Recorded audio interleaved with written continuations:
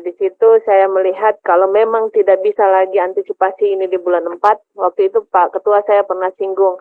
Sebenarnya waktu tanam kedelai itu di bulan berapa kan?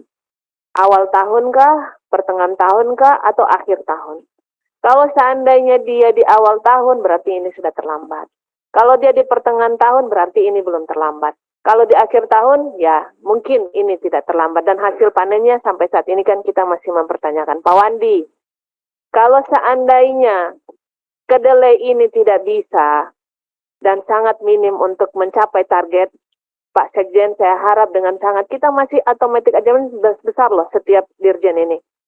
Kalau memang di Dirjen Tanaman Pangan kita bisa alihkan ke Dirjen Tanaman Pangan, kegiatan yang lain seperti tadi disinggung oleh Pak Suari Duka, jagung misalnya kita butuh, terus padi kita butuh, ya alihkan saja. Tapi memang ini betul-betul mendukung kinerja tanaman pangan dan khususnya untuk penghasil pangan. Dan tadi sudah disinggung sama Pak Firman, kedaulatan pangan itu terutama salah satunya adalah beras ya Pak Firman.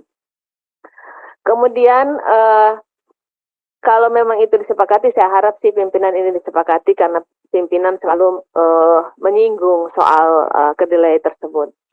Saya mau menyampaikan Pak Sekjen, mohon maaf, kami anggota DPR tidak bisa membahas Satuan 3. Data yang dipaparkan oleh Kementerian Pertanian, tolong dengan sangat Satuan 3-nya tidak usah dilampirkan. Itu sesuai dengan aturan. Saya sudah sempat singgung pada Raker dan RDP waktu lalu, dan ini yang kesekian kalinya. Ini Ketua, harus kita kekekan bersama karena jangan sampai kita melanggar aturan. Kemudian saya melihat tadi sempat disinggung oleh rekan-rekan saya yang lain, Pak Sekjen, Pak Ketua, saya mohon dengan sangat. Ini tadi sempat disinggung Pak Ansi tentang dukungan manajemen di beberapa eselon 1. Saya berharap prioritas anggaran, kalau memang kita betul-betul melihat kebutuhan penganggaran kita fokus kepada ketersediaan pangan, saya berharap agar bisa dilihat dan ditinjau kembali. Saya ingin menyampaikan kembali soal 1.000 sapi per desa. 1.000 desa 1.000 sapi. Memang itu masuk dalam sosial media dan itu disampaikan langsung Pak Dirjen, Pak Sekjen. Kalau saya masih ingat persis, kalau saya belum hilang ingatan, kegiatan tersebut telah ditiadakan. Jangan sampai quote by quote ada unsur permainan tersendiri dan ini menjadi pertanyaan yang besar buat semua pihak. Tunggu, saya perpanjang dulu tadi kita bilang 16.30 perpanjang dulu. Oh. Sampai jam 17.30. Baik, terima kasih Ketua. Kemudian tadi yang dipertanyakan soal PMK, terus terang saya melihat Ketua, LSD ini sangat dibutuhkan Ketua, karena memang virus LSD ini lambskin disease kalau nggak salah, itu sudah merajalela kemana-mana. Kalau memang perlu atensi yang luar biasa. Kalau tidak, ya tolong penganggarannya yang jelas. Kemudian, tadi Kakak Ansi menyatakan bahwa PMK itu masih ada. Kita masih memiliki stok vaksin, Ketua. Tadi kalau dibilang 34 juta. Bagaimana distribusi vaksin sampai saat ini? Terus, diprioritaskan ke daerah-daerah mana saja, sehingga Pak Dirjen memang untuk PMK ini sudah mulai turun, tapi sebentar Mbak Alin, habis yang ngomong sudah paparkan wilayah mana aja yang masih ada nggak datanya? Ya, Oke. Lanjutkan. Kemudian saya tadi Pak Ketua terima kasih banyak karena memang daerah saya adalah daerah perkebunan, tapi bukan hanya daerah Maluku Utara saja. Kemarin saya meminta paparan dari Kementerian Pertanian soal hasil perkebunan di seluruh Indonesia, per provinsi, per komoditi, yang bisa didorong. Misalkan kalau daerah timur rata-ratanya kita cengkeh, Ketua, kelapa, pala, dan itu rata-rata kita juga bisa menyumbang hasil potensi tersebut, tapi melihat lagi kebutuhan masing-masing, Pak Dirjen. Misalnya kalau di Kakak Sulaiman, beliau meminta untuk sagu, misalkan. Terus di saya dan di Ibu Sadia, misalkan daerah kami, benar-benar kita kalau dipaksakan untuk komoditi lain, maksudnya pertanian, kita nggak bisa, Ketua. Karena memang mainstreamingnya adalah perkebunan. Nah, ini yang menjadi saya mohon dengan saya menjadi atensi lah dari pertanian. Kemudian karantina. Saya melihat kegiatan-kegiatan karantina juga memang baik, tapi mohon dengan sangat, karena sumber masuk PMK itu juga kan dari karantina. Terus sampai sekarang nih Ketua, kita kan belum mendapatkan lagi paparan report seperti yang kemarin. Enggak akan bakal. Oke, baik. Kemudian kita juga berharap bahwa anggaran di 2023 ini cepat selesai, Ketua, karena ini sudah bulan April. Kalau memang automatic adjustment kita bilang tekan dan kita meminta untuk tidak lagi diberlakukan, tolonglah dengan sangat kita diberikan kegiatan yang masuk akal. Dan kalau memang untuk dukungan manajemen per eselon 1, ini kan automatic adjustment, Pak Sekjen. Kalau memang automatic adjustment kan bisa saja kan yang kegiatan langsung ke masyarakat kita pakai dulu dukmannya. Nanti kalau automatic adjustment dibuka, dikembalikan lagi kalau misalkan seperti itu. Jadi menurut saya sekarang prioritasnya bagaimana kegiatan ini langsung ke masyarakat, langsung ke petani, langsung ke nilai tukar petaninya. Nah, itu yang saya harapkan. Kemudian Pak Ketua, kami sudah di Aljak briefing, dan untuk pertanian, Bapanas, Bulog, dan sebagainya itu menjadi atensi kami, karena memang betul ratas bersama dan keputusan itu import ada di Kementerian Perekonomian, tapi data yang disupport dari semua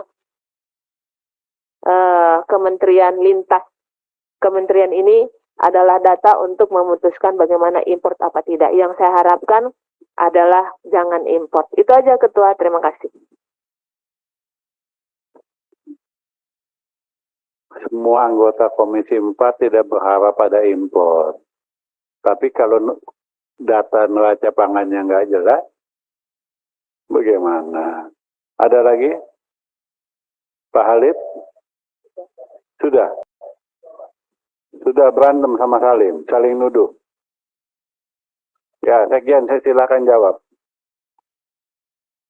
Baik Pak Ketua, Bapak Ibu sekalian, terima kasih. Pertama kami sampaikan berbagai arahan, masukan dari pimpinan dan anggota Komisi 4 berkaitan dengan mulai dari perencanaan hingga implementasi kegiatan program di masing-masing eselon 1.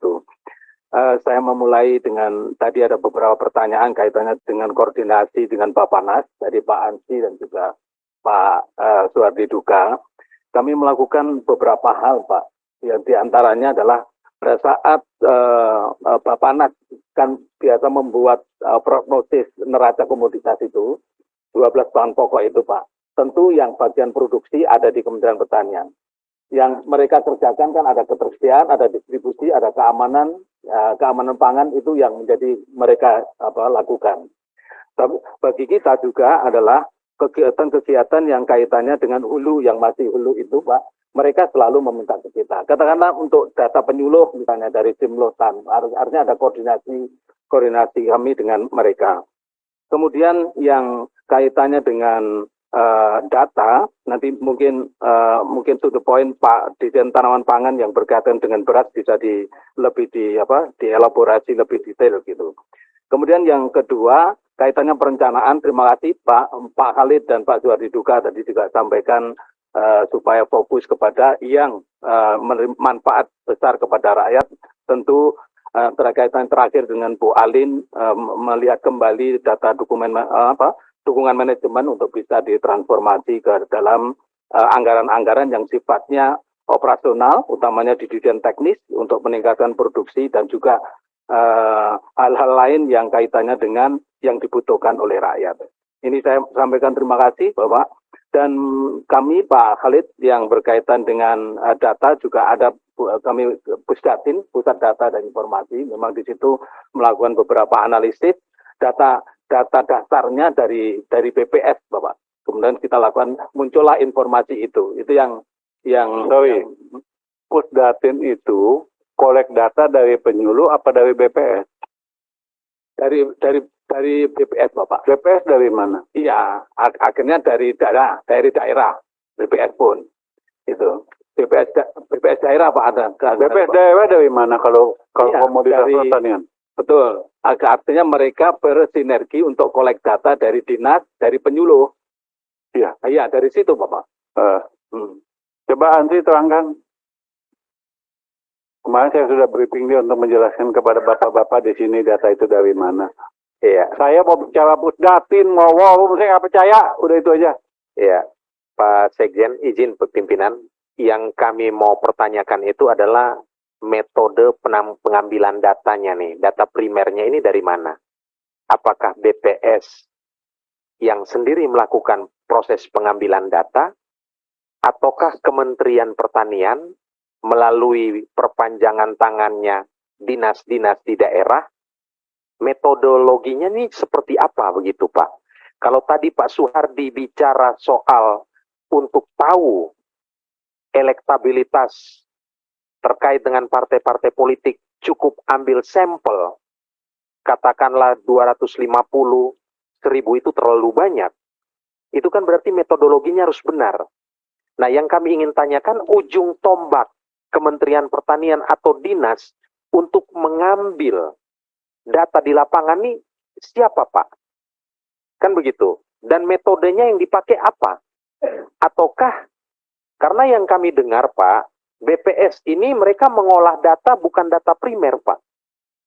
Data yang juga diterima dari dinas, artinya data sekunder kan begitu. Nah jadi mungkin Pak Ketua, ini hal-hal seperti ini kita perlu buat, mungkin perlu ada agenda khusus ya yang bisa menjawab tentang model metodologi pengambilan data.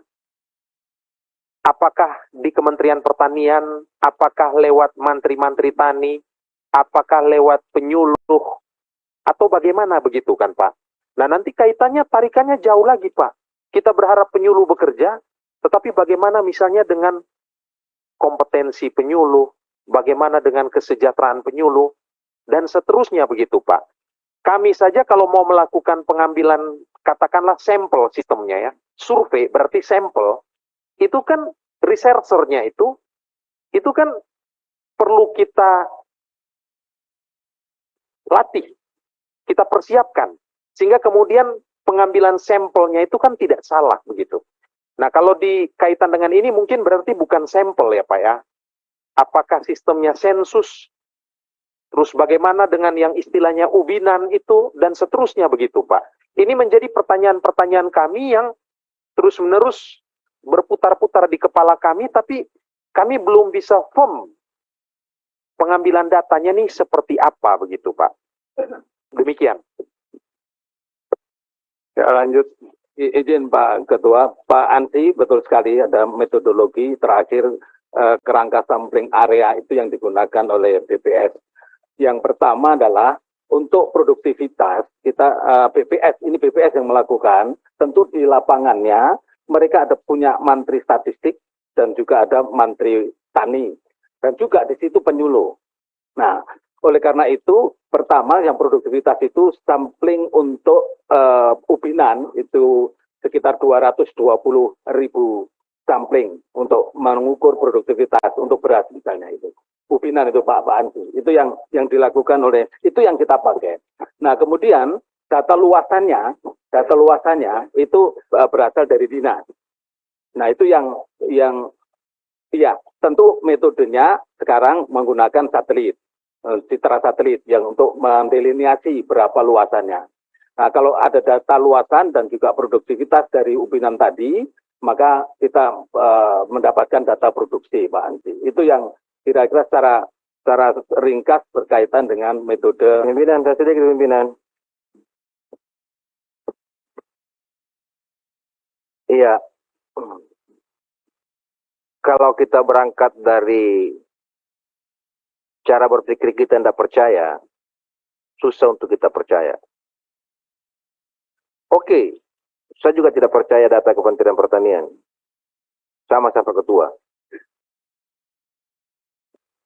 Tapi saya percaya data statistik, karena itu yang saya katakan tadi. Ini undang-undang, punya metodologi, punya sistem, dan punya orang sampai ke tingkat daerah, sampai ke kecamatan. Itu data itu. Terus, kita tidak mau percaya data statistik. Data apa lagi yang kita mau percaya? Apakah Anda lebih pintar daripada statistik? Metodologimu tidak jelas. Cara menghitungmu tidak jelas, tidak punya orang sampai ke tingkat daerah. Katakanlah Badan Pangan Nasional tidak punya sampai ke daerah, hanya di Jakarta. Terus mau menyajikan data, tidak menggunakan data statistik. Mana saya bisa percaya? Nah, ini. Jadi menurut saya, tidak usah kita ribut-ribut. Ambil data statistik. Karena kebijakan nasional juga menghitungnya mengambil dari kebijakan dari data statistik. Berapa pertumbuhan ekonomi kita? Walaupun Kementerian Keuangan mengatakan 5%, kalau statistik mengatakan hanya 2%, 2% itu yang menjadi kebijakan nasional. Iya. Berapa tingkat pengangguran? Walaupun Pak Presiden mengatakan minta tingkat pengangguran 5%, tapi statistik mengatakan 8%, ya 8%. Tak bisa. Karena memang dia punya perangkat, dia punya metodologi. Terus kamu bantah apa perang kamu, apa metodologimu, apa data bandingmu. Kok bisa bantah orang tapi lebih bagus kau punya data dong? Kok bisa katakan lebih bagus kau punya produk tapi lebih, produk tidak bagus tapi lebih bagus produkmu. Betul-betul lebih bagus. Tapi kalau tidak ada, kau hanya tidak percaya saja, bagaimana caranya? Jadi kita akan kehabisan waktu di sini untuk saling tidak percaya saja. Untuk mengenai masalah data. Begitu pimpinan, makasih. Secara de facto, saya meragukan data BPS. Secara juga, dialah yang mempunyai data yang melalui undang-undang. Ini saya tegaskan di sini. Contoh waktu bulan Desember. Pak Soedi Duga kan ikut rapat. Tidak akan terjadi inflasi. Kalau kenaikan harga yang sekian. Nyatanya hari ini inflasi. Apa komoditasnya? Ya beras. Yang awalnya cuma 84 sampai 85, kemudian hari ini hampir 10.500. Pertanyakan nama BPS, Anda datanya dari mana? Tetap dari dinas. Apakah data dari dinas semua akurat? Saya tidak bicara di dinas itu nggak bagus, enggak. Iya kan? Contoh aja lah RDKK. Penyuluh suruh kolek RDKK. Kira-kira pendapat PSP gimana? Masalah RDKK. Pak Ali Jamil. Copy paste atau apa? RDKK yang dikolek oleh penyuluh di lapangan. Sebagian besar. Iya, izin Pak Ketua. Itulah selalu, maka kita cross check Pak dengan Dukcapil Pak. Jadi kita, di simultan kita itu terus terang sebenarnya simultan itu memang ada juga yang diupdate beberapa tahun. Sehingga pada saat kita cross check Pak dengan Dukcapil, ya akan ketahuan memang yang mana nanti akan benar Pak Ketua. Terima kasih Pak Ketua. Ada lagi Sekjen, siapa lagi tadi mau menjawab? Silakan. Ketua, baik. Jangan bandingkan data statistik dengan RDKK. Saya juga tidak percaya RDKK. Ya. Tapi enggak, ini contohnya. Saya katakan Pak Soedi contohnya. RDKK itu, iya kan? Kan tidak ada pemutakhiran. Cuman copy paste kirim. Dan tidak dihitung seberapa banyak alih fungsi lahannya. Tetapi pupuk subsidinya tetap tidak turun. Contohnya, Bekasi, Kerawang, Cikampek, Purwakarta. 10 tahun lalu sampai sekarang paling RDKK-nya beda sedikit penurunannya. Tetapi alih fungsinya kita lihat luar biasa. Siapa lagi mau jawab Sekjen tadi? Terima kasih, Waktunya Pak. sudah mau jam 5. Izin tanaman pangan, Pak. Menambahkan sedikit izin Pak Ketua ya, tentang Iya. KSA BPS. Melengkapi Bapak Sekjen supaya Pak Ansi juga dan Pak Tadi juga izin. Jadi KSA BPS, KSA itu kerangka sampling area. Ini merupakan metode yang dibikin dimulai tahun 2018. Sebelumnya pakai metode ice estimate, izin itu satu. Yang kedua, kerangka sampling area itu menggunakan teknologi sudah pakai satelit kerjasama LIBI, sehingga populasinya atau luasan total yang di cover itu luas baku sawah. 7,4 juta hektar itu dipotret dengan satelit. Kemudian untuk melihat ground check detail satu persatu, baik luas panen, fase tanaman vegetatif, generatif, masih berah, bahkan termasuk yang potensi gagal panen, begitu, itu terpantau oleh satelit itu ada samplingnya, kerangka sampling area, samplingnya itu di 220-an titik, di 220.000 titik, itu dari 7,4 juta hektar itu Bapak. Nah, titik itu setiap bulan diamati oleh petugas. Petugasnya itu bukan petugas dinas pertanian, bukan petugas lapangan dinas, bukan kami, dia independen dengan menugaskan di BPS itu ada BPS provinsi, ada BPS kabupaten, di kecamatan ada juga namanya petugasnya KSA, Kantor Statistik Kecamatan. Nah itulah yang bertugas mengamati bulanan di 220.000 titik, perkembangannya tiap bulan, sehingga bisa ketemu di titik-titik itu yang diamati adalah berapa luas tanaman fase vegetatif, generatif, luas tanam yang panen, kemudian yang fase apa? Bentar supaya lebih detail ya, yang berah, bero gitu. Kemudian ada juga yang masih persiapan lahan atau PR. Kemudian lainnya itu adalah lahan di luas baku di luar 7,4 yang ditanami di luar padi. Nah, di luar padi juga keamatan namanya lain-lain. Nah, setiap bulan diamati, misalnya untuk sekarang sekarang ini bulan Maret gitu ya. Jadi yang angka sudah final adalah Januari, Februari, Bapak. Dan sebelumnya. Kalau bulan April bulan Maret baru selesai data, nanti akan keluar tanggal 20. Sehingga disebut angka yang sudah realisasi terakhir itu Januari, Februari, itu angka tetap. Nah, untuk angka prediksi atau perkiraan Bapak tadi, Pak Ketua izin, itu Maret, April sampai Mei, itu namanya angka perkiraan berdasarkan potensi. Potensi itu apa? Kalau diamati bulan ngecek lapangan selama bulan Februari misalnya, itu udah angka tetap. Di bulan Februari itu berarti angka tetap untuk bulan Februari, angka pantauan sampai selesai akhir bulan Februari, tetapi bisa memprediksi angka bulan Maret itu dari lihat yang sudah kuning-kuning atau generatif. Luasan yang kuning, padi itu generatif, itu untuk memprediksi panen Maret.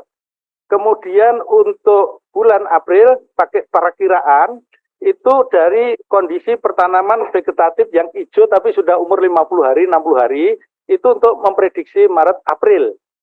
Sedangkan untuk melihat Mei, sehingga kami punya data sampai Mei itu angka perkiraan atau potensi tadi, itu dari vegetatif yang masih hijau umur 10 hari sampai 40 hari gitu. Itu vegetatif, itu nanti akan dipanen bulan April, Mei. Jadi itu masih perkiraan, jadi angka perkiraan nanti tiap bulan dirilis Bapak, itu berubah naik turun karena pergeseran waktu, pergeseran varietas, pergeseran apa, itu angkanya bisa fluktuasi sebelum angka tetap Bapak. Jadi kalau zaman dulu dikenal metode pakai yang lama itu ice estimate itu dikenal ARM 1, ARM 2, angka ramalan 1, ramalan 2, ramalan 3, angka sementara, angka tetap. Sekarang cuma angka 2 jenis Bapak. Di BPS metode KSA itu angka tetap dan angka potensi saja. Tapi potensi itu kalau sudah berjalan waktu, misalnya nanti tanggal 21 April, itu berarti bulan Maret yang lalu sudah angka tetap. Luas panennya. Baru luas panen Bapak. Nah, itu baru ngitung luasan yang dipanen. Nah, untuk menghitung produktivitas, karena ini prosesnya berjalan, sehingga pakai angka produktivitas yang lama, nanti akan diterbitkan angka produktivitas yang baru, selesai baru menjadi angka tetap.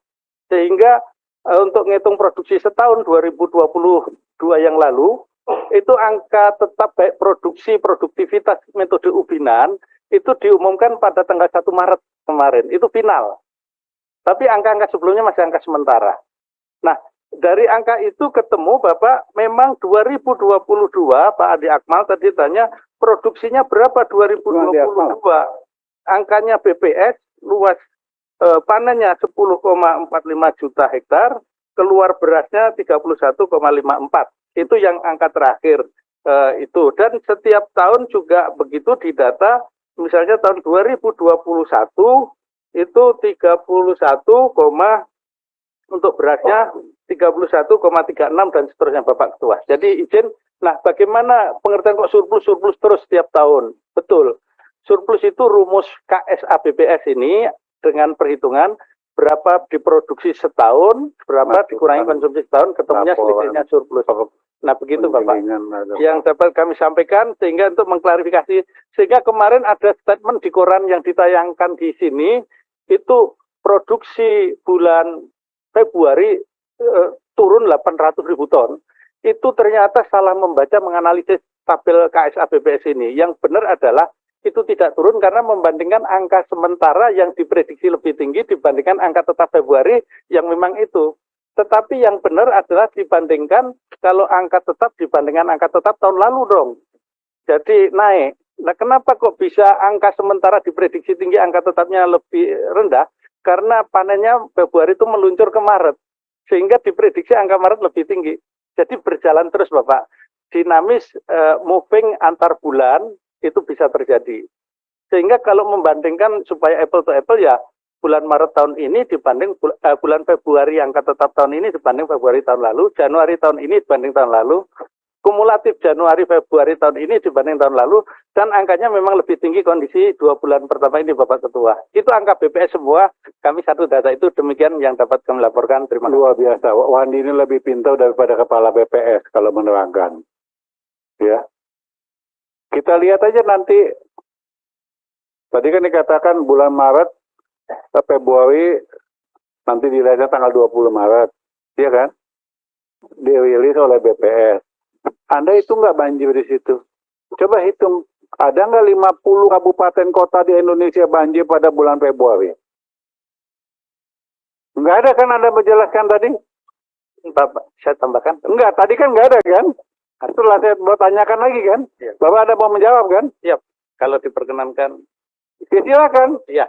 Jangan ada tuh yang enak-enak, wah ini prediksi sekian, ini sekian, ini sekian. Kasih Bapak. 13 juta ton, bla bla bla. Tapi Anda tidak memikirkan hampir 50 kabupaten kota itu banjir. Iya. Dan gagal panen. Coba hitung. Iya. Yap, ini pakai angka yang BPS dirilis terakhir. Itu bulan Februari, angka namanya judulnya potensi gagal panen 9.000 hektar Bapak. Jadi memang benar ada banjir, ada gagal panen, ada pusuh betul, ada yang terkena juga ada. Bulan Januari 22.000 hektar. Nah kami juga menghitung mendata totalnya 33.000 hektar begitu Bapak Ketua. Terima kasih. Laporan kami. Kalau nggak saya tanya juga Anda nggak laporkan. Siap. Seolah-olah, wah landai-landai aja. Ya kita lihat aja nanti. Ya. Januari, Februari, Maret, April panennya hampir 13 juta ton. Nanti pada tanggal 20 Mei, iya toh? Tadi kan 20 hari setelah panen. Bulan berikutnya. Berarti tanggal 20 Mei kita mau tahu, ada nggak jumlahnya? Kalau nggak ada berarti data Anda kan tidak valid. Bicara surplus. Perlu saya ingatkan lagi 2017. Anda pusatin. Anda membuat surplus 7 juta ton. Import 2 juta ton lebih. Perlu saya buka lagi. Lanjut Pak Sekjen. Terima kasih Pak Ketua Dirjen Pun. Terima kasih Pak Sekjen. Izin Pak Ketua, Bapak Ibu anggota Komisi 4, izinkan kami untuk memberikan penjelasan beberapa pertanyaan dari anggota. Yang pertama terkait pertanyaan Pak Ansi Lema, terkait bahwa program permajaan menjadi suatu hal yang menjadi harus untuk di Direktorat Jenderal Perkebunan. hasil kajian yang dilakukan oleh teman-teman di Direktorat Jenderal Perkebunan, dari seluruh lahan perkebunan kita, 20-30% hari ini itu adalah tanaman rusak, Pak, dan tidak produktif yang harus segera dilakukan peremajaan. Dari 29 juta lahan kita, ada sekitar 1,8 juta yang harus hari ini, Pak, harus kita remajakan. Setelah kita narik, kita coba lihat contohnya di kelapa dalam lah. Itu sekitar 400.000 hari ini harus segera diremajakan. Berapa kebutuhan benihnya? Itu hitungan kita sekitar 40 juta batang. Kalau kita konversikan ke angka rupiah itu 3 triliun. Hari ini anggaran yang dikelola oleh Direktorat Jenderal Perkebunan itu adalah 1,1 triliun. Kalau dari 1,8 juta tadi yang kita hitung rusak, itu kebutuhan anggarannya 16,2 triliun. Apa yang sudah dilakukan oleh Direktorat Jenderal Perkebunan dalam 3 tahun terakhir ini, di mana kita sudah membangun beberapa nursery di berbagai lokasi, dan tahun ini mudah-mudahan 47 nursery segera juga terbangun. Di Batang, hal yang mengembirakan sudah bisa produksi sampai 1-2 juta batang kelapa per tahun. Dan tahun ini mudah-mudahan nursery modern kita yang ada di Cianjur untuk kopi mudah-mudahan bisa produksi sampai 4 juta batang. Nah, dari anggaran yang tersedia, tahun ini kita tidak lebih dari 17 juta batang yang bisa kita siapkan. Dari berbagai komoditas tadi, ada sagu, ada kakao, dan lain sebagainya. Memang ini tidak tidak cukup untuk kita melakukan dalam beberapa tahun ke depan untuk mengganti tanaman kita yang sekitar 16,2 triliun tadi. Dari itu, teman-teman di Direktorat Jenderal Perkebunan terus melakukan upaya. Kita ada Undang-Undang Perkebunan. Kita coba melihat pasal 57, ada kemitraan usaha perkebunan. Hari ini kami di Direktorat Jenderal Perkebunan lagi mendorong program Bank Benih Perkebunan, yang kami singkat Bank Benih Perkebunan. Sudah 2 putaran kami melakukan pertemuan dengan privat sektor yang harus memberi kewajiban di undang-undang terkait perkebunan. Aturannya sedang kami atur, Pak. Jadi ide awalnya misalnya 1% saja dari kapasitas perbenihan yang dikelola oleh perkebunan swasta itu disumbangkan pada Bank Benih Perkebunan. Platformnya lagi kami bangun. Mudah-mudahan dari 1%, hampir semua ini perusahaan-perusahaan perkebunan swasta sudah oke, Pak, untuk menyumbangkan 1% kapasitas benihnya per tahun untuk kita kelola secara gratis, dan kita akan distribusikan secara gratis kepada masyarakat. Dan mudah-mudahan dalam waktu dekat, Pak, kami juga sudah ketemu dengan Pak Deputi Pencegahan KPK untuk meminta corruption risk analisisnya terkait dengan kebijakan ini. Dan mudah-mudahan dalam waktu dekat beliau mengeluarkan review terhadap upaya kita dari Bank Benih Perkebunan. Yang kedua, di pasal 57 Undang-Undang Perkebunan, ada pasal yang mewajibkan para perkebunan swasta itu untuk memfasilitasi terbangunnya kebun masyarakat, 20% dari yang dikuasai.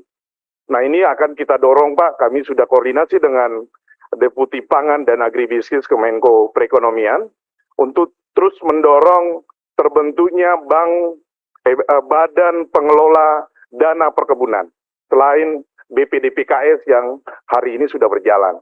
Mudah-mudahan dari segala usaha kita ini, Pak Ansil, kami mohon doanya. Kalau memang dibutuhkan diskusi dengan teman-teman Bapak-Bapak dari Komisi 4, kami siap untuk diberi masukan. Mudah-mudahan ini kita bisa menghimpun, Pak, puluhan juta benih tiap tahunnya.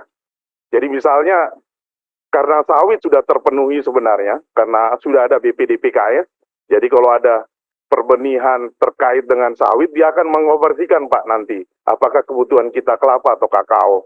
Nah, disinilah akan tumbuh, dia akan melakukan KSO dengan penangkar-penangkar mandiri kita. Dia akan meng-KSO-kan ke sana. Karena penangkar-penangkar perbenihan swasta tadi tidak mampu untuk menyediakan kelapa atau kakao, nanti akan di-KSO-kan dalam aturan yang sedang kita susun, Pak. Jadi ini juga akan menggairahkan kembali penangkar-penangkar mandiri kita yang ada di daerah, Pak. Yang hari ini mulai juga agak mati karena kita tidak beri fasilitas dan lain sebagainya. Sekarang sudah kami semua ini, Pak, sudah kami akreditasi namanya ya Pak Direktur ya, kemarin sudah sertifikasi penangkar-penangkar kita supaya benih yang dihasilkan itu semua kita jamin bersertifikat. Pak Andi, mohon maaf, itu mohon untuk dipaparkan lebih detail tentang alurnya ini, maksudnya seperti apa? Iya. Supaya kan ini belum ya, baru mau akan didesain ya. Ya, kira-kira ya, rencananya seperti apa? Ya, silakan. Jadi mungkin hari ini kita belum bisa ini Pak ya, tapi beberapa kali putaran dengan privat sektor sudah kita lakukan dan sudah ada lampu hijau Pak yang diberikan ke kita karena memang di dalam Undang-Undang Perkebunan disebutkan bahwa untuk membangun keberlanjutan perkebunan itu anggarannya, dananya itu bukan hanya APBN. Boleh CSR, boleh juga investasi. Jadi sekarang kita mendorong CSR dan investasi itu, Pak. Tapi kalau yang tadi terkait dengan kewajiban 20% yang harus disiapkan oleh perusahaan perkebunan itu akan kita dorong, Pak. Bagaimana terbentuk badan pengelola dana perkebunan. Sehingga ke depan kita tidak lagi, perkebunan ini tidak lagi ini dengan APBN. Tidak sangat tergantung pada APBN. Karena yang posisi yang kita hadapi hari ini Pak, 20-30%, tanaman kita rusak dan kita tidak punya kemampuan anggaran untuk mengganti tadi itu. Apa yang diberi masukan oleh Bapak Ibu sekalian selama ini untuk membangun nursery itu hanya 10-20% yang bisa kita lakukan. Ya kita lihat hari ini kan kakao kita sudah luasannya sangat kecil. Terus kelapa kita hampir di semua pesisir itu, pesisir pantai sudah tidak ada usaha untuk permajaan. Mudah-mudahan dengan usaha kita ini mendorong Babibun dan pada saatnya permentan terkait Babibun sudah keluar, nanti kami bisa menyampaikan kepada Bapak Ibu sekalian. Terus yang terkait dengan sagu tahun 2022 dan tahun 2023 ini dukungan anggaran untuk penataan sagu masing-masing 900 hektar Pak. Karena itu tadi keterbatasan anggaran Pak, karena kita bagi-bagi, karena kemampuan kita memang ya hanya bisa menyiapkan benih 17 juta pada tahun ini. Sehingga telah terlaksana 1.800 hektar yang diharapkan dapat menghasilkan sekitar 5.400 ton tepung sagu sampai akhir 2023 ini. Lokasinya Meranti, Sorong Selatan, Jayapura, Nabire, Mimika, Mapi, Kirom, Kepulauan Nyapen, dan Waroken Pak. Terus terkait tadi dengan desa organik, kami melakukan sebenarnya ini untuk menghadapi ekspor, kami melakukan pembinaan mulai dari hulu sampai hilir, sampai pendampingan sertifikasi bisa organik SNI maupun organik Uni Eropa. Mungkin itu Pak yang bisa kami sampaikan, terima kasih. Sekedar masukan saja Saudara Dirjen. Anda punya balit patmal di Sulawesi Utara. Tapi kata gubernur, tidak ada manfaatnya untuk daerah katanya. Tidak ada manfaatnya untuk daerah. Karena di sana potensi akan datang, ya, kelapa dalam itu akan jauh merosot. Karena kelapanya dipetik, pohonnya sudah tua, sudah tidak produktif, ditebang, dijadikan rumah kayu. Sementara Anda punya balit patmal di sana. Kenapa nggak yang ketempatan wilayahnya itu diberikan prioritas? Karena kan dia ketempatan di sana. Ya, lanjut Sekjen, siapa lagi? Terima kasih Pak Sekjen Peternakan. Terima kasih Pak Sekjen, izin Pak Ketua, pimpinan dan anggota. Ya, beberapa saja, yang lain insya Allah saya akan jawab secara tertulis. Yang pertama kaitan Pak Ansi yang apresiasi buat NTT, saya kira bisa Pak, nanti Karena kebetulan di tempat kami untuk sarana prasarana tetap juga kami akan minta ke PSP untuk diadakan kayak pengolahan pakan segala seperti itu.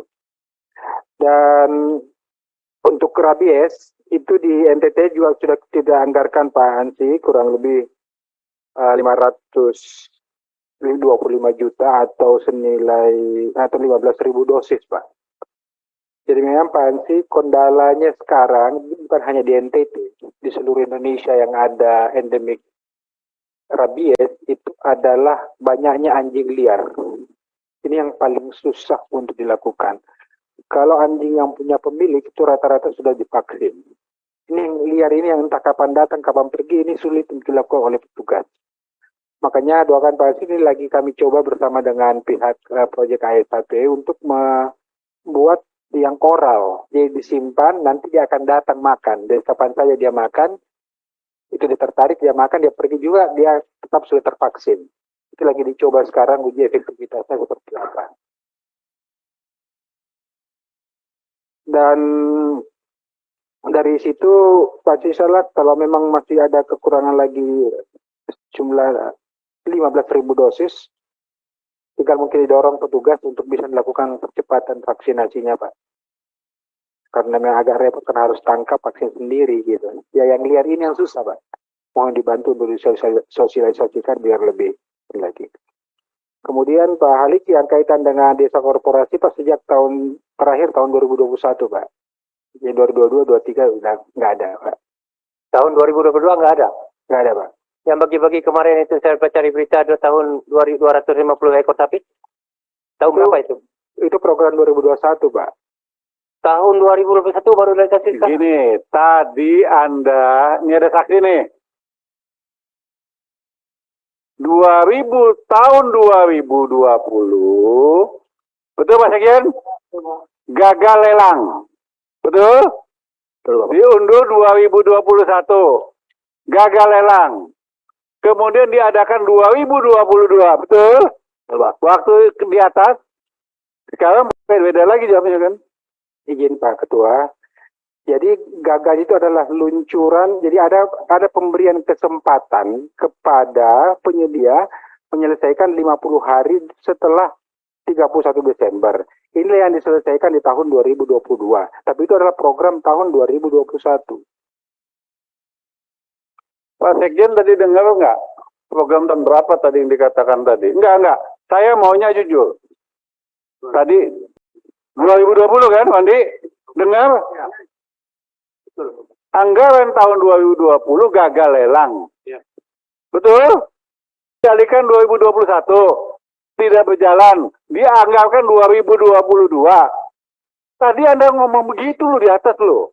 Ini data terakhir Pak yang kami dapat. Bukan tadi Anda ngomong seperti apa. Jangan bicara data dulu dengan saya. Tadi Anda mengatakan yang diaminin oleh beliau-beliau.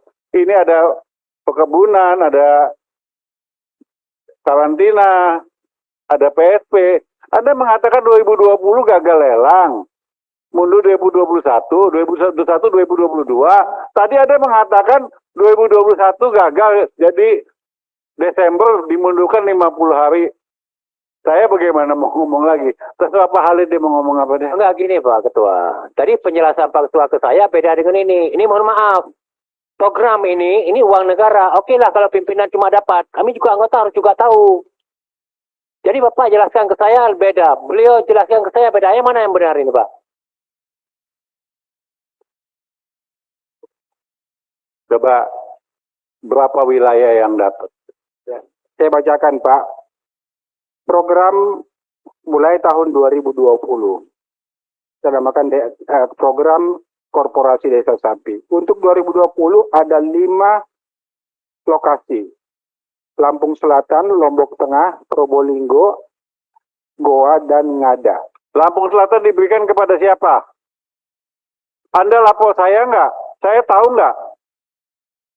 Saya waktu itu pernah saya komunikasikan dengan Pak Ketua. Anda tidak pernah komunikasikan ke saya. Anda tadi mengatakan 2020 gagal. Pimpinan. Ada Lampung Selatan ada Pak. Pimpinan. Mohon maaf pimpinan. Pertama udah waktu, kemudian saya nggak senang nih cara begini. Nggak. saya nggak senang. Pertama, kita saling mengklarifikasi sesuatu yang sebenarnya sudahlah. Enggak. Saya punya hak untuk bicara, saya pimpinan di Ya, sini. kami juga anggota ketua. Ya silakan, saya bicara dulu. Anda tidak pernah mengatakan ada di Lampung Selatan. 2020 Pak Ketua, Lampung Selatan ada. Anda tidak pernah mengatakan kepada saya bahwa di Lampung Selatan ada 1000. Karena waktu itu kami menolak. Kami menolak. Ya, kami menolak. Tahu-tahu 2022 ada lagi wilayah mana? Aceh. 2021 Aceh. Siapa? Anda? 21 Pak Khalid? Atau Pak Salim? Jadi Aceh besar, Pak. Siapa penerima, Pak? Itu berdasarkan usulan dari dinas, Pak. Maaf, Pak. Kemarin waktu itu, bukan dinas, cuma nggak enak saya buka di ruang ini. Buka aja nggak apa-apa. Kemarin saya sampaikan. Ingat waktu berdiri di situ, Pak. Saya dengar Aceh ada. Apa Salim Fari tahu? Nggak tahu, Pak. Saya nanya Salim Fari kan. Beliau nggak tahu. Saya bilang, nggak boleh begitu, Pak. Tolong hargai yang lebih ngerti kondisi Aceh kami. Tolong hargai kami. Oke, nggak terrealisasi. Tiba-tiba muncul, Pak. Maka begitu Pak Surin tadi pagi sampaikan, ini perlu berklarifikasi. Kenapa ketua diam-diam? Kemarin banting-banting meja di sini nggak setuju. Begitu ini terrealisasi, setuju. Apa ketua udah dapat? Ini saya nanya langsung ke ketua kemarin. Terima kasih. Siapa yang dapat ya? Ya kami akan berikan datanya, Pak. Nggak punya data. Nama kelompoknya Pak enggak? Nama punya? iya. Nama kabupatennya ada. Ada berapa orang staf Anda di belakang? 1, Pak. Hah? Nggak punya data? Bagaimana datanya? Ini mohon maaf Pak Ketua, saya khusus menyangkut dengan sapi yang Aceh ini curiga saya. Masa kami anggota tidak tahu? Saya minta data ini, kita mau turun. Saya juga besok mau pulang, mau cek. Baik, Pak.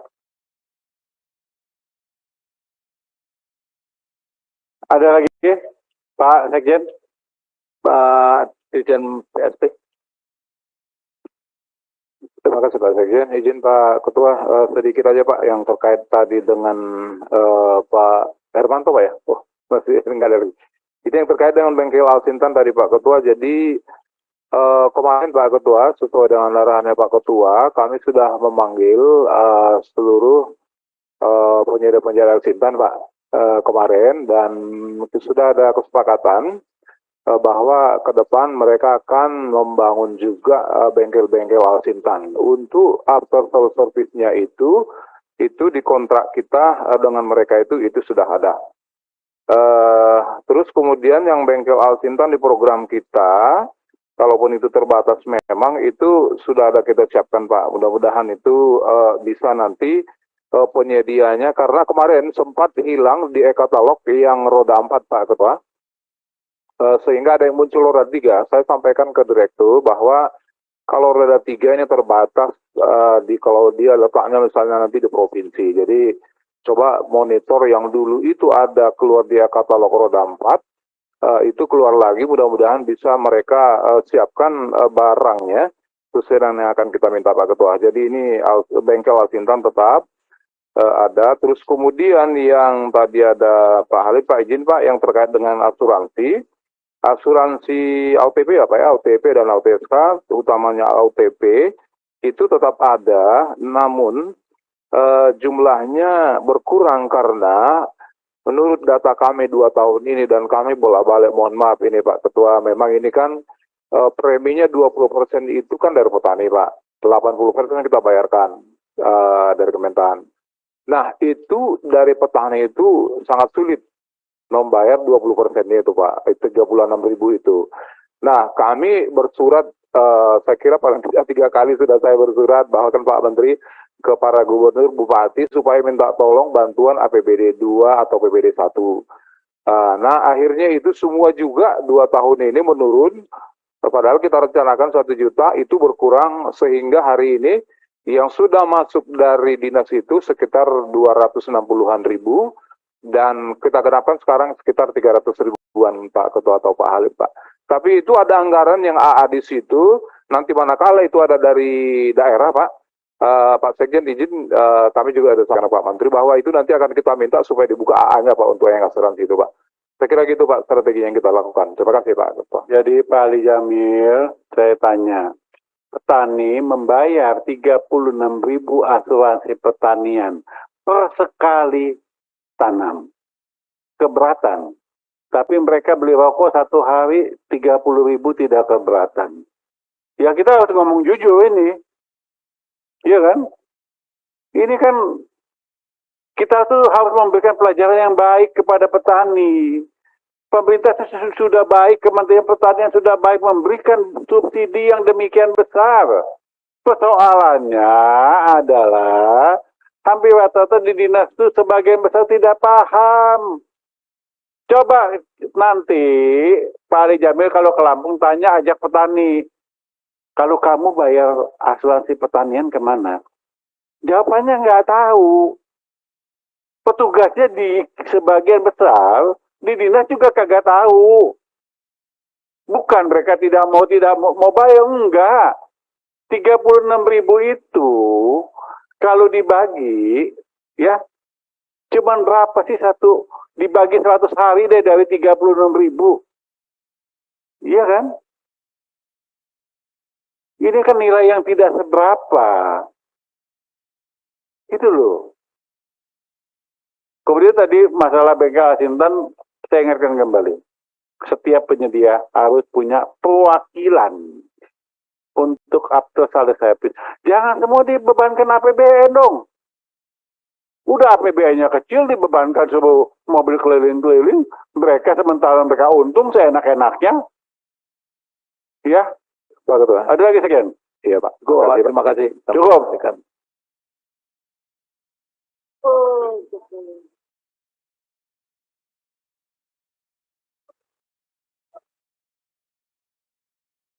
Ya kan maka saya tanya cukup belum?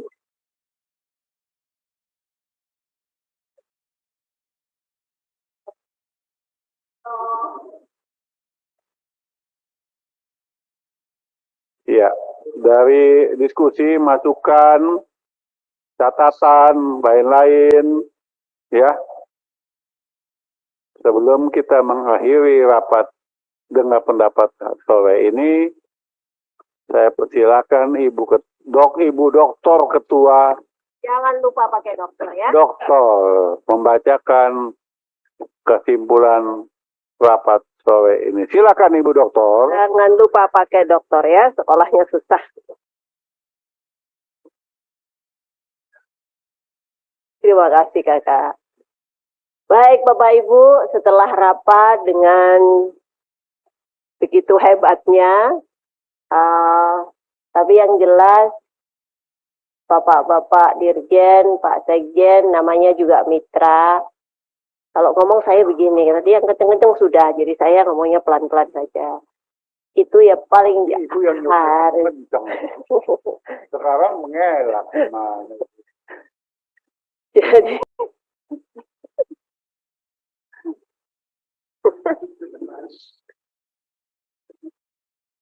iya memang senyum itu bahagia. Jadi kalau ada program, namanya juga kita ini wakil rakyat dipilih oleh rakyat dan disumpah. Oleh karena itu ya kalau ada program paling tidak ya kulo nuwun lah sama yang pemangku dapil itu. Jangan sampai kemudian program yang di Aceh mana Pak Halid dia nggak tahu sama sekali. Ini kayaknya udah berkali-kali ya. Berkali-kali Pak Sekjen, jadi yang namanya mitra ya jangan gitulah. Itu, lalu kemudian yang lain mengingatkan, kemarin Ketua saya melaporkan ketika kita rapat dengan Bappenas, kita akan bicara tentang data. Data boleh tidak percaya atau boleh percaya atau tidak, tetapi dari data itulah kemudian kita menentukan intervensi program kita. Dari data itu. Oleh karena itu, kemarin Ketua, kita sepakat untuk bicara tentang data, itu dengan Bappenas, BPS bukan mitra kita, tapi nanti kita undang, tentu dengan teman-teman dari Kementerian Pertanian. ketika kita bicara tentang impor kemarin waktu di Bappenas, dan itu menjadi salah satu poin kesimpulan kita. Nanti kita jadwalkan, mungkin setelah Lebaran ya, waktunya sudah nggak ada lagi. Kita akan masuk ke kesimpulan rapat kita kali ini. Bu Ketua ini ngomongnya panjang lebar sampai nanti jam 6 pas stok lah. Ya, memang betul. Betul, saya tidak sabar untuk buka puasa bersama Ketua yang sudah disiapkan. Sudah setuju semua? Saya lapor Menko loh. Baik, saya bacakan, karena ini aturannya harus dibacakan. Poin pertama, Komisi 4 DPR RI mendengarkan penjelasan Kementerian Pertanian mengenai rincian rencana dan program kerja Kementerian Pertanian tahun 2023 pasca rapat kerja tanggal 27 Maret 2023 dengan fokus kegiatan peningkatan produksi, produktivitas, dan nilai tambah komoditas pertanian dan peternakan yang didukung dengan penguatan sarana prasarana pertanian, pengembangan perbenihan, hingga penguatan SDM pertanian. Komisi 4 DPR RI memberikan beberapa catatan, di antaranya A. Perlunya menciptakan standar benih berkualitas dengan harga terjangkau. B. Pelaksanaan kegiatan vaksinasi PMK dinilai masih belum optimal dan perlunya sosialisasi mengenai penggunaan atau pemanfaatan IRTEK pada ternak sapi. C. Perlu penjelasan lebih lanjut mengenai kegiatan pemupukan. D. Perlu evaluasi. Pimpinan, maaf, Silakan. ini poin B ini pelaksanaan kegiatan vaksinasi PMK dinilai masih belum optimal, itu sendiri, jangan digabung dengan sosialisasi mengenai penggunaan pemanfaatan IRT, karena itu dua masalah yang berbeda. Itu aja tuh, pimpinan. Ya, dibagi aja. Habis sepakat ya? Itu bukannya masih, tapi belum optimal.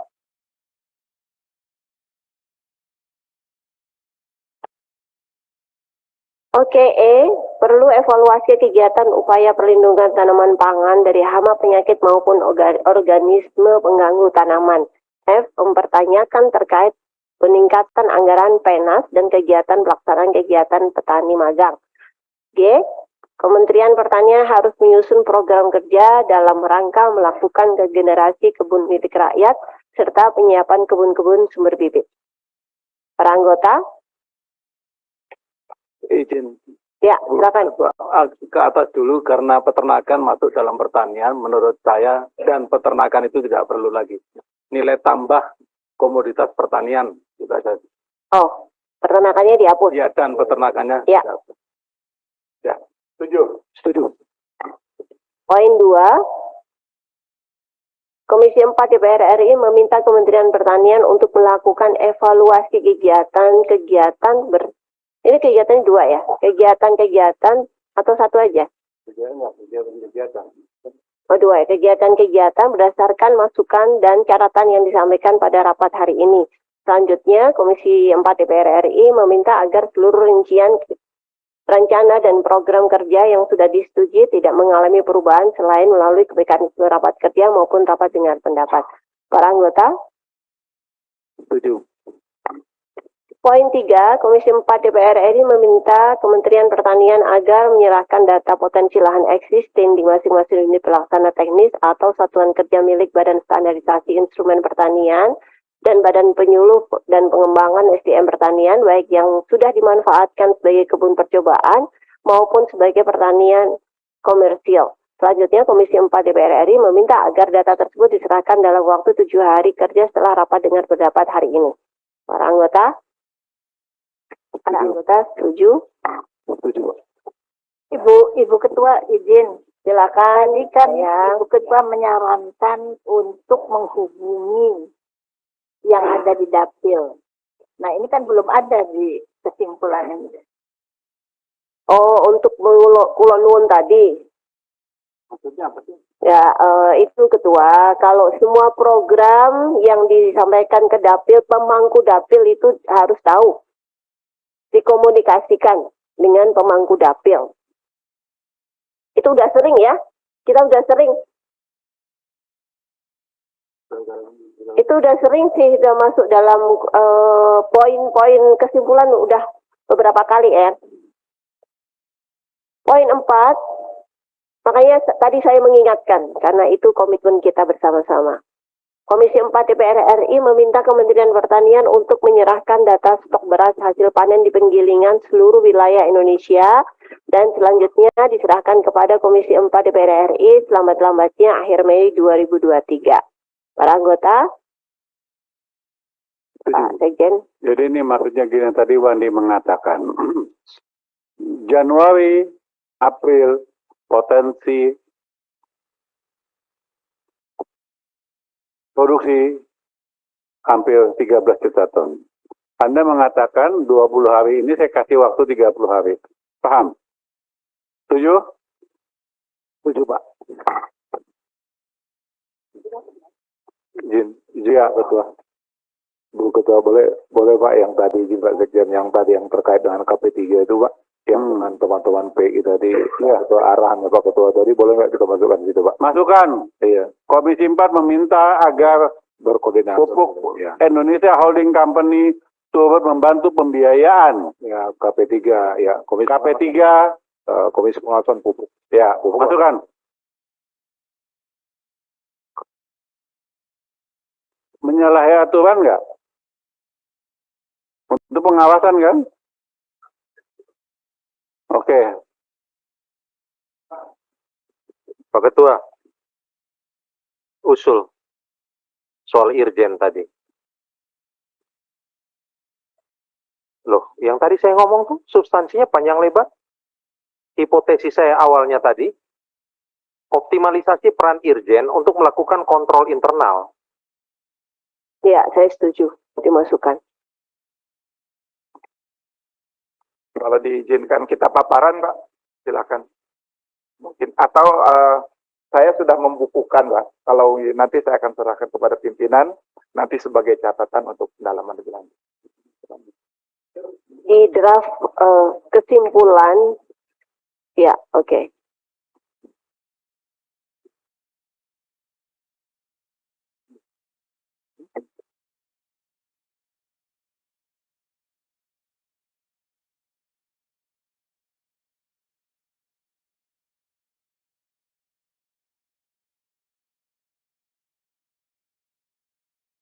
Untuk poin 5,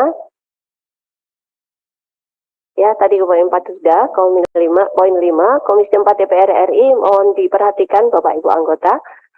Komisi 4 DPR RI meminta Kementerian Pertanian, CQ Inspektorat Jenderal untuk melakukan optimalisasi pengawasan internal Kementerian Pertanian. Para anggota? Kansi? Pak Sekjen? Jika diperkenankan, Ya. kalau kita melakukan, itu sudah kerjaan rutinnya. Mungkin yang di sini meningkatkan. Nah, gitu. Oke, meningkatkan ya. Meningkatkan optimalisasi. Ya. Setuju, Pak Sekjen? Setuju. Ya. Poin 6. Yang tadi belum.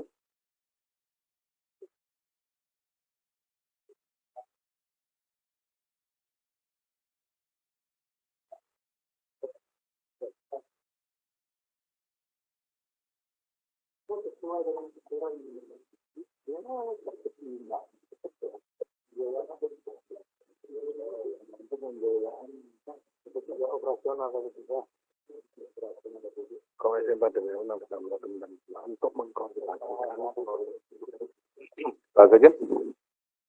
izin Pak pimpinan, Pak Bapak Ibu, para anggota, karena PI kan tidak ikut rapat ini, konteksnya dirubah begini gimana?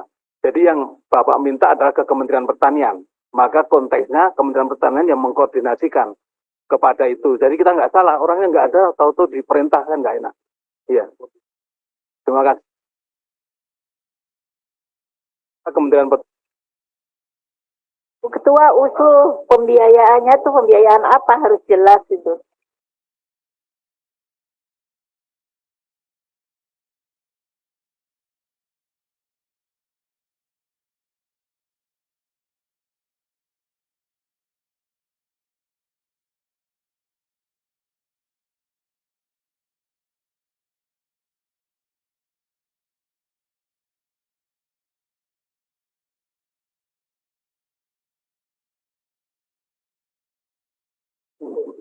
mungkin pembiayaan operasionalisasi Komisi Pengawasan Pupuk dan Pestisida. KP3, Pak. KP3.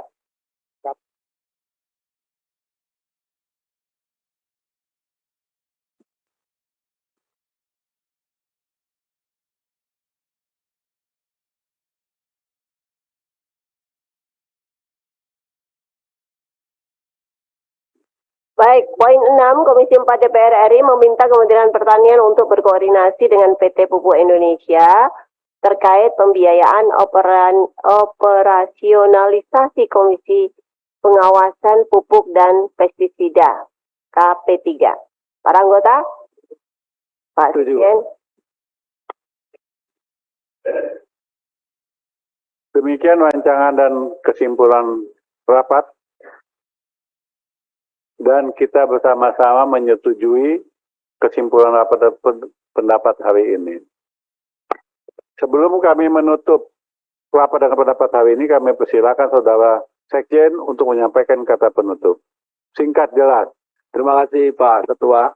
Pertama kami sampaikan terima kasih atas arahan, masukan, bimbingan kepada kami semua untuk memperbaiki perencanaan dan implementasi program.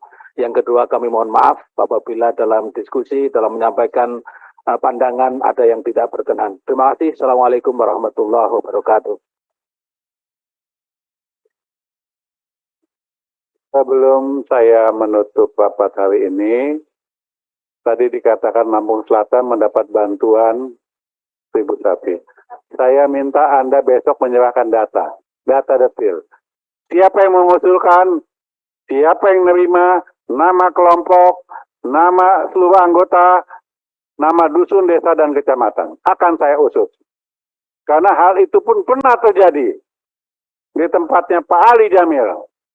Dibangun 3 embung. Dibilang Komisi 4. Nyatanya saya tidak tahu. Betul Pak Ali Jamil? Saya tidak tahu sama sekali ada 3 usulan dan sudah dibuat. Bawa-bawa nama saya. Maka saya minta paling lambat besok, datanya detail ada di meja saya. Ya, Anda minta sendiri dong. Oh gitu? Ah ya. Jadi Lampung dan Aceh, besok datanya sudah harus ada di Setkom diserahkan.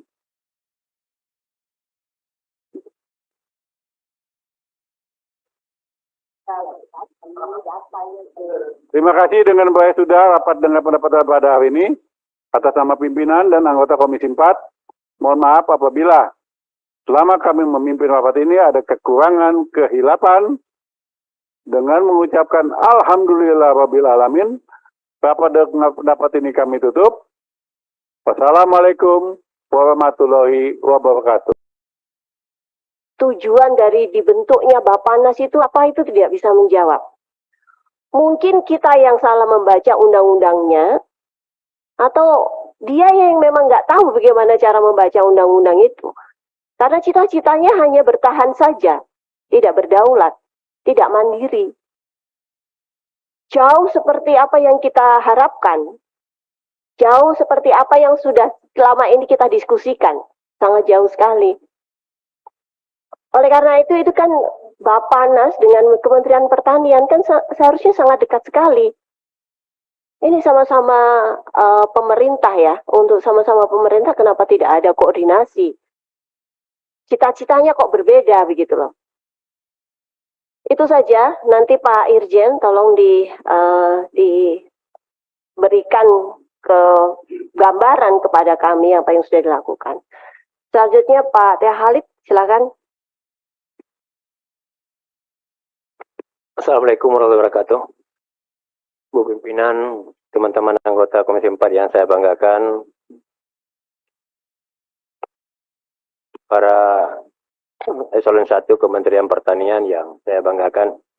Izinkan Bu Ketua, saya menyampaikan beberapa pertanyaan tanggapan dari fraksi Partai Gerindra yang telah dikumpulkan ada 22 pertanyaan. Tetapi mengingat waktu yang terbatas, saya mungkin hanya membacakan beberapa hal saja, nanti saya serahkan untuk dijawab.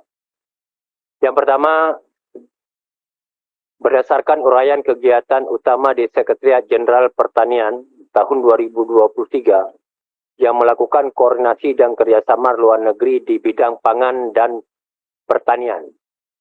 Maka lama ini Pak Sekjen, kami fraksi Partai Gerindra ingin mendengar penjelasan terhadap kegiatan kerjasama tersebut.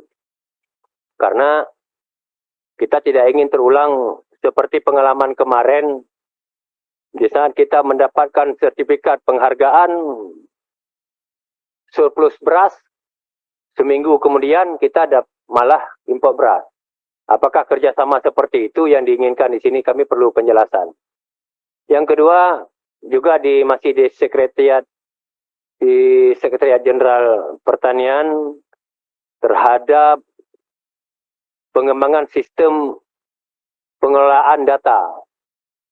Ini ada kegiatannya pengelolaan data dan pengembangan sistem informasi pertanian. Kami ingin mendengar penjelasannya karena kan hampir tiap rapat kita bermasalah dengan data. Tetapi kegiatannya ada anggaran tentang pengelolaan data. Kami ingin mendengar anggarannya ada tetapi datanya tidak pernah sinkron gitu. Kemudian menyangkut dengan Pak Irjen, tadi beberapa teman telah, Pak Ansi, Bu Ketua telah sampaikan. Saya sebenarnya ingin menyampaikan, kami fraksi Gerindra juga telah ingin menyampaikan hal yang sama. Saya tidak melanjutkan lagi, tapi ini mohon maaf Pak Irjen. Sebenarnya banyak hal sebelum sampai ke kita ini Pak Irjen dulu sebenarnya. Tetapi ini mohon untuk ke depan agar lebih optimal lah. Kemudian Pak Sekjen beserta teman-teman dari kementerian, kita mungkin berulang kali telah menyampaikan terhadap isu terkini tentang sempitnya lahan pertanian akibat beralih fungsi ke lahan pemukiman. Ini apa langkah-langkah apa? Kami juga ingin mendengar langkah-langkah apa saja yang ingin dilakukan, yang akan dilakukan dan sedang dilakukan oleh Kementerian Pertanian terhadap akibat beralihnya lahan pertanian menjadi lahan pemukiman. Kemudian Pak Horti, Pak Dirjen Horti, saya melihat bahwa ada kegiatan program model smart farming, itu 20 paket. Kami fraksi Gerindra ingin meminta penjelasan di mana saja rencana pelaksanaan itu. Dan apa dampak efeknya, karena anggarannya itu sampai 8 miliar per paket. Dan kegiatannya 20 paket. Kemana aja itu? Tidak masuk pun skema aspirasi. Dan kemudian ini pada kesempatan ini izin kami sampaikan juga, banyak sekali kegiatan-kegiatan di dirjen lainnya yang tidak masuk skema aspirasi. Kami juga harus mendapat perhatian kita semua, penjelasan kepada kami terhadap kegiatan tersebut. Kemudian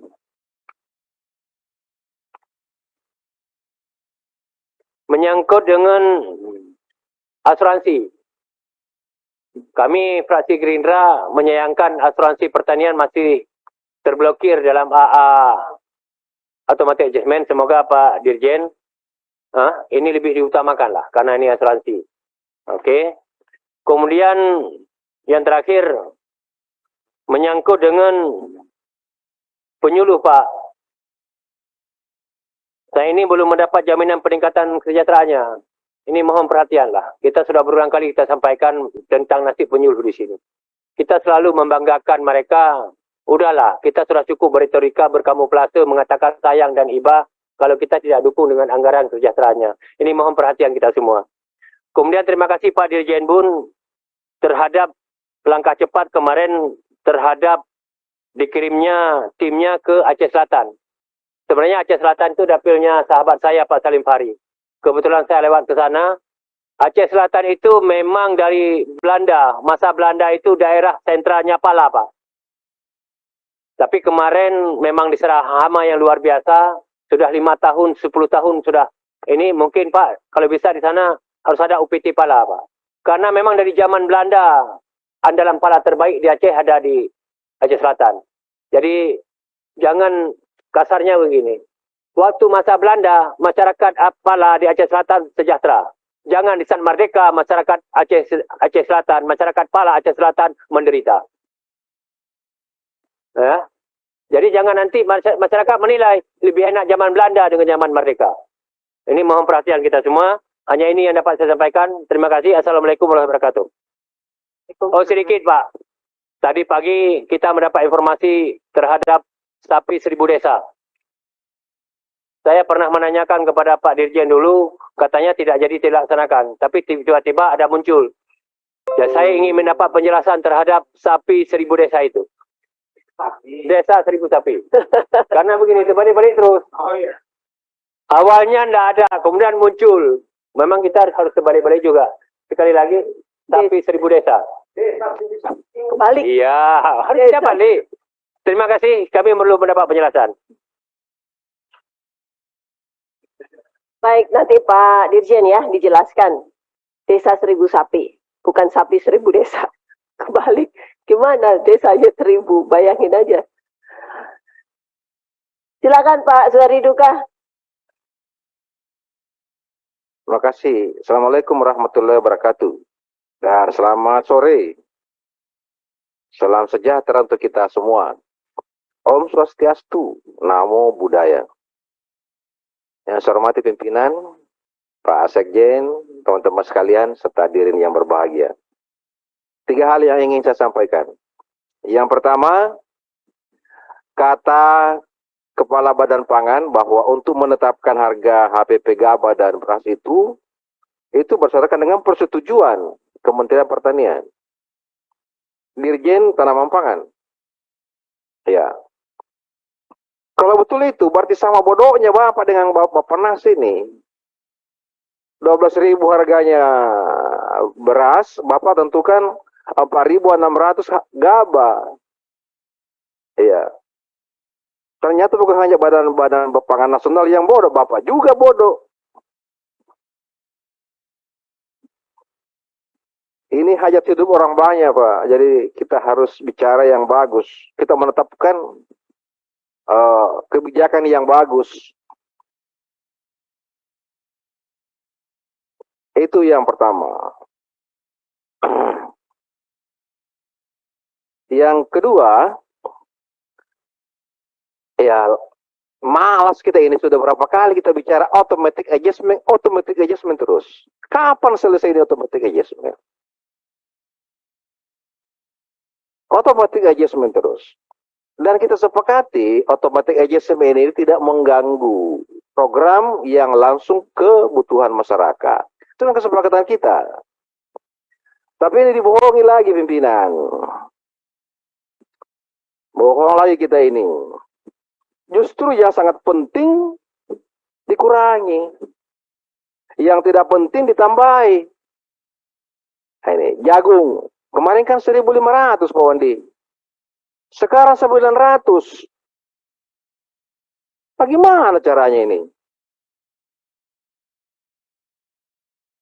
Ada yang naik 300%. Pengadaan apa nih? Penyediaan pengendalian hama naik 300%. Yang kemarin tidak ada. Kedelai naik 2 kali lipat. Jagung dikasih turun. Sedangkan ini jagung ini adalah sangat penting, Pak. Targetnya tetap 23 juta. Tapi anggarannya diturunkan. Saya minta ini pimpinan dinaikkan kembali sama dengan tahun lalu. Kalau tidak, saya keluar dari ruang ini. Buat apa kita rapat-rapat terus? Iya, puasa tapi kalau begini terus caranya tidak benar. Iya, itu yang kedua. Dipercepat saja supaya puasa cepat kita buka ini. Yang ketiga, data kita persoalkan. Iya, statistik lah. Statistik itu dijamin undang-undang. Di sana itu ahli-ahli, profesor. Itu. Tidak mampu kita mau melawan data statistik. Apalagi apa keahlianmu ingin melawan data statistik. Ini.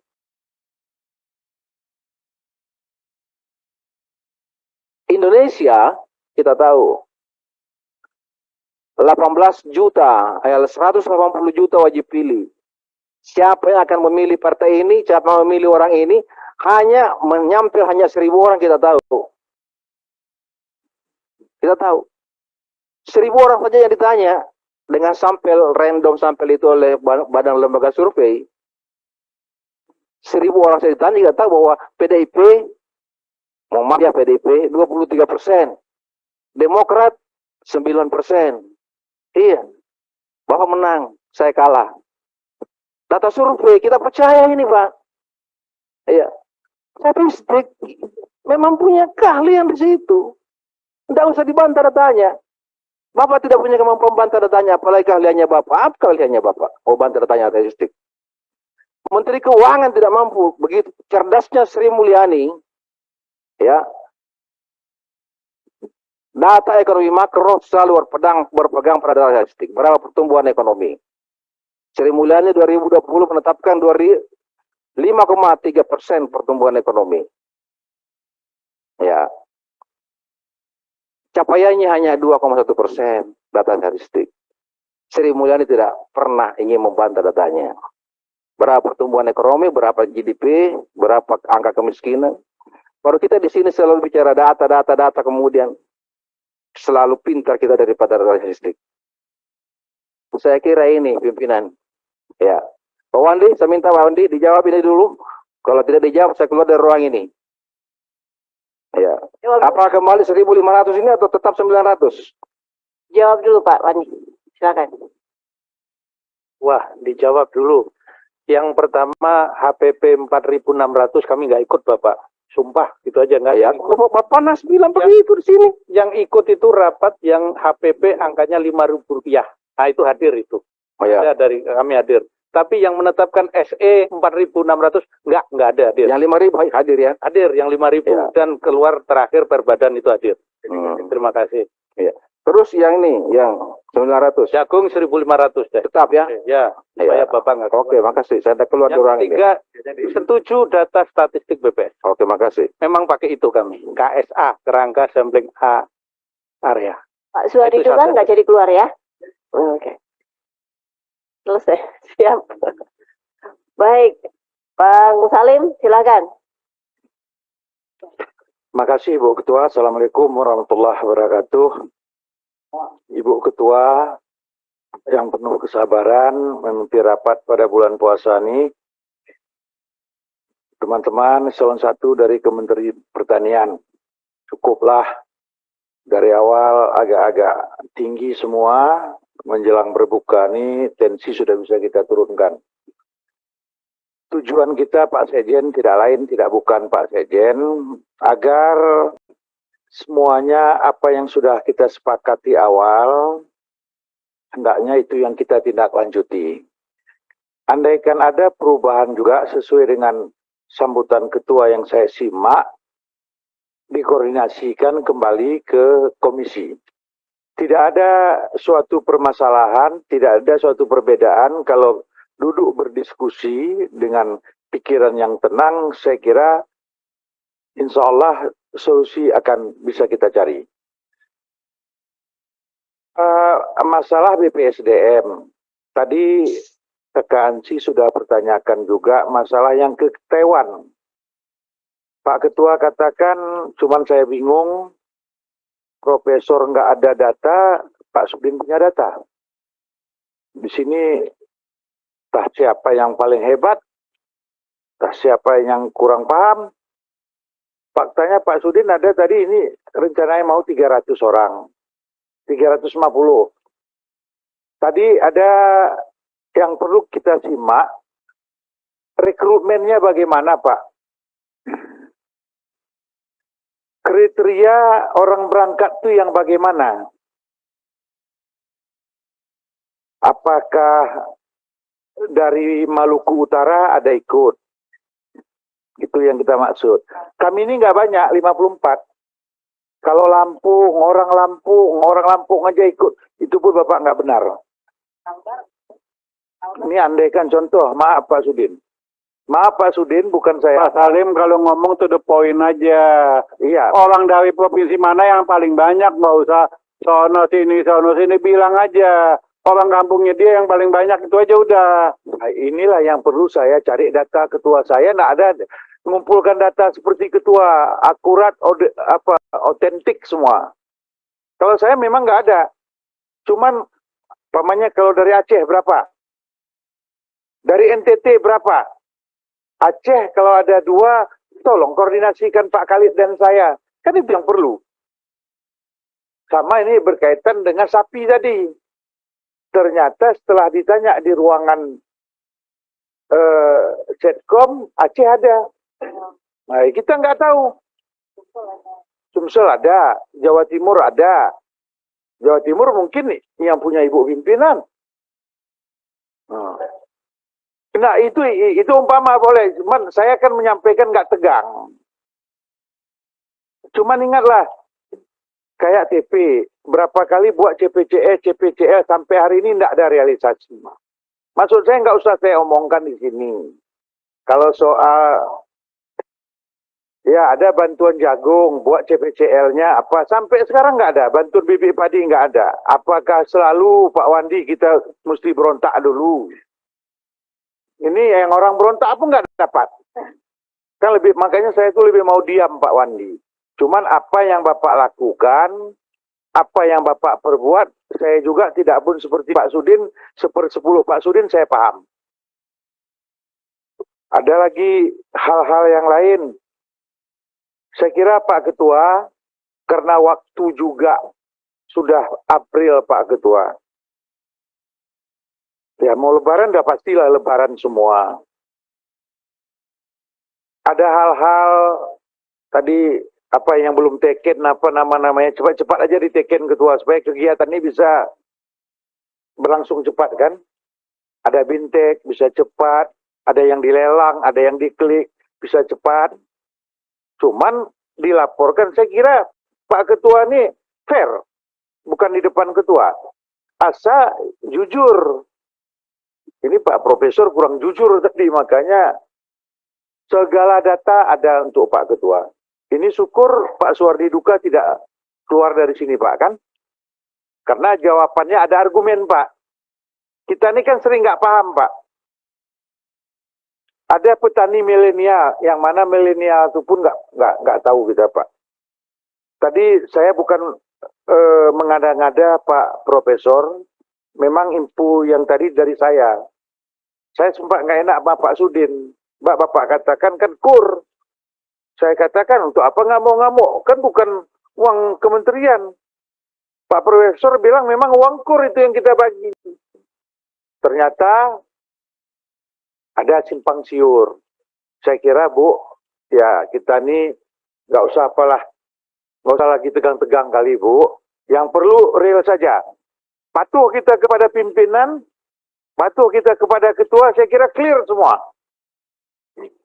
Asal jangan lain yang diomongkan, lain yang didata Bu. Yang lalu sudahlah Bu, mulai menit ini setelah saya bicara, mari kita perbaiki semua agar sinkron antara Kementerian Pertanian dengan Komisi 4 ini harus kita jaga. Terima kasih Bu. Baik, terima kasih Bang Salim. Ini teman-teman Golkar bajunya putih semua ya? Mau ada setelah masuk izin Bu, setelah masuk Pak Firman, mungkin ada apa Bu? Oh, ada sesuatu. Restorasi mungkin kita. Restorasi teman-teman Nasdem dong. Pak Abdullah Tausikal, silakan. Restorasi katanya. Ya soalnya Pak Firman ada masuk.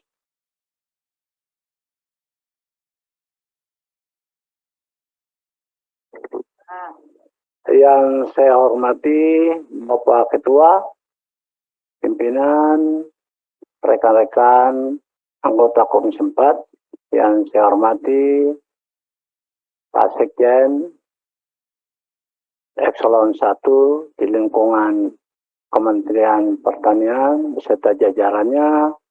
Assalamualaikum warahmatullahi wabarakatuh. Selamat sore, salam sejahtera untuk kita sekalian. Ini karena bulan puasa, yang lain ini ritme berbeda, tapi bukan dalam arti berbeda, bukan dalam arti lain. Saya mewakili rekan-rekan fraksi Partai Nasdem akan memberikan beberapa masukan pikiran pada rapat dengan pendapat di sore hari ini. Sebagai sebuah negara dengan corak agraris, ketersediaan pangan di Indonesia bukan berarti tanpa tantangan, baik dari sisi penyediaan pasokan maupun pada sisi pemenuhan kebutuhan. Tentu saja peran Kementerian Pertanian diharapkan mampu memenuhi kebutuhan pangan yang terjangkau bagi rakyat Indonesia. Saat RDP dengan Badan Pangan Nasional kemarin, disampaikan data prognosa neraca pangan nasional 2023, di mana terdapat beberapa komoditas pertanian yang total ketersediaannya tidak mampu memenuhi kebutuhan tahunan dalam negeri. Di antaranya kedelai, bawang putih, dan daging lembu, serta terdapat beberapa komoditas yang masuk dalam perencanaan impor seperti beras, kedelai, bawang putih, daging lembu, dan gula konsumsi. Fraksi Partai Nasdem meminta hal tersebut untuk mendapat perhatian khusus dari Kementerian Pertanian untuk secara bertahap mengoptimalkan produksi dalam negeri. Apalagi salah satu kesimpulan rapat kerja bersama Menteri Pertanian beberapa hari yang lalu adalah meminta program Kementerian Pertanian disusun dengan fokus dan terukur guna meningkatkan produksi serta produktivitas komoditas pertanian. Dari target produksi 2023 yang disampaikan dapat dilihat misalnya untuk kedelai target produksi 370.000 ton, sementara kebutuhan tahunan kita 2,7 juta ton, atau bawang putih yang target produksinya 45,5 ribu ton, sementara kebutuhan tahunan 651,8 ribu ton. Target produksi tersebut masih sangat jauh untuk memenuhi kebutuhan tahunan kita, sehingga pemenuhan selalu melalui impor. Kami memahami bahwa ketergantungan impor tidak bisa seketika dihentikan, namun perlu upaya bertahap untuk menekan ketergantungan tersebut. Untuk itu, fraksi Partai Nasdem mendorong Kementerian Pertanian untuk meningkatkan target produksi komoditas pertanian dengan memaksimalkan program di tiap ditjen yang dapat memacu peningkatan produksi dan produktivitas, terutama untuk komoditas yang pemenuhannya kebutuhannya masih tergantung dari impor. Pak Sekjen, Pak Eselon 1 yang berbahagia, kita memiliki lahan yang sangat cukup luas. Kita memiliki potensi manusia yang sangat cukup banyak.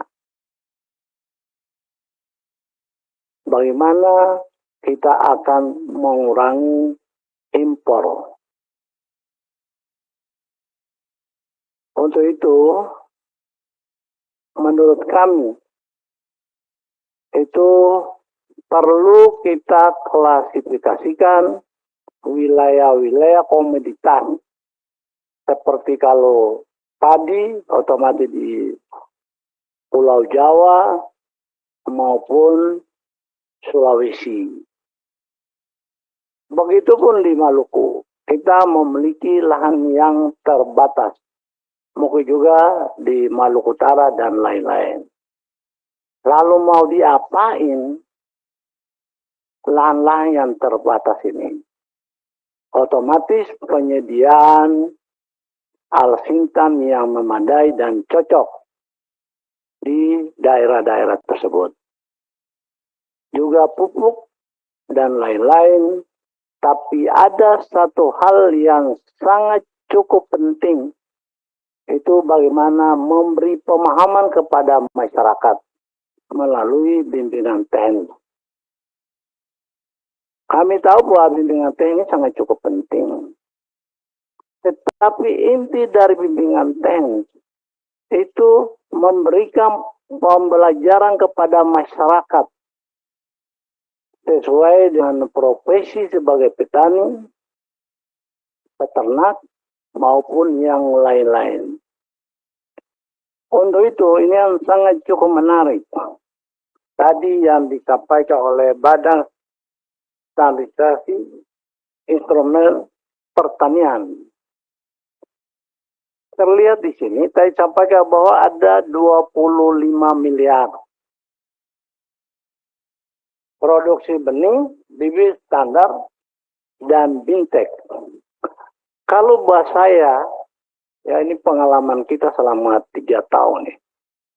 Ini kita nggak ngerti benihnya seperti apa.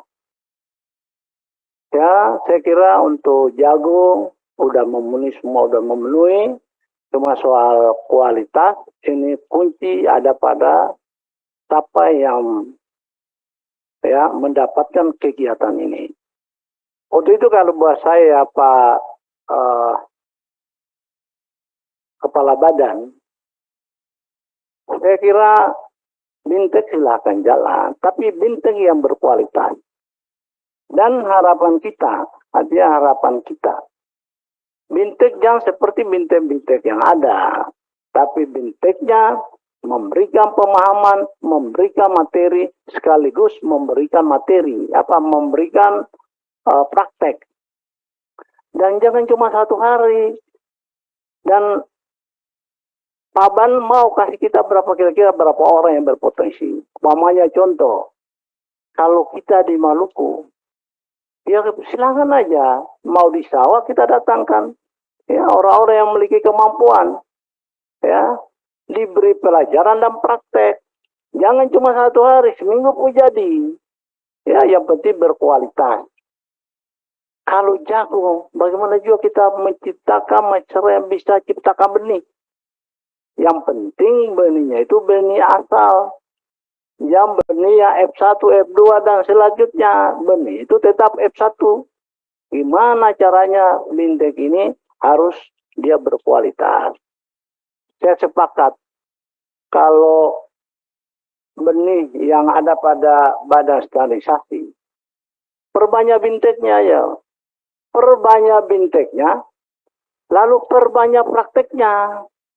Hasilnya itu adalah tanpa benih-benih yang lain, tapi mereka mampu mandiri ya untuk menciptakan benih. Karena saya lihat begini, ya contoh aja. Kami mendapatkan yang namanya durian, ya durian musangkin dan montolele. Pertanyaannya, kalau masyarakat terima, lalu tanam, lalu kalau ada yang nakal, pengawasnya kurang, coba 5 tahun kemudian bukan jadi musangking, bukan jadi montong, tapi dia jadi durian kampung ini aja. Untuk itu saya kira kegiatan ini kita mendorong dan memberikan apresiasi. Karena perencanaan yang ada di kementerian saya kira udah tepat, karena ini mungkin dana yang kurang aja. Dana kurang mengakibatkan kita klasifikasikan, lalu kegiatan-kegiatan saya kira untuk memenuhi sasaran ya saya kira masih agak cukup berat. Ya, jadi ini kan tergantung dari pemerintah. Mau nggak Kementerian Pertanian ini jalan? Kalau seperti ini kita kan ngotot kita mau, tapi anggarannya nggak ada apa. Nah, untuk itu saya mengharapkan saya memberikan apresiasi, dan usulan saya itu bukan saya, tapi yang kunci ada di kepala badan. Setelah 25 miliar selesai, harus menjamin bahwa setiap daerah yang memberikan dan praktek itu bisa menciptakan benih sendiri. Di sana itu banyak. Kalau cabai, ya kalau mau cabai nggak usah kita mereka apa, cabai lokal itu sangat cukup bagus. Ya, mungkin Pak Dirjen Tanam Pangan mungkin soal jagung ini, saya kira di sana aja Pak, di bintek kasih aja, yang jagung yang F1 nggak usah kasih banyak-banyak lah. Karena apa? Jagung yang bagus, tapi kualitas sumber daya manusia tidak bagus, itu juga sama aja. Yang kita nyalain adalah Dirjen. Pak, ini kan soal masalah cuaca dan masalah kepedulian masyarakat yang mau tanam ya, saya kira itu. Saya memberikan apresiasi. Lalu yang satu lagi untuk perkebunan, saya kira cukup banyak. Kita udah diberi sangat cukup banyak. Ya, mulai dari ada yang dari cengkih, dari pala, tapi saya kira ada satu yang kita harapkan ada tambahnya. Ya itu sagu. Saya nggak tahu kalau sagu ini pasca panennya, ya pasca panennya harus ada. Ya paruk ada paruk kelapa yang dulu kan untuk itu kecil-kecil aja. Biar minimal kalau mereka mau ekspor ke luar memang agak susah, tapi minimal untuk kebutuhan rumah tangga ya Pak.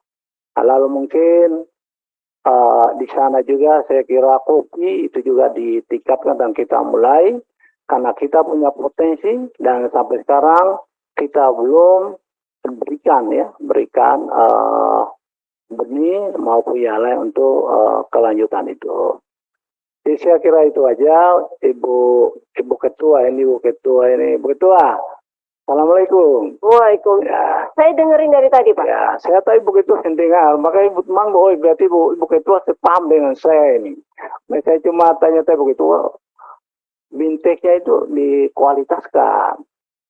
Aja terus saja, kenapa saya itu kadang-kadang ikut bintek. Tapi kalau bintek ini kan sama ada orang ceramah, lalu orang tidur ngantuk dah. Tapi kalau perhatikan orang ngerti dan semangat.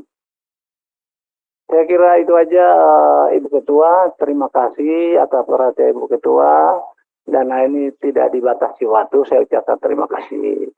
Saya kira demikian. Wassalamualaikum warahmatullahi wabarakatuh. Waalaikumsalam warahmatullahi wabarakatuh. Terima kasih Pak Abdullah Tausikal. Saya pikir ini nanti kembali ke Bapak Eselon 1 semua. Karena nggak ada ibunya, bagi Bapak-Bapak semua.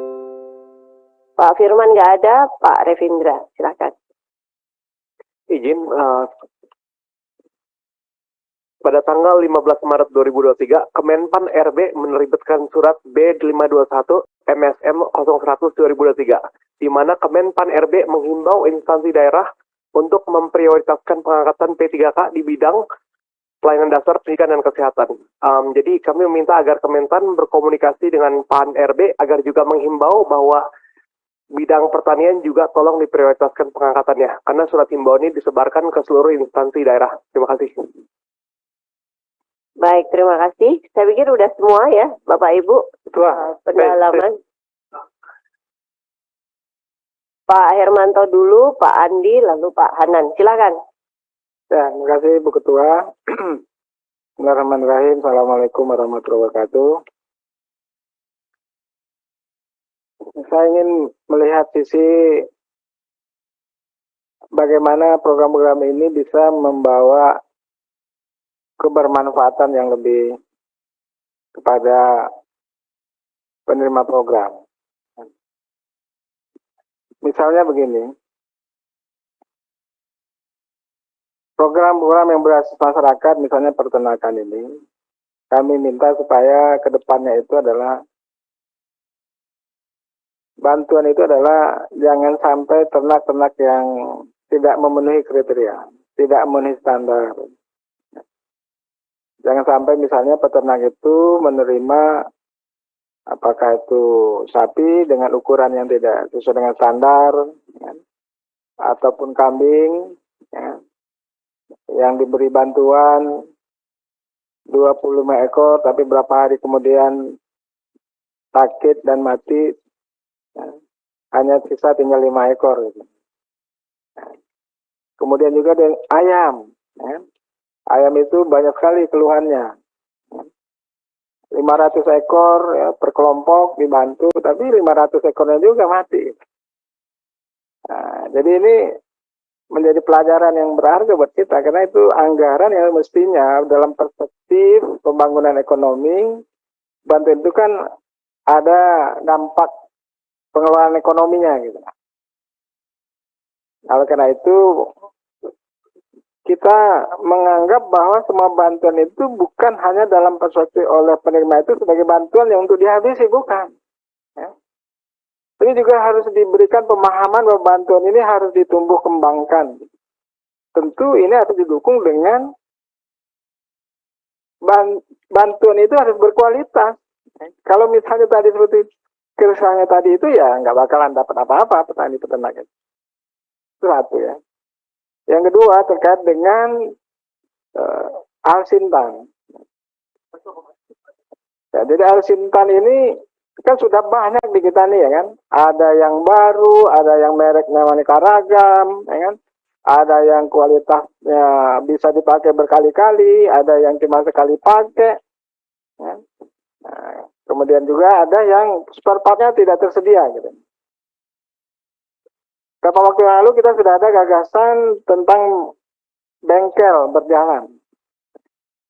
Saya pikir ini harus kita tumbuh kembangkan untuk mengatasi ini supaya Alsintan yang sudah spare part-nya tidak ada, ya kan?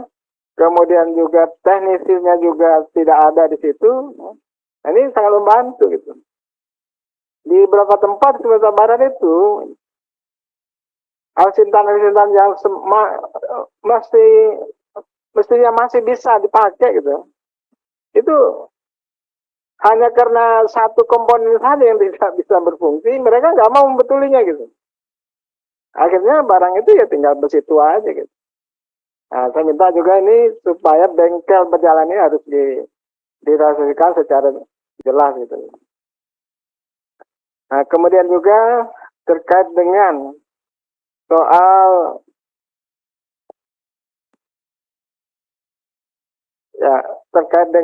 bagaimana kita harus PENAS ini. Ya. PENAS ini adalah merupakan tugas kita semua untuk memajukannya gitu. Karena di sini adalah kepentingan bagaimana temuan teknologi ya, yang dikerjakan oleh anak bangsa itu kita support ya kan sebagai sebuah upaya kita bersama. Nah, saya melihat ini adalah bentuk keberhasilan kita semua di sini. Karena itu saya minta kementerian ini betul-betul serius di dalam PENAS ini sebagai sebuah upaya kita bersama gitu. Termasuk juga dukungan anggarannya. Saya pikir ini penting gitu. Itu saja Bu Ketua yang perlu saya sampaikan. Assalamualaikum warahmatullahi wabarakatuh. Waalaikumsalam. Pak Andi. Terima kasih pimpinan. Assalamualaikum warahmatullahi wabarakatuh. Pimpinan anggota Komisi 4, Sekjen dan para dirjen yang saya hormati, Pak Irjen. Saya singkat aja Bu Ketua. Ini yang menggeliti kita kemarin ya rapat bersama dengan Bappenas, kemudian juga dengan Bulog. Ini kan agak lucu ya, karena dari target penyerapan dalam negeri itu kan 1,5 juta ton ya oleh Bulog. Terus Bappenas mengatakan 2,5 juta ton. Tiba-tiba muncul lagi angka 2 juta ton itu impor. Ini kan agak aneh memang ini. Agak aneh karena sementara kan aturan sebenarnya bahwa cadangan beras pemerintah itu hanya 1,5 juta ton. Ya ini aja Pak kepada Pak Dirjen ini, jelaskan juga Pak ke bawah, sebenarnya apakah memang beras kita ini ada atau tidak ada gitu ya kan. Sementara kalau kita merujuk daripada data BPS bahwa kita surplus. Ini kan nggak ketemu-ketemu gitu. Jadi saya kira juga Kementan jangan diam juga Pak. Sampaikan juga ke publik dengan data yang ada. Jangan jadi bulan-bulanan seakan-akan bahwa Kementan ini nggak kerja. Ya kan? 2 juta ton itu angka yang sangat besar Pak. 2018 dulu itu kita sudah menolak habis-habisan 2 juta ton, tetapi impor ternyata disposal karena panen kita cukup. Ini mau terjadi lagi seperti itu kan apa gunanya? Cuma saya kemarin nggak sempat Bappenas ini kalau hanya sekedar lebih fokus kepada hilirnya, untuk apa ada Bappenas? Sementara petani di hulunya nggak diperhatikan. Jadi Pak Dirjen atau Pak Sekjen ini Pak ya, mungkin perlu juga mengajak Bappenas atau Bulog ini gimana sama-sama Pak menyerap gabahnya petani kita ini. Dulu waktu menteri yang lalu kan ada program namanya Serap Gabah Pak ya. Apa namanya dulu tuh? Sergap ya. Nah, kira-kira bisa nggak coba dibangkitkan kembali sehingga tidak kasihan petani kita ini pada saat panen ini ya siapa yang membeli gabahnya mereka pada saat harga di bawah HPP. Ini masalah Pak. Kita di Komisi 4 ini konsen dengan hulunya Pak. Kita ya hilirnya itu urusan komisi lain lah. Tapi kita di hulunya ini petani kita ini harus sejahtera Pak. Dan kita harus percaya diri bahwa panen kita cukup. Ya kan, kalau misalnya, jadi masalahnya adalah ketidakmampuan penyerapan sebenarnya. Ketidakmampuan penyerapan beras dalam negeri, sehingga jalan pintasnya impor. Ini kan jadi masalah terus ini. Saya sepakat dengan Pak Firman kemarin, Pak ya. Kalau hanya impor begini ya, tidak perlu orang pintar, Pak. Cukup pengusaha saja udah bisa. Jadi saya kira ketua ini perlu juga bagi kita Komisi 4, karena kan Komisi 4 kita ini gagal bersama Kementan nih. Program-program kita ini ya tidak ada artinya, ternyata kita impor terus. Ini saya kira menjadi catatan kritis juga bagi kita gitu ya. Oleh karena itu saya pribadi dan fraksi PKS menolak impor, Pak. Saya di mana bicara menolak, jumlahnya lagi gila lagi 2 juta ton. Ya kan, ini jumlah yang luar biasa dan melemahkan daripada ketahanan pangan kita. Itu aja ketua komentar dari saya. Terima kasih. Assalamualaikum warahmatullahi wabarakatuh. Waalaikumsalam. Kalau menurut paparan Bappenas, surplusnya itu cuman untuk 1,5 bulan tahun 2022 kalau tidak salah ya. Untuk April ini surplusnya 3 bulan atau 1 bulan ya. Itu yang kemudian ada pertimbangan untuk impor. Meskipun kita juga tidak setuju untuk impor. Pak Hanan, setelah itu Pak Firman. Terima kasih. Assalamualaikum warahmatullahi wabarakatuh. Pimpinan dan anggota Komisi 4 serta Pak Sekjen dan para Dirjen, Kepala Badan yang saya hormati, Pak Irjen. Pertama, terkait dengan PENAS, saya kira dijelaskan saja Pak Kepala Badan. Ini karena tidak mendapat penjelasan yang sejelas-jelasnya sehingga banyak pertanyaan. PENAS saja itu kan pekan. Kalau pekan itu 7 hari Pak kegiatan itu ya. Jadi harus dijelaskan dengan anggaran yang 15 miliar itu apa wajar apa tidak. Itu pekan. Saya sendiri mengadakan kegiatan PEDA, pekan daerah di tingkat daerah pada saat saya kepala dinas. Hanya mengumpulkan 1.000 orang, anggarannya bisa sampai 2 miliar. Bayangkan ya. Jadi saya kira dijelaskan saja untuk apa saja anggaran itu, sehingga tidak ada pertanyaan-pertanyaan yang mencurigakan dari pimpinan tadi. Kemudian yang kedua, terkait dengan BSIP nih Pak, saya sangat memberikan apresiasi mulai operasionalnya BSIP ini, kemudian penyelamatan terhadap aset-aset yang selama ini sudah terbangun. Nah tentunya dengan keberadaan BSIP ini, harapan kita secepat-cepatnya bisa diketahui manfaatnya, baik oleh instansi yang lain maupun oleh masyarakat.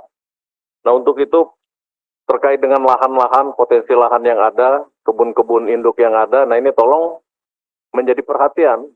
Jadi jangan seolah-olah kita ini memproduksi benih untuk disebarkan ke masyarakat, Pak.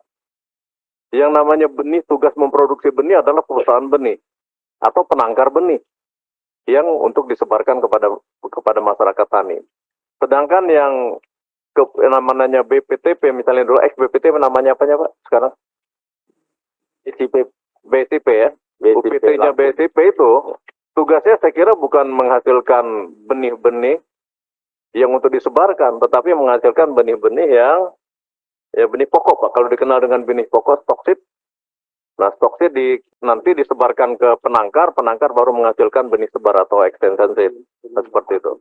Nah saya kira ini harus polanya seperti itu. Jadi anggaran difokuskan untuk menghasilkan benih pokok, bukan benih sebar. Nah ini kalaupun terkait dengan tanaman pangan, baik jagung, kedelai, maupun padi. Nah kemudian, kegiatan-kegiatan BSIP ini saya harapkan untuk tahap tahun pertama ini, operasionalnya BSIP, kami harapkan lebih banyak ke, memantapkan Pak, sumber daya manusia, baik yang akan menerima manfaat dari BSIP maupun, sarana-sarana persiapannya. Kalau kita akan memproduksi benih dan akan kita sebarkan tahun ini, Pak, itu perlu waktu, Pak. Kalau kita tanam misalnya di musim gadu ini, ya mungkin di akhir tahun baru bisa tersebar benih ini. Oleh karena itu tahap pertama ini saya pikir perbanyak aja dulu Pak BIMTEK untuk penangkar benih, ya. Kemudian BIMTEK untuk kawan-kawan kita yang mengelola instalasi-instalasi. Nah sehingga kedepannya di tahun 2024 bisa lebih baik lagi operasional dari BSIP. Kemudian untuk yang lain-lainnya, termasuk Dirjen Peternakan, Pak Dirjen, fokus saya kira harus memberikan perhatian secara serius terkait dengan pembibitan, Pak. Dengan indukan, Pak ya.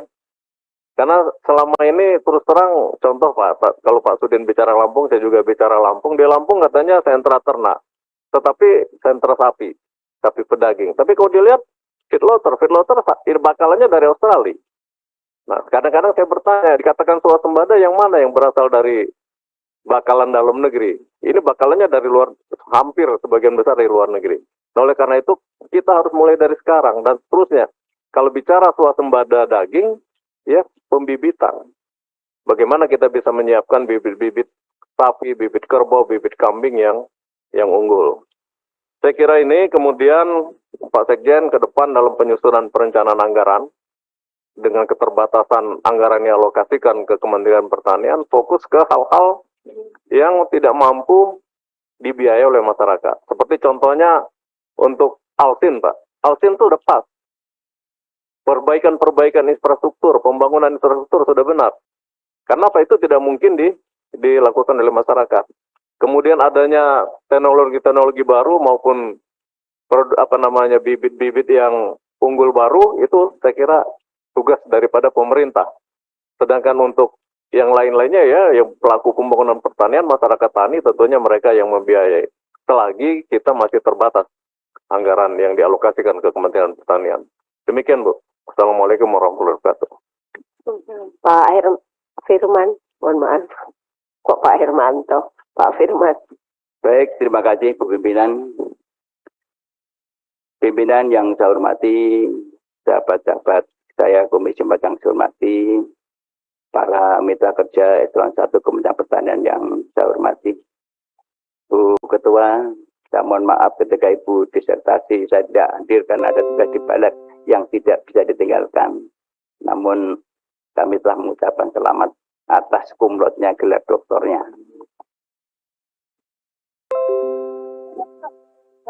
Bapak yang saya hormati, saya mungkin tidak akan membahas satu persatu dari direktorat atau di subsektor masing-masing.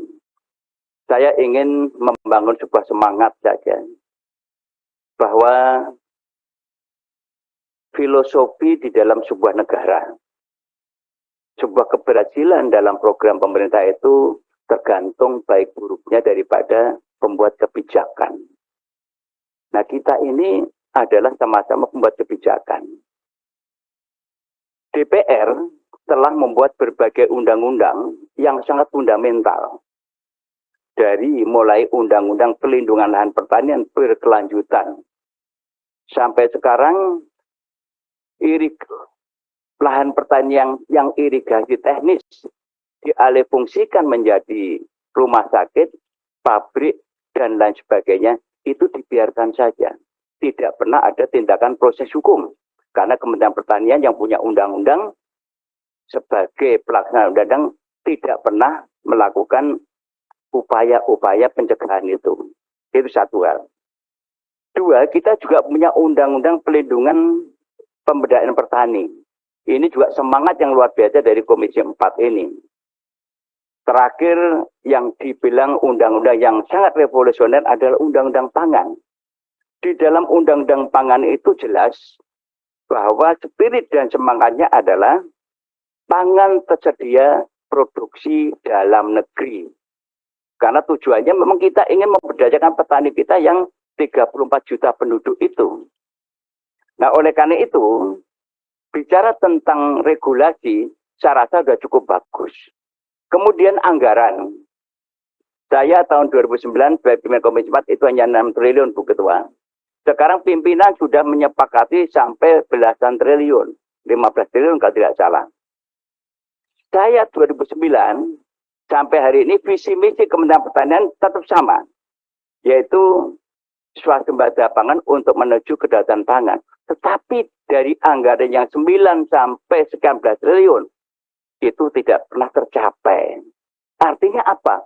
Ada mismanagement di dalam pengelolaan pemerintahan di Kementerian Pertanian.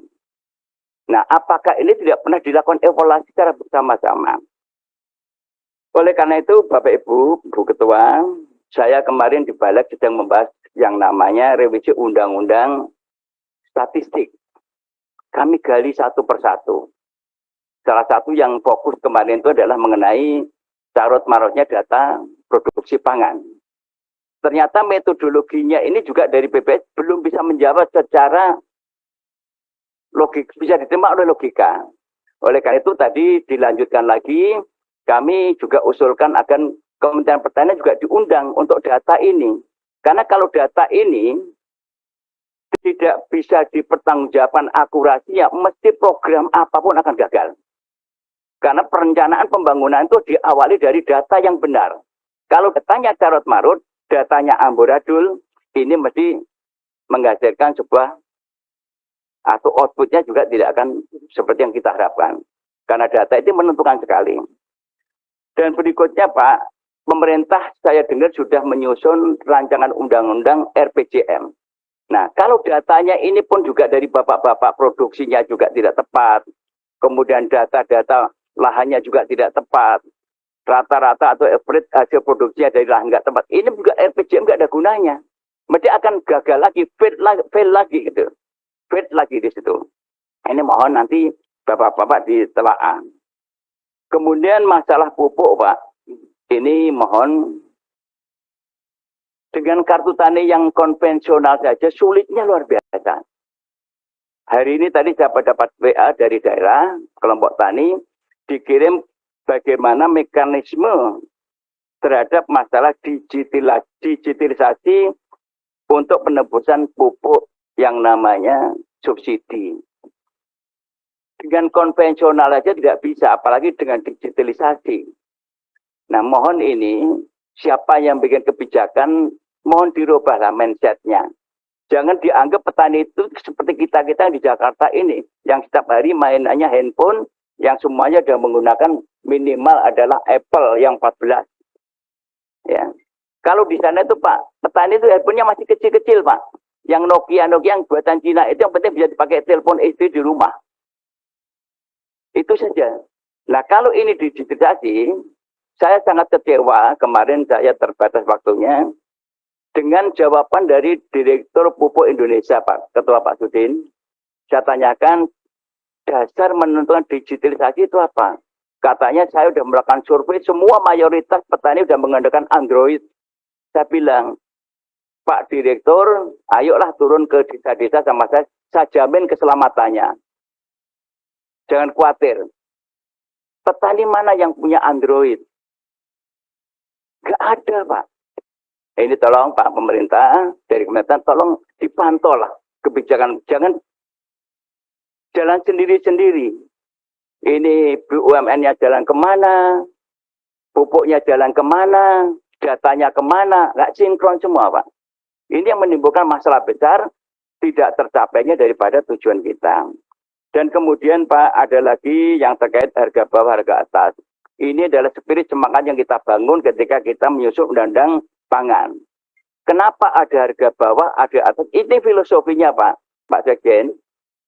Harga bawah itu adalah bisa melindungi, memproteksi daripada petani kita dari harga keekonomisannya. Katakanlah harga bawang merah itu produksinya 14.000 per kilo. Oke, dipatok kasih untung 2.000, 16.000.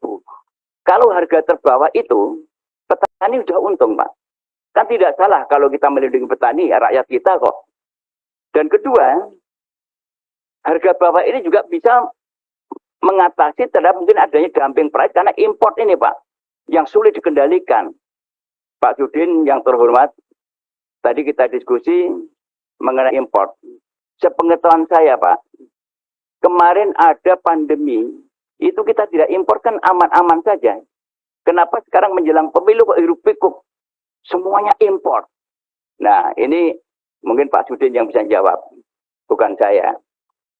Saya hanya mengasih informasi, karena selama beberapa periode sini kami mencatat setiap menjelang pemilu itu menjaga impor besar-besar yang sulit dibendung dengan alasan apapun.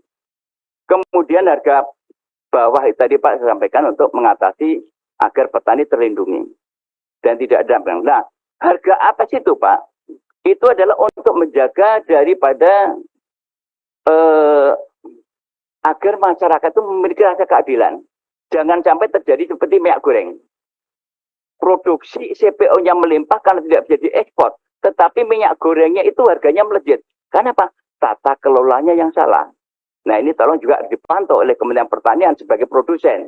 Karena perkebunan ini kan produsen sawitnya. Nah posisi-posisi ini Pak yang tentunya kita pikirkan bagaimana ke depan terhadap masalah persoalan-persoalan pangan kita.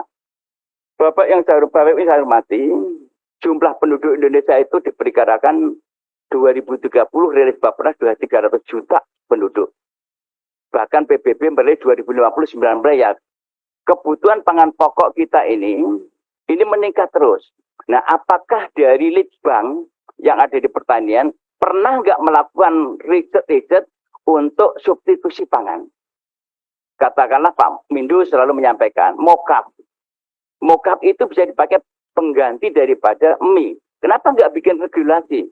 Stop import yang namanya gandum. Ganti mokap. Singkong kita di mana-mana. Pak Mindu itu sampai frustasi Pak. Yang udah 4-5 periode di sini kalau nggak salah. Itu selalu menggagas-gagaskan terobosan yang luar biasa. Dan faktanya Pak, di Cina itu mokap juga dipakai untuk kepentingan konsumsi, untuk kue dan sebagainya. Kenapa Indonesia ini malah enggak? Bahkan bahan kertas saja di pabrik-pabrik itu impor dari Korea. Untung Tuhan itu menghukum. Kapalnya tabrakan, kemudian pecah di situ, terbukti bahwa isinya gaplek. Produksi kita melimpah Pak. Nah, mohonlah Bapak-Bapak, pembuat kebijakan ini jangan diem di situ. Kasihan rakyat kita. Jadi ini yang kira-kira kami sampaikan Pak. Mudah-mudahan dengan adanya rapat ini kita bisa terus memperbaiki terhadap kebijakan-kebijakan atau regulasi yang baru kita perbaiki. Ayolah kita menjunjung tinggi produk DPR ini, undang-undang kita buat bersama yang sangat bagus, kita jalankan secara konsisten dan konsekuen. Kita harus betul-betul mengendalikan import ini Pak. Kalau kita ketergantungan import, saya khawatir kalau suatu saat terjadi pandemi seperti kemarin dan semua negara menutup distribusi produk atau bahan makanan dari negara-negara yang masuk ke negara lain, ini kita akan menjadi negara yang ketergantungan akhirnya jadi krisis.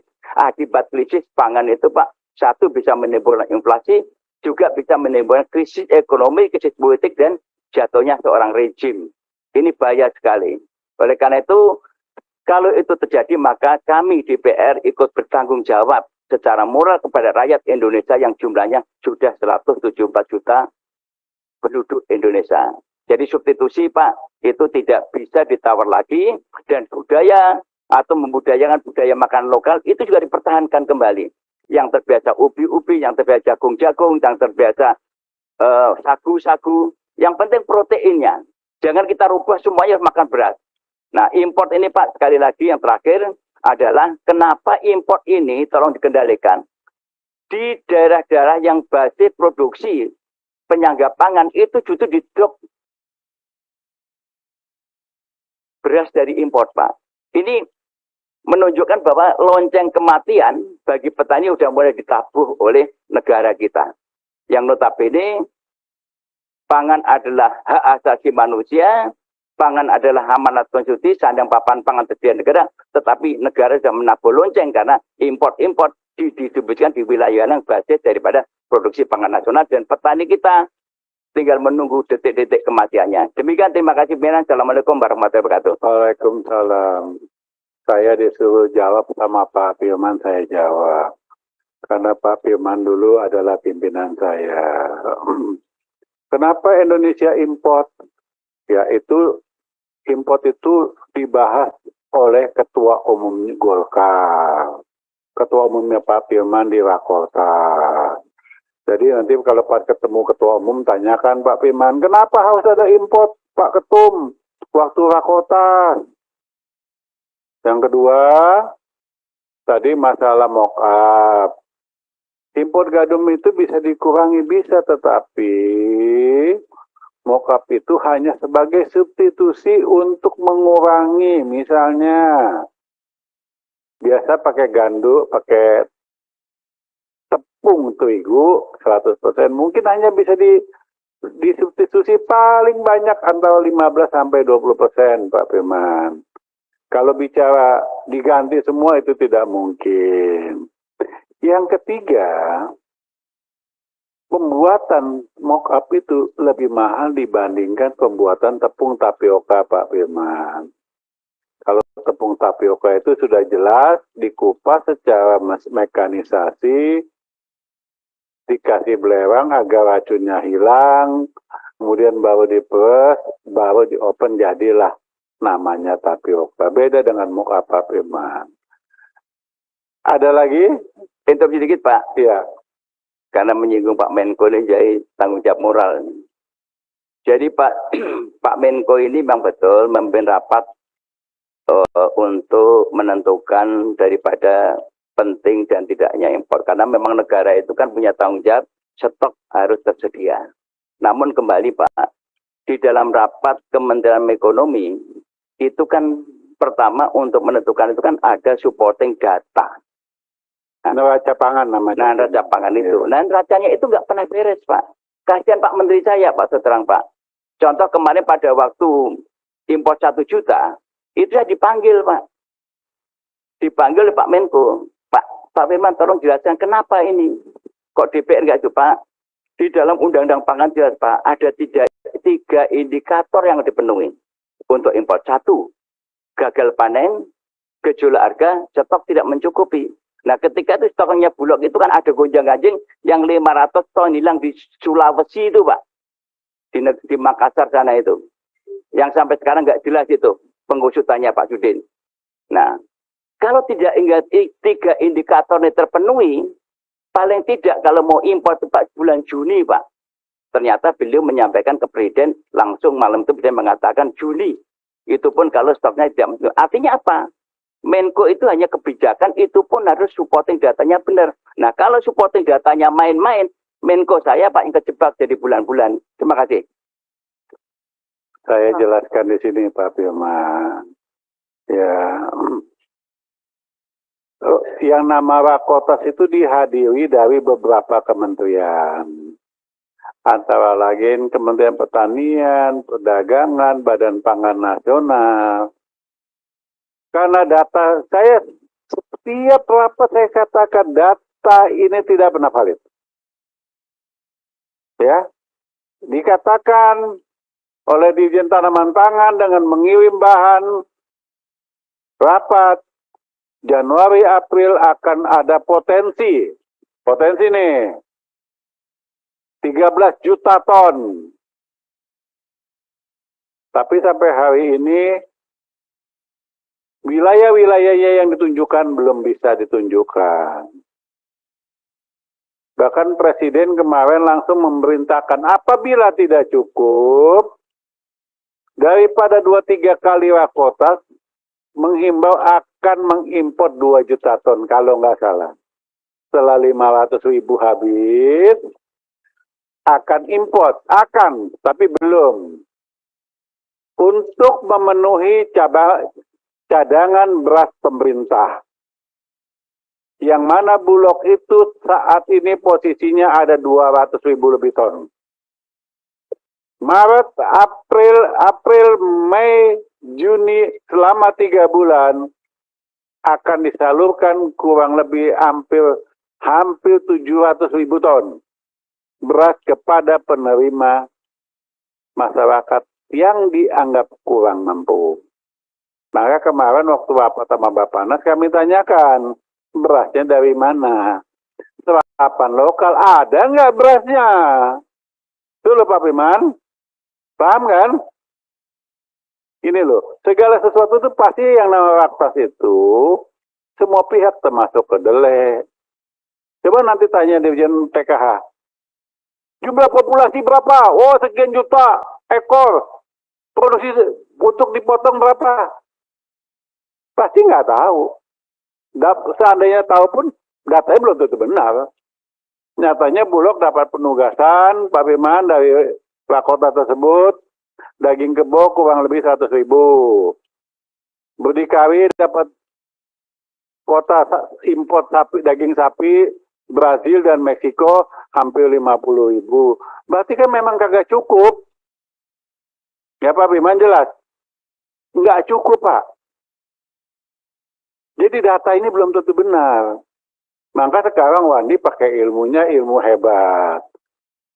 dulu potensi, wah, sekarang prediksi. Nah, yang akan datang mudah-mudahan produksinya sekian. Ada lagi? Pak Ketua dari saya. Ya Mbak, itu dulu, baru Mbak Alim. Ya, baik, terima kasih. Assalamualaikum warahmatullahi wabarakatuh. Ketua yang saya hormati beserta anggota, Pak Sekjen, beserta para dirjen dan jajaran. Mungkin saya ingin menagih janji dari Dirjen Tanaman Pangan, Pak Ketua. Karena tempo hari kita pernah melakukan kunjungan di Kabupaten Serang ya, dan bertemu juga dengan Bupati Serang kaitan dengan penugasan Kabupaten Serang untuk melakukan pengembangan perbenihan yaitu benih kedelai. Saat ini pemerintah Kabupaten Serang ini sudah melakukan upaya penganggaran karena memang Pak Menteri juga sudah turun hadir, Pak Dirjen hadir, saya pun hadir, Pak Ketua juga sudah melakukan kunspek juga. Akan tetapi saya melihat dari perencanaan anggaran yang disampaikan ini belum ada itu action dari Kementerian Pertanian untuk bisa mendukung ke arah perbenihan kedelai di Kabupaten Serang. Untuk itu Pak Dirjen TP, saya minta janji-janji tersebut penuhilah biar saya juga tidak malu kalau ketemu lagi rapat koordinasi dengan Ibu Bupati. Ini juga sebagai bentuk memberikan motivasi juga upaya penguatan kepada daerah. Mereka sudah bersemangat, tapi dari kementerian ini kayak yang kendor-kendor begitu. Pak Ketua ini seperti apa? Saya juga minta bantuan dari Pak Ketua lah untuk bisa mengintervensi pada Dirjen TP agar bisa memasukkan program tersebut untuk prioritas di Kabupaten Serang. Perbenihan kedelai di Kabupaten Serang yaitu jenis Migo. Paling tidak berikan saja alat pasca panennya Pak Dirjen supaya menghibur lah. Jangan sampai kita dianggapnya hoak nih Ketua, kita sama-sama. Kalau pasca panen, kalau yang dipanennya nggak ada gimana? Mungkin jenis apa ya, model alat mesin pertanian lah, semacam itu. Berikutnya dari Dirjen ini PKH. Kalau saya melihat ini anggaran kaitan dengan vaksin PMK, tadi yang dipertanyakan Pak Ketua juga saya juga bertanya-tanya nih Pak Ketua. Karena ini ada program layanan pengendalian dan penanggulangan penyakit PMK. Ini terjadi blokir kurang lebih 369,2 miliar. Akan tetapi nih ya, dari semula anggaran dan menjadi perubahannya ini sangat berbeda sekali. Karena kalau dari sisi volume, ini jumlahnya sama, 23.089, sekian. Akan tetapi dari sisi anggaran itu kok mengalami penurunan. Ini seperti apa skema ataupun menyusun kegiatannya gitu. Terus evaluasi kemarin Pak Dirjen PKH. Ternyata di kami pun masih saja itu masyarakat atau peternak yang tidak mengetahui adanya program pemberian vaksinasi untuk antisipasi PMK kemarin. Ada aja masih peternak kita, ternaknya yang mati kemarin itu karena informasinya kurang ataupun bentuk mungkin program itu diberikan ke daerah juga tidak diberikan secara masif. Ini evaluasi dari saya nih. Dan juga ini ada program kaitan benih ternak unggul, BBRT. Ini satuannya pakai dosis. Jumlahnya fantastis ya, 5.700.800. Ini akan diberikannya kemana gitu program-program ini? Apakah langsung ke peternak? Apa memang diolah sendiri oleh Dirjen PKH? Dan dalam satuannya ini luar biasa bentuknya dosis, kami juga menghitungnya ini lumayan kerepotan. Untuk yang lain seperti Dirjen Tanaman Pangan, Horti, karena memang kita juga sulit untuk mengukur dari satuan-satuan yang dianggarkan oleh mereka, akhirnya yang terjadi target produksi juga hanya mengulang-mengulang yang lalu-lalu Pak Ketua. Jadi ini juga perlu dievaluasi. Kalaupun kita mau menentukan targetnya, misalkan sasaran disesuaikan dengan luas lahan, tentunya ini juga harus menyesuaikan jumlah volume perbenihan yang akan direncanakan, dianggarkan. Ini saya kira belum melihat ke arah sana Pak Ketua. Jadi sebatas hanya menyusun anggaran hasil yang lalu-lalu. Dan terakhir, untuk Dirjen Perkebunan, kaitan pengembangan desa pertanian organik berbasis komunitas perkebunan 44 titik ini. Maksudnya seperti apa? Apakah memang Dirjen Perkebunan juga akan melaksanakan fungsi peranannya untuk bisa melaksanakan kegiatan di sektor pertanian yang lain atau komoditas perkebunan seperti apa gitu? 44 titik ini, mohon dijelaskan. Dan di PKH, mohon maaf, ada alat lab peternakan. Ini 55 ini ya unitnya. Jadi apakah kalau saya meminta bahwa 55 unit ini diberikan kepada masing-masing anggota sebagai program di aspirasi untuk kami. Terima kasih Pak Ketua. Assalamualaikum warahmatullahi wabarakatuh. Saya hanya menanggapi masalah kedelai tadi. Yang konon katanya kata Dirjen Tanaman Pangan tinggi pohonnya 2 meter. Betul nggak Pak Fajri? Waktu kita ngomong di mobil. Yang minggu Pak, yang di Serang. Tinggi pohonnya 2 meter, betul. Menurut Pak Dirjen, Pak. Nah, produksi berapa menurut dia waktu itu? Anda saksi sama saya bertiga di mobil. 4 ton berapa Pak? 4 ton. Tapi kemarin kalau di berita ada yang bilang 6 ton, ada yang 8 ton. Jadi tergantung sumber yang ngomong. Kalau yang ngomong si A bisa 4 ton, ada yang 6 ton, ada yang 8 ton. Kalau ditambahin traktor roda 4-nya ya mungkin jadinya bisa 15 ton. Ya. Gitu loh. Kemarin saya kunjungan Pak Piman ke dapil Gerobokan dapil Pak Piman. Saya tanyakan sama Bupati, Bu Bupati, Anda dapat tugas apa dari Dirjen Tanaman Pangan? Kami ditugaskan menanam kedelai 50.000 hektar. Dapatnya apa bantuannya? Sampai hari ini belum ada. Jadi ibu jangan tanam. Harusnya kalau Anda merintahkan seorang bupati menanam 50.000 hektar, ini bibit saya kasih 50.000 hektar, dan saya prioritaskan kepada Kementerian Pertanian untuk mendapatkan pupuk subsidi. Ya setuju itu Pak Ketua. Itu Bapak Anda jagoan bos. Kalau cuma nyuruh doang pakai modal udah kagak bisa jalan. Prioritaskan dapat 50.000 hektar untuk khusus untuk kedelai tadi. Baru petani akan giat untuk menanam. Karena apa? Alhamdulillah bibitnya gratis, pupuknya subsidi. Bukan gitu Pak Piman? Betul. Nah kalau hanya nyuruh tuh ya percuma. Itu aja ya Mbak Lin. Terima kasih pimpinan karena singgungnya soal kedelai, saya langsung aja di penganggaran kedelai. Di situ saya melihat kalau memang tidak bisa lagi antisipasi ini di bulan 4, waktu itu Pak Ketua saya pernah singgung. Sebenarnya waktu tanam kedelai itu di bulan berapa kan? Awal tahun kah, pertengahan tahun kah, atau akhir tahun? Kalau seandainya dia di awal tahun berarti ini sudah terlambat.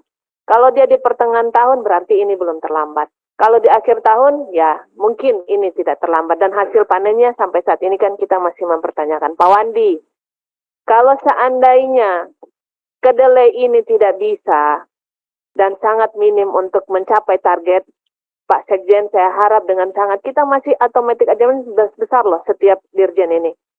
Kalau memang di Dirjen Tanaman Pangan kita bisa alihkan ke Dirjen Tanaman Pangan, kegiatan yang lain seperti tadi disinggung oleh Pak Suari Duka, jagung misalnya kita butuh, terus padi kita butuh, ya alihkan saja. Tapi memang ini betul-betul mendukung kinerja tanaman pangan dan khususnya untuk penghasil pangan, dan tadi sudah disinggung sama Pak Firman, kedaulatan pangan itu terutama salah satunya adalah beras ya Pak Firman. Kemudian kalau memang itu disepakati, saya harap si pimpinan ini disepakati karena pimpinan selalu menyinggung soal kedelai tersebut. Saya mau menyampaikan Pak Sekjen, mohon maaf, kami anggota DPR tidak bisa membahas Satuan 3. Data yang dipaparkan oleh Kementerian Pertanian, tolong dengan sangat Satuan 3-nya tidak usah dilampirkan. Itu sesuai dengan aturan. Saya sudah sempat singgung pada Raker dan RDP waktu lalu, dan ini yang kesekian kalinya. Ini Ketua, harus kita kekekan bersama karena jangan sampai kita melanggar aturan. Kemudian saya melihat tadi sempat disinggung oleh rekan-rekan saya yang lain, Pak Sekjen, Pak Ketua, saya mohon dengan sangat. Ini tadi sempat disinggung Pak Ansi tentang dukungan manajemen di beberapa eselon 1. Saya berharap prioritas anggaran, kalau memang kita betul-betul melihat kebutuhan penganggaran kita fokus kepada ketersediaan pangan, saya berharap agar bisa dilihat dan ditinjau kembali. Saya ingin menyampaikan kembali soal 1.000 sapi per desa. 1.000 desa 1.000 sapi. Memang itu masuk dalam sosial media dan itu disampaikan langsung Pak Dirjen, Pak Sekjen. Kalau saya masih ingat persis, kalau saya belum hilang ingatan, kegiatan tersebut telah ditiadakan. Jangan sampai quote by quote ada unsur permainan tersendiri dan ini menjadi pertanyaan yang besar buat semua pihak. Tunggu, saya perpanjang dulu tadi kita bilang 16.30 perpanjang dulu. Oh. Sampai jam 17.30. Baik, terima kasih Ketua. Kemudian tadi yang dipertanyakan soal PMK, terus terang saya melihat Ketua, LSD ini sangat dibutuhkan Ketua, karena memang virus LSD ini lambskin disease kalau nggak salah, itu sudah merajalela kemana-mana. Kalau memang perlu atensi yang luar biasa. Kalau tidak, ya tolong penganggarannya yang jelas.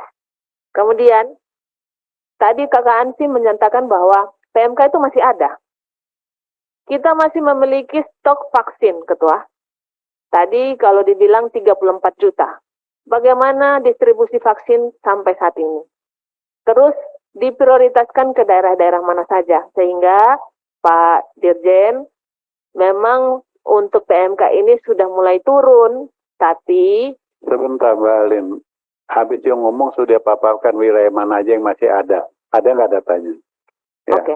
Lanjutkan. Kemudian saya tadi Pak Ketua terima kasih banyak karena memang daerah saya adalah daerah perkebunan, tapi bukan hanya daerah Maluku Utara saja. Kemarin saya meminta paparan dari Kementerian Pertanian soal hasil perkebunan di seluruh Indonesia, per provinsi, per komoditi, yang bisa didorong. Misalkan kalau daerah timur rata-ratanya kita cengkeh, Ketua, kelapa, pala, dan itu rata-rata kita juga bisa menyumbang hasil potensi tersebut. Tapi melihat lagi kebutuhan masing-masing, Pak Dirjen.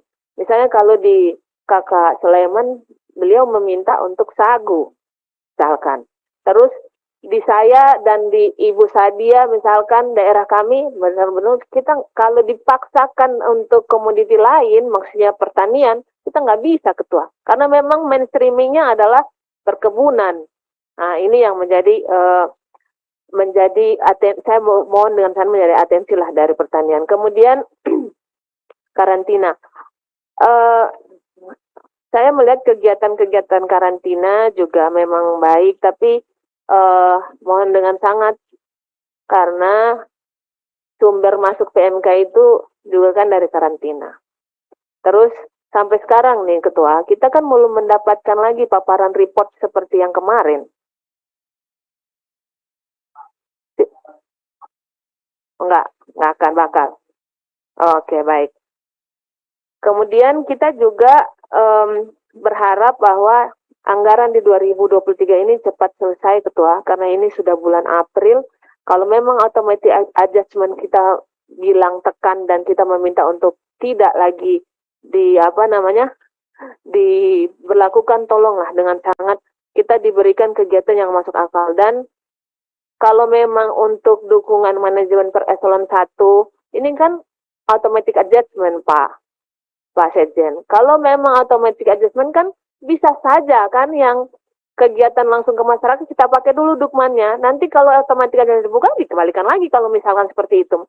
Jadi menurut saya sekarang prioritasnya bagaimana kegiatan ini langsung ke masyarakat, langsung ke petani, langsung ke nilai tukar petaninya. Nah, itu yang saya harapkan. Kemudian Pak Ketua, kami sudah di Aljak briefing, dan untuk pertanian, Bapanas, Bulog, dan sebagainya itu menjadi atensi kami karena memang betul ratas bersama dan keputusan itu import ada di Kementerian Perekonomian, tapi data yang disupport dari semua kementerian lintas kementerian ini adalah data untuk memutuskan bagaimana import apa tidak. Yang saya harapkan adalah jangan import. Itu aja Ketua, terima kasih. Semua anggota Komisi 4 tidak berharap pada impor. Tapi kalau data neraca pangannya nggak jelas, bagaimana? Ada lagi? Pak Halid? Sudah berantem sama Salim, saling nuduh. Ya, Sekjen, saya silakan jawab. Baik Pak Ketua, Bapak Ibu sekalian, terima kasih. Pertama kami sampaikan berbagai arahan, masukan dari pimpinan dan anggota Komisi 4 berkaitan dengan mulai dari perencanaan hingga implementasi kegiatan program di masing-masing eselon 1. Saya memulai dengan, tadi ada beberapa pertanyaan kaitannya dengan koordinasi dengan Bapanas, dari Pak Ansi dan juga Pak Suhardi Duga. Kami melakukan beberapa hal Pak, yang diantaranya adalah pada saat Bapanas kan biasa membuat prognosis neraca komoditas itu, 12 bahan pokok itu Pak. Tentu yang bagian produksi ada di Kementerian Pertanian. Yang mereka kerjakan kan ada ketersediaan, ada distribusi, ada keamanan, keamanan pangan itu yang menjadi mereka lakukan. Tapi bagi kita juga adalah kegiatan-kegiatan yang kaitannya dengan hulu, yang masih hulu itu Pak, mereka selalu meminta ke kita. Katakanlah untuk data penyuluh misalnya dari Simlosan, artinya ada koordinasi kami dengan mereka. Kemudian yang kaitannya dengan data, nanti mungkin to the point Pak Dirjen Tanaman Pangan yang berkaitan dengan beras bisa dielaborasi lebih detail gitu. Kemudian yang kedua, kaitannya perencanaan, terima kasih Pak Khalid dan Pak Suhardi Duga tadi juga sampaikan supaya fokus kepada yang manfaat besar kepada rakyat. Tentu terkaitan terakhir dengan Bu Alin melihat kembali data dukungan manajemen untuk bisa ditransformasi ke dalam anggaran-anggaran yang sifatnya operasional, utamanya di dirjen teknis untuk meningkatkan produksi dan juga hal-hal lain yang kaitannya dengan yang dibutuhkan oleh rakyat. Ini saya sampaikan terima kasih Bapak. Dan kami Pak Khalid yang berkaitan dengan data juga ada kami Pusdatin, Pusat Data dan Informasi, memang di situ melakukan beberapa analisis data dasarnya dari BPS Bapak. Kemudian kita lakukan, muncullah informasi itu. Itu yang Pusdatin itu kolek data dari penyuluh apa dari BPS? Dari BPS Bapak. BPS dari mana? Iya, akhirnya dari daerah BPS pun itu. BPS daerah Pak ada. BPS daerah dari mana kalau iya, komoditas pertanian? Betul. Artinya mereka bersinergi untuk kolek data dari dinas, dari penyuluh. Iya. Iya, dari situ Bapak. Coba Ansi terangkan. Kemarin saya sudah briefing dia untuk menjelaskan kepada bapak-bapak di sini data itu dari mana. Iya. Saya mau bicara Pusdatin, mau saya nggak percaya. Udah itu aja. Iya. Pak Sekjen, izin pimpinan. Yang kami mau pertanyakan itu adalah metode pengambilan datanya nih. Data primernya ini dari mana? Apakah BPS yang sendiri melakukan proses pengambilan data? Ataukah Kementerian Pertanian melalui perpanjangan tangannya dinas-dinas di daerah? Metodologinya nih seperti apa begitu Pak? Kalau tadi Pak Suhardi bicara soal untuk tahu elektabilitas terkait dengan partai-partai politik cukup ambil sampel, katakanlah 250, 1000 itu terlalu banyak. Itu kan berarti metodologinya harus benar. Nah yang kami ingin tanyakan ujung tombak Kementerian Pertanian atau dinas untuk mengambil data di lapangan nih siapa Pak? Kan begitu. Dan metodenya yang dipakai apa? Ataukah Karena yang kami dengar, Pak, BPS ini mereka mengolah data bukan data primer, Pak. Data yang juga diterima dari dinas, artinya data sekunder, kan begitu. Nah, jadi mungkin Pak Ketua, ini hal-hal seperti ini kita perlu buat, mungkin perlu ada agenda khusus, ya, yang bisa menjawab tentang model metodologi pengambilan data. Apakah di Kementerian Pertanian, apakah lewat Mantri-Mantri Tani, apakah lewat penyuluh, atau bagaimana begitu kan Pak? Nah nanti kaitannya, tarikannya jauh lagi Pak. Kita berharap penyuluh bekerja, tetapi bagaimana misalnya dengan kompetensi penyuluh, bagaimana dengan kesejahteraan penyuluh, dan seterusnya begitu Pak. Kami saja kalau mau melakukan pengambilan, katakanlah sampel sistemnya ya, survei berarti sampel, itu kan researchernya itu kan perlu kita latih, kita persiapkan, sehingga kemudian pengambilan sampelnya itu kan tidak salah begitu. Nah kalau dikaitan dengan ini mungkin berarti bukan sampel ya Pak ya, apakah sistemnya sensus, terus bagaimana dengan yang istilahnya ubinan itu, dan seterusnya begitu Pak. Ini menjadi pertanyaan-pertanyaan kami yang terus-menerus berputar-putar di kepala kami, tapi kami belum bisa firm pengambilan datanya nih seperti apa begitu Pak. Demikian. Ya, lanjut. Izin Pak Ketua, Pak Ansi, betul sekali ada metodologi terakhir kerangka sampling area itu yang digunakan oleh BPS. Yang pertama adalah untuk produktivitas, kita BPS yang melakukan, tentu di lapangannya mereka ada punya mantri statistik dan juga ada mantri tani dan juga di situ penyuluh. Nah, oleh karena itu pertama yang produktivitas itu sampling untuk ubinan itu sekitar 220.000 sampling untuk mengukur produktivitas untuk beras misalnya itu. Ubinan itu Pak Ansi. Itu yang dilakukan oleh, itu yang kita pakai. Nah, kemudian data luasannya itu berasal dari dinas. Nah, itu yang ya, tentu metodenya sekarang menggunakan satelit, citra satelit yang untuk mendelineasi berapa luasannya. Nah, kalau ada data luasan dan juga produktivitas dari ubinan tadi, maka kita mendapatkan data produksi, Pak Ansi. Itu yang kira-kira secara ringkas berkaitan dengan metode. Pimpinan, pimpinan. Iya. Kalau kita berangkat dari cara berpikir kita tidak percaya, susah untuk kita percaya. Oke, saya juga tidak percaya data Kementerian Pertanian. Sama Pak Ketua. Tapi saya percaya data statistik, karena itu yang saya katakan tadi. Ini undang-undang, punya metodologi, punya sistem, dan punya orang sampai ke tingkat daerah, sampai ke kecamatan. Itu data itu. Terus, kita tidak mau percaya data statistik. Data apa lagi yang kita mau percaya? Apakah Anda lebih pintar daripada statistik? Metodologimu tidak jelas. Cara menghitungmu tidak jelas, tidak punya orang sampai ke tingkat daerah. Katakanlah Badan Pangan Nasional tidak punya sampai ke daerah, hanya di Jakarta. Terus mau menyajikan data, tidak menggunakan data statistik. Mana saya bisa percaya?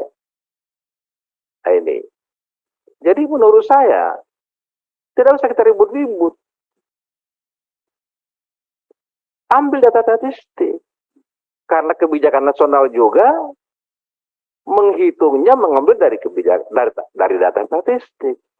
Berapa pertumbuhan ekonomi kita? Walaupun Kementerian Keuangan mengatakan 5%, kalau statistik mengatakan hanya 2%, 2% itu yang menjadi kebijakan nasional. Iya. Berapa tingkat pengangguran? Walaupun Pak Presiden mengatakan itu tingkat pengangguran 5%, tapi statistik mengatakan 8%, ya 8%. Tak bisa. Karena memang dia punya perangkat, dia punya metodologi. Terus kamu bantah apa perang kamu, apa metodologimu, apa data bandingmu.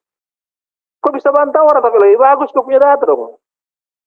Kok bisa katakan lebih bagus kau punya produk tapi apa namanya, produk tidak bagus, tapi lebih bagus produkku.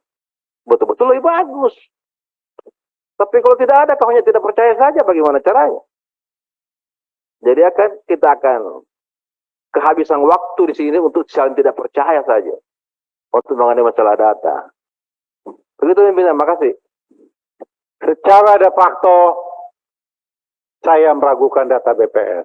Secara juga, dialah yang mempunyai data yang melalui undang-undang. Ini saya tegaskan di sini. Contoh waktu bulan Desember, Pak Soedi Duga kan ikut rapat. Tidak akan terjadi inflasi kalau kenaikan harga yang sekian. Nyatanya hari ini inflasi. Apa komoditasnya? Ya beras. Yang awalnya cuma 84 sampai 85, kemudian hari ini hampir 10.500. Pertanyakan nama BPS, Anda datanya dari mana? Tetap dari dinas. Apakah data dari dinas semua akurat? Saya tidak bicara di dinas itu nggak bagus, enggak. Iya kan? Contoh aja lah RDKK. Penyuluh suruh kolek RDKK. Kira-kira pendapat PSP gimana?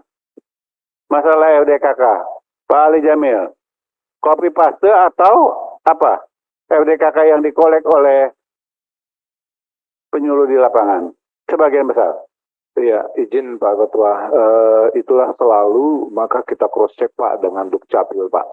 Jadi kita, di simultan kita itu terus terang sebenarnya, simultan itu memang ada juga yang diupdate beberapa tahun. Sehingga pada saat kita cross check Pak dengan Dukcapil, ya akan ketahuan memang yang mana nanti akan benar Pak Ketua. Terima kasih Pak Ketua.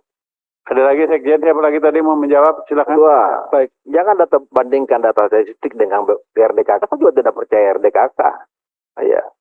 Tapi enggak, ini contohnya.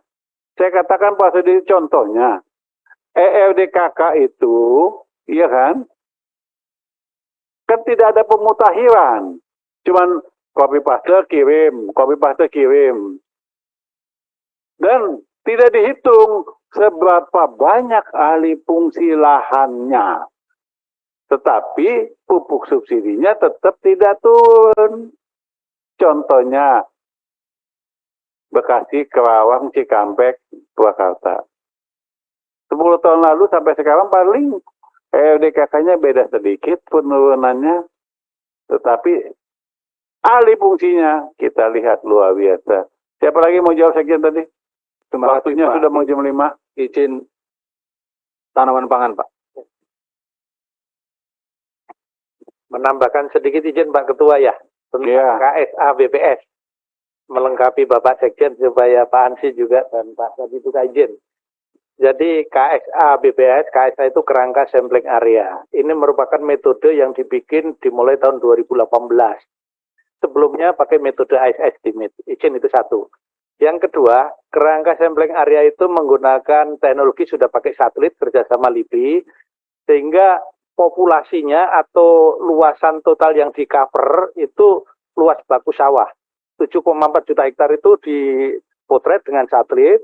Kemudian untuk melihat ground check detail satu persatu, baik luas panen, fase tanaman vegetatif, generatif, masih berah, bahkan termasuk yang potensi gagal panen, begitu, itu terpantau oleh satelit itu ada samplingnya, kerangka sampling area, samplingnya itu di 220-an titik, di 220.000 titik, itu dari 7,4 juta hektar itu Bapak. Nah, titik itu setiap bulan diamati oleh petugas. Petugasnya itu bukan petugas dinas pertanian, bukan petugas lapangan dinas, bukan kami, dia independen dengan menugaskan. Di BPS itu ada BPS provinsi, ada BPS kabupaten, di kecamatan ada juga namanya petugasnya KSA, Kantor Statistik Kecamatan. Nah itulah yang bertugas mengamati bulanan di 220.000 titik, perkembangannya tiap bulan, sehingga bisa ketemu di titik-titik itu yang diamati adalah berapa luas tanaman fase vegetatif, generatif, luas tanam yang panen, kemudian yang fase bentar supaya lebih detail ya, yang berah, bro gitu. Kemudian ada juga yang masih persiapan lahan atau PR. Kemudian lainnya itu adalah lahan di luas baku di luar 7,4 yang ditanami di luar padi. Nah, di luar padi juga keamatan namanya lain-lain. Nah, setiap bulan diamati, misalnya untuk sekarang sekarang ini bulan Maret gitu ya. Jadi yang angka sudah final adalah Januari, Februari, Bapak, dan sebelumnya. Kalau bulan April bulan Maret baru selesai data, nanti akan keluar tanggal 20. Sehingga disebut angka yang sudah realisasi terakhir itu Januari, Februari, itu angka tetap. Nah, untuk angka prediksi atau perkiraan Bapak tadi, Pak Ketua izin, itu Maret, April sampai Mei, itu namanya angka perkiraan berdasarkan potensi. Potensi itu apa? Kalau diamati bulan ngecek lapangan selama bulan Februari misalnya, itu udah angka tetap. Di bulan Februari itu berarti angka tetap untuk bulan Februari, angka pantauan sampai selesai akhir bulan Februari, tetapi bisa memprediksi angka bulan Maret itu dari lihat yang sudah kuning-kuning atau generatif. Luasan yang kuning, padi itu generatif, itu untuk memprediksi panen Maret.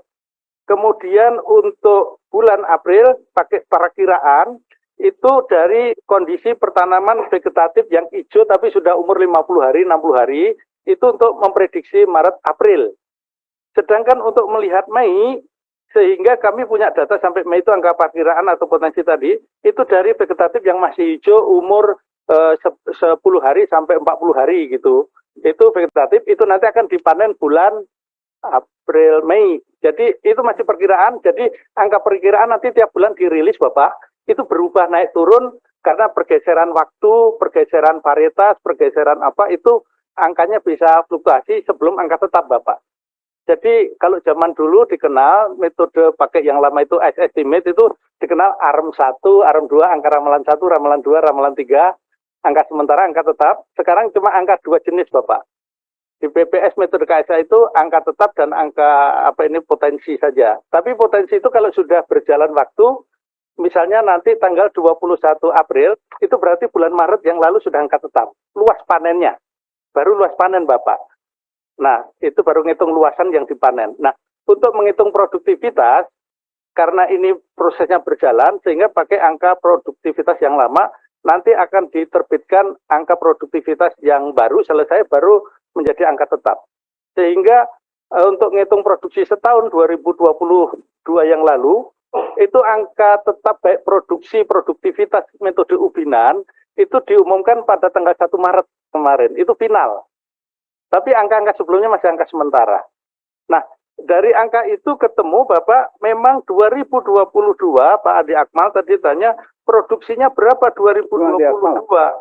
Angkanya BPS, luas panennya 10,45 juta hektar, keluar berasnya 31,54. Itu yang angka terakhir itu. Dan setiap tahun juga begitu di data, misalnya tahun 2021, itu 31, untuk berasnya 31,36 dan seterusnya Bapak Ketua. Jadi izin, nah bagaimana pengertian kok surplus terus setiap tahun? Betul, surplus itu rumus KSA BPS ini dengan perhitungan berapa diproduksi setahun, berapa dikurangi konsumsi setahun, ketemunya selisihnya surplus.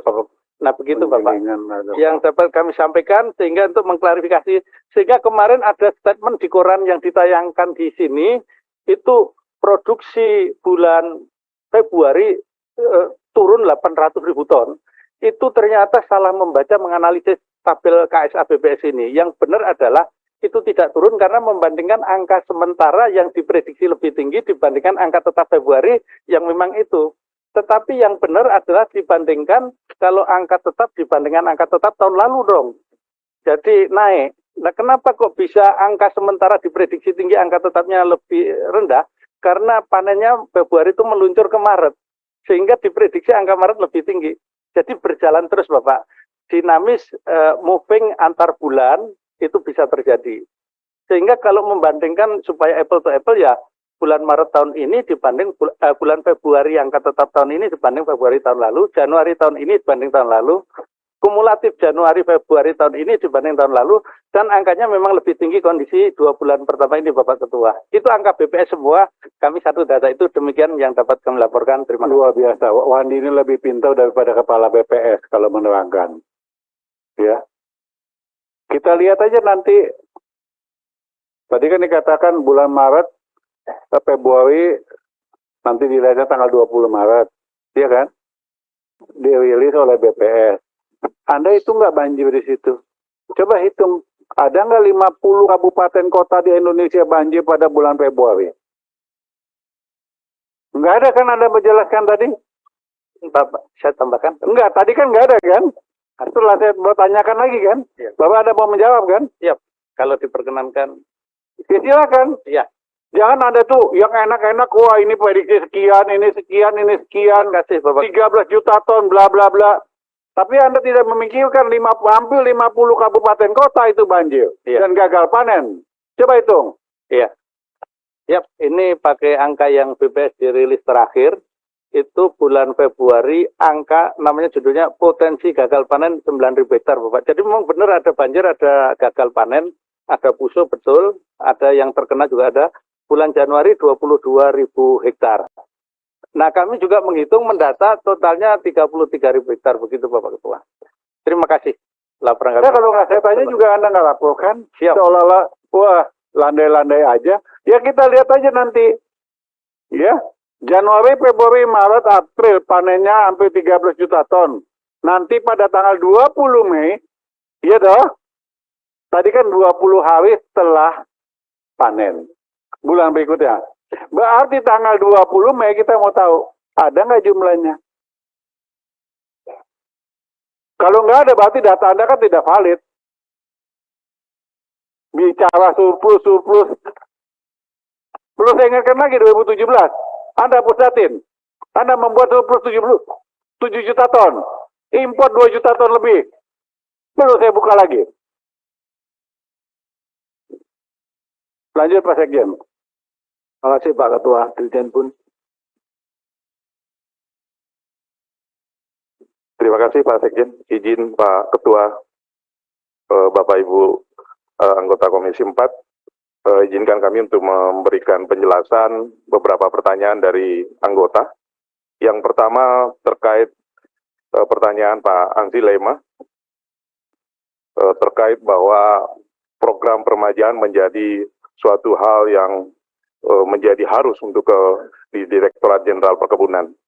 Hasil kajian yang dilakukan oleh teman-teman di Direktorat Jenderal Perkebunan, dari seluruh lahan perkebunan kita, 20-30% hari ini itu adalah tanaman rusak Pak, dan tidak produktif, yang harus segera dilakukan permajaan. Dari 29 juta lahan kita, ada sekitar 1,8 juta yang harus hari ini Pak, harus kita remajakan. Setelah kita narik, kita coba lihat contohnya di kelapa dalam lah. Itu sekitar 400.000 hari ini harus segera diremajakan. Berapa kebutuhan benihnya? Itu hitungan kita sekitar 40 juta batang. Kalau kita konversikan ke angka rupiah itu 3 triliun. Hari ini anggaran yang dikelola oleh Direktorat Jenderal Perkebunan itu adalah 1,1 triliun. Kalau dari 1,8 juta tadi yang kita hitung rusak, itu kebutuhan anggarannya 16,2 triliun.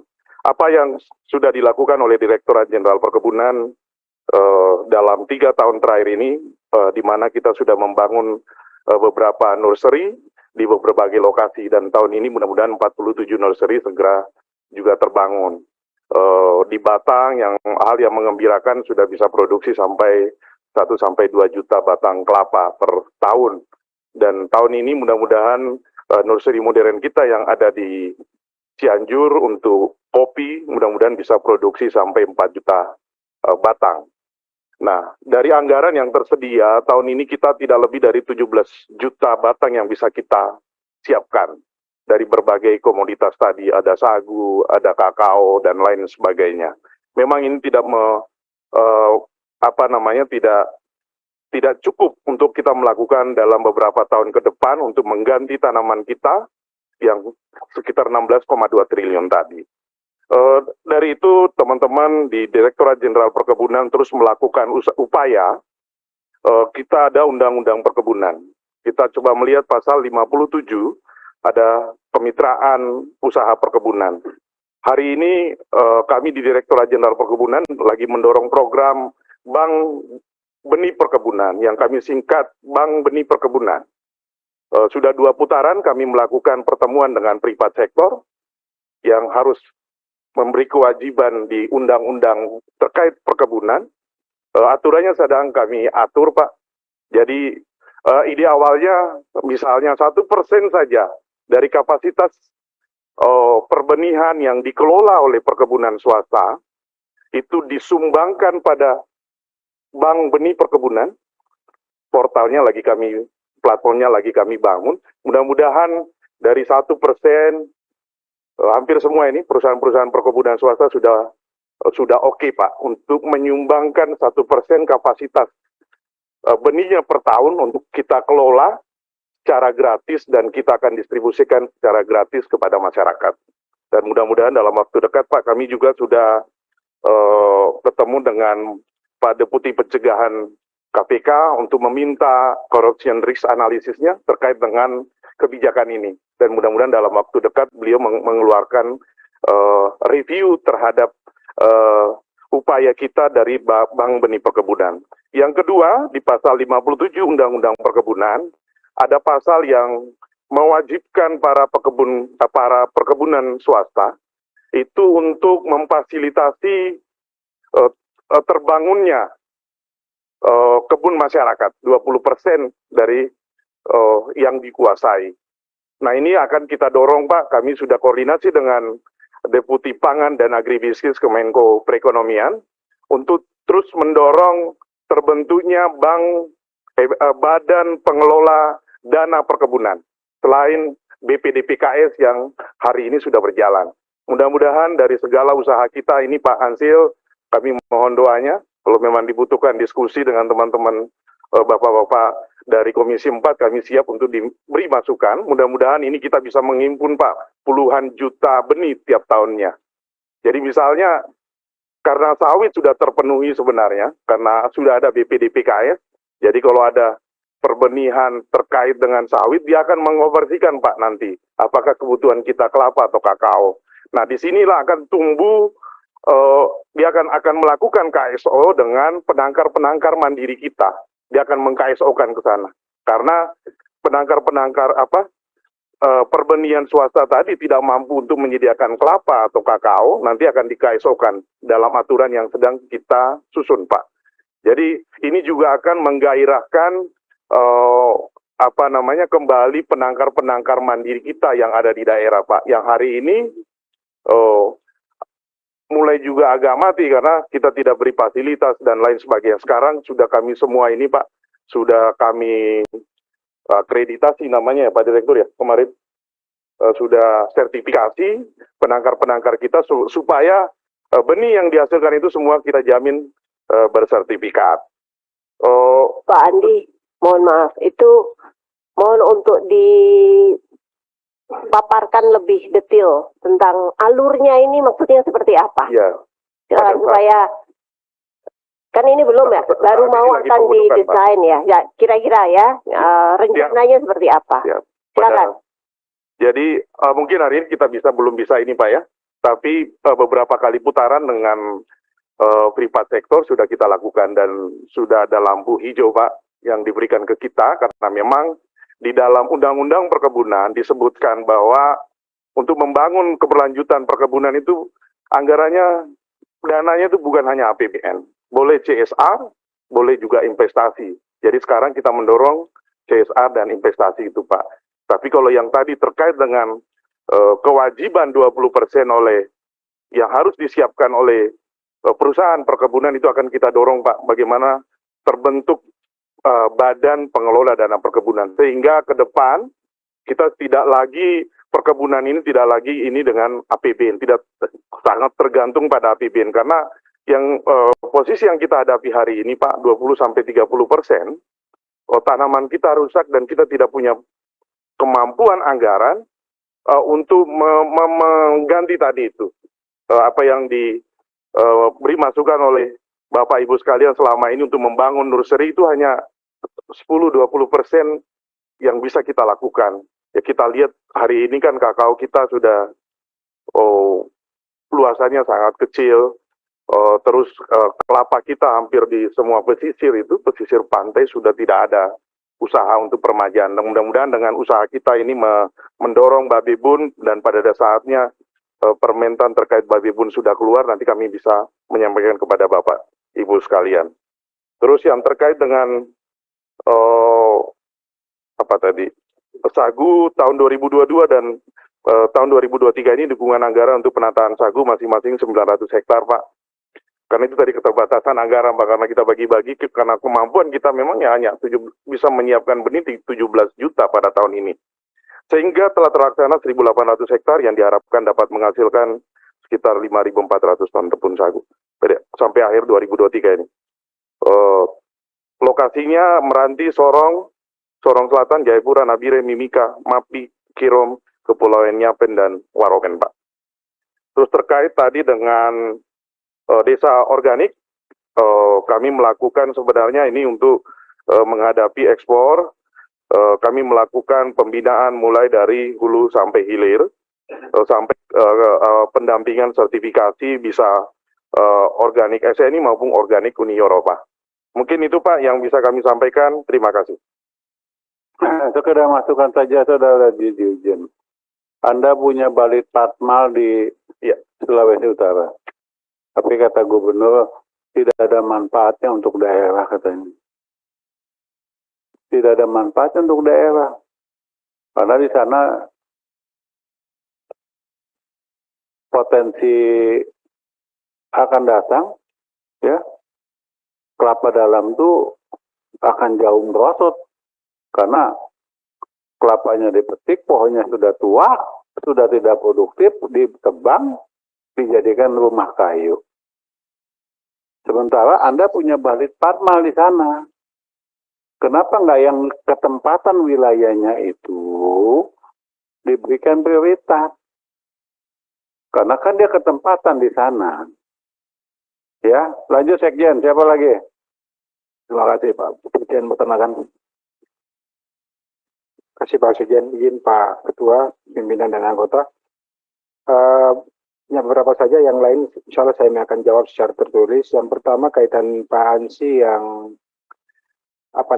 apresiasi buat NTT, saya kira bisa Pak. Nanti karena kebetulan di tempat kami untuk sarana prasarana tetap juga kami akan minta ke TSP untuk diadakan kayak pengolahan pakan segala seperti itu. Dan untuk rabies itu di NTT juga sudah tidak anggarkan Pak Ansi kurang lebih 525 juta atau senilai atau 15.000 dosis Pak.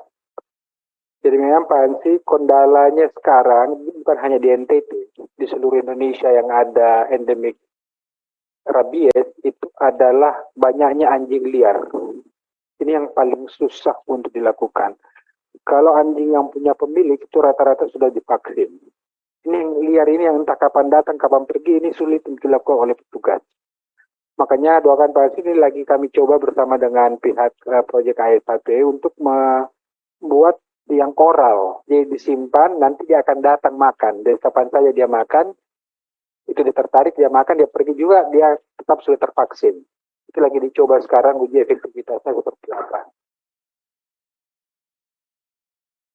Dan dari situ pasti salah kalau memang masih ada kekurangan lagi jumlah 15.000 dosis, tinggal mungkin didorong petugas untuk bisa melakukan percepatan vaksinasinya Pak.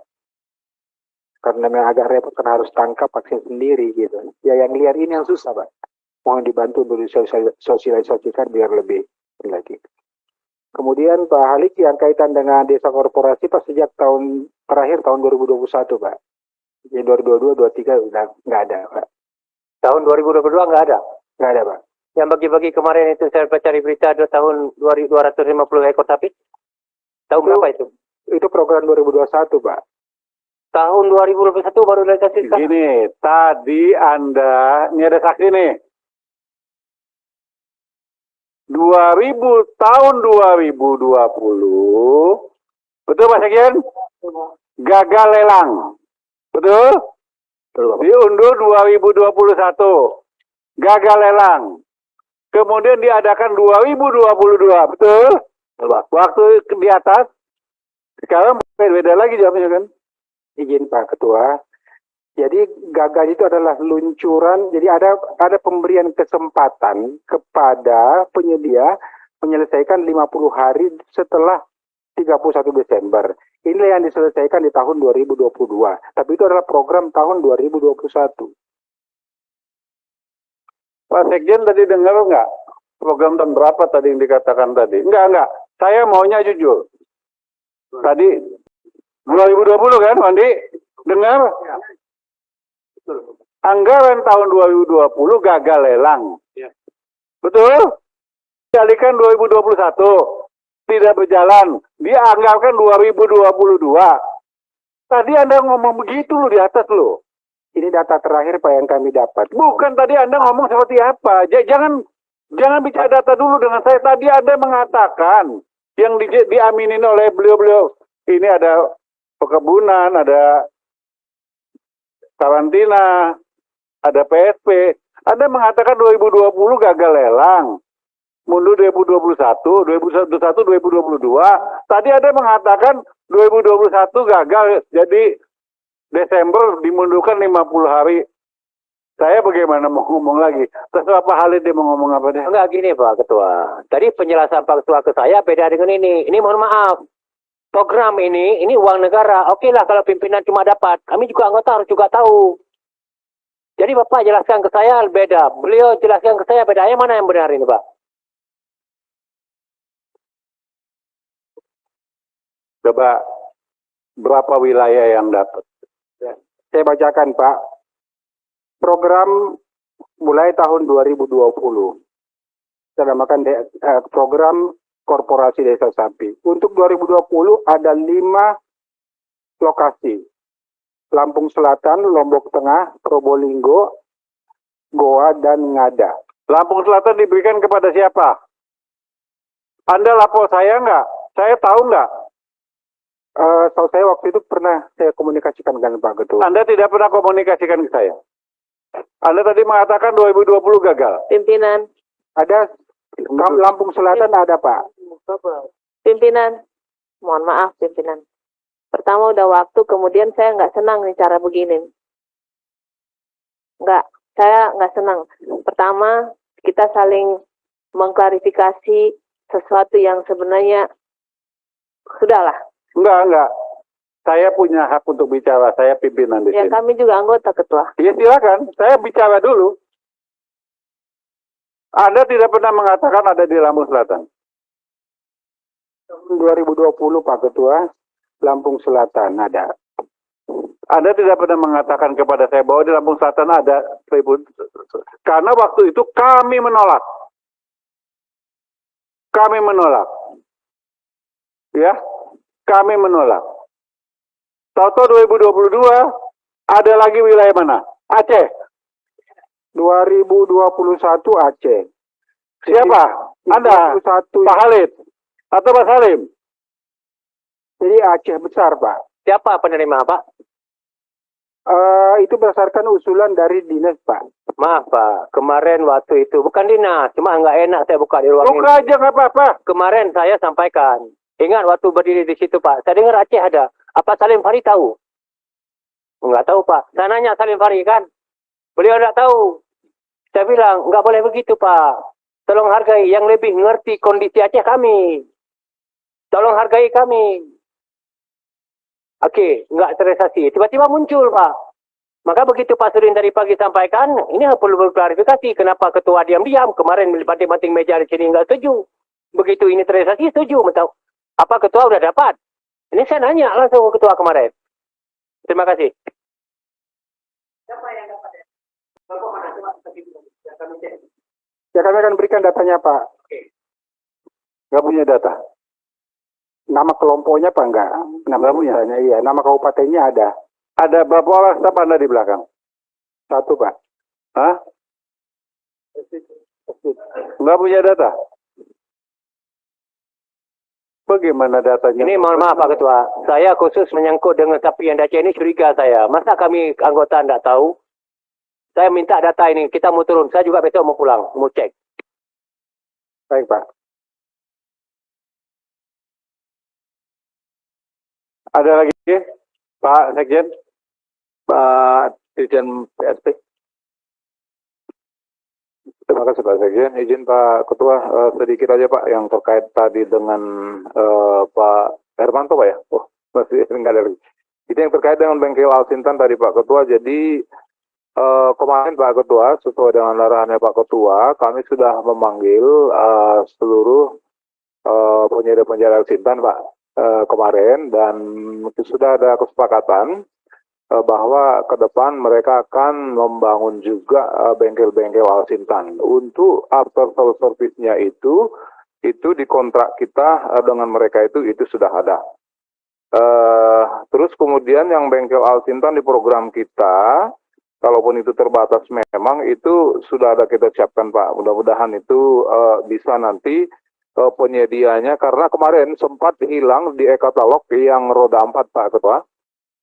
Sehingga ada yang muncul roda 3. Saya sampaikan ke direktur bahwa kalau roda 3 ini terbatas kalau dia letaknya misalnya nanti di provinsi. Jadi coba monitor yang dulu itu ada keluar di katalog roda 4, itu keluar lagi, mudah-mudahan bisa mereka siapkan barangnya sesuai dengan yang akan kita minta Pak Ketua. Jadi ini bengkel Alsintan tetap ada. Terus kemudian yang tadi ada Pak Halid, Pak izin Pak, yang terkait dengan asuransi OTP ya Pak ya, OTP dan OTSK, utamanya OTP itu tetap ada, namun jumlahnya berkurang karena menurut data kami 2 tahun ini, dan kami bolak-balik mohon maaf ini Pak Ketua, memang ini kan preminya 20% itu kan dari petani Pak, 80% kita bayarkan dari Kementan. Nah itu dari petani itu sangat sulit membayar 20%-nya itu Pak, 36.000 itu.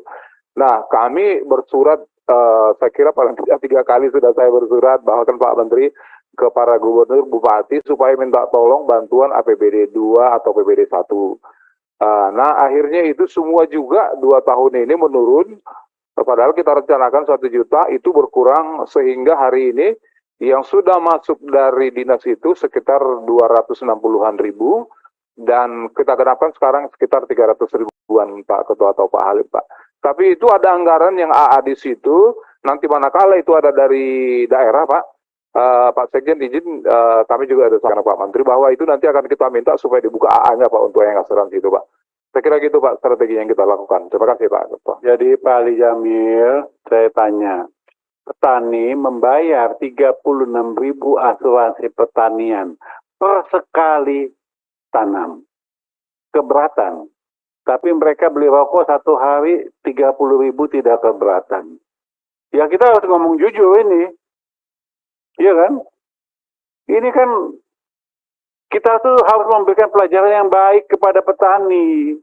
Pemerintah sudah baik, Kementerian Pertanian sudah baik memberikan subsidi yang demikian besar.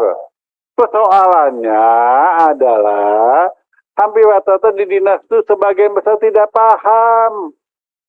Coba nanti Pak Ali Jamil kalau ke Lampung tanya, ajak petani, kalau kamu bayar asuransi pertanian kemana? Jawabannya nggak tahu. Petugasnya di sebagian besar di dinas juga kagak tahu. Bukan mereka tidak mau bayar, enggak. 36.000 itu kalau dibagi, ya, cuman berapa sih satu, dibagi 100 hari deh dari 36.000. Iya kan? Ini kan nilai yang tidak seberapa. Itu loh. Kemudian tadi masalah bengkel Alsintan, saya ingatkan kembali. Setiap penyedia harus punya perwakilan untuk after sales service. Jangan semua dibebankan APBN dong. Udah APBN-nya kecil dibebankan sebuah mobil keliling-keliling, mereka sementara mereka untung seenak-enaknya. Ya, Pak Ketua. Ada lagi sekian? Iya Pak. Terima kasih. Cukup.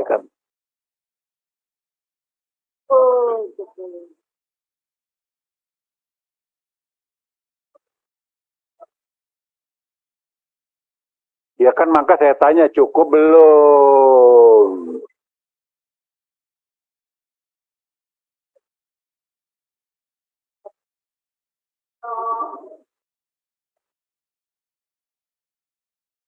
Ya, dari diskusi, masukan, catatan, lain-lain, ya.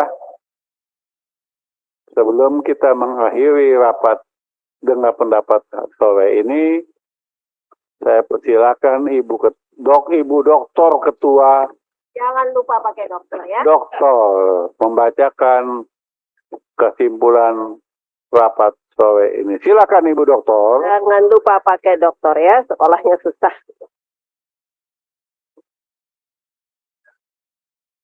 Terima kasih Kakak. Baik Bapak Ibu, setelah rapat dengan begitu hebatnya, tapi yang jelas Bapak-Bapak Dirjen, Pak Sekjen, namanya juga mitra. Kalau ngomong saya begini, tadi yang kenceng-kenceng sudah, jadi saya ngomongnya pelan-pelan saja. Itu ya paling Ibu yang harus. Sekarang mengelak. Jadi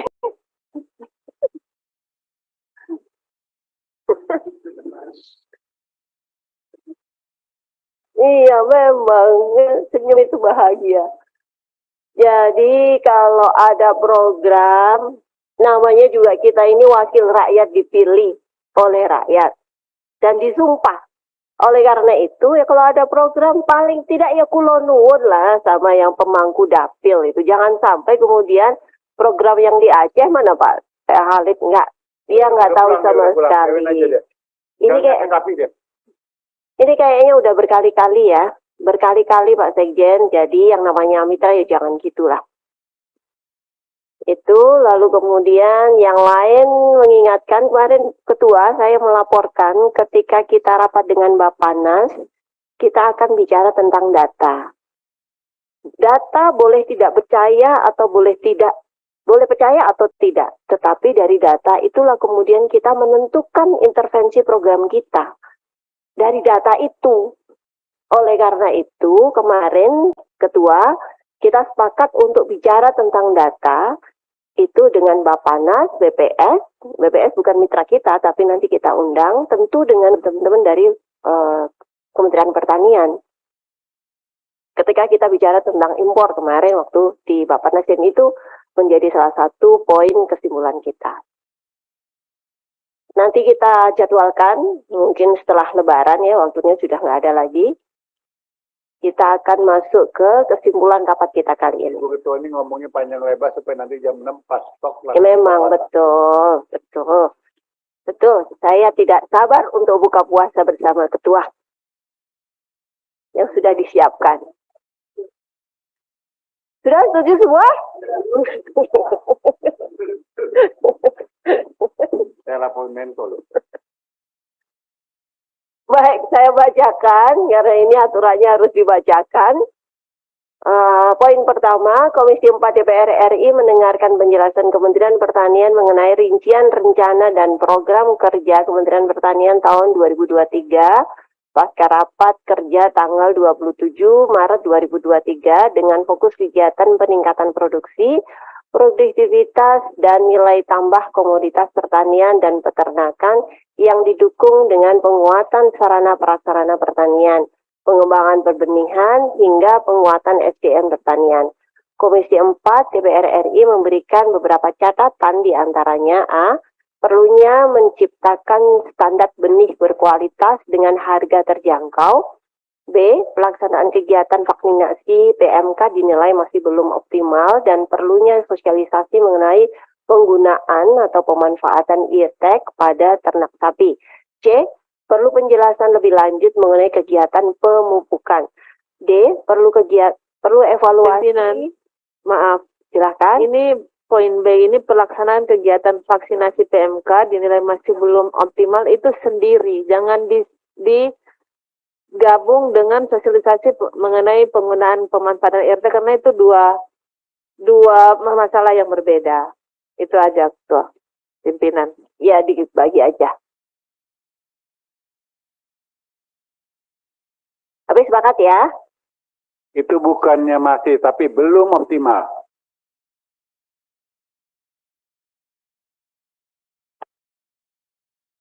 Oke, perlu evaluasi kegiatan upaya perlindungan tanaman pangan dari hama penyakit maupun organisme pengganggu tanaman.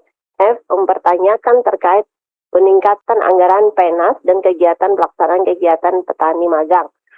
G. Kementerian Pertanian harus menyusun program kerja dalam rangka melakukan regenerasi kebun milik rakyat serta penyiapan kebun-kebun sumber bibit. Para anggota? Izin. Ya, silakan. Ke atas dulu karena peternakan masuk dalam pertanian menurut saya dan peternakan itu tidak perlu lagi. Nilai tambah komoditas pertanian juga saja. Oh, peternakannya dihapus. Ya, dan peternakannya. Ya. Ya, setuju. Setuju.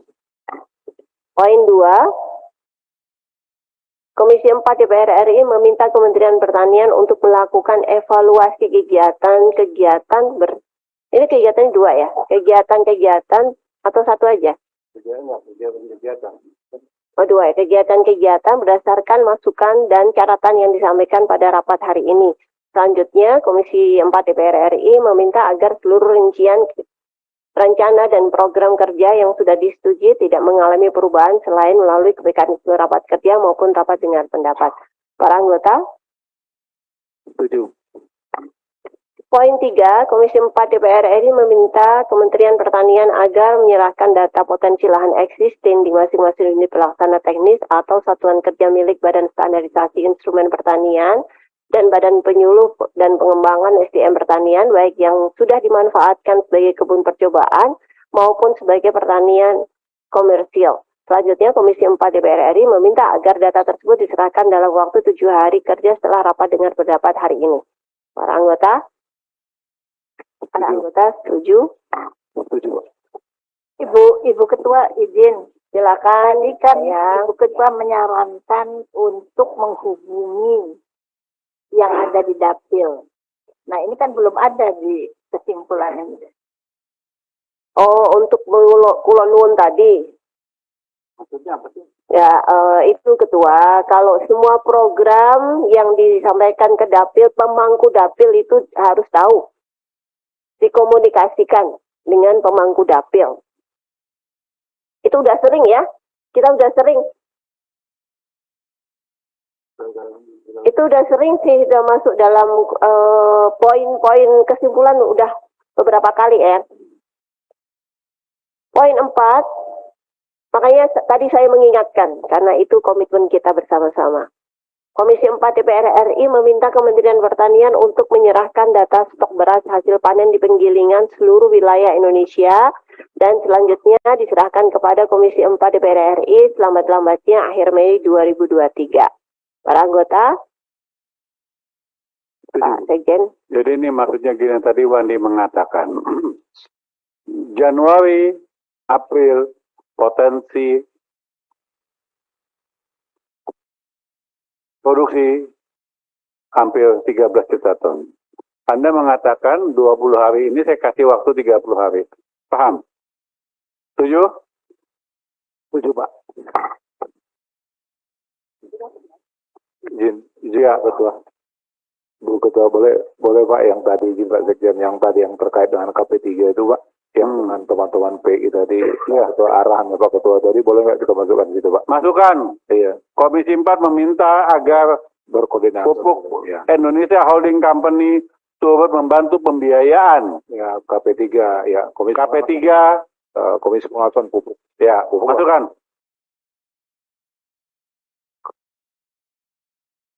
Menyalahi aturan nggak?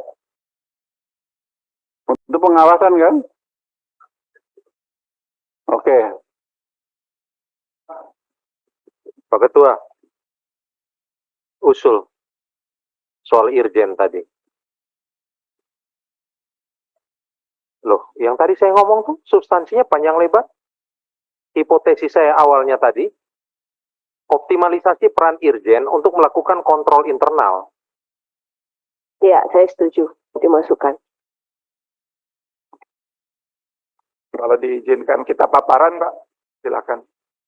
Mungkin atau saya sudah membukukan, Pak. Kalau nanti saya akan serahkan kepada pimpinan, nanti sebagai catatan untuk pendalaman lebih lanjut. Di draft kesimpulan, ya, oke.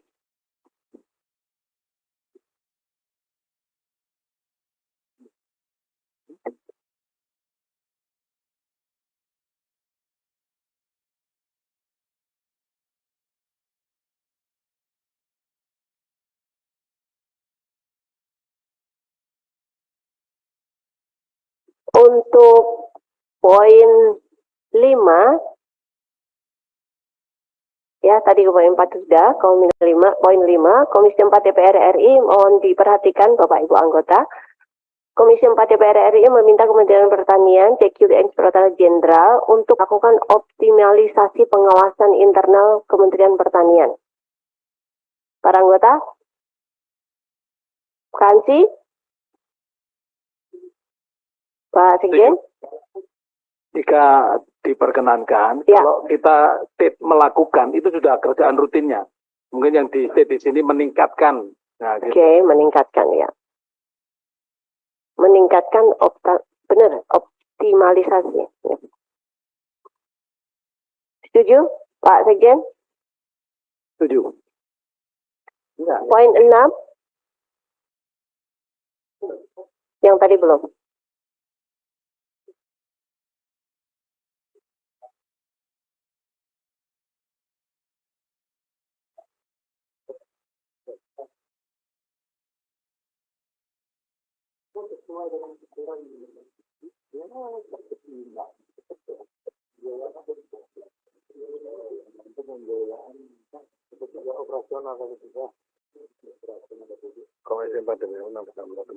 Untuk mengkoordinasikan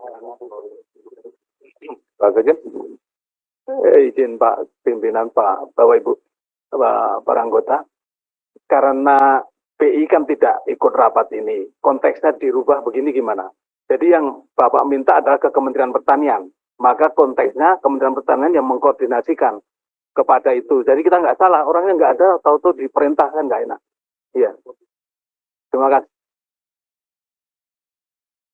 Kementerian Pertanian. Ketua usul pembiayaannya tuh pembiayaan apa harus jelas itu.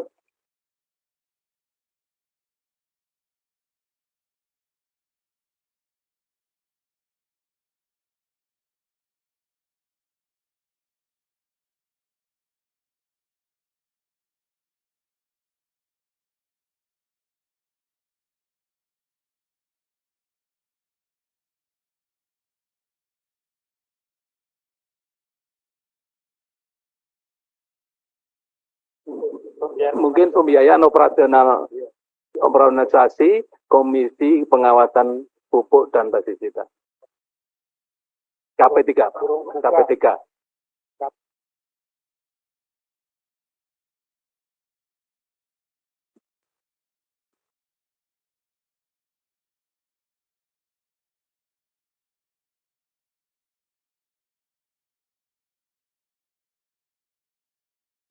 Baik, poin 6, Komisi 4 DPR RI meminta Kementerian Pertanian untuk berkoordinasi dengan PT Pupuk Indonesia terkait pembiayaan operasionalisasi Komisi Pengawasan Pupuk dan Pestisida, KP3.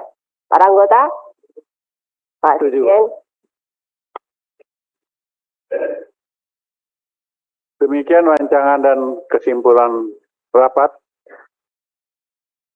Dan kita bersama-sama menyetujui kesimpulan rapat pendapat hari ini. Sebelum kami menutup rapat dan pendapat hari ini, kami persilakan Saudara Sekjen untuk menyampaikan kata penutup. Singkat, jelas. Terima kasih Pak Ketua. Pertama kami sampaikan terima kasih atas arahan, masukan, bimbingan kepada kami semua untuk memperbaiki perencanaan dan implementasi program. Yang kedua, kami mohon maaf apabila dalam diskusi, dalam menyampaikan pandangan ada yang tidak berkenan. Terima kasih. Assalamualaikum warahmatullahi wabarakatuh. Sebelum saya menutup rapat hari ini, tadi dikatakan Lampung Selatan mendapat bantuan 1.000 sapi. Saya minta Anda besok menyerahkan data. data detail. Siapa yang mengusulkan, siapa yang menerima, nama kelompok, nama seluruh anggota, nama dusun, desa, dan kecamatan. Akan saya usut. Karena hal itu pun pernah terjadi di tempatnya Pak Ali Jamil. Dibangun 3 embung. Dibilang Komisi 4. Nyatanya saya tidak tahu. Betul Pak Ali Jamil? Saya tidak tahu sama sekali ada 3 usulan dan sudah dibuat. Bawa-bawa nama saya. Maka saya minta paling lambat besok datanya detail ada di meja saya. Ya, Anda minta sendiri dong. Oh gitu. Ah ya. Jadi Lampung dan Aceh besok datanya sudah harus ada di Setcom diserahkan.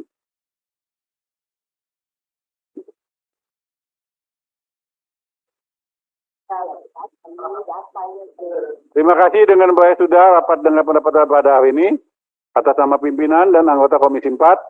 Mohon maaf apabila selama kami memimpin rapat ini ada kekurangan, kehilapan, dengan mengucapkan Alhamdulillah Rabbil Alamin, rapat ini kami tutup. Wassalamualaikum warahmatullahi wabarakatuh. Tujuan dari dibentuknya Bapanas itu apa, itu tidak bisa menjawab. Mungkin kita yang salah membaca undang-undangnya, atau dia yang memang nggak tahu bagaimana cara membaca undang-undang itu. Karena cita-citanya hanya bertahan saja, tidak berdaulat, tidak mandiri. Jauh seperti apa yang kita harapkan, jauh seperti apa yang sudah selama ini kita diskusikan, sangat jauh sekali. Oleh karena itu kan Bapanas dengan Kementerian Pertanian kan seharusnya sangat dekat sekali. Ini sama-sama pemerintah ya, untuk sama-sama pemerintah kenapa tidak ada koordinasi? Cita-citanya kok berbeda begitu loh. Itu saja, nanti Pak Irjen tolong diberikan ke gambaran kepada kami apa yang sudah dilakukan. Selanjutnya Pak Teh Halid, silakan. Assalamualaikum warahmatullahi wabarakatuh. Bu Pimpinan, teman-teman anggota Komisi 4 yang saya banggakan,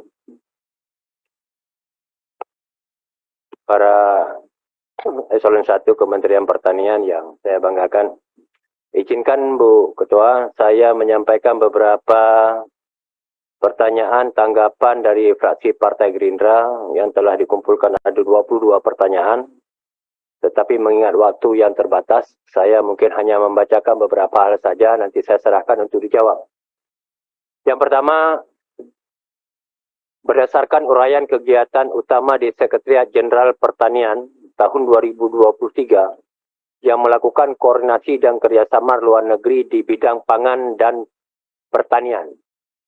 Maka lama ini Pak Sekjen, kami fraksi Partai Gerindra ingin mendengar penjelasan terhadap kegiatan kerjasama tersebut. Karena kita tidak ingin terulang seperti pengalaman kemarin, di saat kita mendapatkan sertifikat penghargaan surplus beras, seminggu kemudian kita malah impor beras. Apakah kerjasama seperti itu yang diinginkan di sini? Kami perlu penjelasan. Yang kedua, juga masih di Sekretariat Jenderal Pertanian terhadap pengembangan sistem pengelolaan data. Ini ada kegiatannya pengelolaan data dan pengembangan sistem informasi pertanian. Kami ingin mendengar penjelasannya karena kan hampir tiap rapat kita bermasalah dengan data. Tetapi kegiatannya ada anggaran tentang pengelolaan data. Kami ingin mendengar anggarannya ada, tetapi datanya tidak pernah sinkron gitu. Kemudian menyangkut dengan Pak Irjen, tadi beberapa teman telah Pak Ansi, Bu Ketua telah sampaikan. Saya sebenarnya ingin menyampaikan, kami fraksi Gerindra juga telah ingin menyampaikan hal yang sama. Saya tidak melanjutkan lagi, tapi ini mohon maaf Pak Irjen. Sebenarnya banyak hal sebelum sampai ke kita ini Pak Irjen dulu sebenarnya. Tetapi ini mohon untuk ke depan agar lebih optimal lah. Kemudian Pak Sekjen beserta teman-teman dari kementerian, kita mungkin berulang kali telah menyampaikan terhadap isu terkini tentang sempitnya lahan pertanian akibat beralih fungsi ke lahan pemukiman. Ini apa langkah-langkah apa? Kami juga ingin mendengar langkah-langkah apa saja yang ingin dilakukan, yang akan dilakukan dan sedang dilakukan oleh Kementerian Pertanian terhadap akibat beralihnya lahan pertanian menjadi lahan pemukiman. Kemudian Pak Horti, Pak Dirjen Horti, saya melihat bahwa ada kegiatan program model farm, model smart farming, itu 20 paket. Kami fraksi Gerindra ingin meminta penjelasan di mana saja rencana pelaksanaan itu. Dan apa dampak efeknya? Karena anggarannya itu sampai 8 miliar per paket.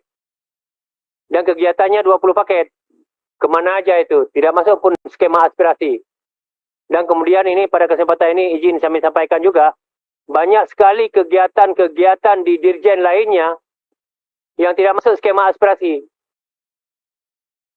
Kami juga harus mendapat perhatian kita semua, penjelasan kepada kami terhadap kegiatan tersebut.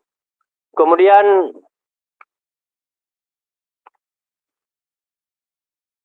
menyangkut dengan asuransi. Kami fraksi Gerindra menyayangkan asuransi pertanian masih terblokir dalam AA automatic adjustment. Semoga Pak Dirjen ini lebih diutamakan lah karena ini asuransi. Oke. Kemudian yang terakhir menyangkut dengan penyuluh Pak. Saya ini belum mendapat jaminan peningkatan kesejahteraannya. Ini mohon perhatian lah. Kita sudah berulang kali kita sampaikan tentang nasib penyuluh di sini. Kita selalu membanggakan mereka. Udahlah, kita sudah cukup berretorika, berkamuflase, mengatakan sayang dan iba kalau kita tidak dukung dengan anggaran kesejahteraannya. Ini mohon perhatian kita semua. Kemudian terima kasih Pak Dirjen Bun terhadap langkah cepat kemarin terhadap dikirimnya timnya ke Aceh Selatan. Sebenarnya Aceh Selatan itu dapilnya sahabat saya Pak Salim Fahri. Kebetulan saya lewat ke sana. Aceh Selatan itu memang dari Belanda. Masa Belanda itu daerah sentralnya Pala, Pak. Tapi kemarin memang diserah hama yang luar biasa. Sudah 5 tahun, 10 tahun sudah. Ini mungkin Pak, kalau bisa di sana harus ada UPT Pala, Pak. Karena memang dari zaman Belanda, andalan pala terbaik di Aceh ada di Aceh Selatan. Jadi jangan kasarnya begini. Waktu masa Belanda, masyarakat Pala di Aceh Selatan sejahtera. Jangan di saat merdeka, masyarakat Aceh Selatan, masyarakat Pala Aceh Selatan menderita. Ya. Jadi jangan nanti masyarakat menilai lebih enak zaman Belanda dengan zaman merdeka. Ini mohon perhatian kita semua. Hanya ini yang dapat saya sampaikan. Terima kasih. Assalamualaikum warahmatullahi wabarakatuh. Oh sedikit Pak. Tadi pagi kita mendapat informasi terhadap sapi 1000 desa. Saya pernah menanyakan kepada Pak Dirjen dulu, katanya tidak jadi dilaksanakan. Tapi tiba-tiba ada muncul. Ya, saya ingin mendapat penjelasan terhadap sapi 1000 desa itu. Desa 1000 sapi. Karena begini, terbalik-balik terus. Oh iya. Awalnya tidak ada, kemudian muncul. Memang kita harus terbalik-balik juga. Sekali lagi, sapi 1000 desa. Balik. Iya, harusnya balik. Terima kasih, kami perlu mendapat penjelasan. Baik, nanti Pak Dirjen ya dijelaskan. Desa 1000 sapi, bukan sapi 1000 desa. Kebalik, gimana desanya 1000? Bayangin aja. Silakan Pak Zuhari Duka. Terima kasih. Assalamualaikum warahmatullahi wabarakatuh. Dan selamat sore. Salam sejahtera untuk kita semua. Om Swastiastu, Namo Buddhaya. Yang saya hormati pimpinan, Pak Sekjen, teman-teman sekalian, serta hadirin yang berbahagia. 3 hal yang ingin saya sampaikan. Yang pertama, kata Kepala Badan Pangan bahwa untuk menetapkan harga HPP gabah dan beras itu berdasarkan dengan persetujuan Kementerian Pertanian. Dirjen Tanaman Pangan. Ya. Kalau betul itu, berarti sama bodohnya Bapak dengan Bapak Nas ini.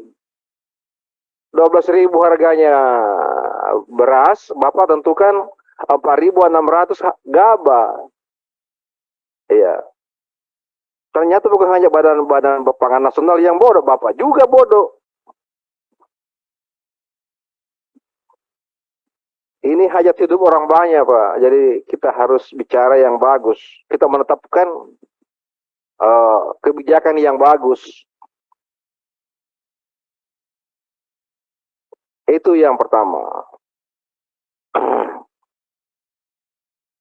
Yang kedua, ya malas kita ini, sudah berapa kali kita bicara automatic adjustment terus. Kapan selesai ini automatic adjustment? Automatic adjustment terus. Dan kita sepakati automatic adjustment ini tidak mengganggu program yang langsung kebutuhan masyarakat. Itu kan kesepakatan kita. Tapi ini dibohongi lagi pimpinan. Bohong lagi kita ini. Justru yang sangat penting dikurangi. Yang tidak penting ditambahi. Nah, ini jagung. Kemarin kan 1.500 Pak Wandi. Sekarang 900. Bagaimana caranya ini? Ada yang naik 300%. Pengadaan apa nih? Penyediaan pengendalian hama naik 300%. Yang kemarin tidak ada. Kedelai naik 2 kali lipat. Jagung dikasih turun. Sedangkan ini jagung ini adalah sangat penting, Pak. Targetnya tetap 23 juta. Tapi anggarannya diturunkan. Saya minta ini pimpinan dinaikkan kembali sama dengan tahun lalu. Kalau tidak, saya keluar dari ruang ini. Buat apa kita rapat-rapat terus? Iya, puasa tapi kalau begini terus caranya tidak benar. Iya, itu yang kedua. Dipercepat saja supaya puasa cepat kita buka ini. Yang ketiga, data kita persoalkan. Iya, statistik lah. Statistik itu dijamin undang-undang. Di sana itu ahli-ahli, profesor. Itu. Tidak mampu kita mau melawan data statistik. Apalagi apa keahlianmu ingin melawan data statistik. Ini.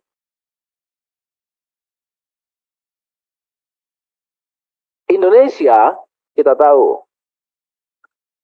18 juta, 180 juta wajib pilih.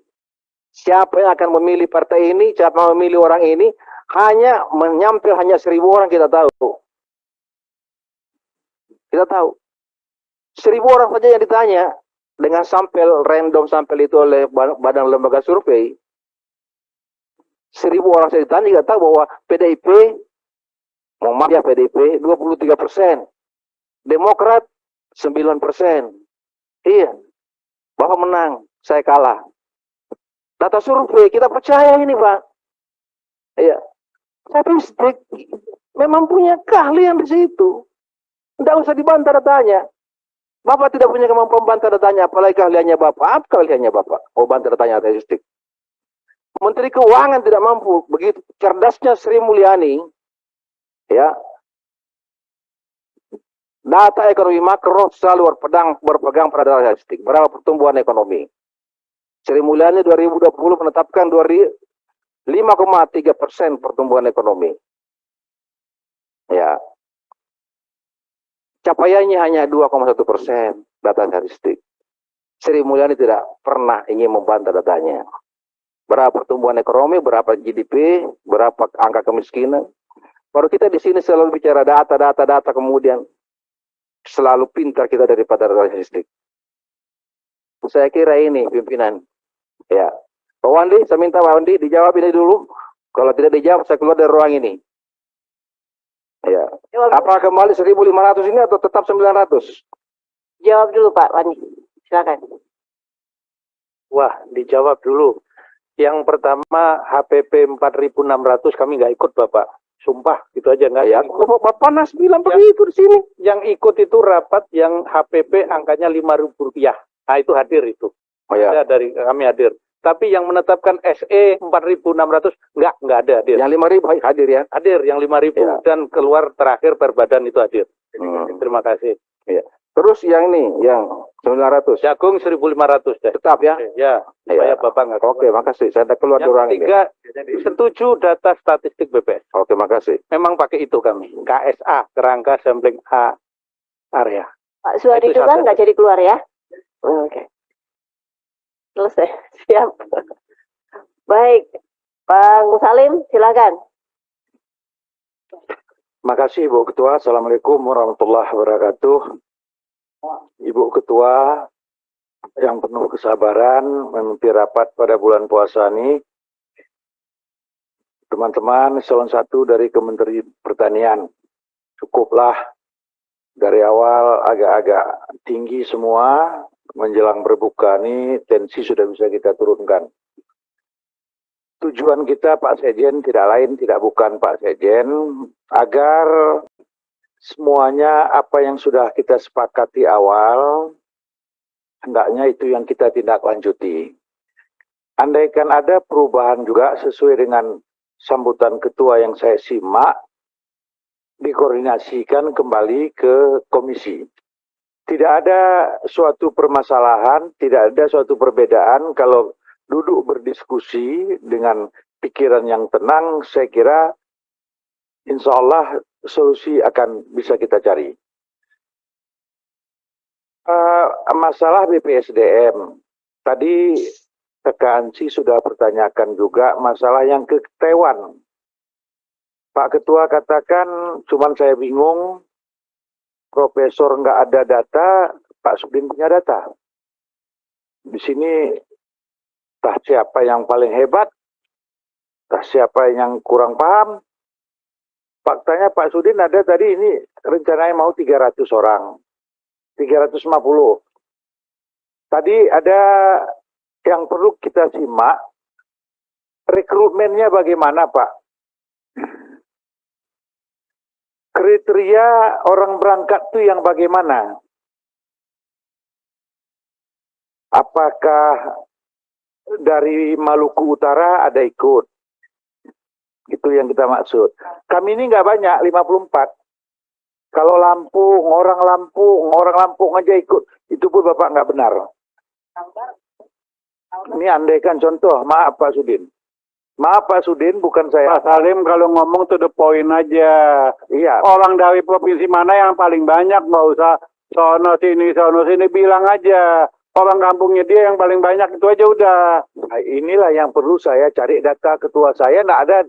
Mengumpulkan data seperti ketua, akurat, otentik semua. Kalau saya memang nggak ada. Cuman, pamannya kalau dari Aceh berapa? Dari NTT berapa? Aceh kalau ada 2, tolong koordinasikan Pak Khalid dan saya. Kan itu yang perlu.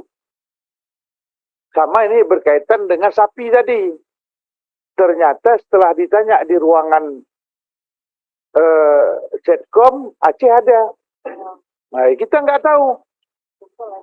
Sumsel ada, Jawa Timur ada. Jawa Timur mungkin yang punya ibu pimpinan. Nah, itu umpama boleh. Cuman saya kan menyampaikan nggak tegang. Cuman ingatlah, kayak TP, berapa kali buat CPCL sampai hari ini nggak ada realisasi. Maksud saya nggak usah saya omongkan di sini. Kalau soal, ya ada bantuan jagung, buat CPCL-nya apa, sampai sekarang nggak ada. Bantuan bibit padi nggak ada. Apakah selalu Pak Wandi kita mesti berontak dulu? Ini yang orang berontak pun nggak dapat. Kan makanya saya tuh lebih mau diam Pak Wandi. Cuman apa yang Bapak lakukan, apa yang Bapak perbuat, saya juga tidak pun seperti Pak Sudin, 1/10 Pak Sudin saya paham. Ada lagi hal-hal yang lain. Saya kira Pak Ketua, karena waktu juga sudah April Pak Ketua. Ya mau lebaran udah pastilah lebaran semua.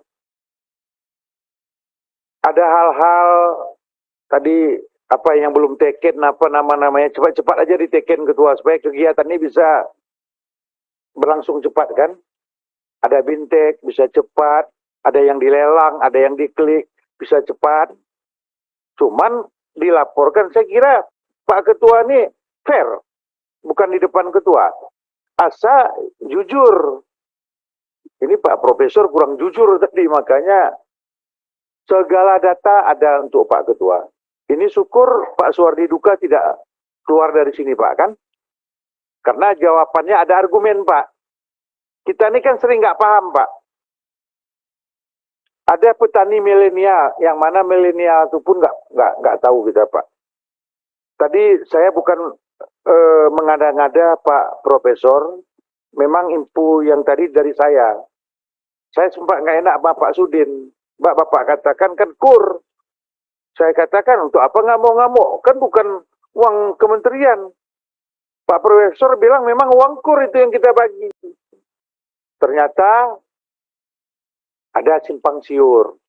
Saya kira Bu, ya kita ini nggak usah apalah. Nggak usah lagi tegang-tegang kali Bu.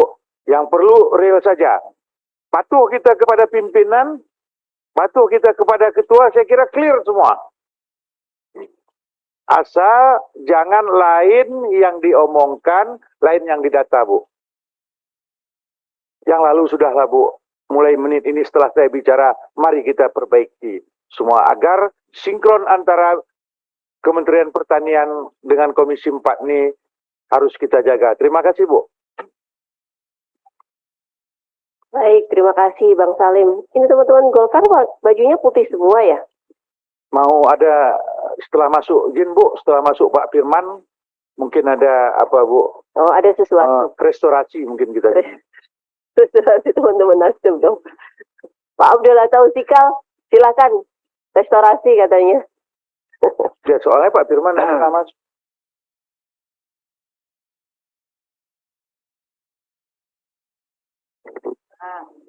Yang saya hormati Bapak Ketua, pimpinan, rekan-rekan, anggota Komisi 4, yang saya hormati Pak Sekjen, Eselon 1 di lingkungan Kementerian Pertanian beserta jajarannya.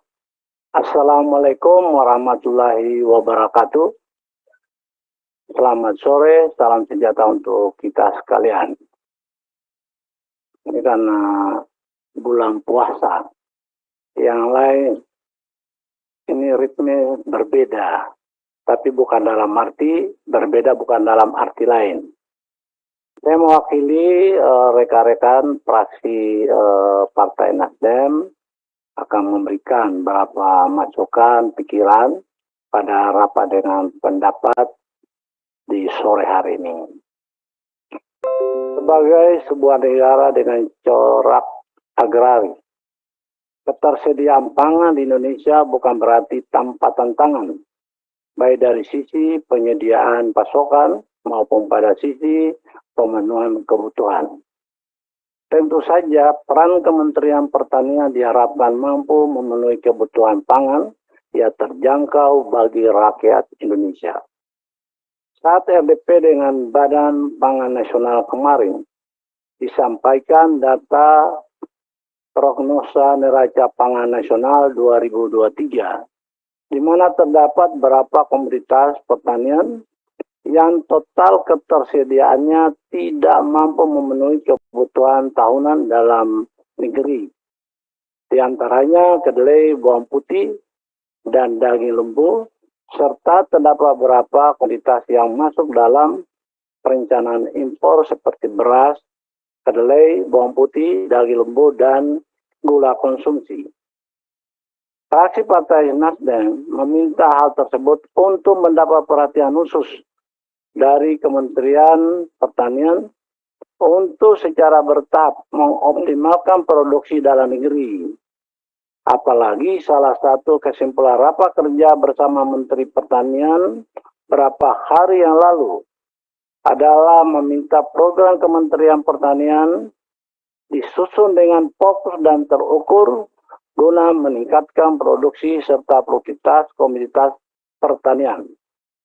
Dari target produksi 2023 yang disampaikan dapat dilihat misalnya Untuk kedelai target produksi 370.000 ton, sementara kebutuhan tahunan kita 2,7 juta ton, atau bawang putih yang target produksinya 45,5 ribu ton, sementara kebutuhan tahunan 651,8 ribu ton. Target produksi tersebut masih sangat jauh untuk memenuhi kebutuhan tahunan kita, sehingga pemenuhan selalu melalui impor. Kami memahami bahwa ketergantungan impor tidak bisa seketika dihentikan, namun perlu upaya bertahap untuk menekan ketergantungan tersebut. Untuk itu, fraksi Partai Nasdem mendorong Kementerian Pertanian untuk meningkatkan target produksi komoditas pertanian dengan memaksimalkan program di tiap Ditjen yang dapat memacu peningkatan produksi dan prioritas, terutama untuk komoditas yang pemenuhannya kebutuhannya masih tergantung dari impor. Pak Sekjen, Pak Eselon I yang berbahagia, kita memiliki lahan yang sangat cukup luas. Kita memiliki potensi manusia yang sangat cukup banyak.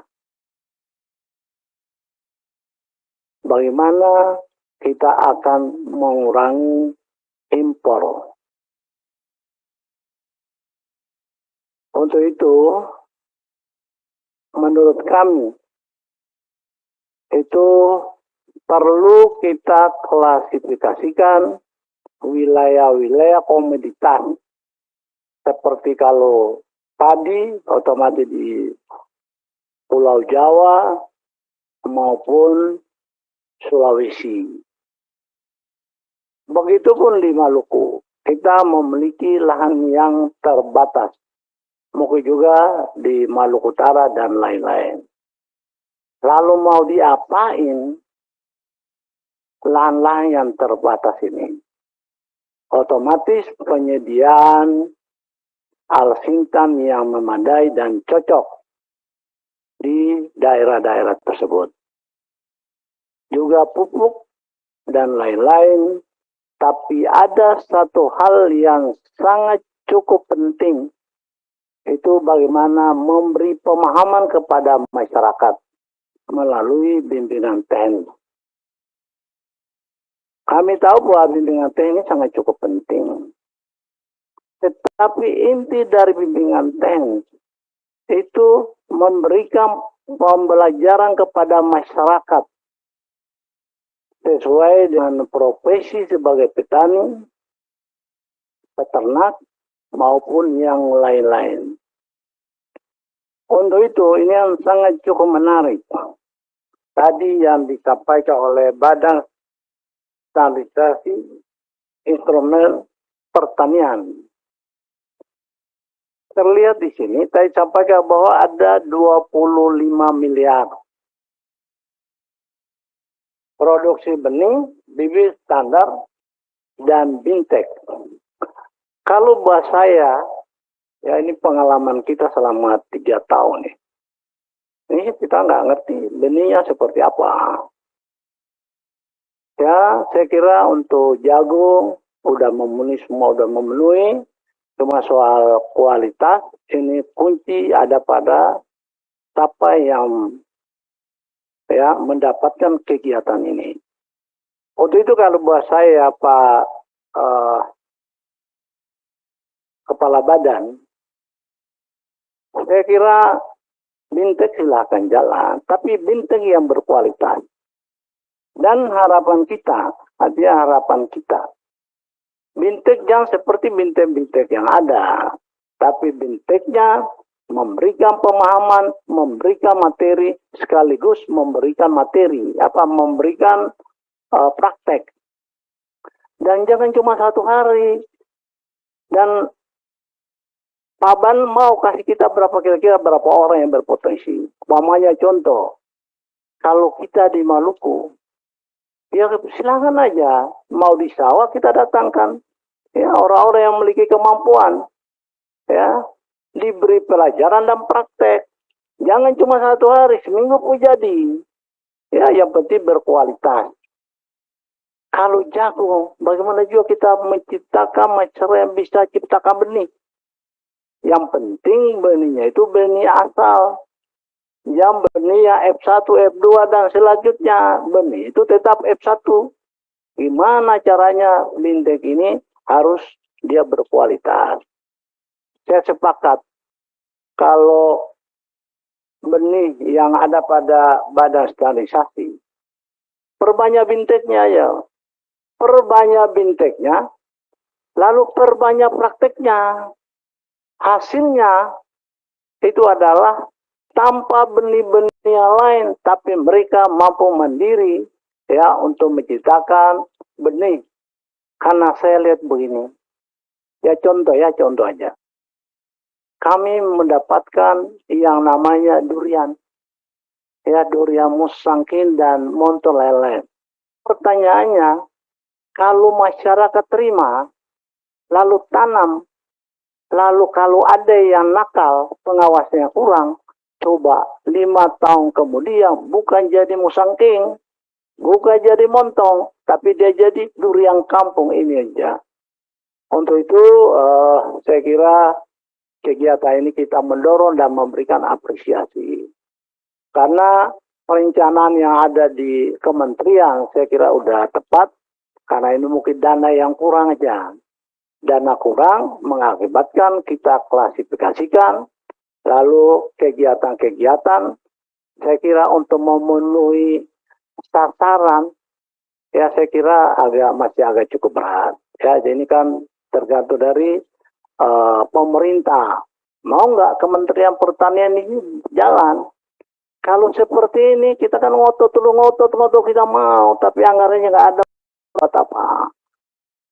Nah, untuk itu saya mengharapkan, saya memberikan apresiasi, dan usulan saya itu bukan saya, tapi yang kunci ada di kepala badan. Setelah 25 miliar selesai, harus menjamin bahwa setiap daerah yang memberikan dan praktek itu bisa menciptakan benih sendiri.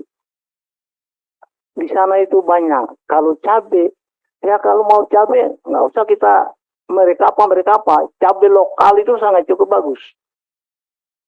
Ya, mungkin Pak Dirjen Tanam Pangan mungkin soal jagung ini, saya kira di sana aja Pak, di bintek kasih aja yang jagung yang F1 nggak usah kasih banyak-banyak lah. Karena apa? Jagung yang bagus, tapi kualitas sumber daya manusia tidak bagus, itu juga sama aja. Yang kita nyalain adalah Dirjen. Pak, ini kan soal masalah cuaca dan masalah kepedulian masyarakat yang mau tanam, ya saya kira itu. Saya memberikan apresiasi. Lalu yang satu lagi untuk perkebunan, saya kira cukup banyak. Kita udah diberi sangat cukup banyak. Ya, mulai dari ada yang dari cengkih, dari pala, tapi saya kira ada satu yang kita harapkan ada tambahnya. Ya, itu sagu. Saya nggak tahu kalau sagu ini pasca panennya, ya pasca panennya harus ada. Ya, ada paruk kelapa yang dulu kan untuk itu kecil-kecil aja. Biar minimal kalau mereka mau ekspor ke luar memang agak susah, tapi minimal untuk kebutuhan rumah tangga ya Pak. Lalu mungkin di sana juga saya kira kopi itu juga ditingkatkan dan kita mulai, karena kita punya potensi dan sampai sekarang kita belum berikan benih maupun yang lain untuk kelanjutan itu. Jadi saya kira itu aja, Ibu Ketua ini. Assalamualaikum. Waalaikumsalam. Ya. Saya dengerin dari tadi, Pak. Ya, saya tahu Ibu Ketua dengar, makanya Ibu Temang, berarti Ibu Ketua sepaham dengan saya ini.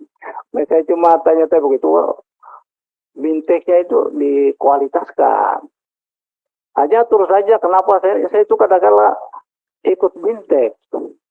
Tapi kalau bintek ini kan sama ada orang ceramah, lalu orang tidur ngantuk dah. Tapi kalau perhatikan orang ngerti dan semangat. Saya kira itu aja Ibu Ketua. Terima kasih atas perhatian Ibu Ketua. Dan ini tidak dibatasi waktu. Saya ucapkan terima kasih.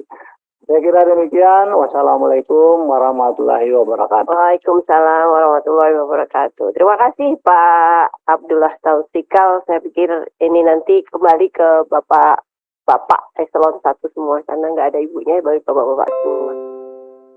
Pak Firman nggak ada, Pak Revindra, silakan. Izin, pada tanggal 15 Maret 2023, Kemenpan RB menerbitkan surat B521 MSM 0100 2023, di mana Kemenpan RB menghimbau instansi daerah untuk memprioritaskan pengangkatan P3K di bidang pelayanan dasar pendidikan dan kesehatan. Jadi kami meminta agar Kemenpan berkomunikasi dengan PAN RB agar juga menghimbau bahwa bidang pertanian juga tolong diprioritaskan pengangkatannya, karena surat himbauan ini disebarkan ke seluruh instansi daerah. Terima kasih. Baik, terima kasih. Saya pikir udah semua ya, Bapak Ibu. Pendalaman. Pak Hermanto dulu, Pak Andi, lalu Pak Hanan. Silakan. Ya, terima kasih Bu Ketua. Bismillahirrahmanirrahim. Assalamualaikum warahmatullahi wabarakatuh.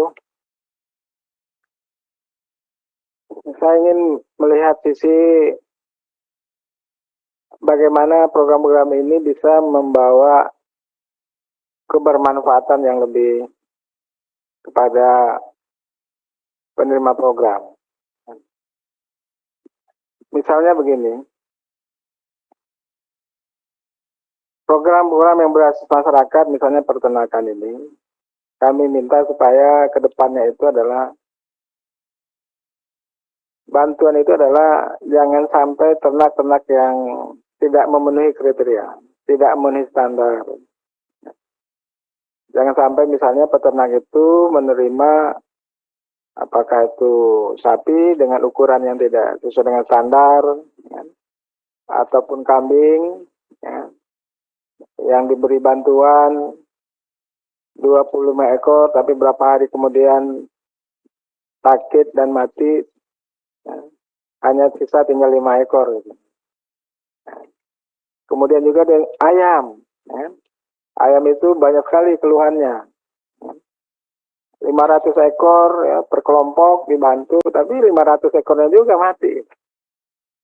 Nah, jadi ini menjadi pelajaran yang berharga buat kita, karena itu anggaran yang mestinya dalam perspektif pembangunan ekonomi, bantuan itu kan ada dampak pengelolaan ekonominya gitu.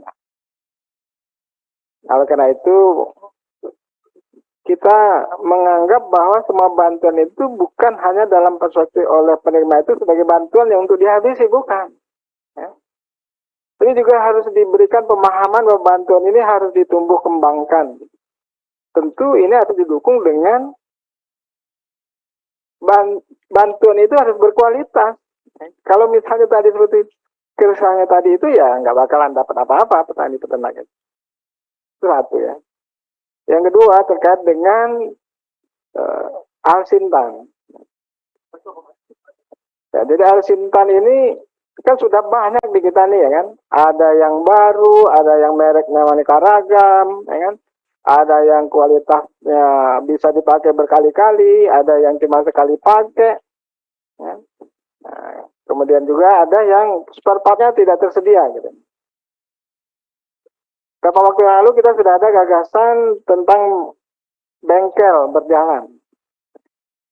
Saya pikir ini harus kita tumbuh kembangkan untuk mengatasi ini, supaya Al-Sintan yang sudah spare-nya tidak ada, ya kan? Kemudian juga teknisinya juga tidak ada di situ. Nah, ini sangat membantu gitu. Di beberapa tempat di Sumatera Barat itu Al-Sintan yang mestinya masih bisa dipakai gitu. Itu hanya karena satu komponen saja yang tidak bisa berfungsi, mereka nggak mau membetulinya gitu. Akhirnya barang itu ya tinggal bersitu aja gitu. Nah, saya minta juga ini supaya bengkel berjalan ini harus dirasasikan secara jelas gitu. Nah, kemudian juga terkait dengan soal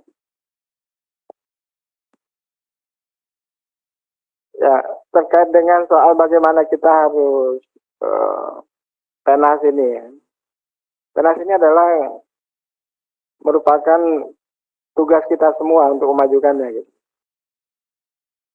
Karena di sini adalah kepentingan bagaimana temuan teknologi ya, yang dikerjakan oleh anak bangsa itu kita support ya kan, sebagai sebuah upaya kita bersama. Nah, saya melihat ini adalah bentuk keberhasilan kita semua di sini. Karena itu saya minta kementerian ini betul-betul serius di dalam PENAS ini sebagai sebuah upaya kita bersama gitu. Termasuk juga dukungan anggarannya. Saya pikir ini penting gitu. Itu saja Bu Ketua yang perlu saya sampaikan. Assalamualaikum warahmatullahi wabarakatuh. Waalaikumsalam. Pak Andi. Terima kasih pimpinan. Assalamualaikum warahmatullahi wabarakatuh.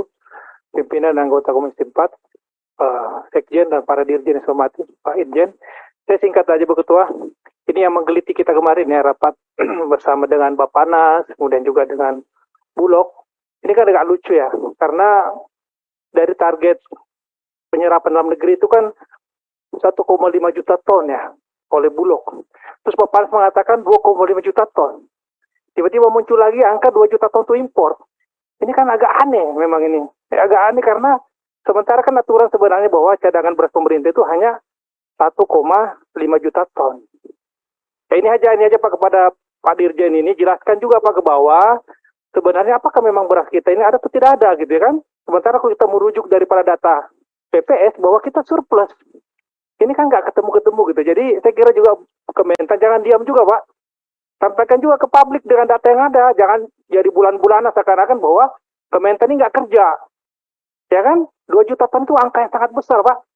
2018 dulu itu kita sudah menolak habis-habisan 2 juta ton, tetapi impor ternyata disposal karena panen kita cukup. Ini mau terjadi lagi seperti itu kan apa gunanya? Cuma saya kemarin nggak sempat. Bappenas ini kalau hanya sekedar lebih fokus kepada hilirnya, untuk apa ada Bappenas? Sementara petani di hulunya nggak diperhatikan. Jadi Pak Dirjen atau Pak Sekjen ini Pak ya, mungkin perlu juga mengajak Bappenas atau Bulog ini gimana sama-sama Pak menyerap gabahnya petani kita ini. Dulu waktu menteri yang lalu kan ada program namanya Serap Gabah Pak ya. Apa namanya dulu tuh? Sergap ya. Nah, kira-kira bisa nggak coba dibangkitkan kembali sehingga tidak kasihan petani kita ini pada saat panen ini ya siapa yang membeli gabahnya mereka pada saat harga di bawah HPP. Ini masalah Pak. Kita di Komisi 4 ini konsen dengan hulunya Pak. Kita ya hilirnya itu urusan komisi lain lah. Tapi kita di hulunya ini petani kita ini harus sejahtera Pak. Dan kita harus percaya diri bahwa panen kita cukup. Ya kan kalau misalnya jadi masalahnya adalah ketidakmampuan penyerapan sebenarnya. Ketidakmampuan penyerapan beras dalam negeri sehingga jalan pintasnya impor. Ini kan jadi masalah terus ini. Saya sepakat dengan Pak Firman kemarin Pak ya. Kalau hanya impor begini ya tidak perlu orang pintar Pak. Cukup pengusaha saja udah bisa. Jadi saya kira ketua ini perlu juga bagi kita Komisi 4. Karena kan Komisi 4 kita ini gagal bersama Kementan nih. Program-program kita ini ya tidak ada artinya karena ternyata kita impor terus. Ini saya kira menjadi catatan kritis juga bagi kita gitu ya. Oleh karena itu saya pribadi dan fraksi PKS menolak impor Pak.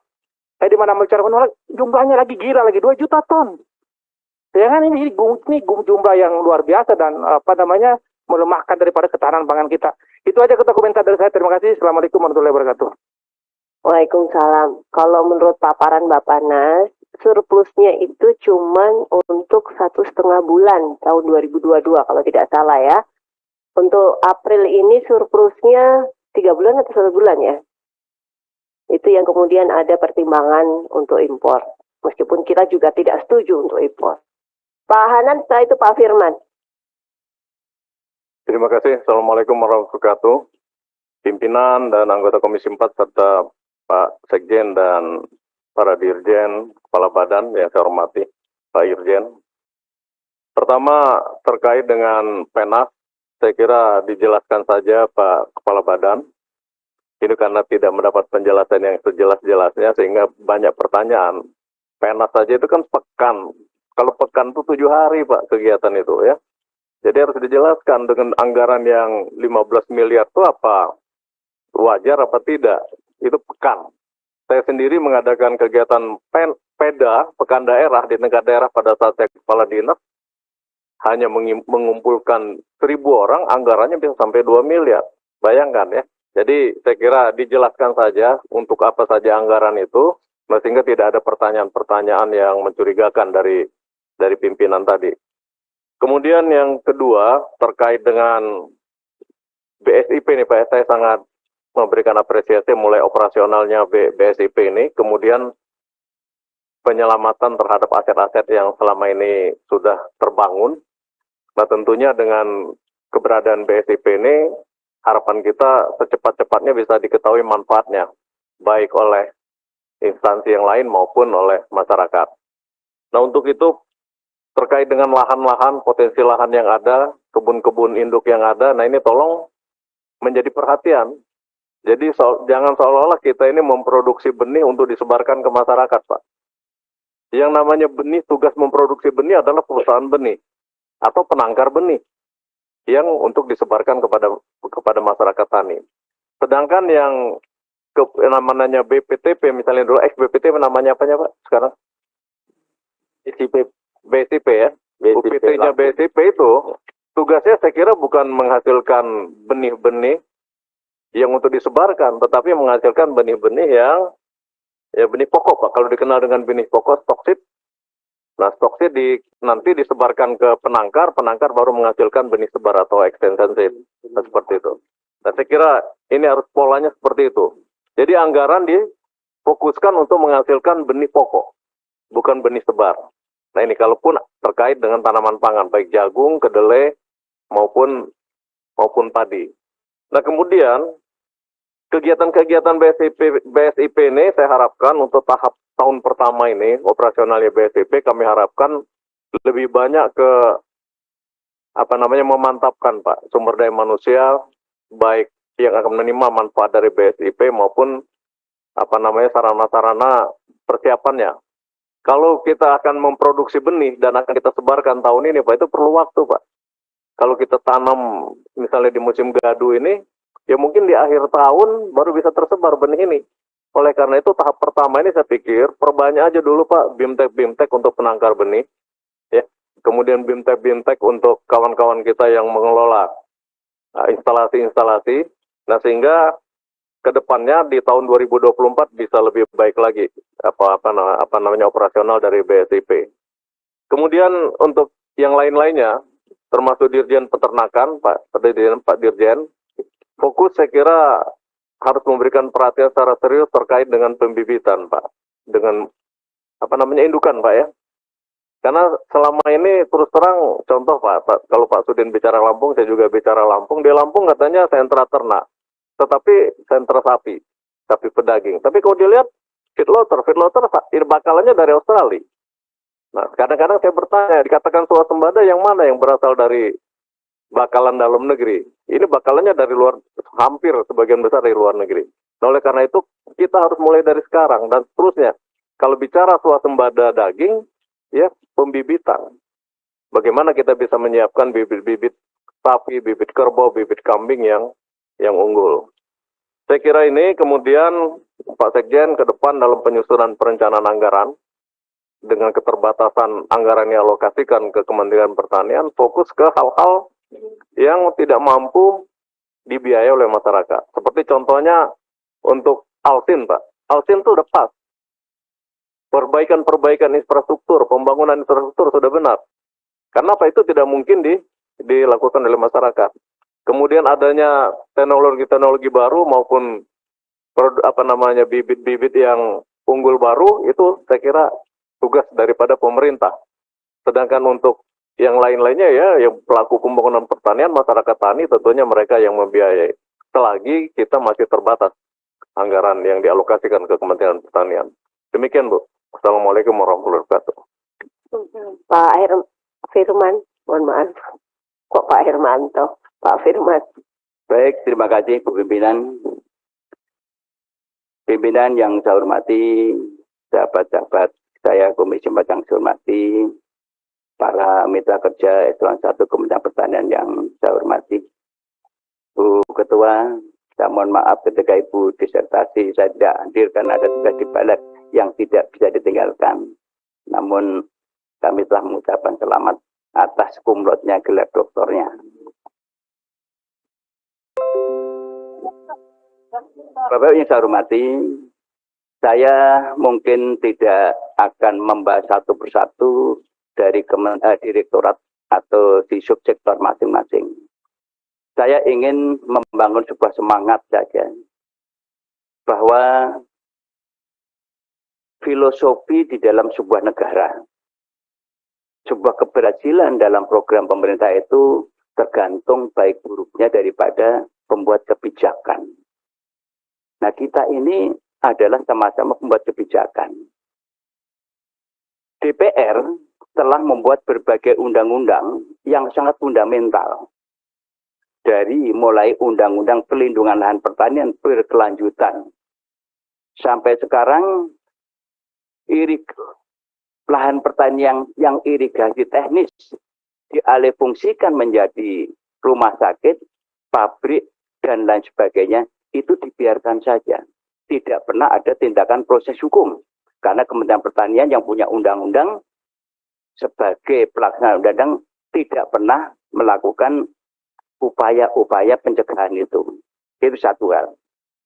Dua, kita juga punya undang-undang pelindungan pemberdayaan petani. Ini juga semangat yang luar biasa dari Komisi 4 ini.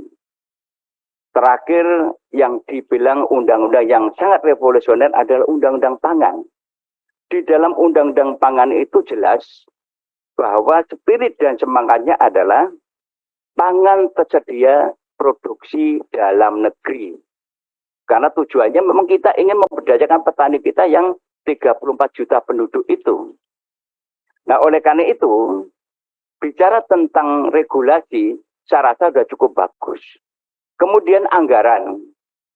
Saya tahun 2009 sebagai pimpinan Komisi 4 itu hanya 6 triliun, Bu Ketua. Sekarang pimpinan sudah menyepakati sampai belasan triliun. 15 triliun kalau tidak salah. Saya 2009 sampai hari ini visi misi Kementerian Pertanian tetap sama. Yaitu swasembada pangan untuk menuju kedaulatan pangan. Tetapi dari anggaran yang 9 sampai sekian belas triliun, itu tidak pernah tercapai. Artinya apa? Ada mismanagement di dalam pengelolaan pemerintahan di Kementerian Pertanian. Nah, apakah ini tidak pernah dilakukan evaluasi secara bersama-sama? Oleh karena itu, Bapak Ibu, Bu Ketua, saya kemarin di Balik sedang membahas yang namanya revisi Undang-Undang Statistik. Kami gali satu persatu. Salah satu yang fokus kemarin itu adalah mengenai carut-marutnya data produksi pangan. Ternyata metodologinya ini juga dari BPS belum bisa menjawab secara logik, bisa diterima oleh logika. Oleh karena itu tadi dilanjutkan lagi, kami juga usulkan agar Kementerian Pertanian juga diundang untuk data ini. Karena kalau data ini tidak bisa dipertanggungjawabkan akurasinya, mesti program apapun akan gagal. Karena perencanaan pembangunan itu diawali dari data yang benar.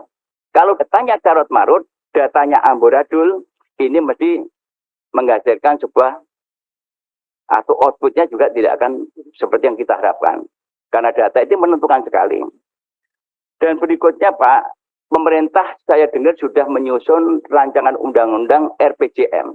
Nah, kalau datanya ini pun juga dari bapak-bapak produksinya juga tidak tepat. Kemudian data-data lahannya juga tidak tepat.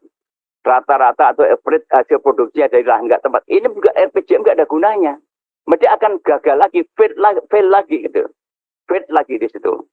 Ini mohon nanti bapak-bapak ditelaah. Kemudian masalah pupuk, Pak. Ini mohon dengan kartu tani yang konvensional saja sulitnya luar biasa.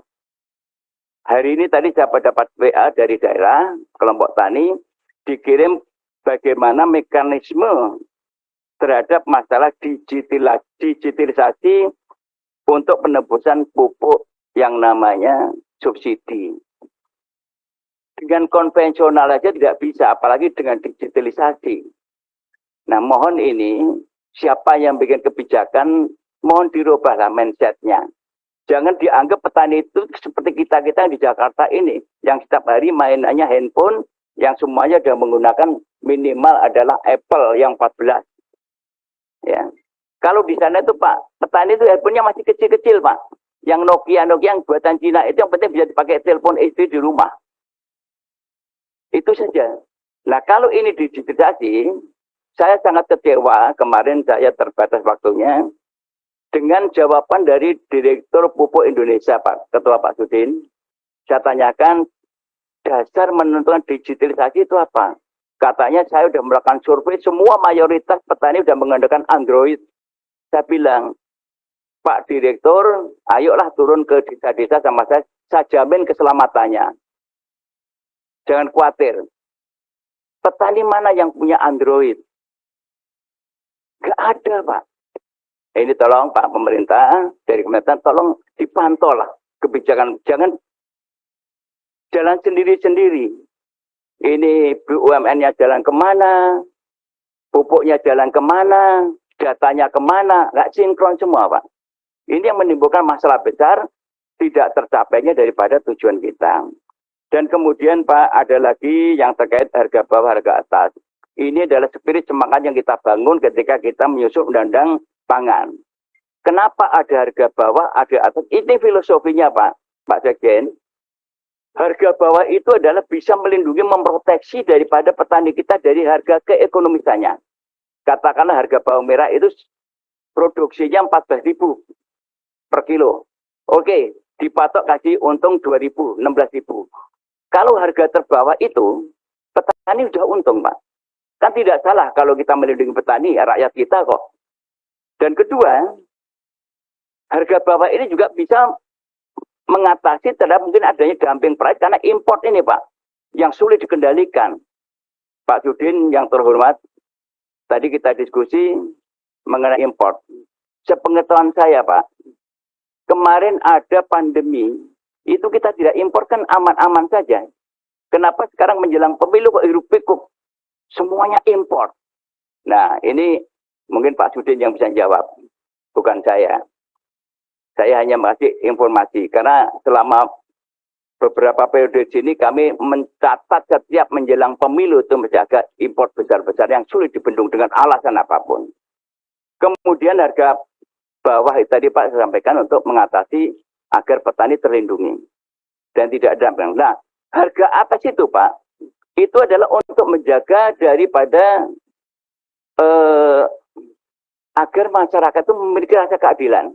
Jangan sampai terjadi seperti minyak goreng. Produksi CPO-nya melimpah karena tidak bisa diekspor. Tetapi minyak gorengnya itu harganya melejit. Karena apa? Tata kelolanya yang salah.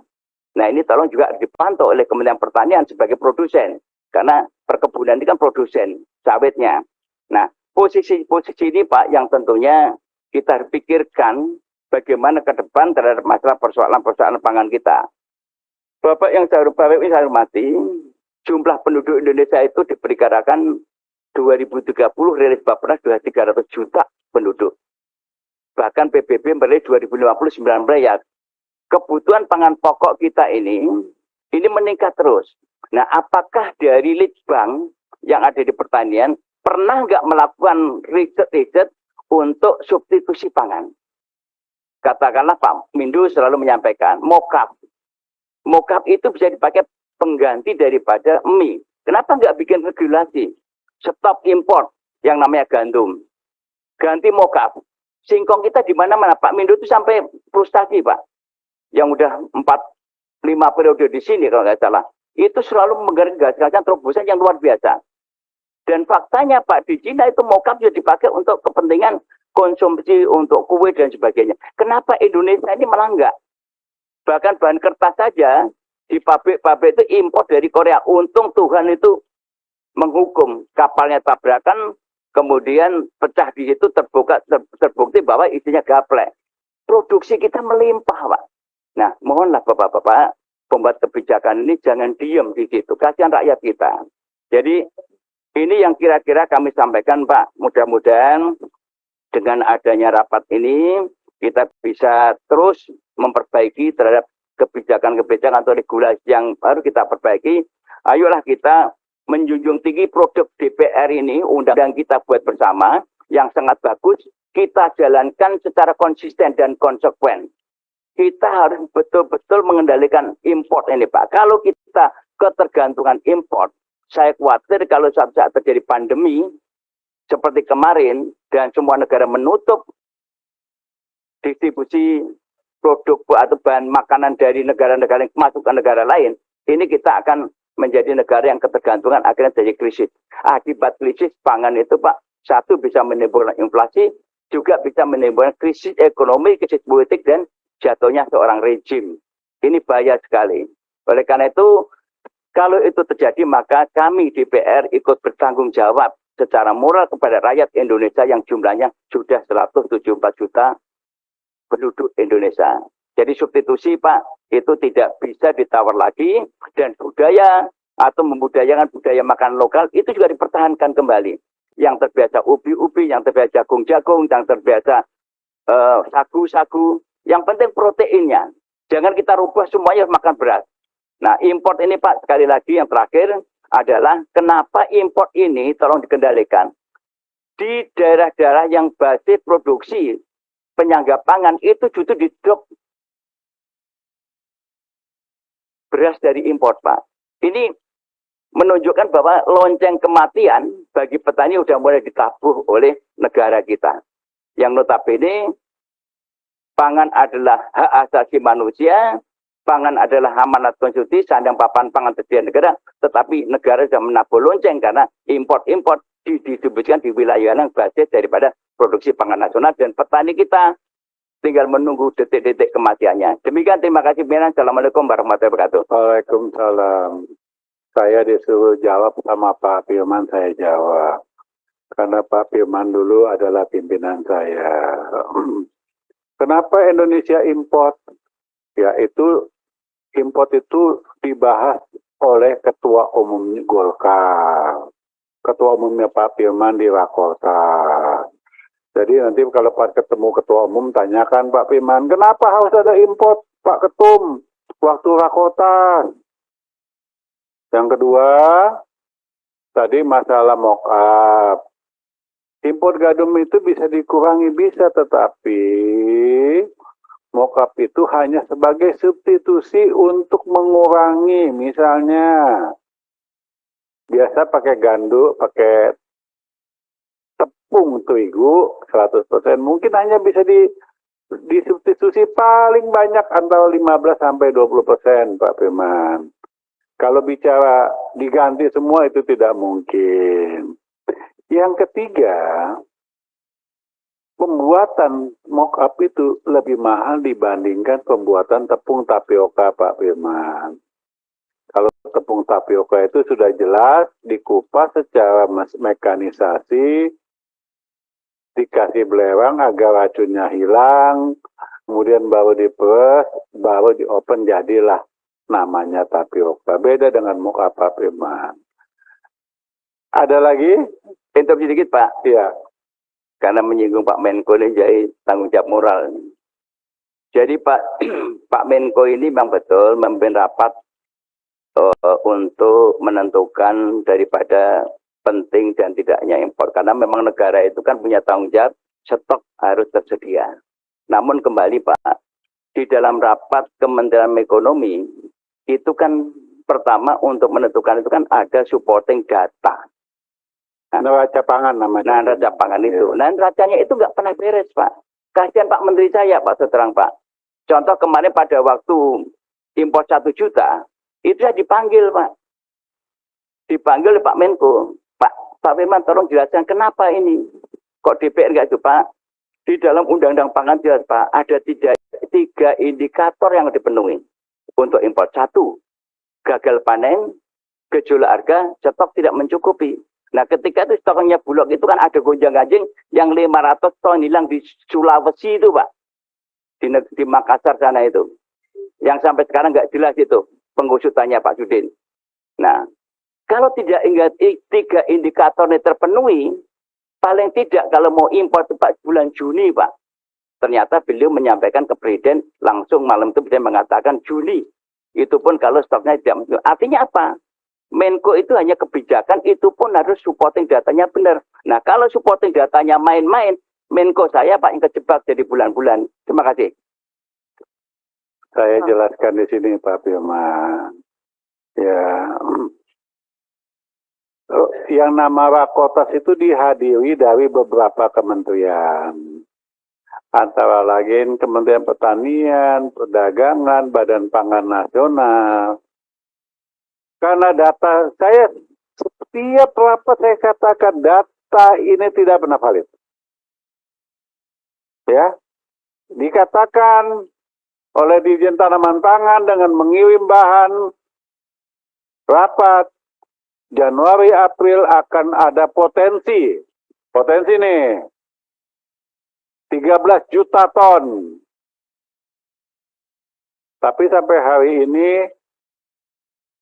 wilayah-wilayahnya yang ditunjukkan belum bisa ditunjukkan. Bahkan Presiden kemarin langsung memerintahkan apabila tidak cukup, daripada 2-3 kali Wakotas, menghimbau akan mengimpor 2 juta ton kalau nggak salah. Setelah 500.000 habis, akan import, tapi belum. Untuk memenuhi cadangan beras pemerintah. Yang mana Bulog itu saat ini posisinya ada 200.000 lebih ton. Maret, April, Mei, Juni selama 3 bulan akan disalurkan kurang lebih hampir 700.000 ton beras kepada penerima masyarakat yang dianggap kurang mampu. Maka kemarin waktu rapat sama Bappenas kami tanyakan, berasnya dari mana? Serapan lokal ada nggak berasnya? Itu loh Pak Firman, paham kan?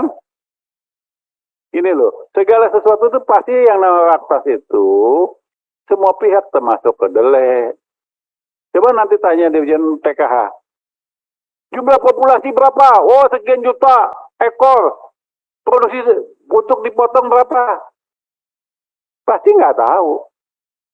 Seandainya tahu pun datanya belum tentu benar. Nyatanya Bulog dapat penugasan Pak Firman dari Wakota tersebut, daging kebo kurang lebih 100.000. Berdikari dapat kuota import daging sapi Brazil dan Meksiko hampir 50.000. Berarti kan memang kagak cukup. Ya Pak Firman jelas. Nggak cukup Pak. Jadi data ini belum tentu benar. Maka sekarang Wandi pakai ilmunya, ilmu hebat. Dulu potensi. Wah, sekarang prediksi. Nah, yang akan datang mudah-mudahan produksinya sekian. Ada lagi? Pak Ketua dari saya. Ya Mbak, itu dulu, baru Mbak Alim. Ya, baik, terima kasih. Assalamualaikum warahmatullahi wabarakatuh. Ketua yang saya hormati beserta anggota, Pak Sekjen, beserta para dirjen dan jajaran. Mungkin saya ingin menagih janji dari Dirjen Tanaman Pangan, Pak Ketua. Karena tempo hari kita pernah melakukan kunjungan di Kabupaten Serang ya, dan bertemu juga dengan Bupati Serang, kaitan dengan penugasan Kabupaten Serang untuk melakukan pengembangan perbenihan, yaitu benih kedelai. Saat ini, pemerintah Kabupaten Serang ini sudah melakukan upaya penganggaran. Karena memang Pak Menteri juga sudah turun, hadir, Pak Dirjen hadir, saya pun hadir, Pak Ketua juga sudah melakukan kunspek juga. Akan tetapi saya melihat dari perencanaan anggaran yang disampaikan ini, belum ada itu action dari Kementerian Pertanian untuk bisa mendukung ke arah perbenihan kedelai di Kabupaten Serang. Untuk itu Pak Dirjen TP, saya minta janji-janji tersebut penuhilah, biar saya juga tidak malu kalau ketemu lagi rapat koordinasi dengan Ibu Bupati. Ini juga sebagai bentuk memberikan motivasi juga upaya penguatan kepada daerah. Mereka sudah bersemangat, tapi dari kementerian ini kayak yang kendor-kendor begitu. Pak Ketua ini seperti apa? Saya juga minta bantuan dari Pak Ketua lah untuk bisa mengintervensi pada Dirjen TP agar bisa memasukkan program tersebut untuk prioritas di Kabupaten Serang, perbenihan kedelai di Kabupaten Serang yaitu jenis Migo. Paling tidak berikan saja alat pasca panennya Pak Dirjen, supaya menghibur lah, jangan sampai Kita dianggapnya hoak nih ketua, kita sama-sama. Kalau pasca panen, kalau yang dipanennya nggak ada gimana? Mungkin jenis apa ya, model alat mesin pertanian lah, semacam itu. Berikutnya dari Dirjen ini PKH. Kalau saya melihat ini anggaran kaitan dengan vaksin PMK, tadi yang dipertanyakan Pak Ketua juga saya juga bertanya-tanya nih Pak Ketua. Karena ini ada program layanan pengendalian dan penanggulangan penyakit PMK. Ini terjadi blokir kurang lebih 369,2 miliar. Akan tetapi nih ya, dari semula anggaran dan menjadi perubahannya ini sangat berbeda sekali. Karena kalau dari sisi volume, ini jumlahnya sama, 23.089, sekian. Akan tetapi dari sisi anggaran itu kok mengalami penurunan. Ini seperti apa skema ataupun menyusun kegiatannya gitu. Terus evaluasi kemarin Pak Dirjen PKH. Ternyata di kami pun masih saja itu masyarakat atau peternak yang tidak mengetahui adanya program pemberian vaksinasi untuk antisipasi PMK kemarin. Ada aja masih peternak kita, ternaknya yang mati kemarin itu karena informasinya kurang ataupun bentuk mungkin program itu diberikan ke daerah juga tidak diberikan secara masif. Ini evaluasi dari saya nih. Dan juga ini ada program kaitan benih ternak unggul, BBRT. Ini satuannya pakai dosis. Jumlahnya fantastis ya, 5.700.800. Ini akan diberikannya kemana gitu program-program ini? Apakah langsung ke peternak? Apa memang diolah sendiri oleh Dirjen PKH? Dan dalam satuannya ini luar biasa bentuknya dosis, kami juga menghitungnya ini lumayan kerepotan. Untuk yang lain seperti Dirjen Tanaman Pangan, Horti, karena memang kita juga sulit untuk mengukur dari satuan-satuan yang dianggarkan oleh mereka, akhirnya yang terjadi target produksi juga hanya mengulang-mengulang yang lalu-lalu Pak Ketua. Jadi ini juga perlu dievaluasi. Kalaupun kita mau menentukan targetnya, misalkan sasaran disesuaikan dengan luas lahan, tentunya ini juga harus menyesuaikan jumlah volume perbenihan yang akan direncanakan, dianggarkan. Ini saya kira belum melihat ke arah sana Pak Ketua. Jadi sebatas hanya menyusun anggaran hasil yang lalu-lalu. Dan terakhir, untuk Dirjen Perkebunan, kaitan pengembangan desa pertanian organik berbasis komunitas perkebunan 44 titik ini. Maksudnya seperti apa? Apakah memang Dirjen Perkebunan juga akan melaksanakan fungsi peranannya untuk bisa melaksanakan kegiatan di sektor pertanian yang lain atau komoditas perkebunan seperti apa gitu? 44 titik ini, mohon dijelaskan. Dan di PKH, mohon maaf, ada alat lab peternakan. Ini 55 unit nih. Jadi apakah kalau saya meminta bahwa 55 unit ini diberikan kepada masing-masing anggota sebagai program di aspirasi untuk kami. Terima kasih Pak Ketua. Assalamualaikum warahmatullahi wabarakatuh. Saya hanya menanggapi masalah kedelai tadi. Yang konon katanya kata Dirjen Tanaman Pangan tinggi pohonnya 2 meter. Betul nggak Pak Jwi? Waktu kita ngomong di mobil. Yang minggu Pak, yang di Serang. Tinggi pohonnya 2 meter, betul. Menurut Pak Dirjen, Pak. Produksi berapa menurut dia waktu itu? Anda saksi sama saya bertiga di mobil. 4 ton berapa Pak? 4 ton. Tapi kemarin kalau di berita ada yang bilang 6 ton, ada yang 8 ton. Jadi tergantung sumber yang ngomong. Kalau yang ngomong si A bisa 4 ton, ada yang 6 ton, ada yang 8 ton. Kalau ditambahin traktor roda 4-nya ya mungkin jadinya bisa 15 ton. Ya. Gitu loh. Kemarin saya kunjungan Pak Piman ke dapil Gerobokan dapil Pak Piman. Saya tanyakan sama Bupati, Bu Bupati, Anda dapat tugas apa dari Dirjen Tanaman Pangan? Kami ditugaskan menanam kedelai 50.000 hektar.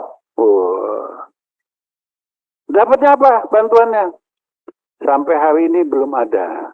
Jadi Ibu jangan tanam. Harusnya kalau Anda merintahkan seorang bupati menanam 50.000 hektar, ini bibit saya kasih 50.000 hektar, dan saya prioritaskan kepada Kementerian Pertanian untuk mendapatkan pupuk subsidi. Ya setuju itu Pak Ketua. Itu Bapak Anda jagoan, Bos. Kalau cuma nyuruh doang pakai modal udah kagak bisa jalan. Prioritaskan dapat 50.000 hektar untuk khusus untuk kedelai tadi. Baru petani akan giat untuk menanam. Karena apa? Alhamdulillah bibitnya gratis, pupuknya subsidi. Bukan gitu Pak Firman? Betul. Nah kalau hanya nyuruh tuh ya percuma. Itu aja ya Mbak Lin. Terima kasih pimpinan karena singgungnya soal kedelai, saya langsung aja di penganggaran kedelai. Di situ saya melihat kalau memang tidak bisa lagi antisipasi ini di bulan 4, waktu itu Pak Ketua saya pernah singgung. Sebenarnya waktu tanam kedelai itu di bulan berapa kan? Awal tahun kah, pertengahan tahun kah, atau akhir tahun? Kalau seandainya dia di awal tahun, berarti ini sudah terlambat. Kalau dia di pertengahan tahun, berarti ini belum terlambat. Kalau di akhir tahun, ya mungkin ini tidak terlambat. Dan hasil panennya sampai saat ini kan kita masih mempertanyakan. Pak Wandi, kalau seandainya kedelai ini tidak bisa dan sangat minim untuk mencapai target, Pak Sekjen, saya harap dengan sangat, kita masih automatic adjustment besar loh setiap dirjen ini. Kalau memang di Dirjen Tanaman Pangan kita bisa alihkan ke Dirjen Tanaman Pangan, kegiatan yang lain seperti tadi disinggung oleh Pak Suari Duka, jagung misalnya kita butuh, terus padi kita butuh, ya alihkan saja. Tapi memang ini betul-betul mendukung kinerja tanaman pangan dan khususnya untuk penghasil pangan, dan tadi sudah disinggung sama Pak Firman, kedaulatan pangan itu terutama salah satunya adalah beras ya Pak Firman. Kemudian kalau memang itu disepakati, saya harap sih pimpinan ini disepakati karena pimpinan selalu menyinggung soal kedelai tersebut. Saya mau menyampaikan Pak Sekjen, mohon maaf, kami anggota DPR tidak bisa membahas Satuan 3. Data yang dipaparkan oleh Kementerian Pertanian, tolong dengan sangat Satuan 3-nya tidak usah dilampirkan. Itu sesuai dengan aturan. Saya sudah sempat singgung pada Raker dan RDP waktu lalu, dan ini yang kesekian kalinya. Ini Ketua, harus kita kekekan bersama karena jangan sampai kita melanggar aturan. Kemudian saya melihat tadi sempat disinggung oleh rekan-rekan saya yang lain, Pak Sekjen, Pak Ketua, saya mohon dengan sangat. Ini tadi sempat disinggung Pak Ansi tentang dukungan manajemen di beberapa eselon 1. Saya berharap prioritas anggaran, kalau memang kita betul-betul melihat kebutuhan penganggaran kita fokus kepada ketersediaan pangan, saya berharap agar bisa dilihat dan ditinjau kembali. Saya ingin menyampaikan kembali soal 1.000 sapi per desa. 1.000 desa 1.000 sapi. Memang itu masuk dalam sosial media dan itu disampaikan langsung Pak Dirjen, Pak Sekjen. Kalau saya masih ingat persis, kalau saya belum hilang ingatan, kegiatan tersebut telah ditiadakan. Jangan sampai quote by quote ada unsur permainan tersendiri dan ini menjadi pertanyaan yang besar buat semua pihak. Tunggu, saya perpanjang dulu tadi kita bilang 16.30 perpanjang dulu. Oh. Sampai jam 17.30. Baik, terima kasih Ketua. Kemudian tadi yang dipertanyakan soal PMK, terus terang saya melihat Ketua, LSD ini sangat dibutuhkan Ketua, karena memang virus LSD ini lambskin disease kalau nggak salah, itu sudah merajalela kemana-mana. Kalau memang perlu atensi yang luar biasa. Kalau tidak, ya tolong penganggarannya yang jelas. Kemudian, tadi Kakak Ansi menyatakan bahwa PMK itu masih ada. kita masih memiliki stok vaksin, Ketua. Tadi kalau dibilang 34 juta. Bagaimana distribusi vaksin sampai saat ini? Terus diprioritaskan ke daerah-daerah mana saja, sehingga Pak Dirjen, memang untuk PMK ini sudah mulai turun, tapi... Sebentar, Mbak Alin. Habis yang ngomong sudah paparkan wilayah mana aja yang masih ada. Ada nggak datanya? Ya, Oke. lanjutkan. Kemudian saya tadi Pak Ketua terima kasih banyak karena memang daerah saya adalah daerah perkebunan, tapi bukan hanya daerah Maluku Utara saja. Kemarin saya meminta paparan dari Kementerian Pertanian soal hasil perkebunan di seluruh Indonesia per provinsi per komoditi yang bisa didorong. Misalkan kalau daerah timur rata-ratanya kita cengkeh, Ketua, kelapa, pala, dan itu rata-rata kita juga bisa menyumbang hasil potensi tersebut, tapi melihat lagi kebutuhan masing-masing, Pak Dirjen. Misalnya kalau di Kakak Sleman, beliau meminta untuk sagu, misalkan. Terus di saya dan di Ibu Sadia, misalkan daerah kami, benar-benar kita kalau dipaksakan untuk komoditi lain, maksudnya pertanian, kita nggak bisa, Ketua. Karena memang mainstreamingnya adalah perkebunan. Nah, ini yang menjadi saya mohon dengan saya menjadi atensi lah dari pertanian. Kemudian karantina. Saya melihat kegiatan-kegiatan karantina juga memang baik, tapi mohon dengan sangat karena sumber masuk PMK itu juga kan dari karantina. Terus sampai sekarang nih Ketua, kita kan belum mendapatkan lagi paparan report seperti yang kemarin. Enggak akan bakal. Oke, baik. Kemudian kita juga berharap bahwa anggaran di 2023 ini cepat selesai, Ketua, karena ini sudah bulan April. Kalau memang automatic adjustment kita bilang tekan dan kita meminta untuk tidak lagi diberlakukan, tolonglah dengan sangat kita diberikan kegiatan yang masuk akal.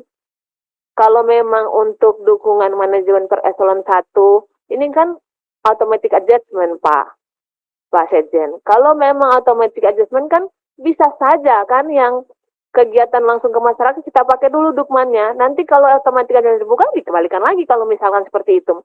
Jadi menurut saya sekarang prioritasnya bagaimana kegiatan ini langsung ke masyarakat, langsung ke petani, langsung ke nilai tukar petaninya. Nah, itu yang saya harapkan. Kemudian Pak Ketua, kami sudah di Aljak briefing dan untuk pertanian, Bapanas, Bulog, dan sebagainya itu menjadi atensi kami karena memang betul ratas bersama dan keputusan itu import ada di Kementerian Perekonomian, tapi data yang disupport dari semua kementerian lintas kementerian ini adalah data untuk memutuskan bagaimana import apa tidak. Yang saya harapkan adalah jangan import. Itu aja Ketua, terima kasih. Semua anggota Komisi 4 tidak berharap pada impor. Tapi kalau data neraca pangannya nggak jelas, bagaimana? Ada lagi? Pak Halid? Sudah? Sudah berantem sama saling nuduh. Ya, Sekjen, saya silakan jawab.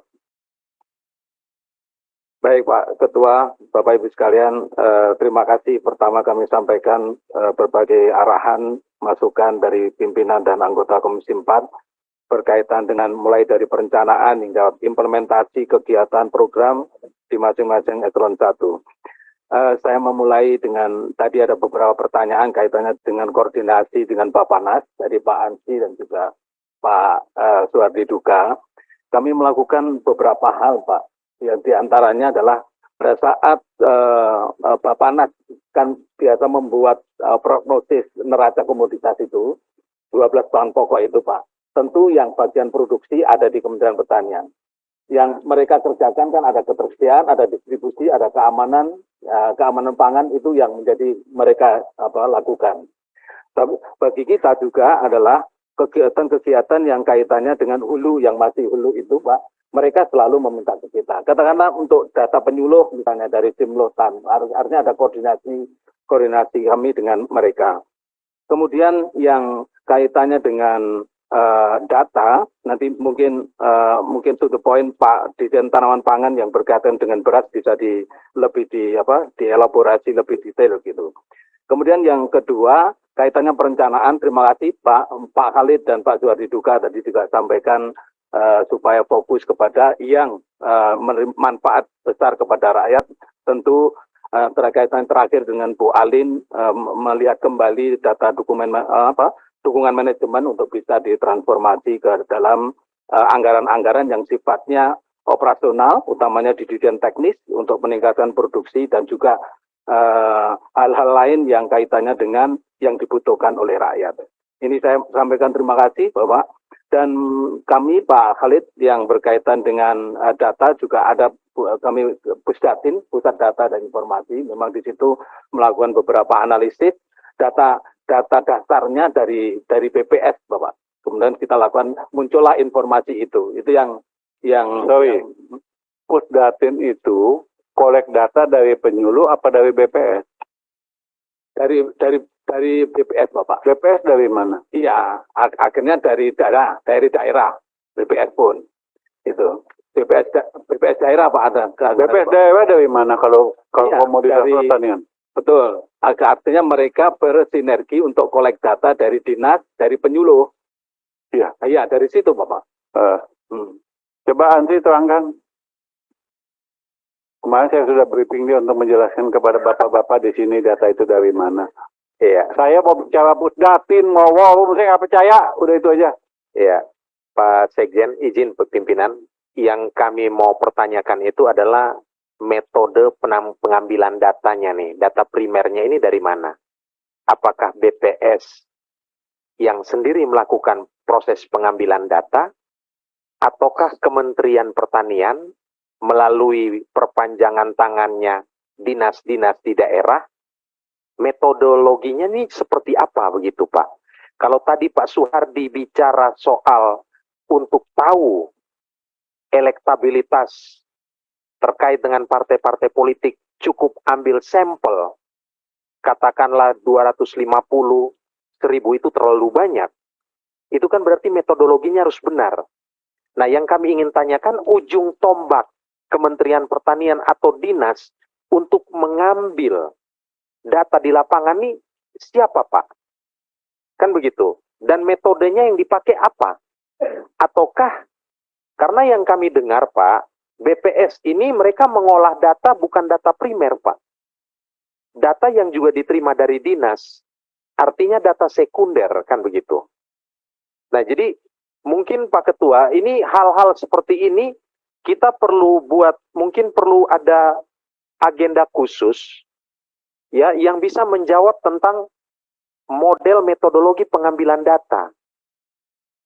Apakah di Kementerian Pertanian, apakah lewat mantri-mantri tani, apakah lewat penyuluh, atau bagaimana begitu kan Pak? Nah nanti kaitannya tarikannya jauh lagi Pak. Kita berharap penyuluh bekerja, tetapi bagaimana misalnya dengan kompetensi penyuluh, bagaimana dengan kesejahteraan penyuluh, dan seterusnya begitu Pak. Kami saja kalau mau melakukan pengambilan, katakanlah sampel sistemnya ya, survei berarti sampel, itu kan researchernya itu kan perlu kita latih, kita persiapkan, sehingga kemudian pengambilan sampelnya itu kan tidak salah begitu. Nah kalau dikaitan dengan ini mungkin berarti bukan sampel ya Pak ya, apakah sistemnya sensus, terus bagaimana dengan yang istilahnya ubinan itu, dan seterusnya begitu Pak. Ini menjadi pertanyaan-pertanyaan kami yang terus-menerus berputar-putar di kepala kami, tapi kami belum bisa firm pengambilan datanya nih seperti apa begitu Pak. Demikian. Ya lanjut. Izin Pak Ketua, Pak Ansi betul sekali ada metodologi terakhir kerangka sampling area itu yang digunakan oleh BPS. Yang pertama adalah untuk produktivitas kita BPS yang melakukan, tentu di lapangannya mereka ada punya mantri statistik dan juga ada mantri tani dan juga di situ penyuluh. Nah, oleh karena itu pertama yang produktivitas itu sampling untuk ubinan itu sekitar 220.000 sampling untuk mengukur produktivitas untuk beras misalnya itu. Ubinan itu Pak Ansi. Itu yang dilakukan oleh, itu yang kita pakai. Nah kemudian data luasannya itu berasal dari dinas. Nah itu yang iya tentu metodenya sekarang menggunakan satelit, citra satelit yang untuk mendeliniasi berapa luasannya. Nah kalau ada data luasan dan juga produktivitas dari ubinan tadi, maka kita mendapatkan data produksi Pak Ansi. Itu yang kira-kira secara ringkas berkaitan dengan metode. Pimpinan, sedikit pimpinan. Iya. Kalau kita berangkat dari cara berpikir kita tidak percaya, susah untuk kita percaya. Oke, saya juga tidak percaya data Kementerian Pertanian.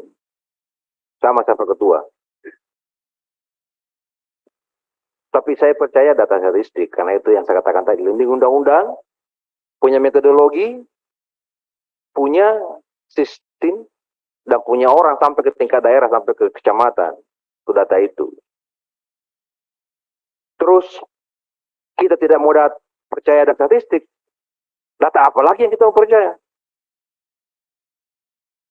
Apakah Anda lebih pintar daripada statistik? Metodologimu tidak jelas. Cara menghitungmu tidak jelas, tidak punya orang sampai ke tingkat daerah. Katakanlah Badan Pangan Nasional tidak punya sampai ke daerah, hanya di Jakarta. Terus mau menyajikan data, tidak menggunakan data statistik. Mana saya bisa percaya? Nah, ini. Jadi menurut saya, tidak usah kita ribut-ribut.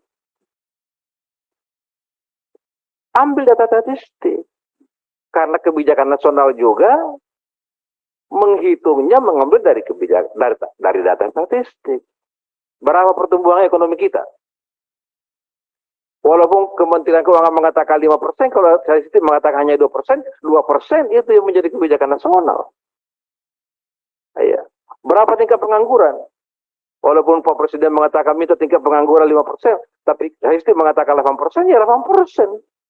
Tak bisa. Karena memang dia punya perangkat, dia punya metodologi. Terus kamu bantah apa perang kamu, apa metodologimu, apa data bandingmu. Kok bisa bantah orang tapi lebih bagus kau punya data dong. Kok bisa katakan lebih bagus kau punya produk tapi lebih, produk tidak bagus tapi lebih bagus produkmu. Betul-betul lebih bagus. Tapi kalau tidak ada kau hanya tidak percaya saja, bagaimana caranya? Jadi kita akan kehabisan waktu di sini untuk saling tidak percaya saja untuk mengenai masalah data. Begitu pimpinan, makasih. Secara de facto saya meragukan data BPS. Secara juga dialah yang mempunyai data yang melalui undang-undang. Ini saya tegaskan di sini. Contoh waktu bulan Desember, Pak Suhadi Duga kan ikut rapat. Tidak akan terjadi inflasi kalau kenaikan harga yang sekian. Nyatanya hari ini inflasi. Apa komoditasnya? Ya beras. Yang awalnya cuma 84 sampai 85, kemudian hari ini hampir 10.500. Pertanyakan nama BPS, Anda datanya dari mana? Tetap dari dinas. Apakah data dari dinas semua akurat? Saya tidak bicara di dinas itu nggak bagus, enggak. Iya kan? Contoh aja lah RDKK. Penyuluh suruh kolek RDKK. Kira-kira pendapat PSP gimana? Masalah RDKK. Pak Ali Jamil. Copy paste atau apa? RDKK yang dikolek oleh penyuluh di lapangan. Sebagian besar. Iya, izin Pak Ketua. Itulah selalu maka kita cross check Pak dengan Dukcapil Pak. Jadi kita di simultan kita itu terus terang sebenarnya simultan itu memang ada juga yang diupdate beberapa tahun. Sehingga pada saat kita cross check Pak dengan Dukcapil, ya akan ketahuan memang yang mana nanti akan benar Pak Ketua. Terima kasih Pak Ketua. Ada lagi Sekjen, siapa lagi tadi mau menjawab? Silakan. Ketua, baik, jangan bandingkan data statistik dengan RDKK. Saya juga tidak percaya RDKK. Ya. Tapi enggak, ini contohnya. Saya katakan Pak Sudi contohnya. RDKK itu, iya kan? Kan tidak ada pemutahiran. Cuman copy paste kirim. Dan tidak dihitung seberapa banyak alih fungsi lahannya. Tetapi pupuk subsidinya tetap tidak turun. Contohnya Bekasi, Kerawang, Cikampek, Purwakarta. 10 tahun lalu sampai sekarang paling RDKK-nya beda sedikit penurunannya. Tetapi alih fungsinya kita lihat luar biasa. Siapa lagi mau jawab Sekjen tadi? Waktunya sudah mau jam 5. Izin tanaman pangan, Pak. Menambahkan sedikit izin Pak Ketua ya, tentang KSA BPS. Melengkapi Bapak Sekjen supaya Pak Ansi juga dan Pak Sadi itu izin. Jadi KSA BPS, KSA itu kerangka sampling area. Ini merupakan metode yang dibikin dimulai tahun 2018. Sebelumnya pakai metode ice estimate, izin itu satu.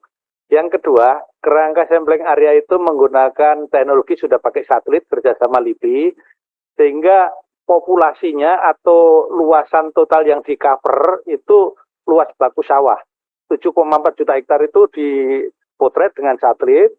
Kemudian untuk melihat ground check detail satu persatu, baik luas panen, fase tanaman vegetatif, generatif, masih bera, bahkan termasuk yang potensi gagal panen, begitu, itu terpantau oleh satelit itu ada samplingnya, kerangka sampling area, samplingnya itu di 220-an titik, di 220.000 titik, itu dari 7,4 juta hektar itu Bapak. Nah, titik itu setiap bulan diamati oleh petugas. Petugasnya itu bukan petugas dinas pertanian, bukan petugas lapangan dinas, bukan kami. Dia independen dengan menugaskan di BPS itu ada BPS provinsi, ada BPS kabupaten, di kecamatan ada juga namanya petugasnya KSA, Kantor Statistik Kecamatan. Nah, itulah yang bertugas mengamati bulanan di 220.000 titik, perkembangannya tiap bulan, sehingga bisa ketemu di titik-titik itu yang diamati adalah berapa luas tanaman fase vegetatif, generatif, luas tanam yang panen, kemudian yang fase apa? Bentar supaya lebih detail ya. Ya, yang bero gitu.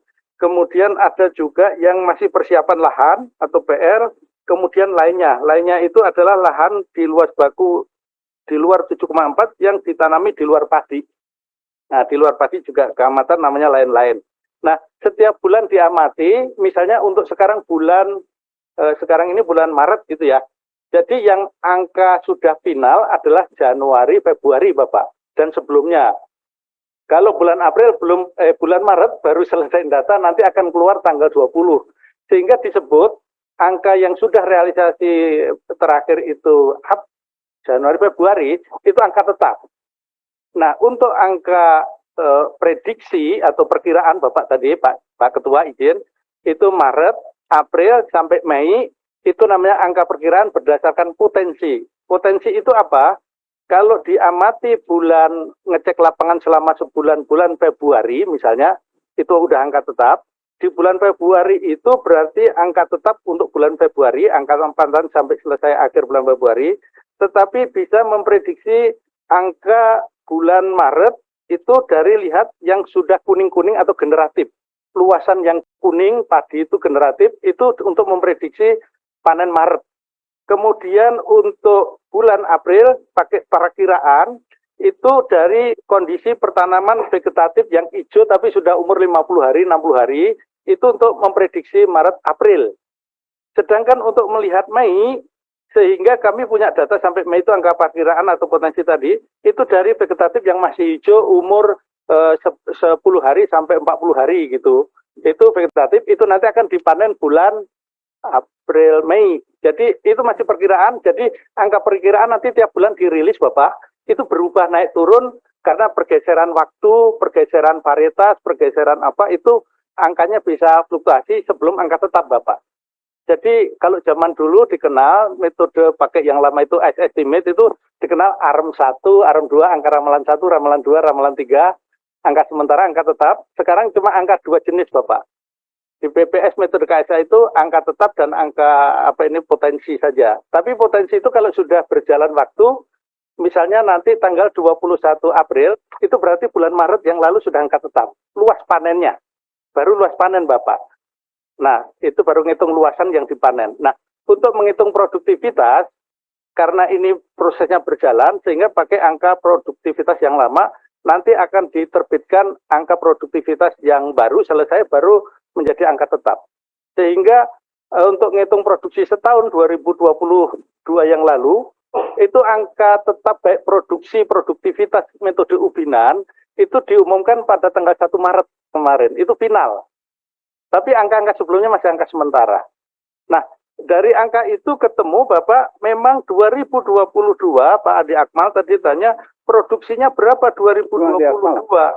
Angkanya BPS, luas panennya 10,45 juta hektar, keluar berasnya 31,54. Itu yang angka terakhir itu. Dan setiap tahun juga begitu didata, misalnya tahun 2021, itu 31,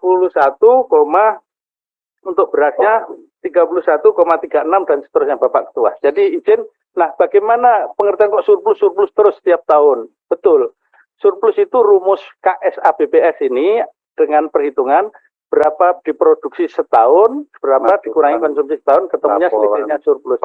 Nah begitu Bapak, yang dapat kami sampaikan sehingga untuk mengklarifikasi, sehingga kemarin ada statement di koran yang ditayangkan di sini, itu produksi bulan Februari turun 800.000 ton. Itu ternyata salah membaca menganalisis tabel KSA BPS ini. Yang benar adalah itu tidak turun karena membandingkan angka sementara yang diprediksi lebih tinggi dibandingkan angka tetap Februari yang memang itu. Tetapi yang benar adalah dibandingkan kalau angka tetap dibandingkan angka tetap tahun lalu dong. Jadi naik. Nah, kenapa kok bisa angka sementara diprediksi tinggi, angka tetapnya lebih rendah? Karena panennya Februari itu meluncur ke Maret. Sehingga diprediksi angka Maret lebih tinggi. Jadi berjalan terus Bapak. Dinamis, moving antar bulan, itu bisa terjadi. Sehingga kalau membandingkan supaya apple to apple ya, bulan Maret tahun ini dibanding bulan Februari angka tetap tahun ini dibanding Februari tahun lalu, Januari tahun ini dibanding tahun lalu, kumulatif Januari Februari tahun ini dibanding tahun lalu, dan angkanya memang lebih tinggi kondisi 2 bulan pertama ini Bapak Ketua. Itu angka BPS semua, kami satu data itu, demikian yang dapat kami laporkan. Terima kasih. Luar biasa, Wandi ini lebih pintar daripada kepala BPS kalau menerangkan. Ya, kita lihat aja nanti, tadi kan dikatakan bulan Maret, Februari, nanti dilihatnya tanggal 20 Maret, iya kan? Dirilis oleh BPS. Anda itu nggak banjir di situ. Coba hitung, ada nggak 50 kabupaten kota di Indonesia banjir pada bulan Februari? Nggak ada kan Anda menjelaskan tadi? Bapak, saya tambahkan. Enggak, tadi kan nggak ada kan?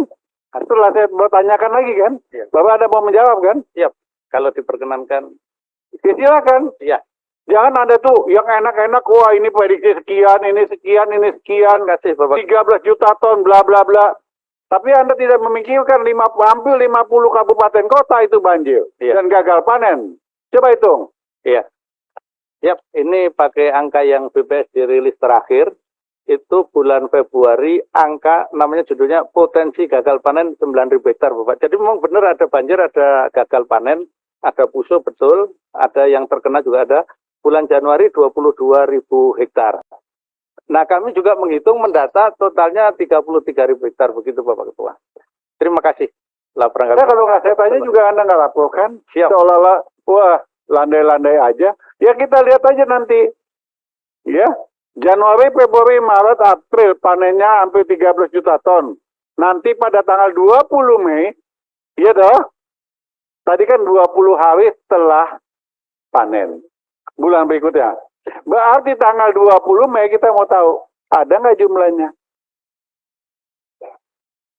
Kalau nggak ada, berarti data Anda kan tidak valid. bicara surplus.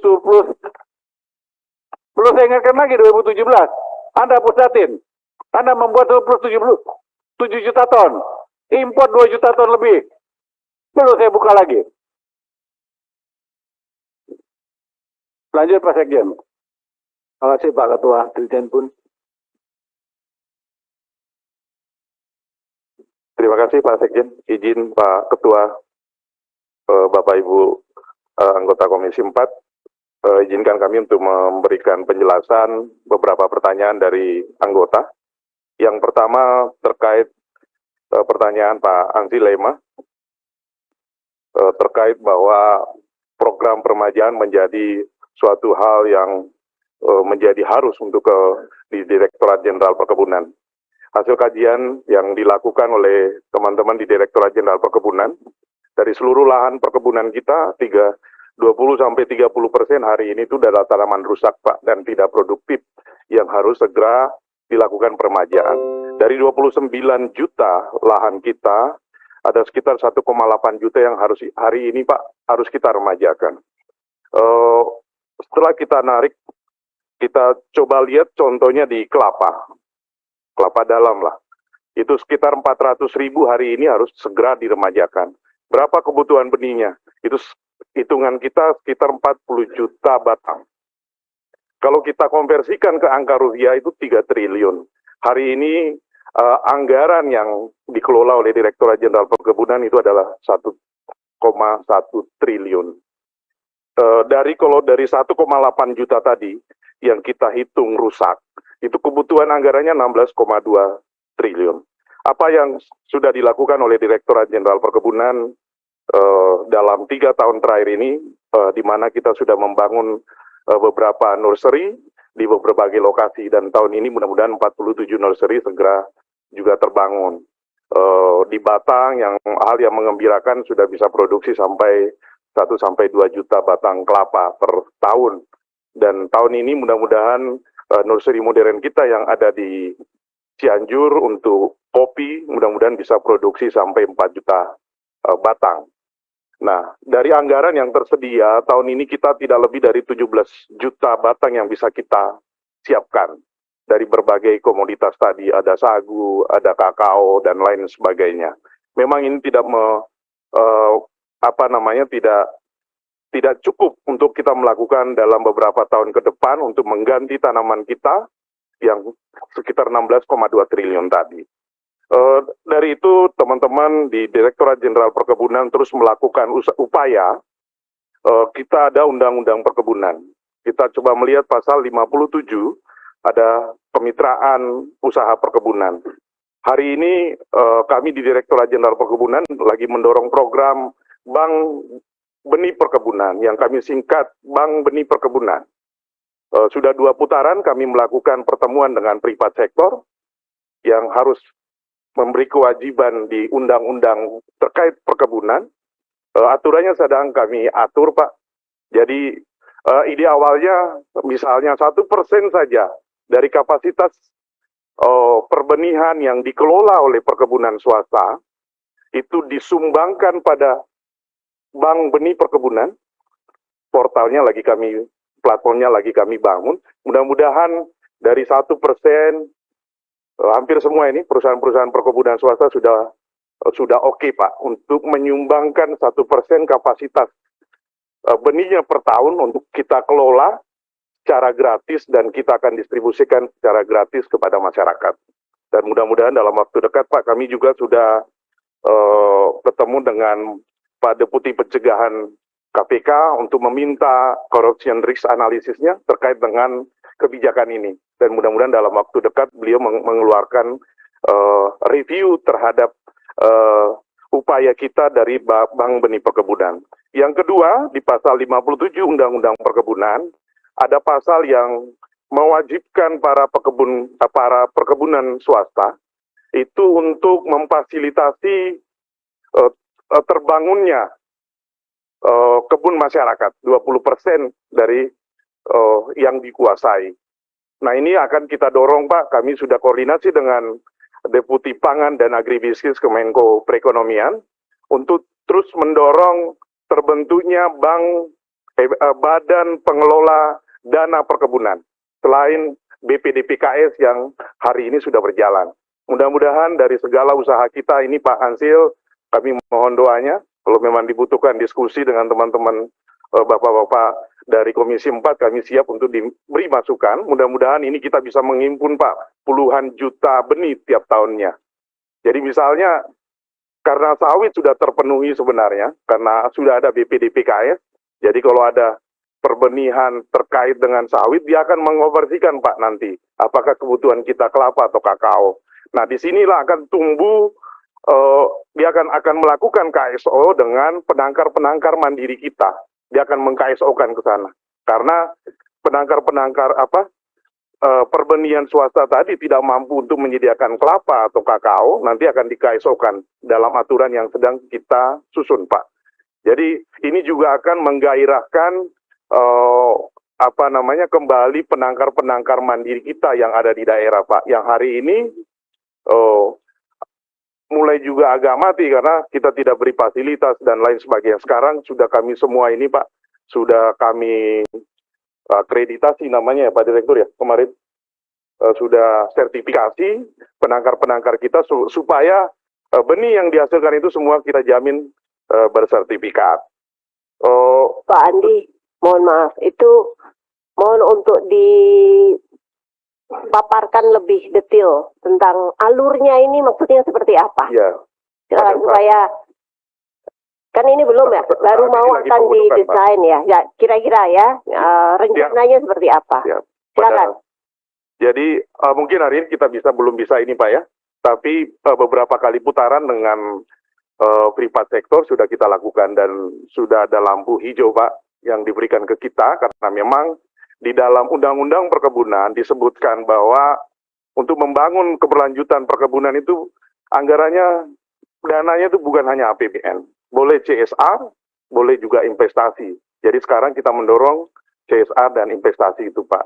Tapi kalau yang tadi terkait dengan kewajiban 20% yang harus disiapkan oleh perusahaan perkebunan itu akan kita dorong Pak. Bagaimana terbentuk Badan Pengelola Dana Perkebunan sehingga ke depan kita tidak lagi perkebunan ini tidak lagi ini dengan APBN, tidak sangat tergantung pada APBN karena yang posisi yang kita hadapi hari ini Pak 20-30% tanaman kita rusak dan kita tidak punya kemampuan anggaran untuk mengganti tadi itu apa yang diberi masukan oleh Bapak Ibu sekalian selama ini untuk membangun nursery itu hanya 10-20% yang bisa kita lakukan.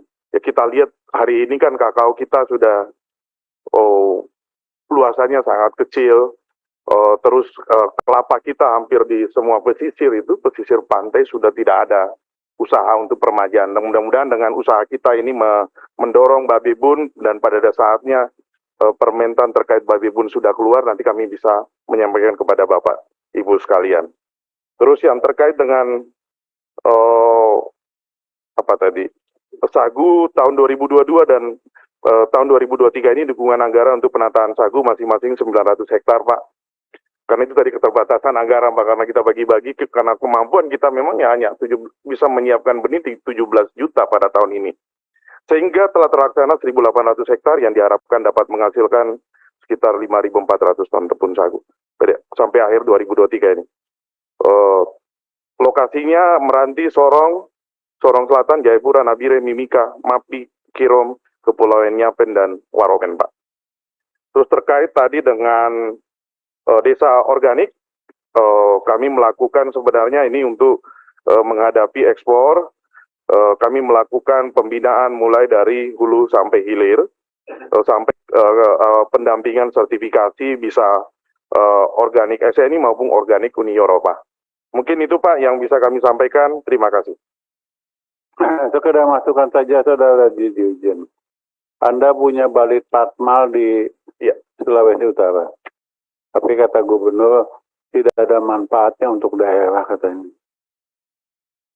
Tidak ada manfaatnya untuk daerah. Karena di sana potensi akan datang ya kelapa dalam itu akan jauh merosot karena kelapanya dipetik, pohonnya sudah tua, sudah tidak produktif, ditebang, dijadikan rumah kayu. Sementara Anda punya balit parmal di sana. Kenapa nggak yang ketempatan wilayahnya itu diberikan prioritas? Karena kan dia ketempatan di sana. Ya, lanjut Sekjen, siapa lagi? Terima kasih Pak Dirjen Peternakan. Kasih Pak Sekjen, izin Pak Ketua, pimpinan dan anggota. Beberapa saja yang lain, insya Allah saya akan jawab secara tertulis. Yang pertama kaitan Pak Ansi yang apresiasi buat NTT, saya kira bisa Pak. Nanti karena kebetulan di tempat kami untuk sarana prasarana tetap juga kami akan minta ke PSP untuk diadakan kayak pengolahan pakan segala seperti itu. Dan untuk rabies itu di NTT juga sudah tidak anggarkan Pak Ansi kurang lebih 525 juta atau senilai atau 15.000 dosis Pak. Jadi memang Pak Ansi kendalanya sekarang bukan hanya di NTT, di seluruh Indonesia yang ada endemik rabies itu adalah banyaknya anjing liar. Ini yang paling susah untuk dilakukan. Kalau anjing yang punya pemilik itu rata-rata sudah divaksin. Ini yang liar ini yang entah kapan datang, kapan pergi, ini sulit untuk dilakukan oleh petugas. Makanya doakan Pak Ansi, ini lagi kami coba bersama dengan pihak proyek ASAP untuk membuat yang koral, jadi disimpan, nanti dia akan datang makan. Dari kapan saja dia makan, itu dia tertarik, dia makan, dia pergi juga, dia tetap sudah tervaksin. Itu lagi dicoba sekarang, uji efektivitasnya seperti apa.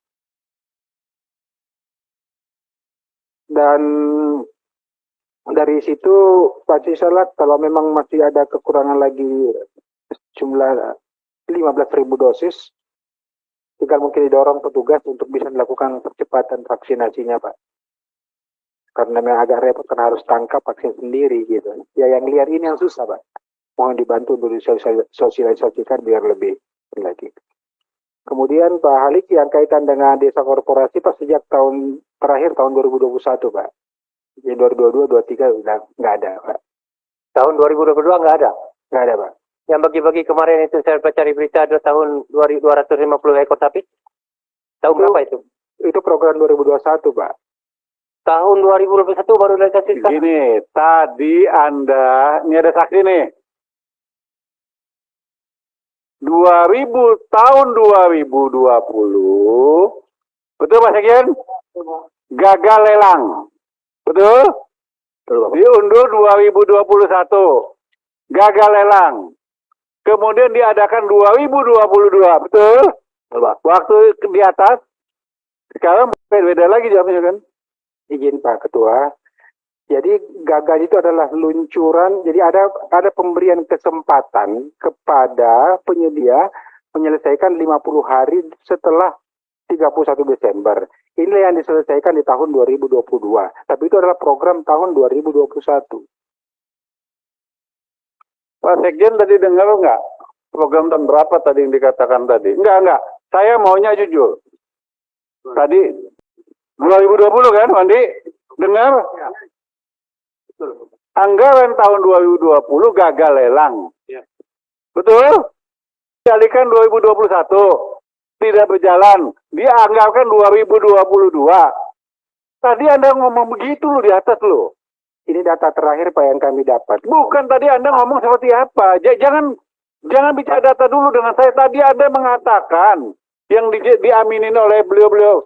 Ini ada perkebunan, ada karantina, ada PSP. Anda mengatakan 2020 gagal lelang. Mundur 2021, 2022. Tadi Anda mengatakan 2021 gagal. Jadi Desember dimundurkan 50 hari. Saya bagaimana mau ngomong lagi? Terserah Pak Halid dia mau ngomong apa deh? Enggak gini Pak Ketua. Tadi penjelasan Pak Ketua ke saya beda dengan ini. Ini mohon maaf. Program ini uang negara. Oke lah kalau pimpinan cuma dapat. Kami juga anggota harus juga tahu. Jadi Bapak jelaskan ke saya beda. Beliau jelaskan ke saya beda. Yang mana yang benar ini Pak?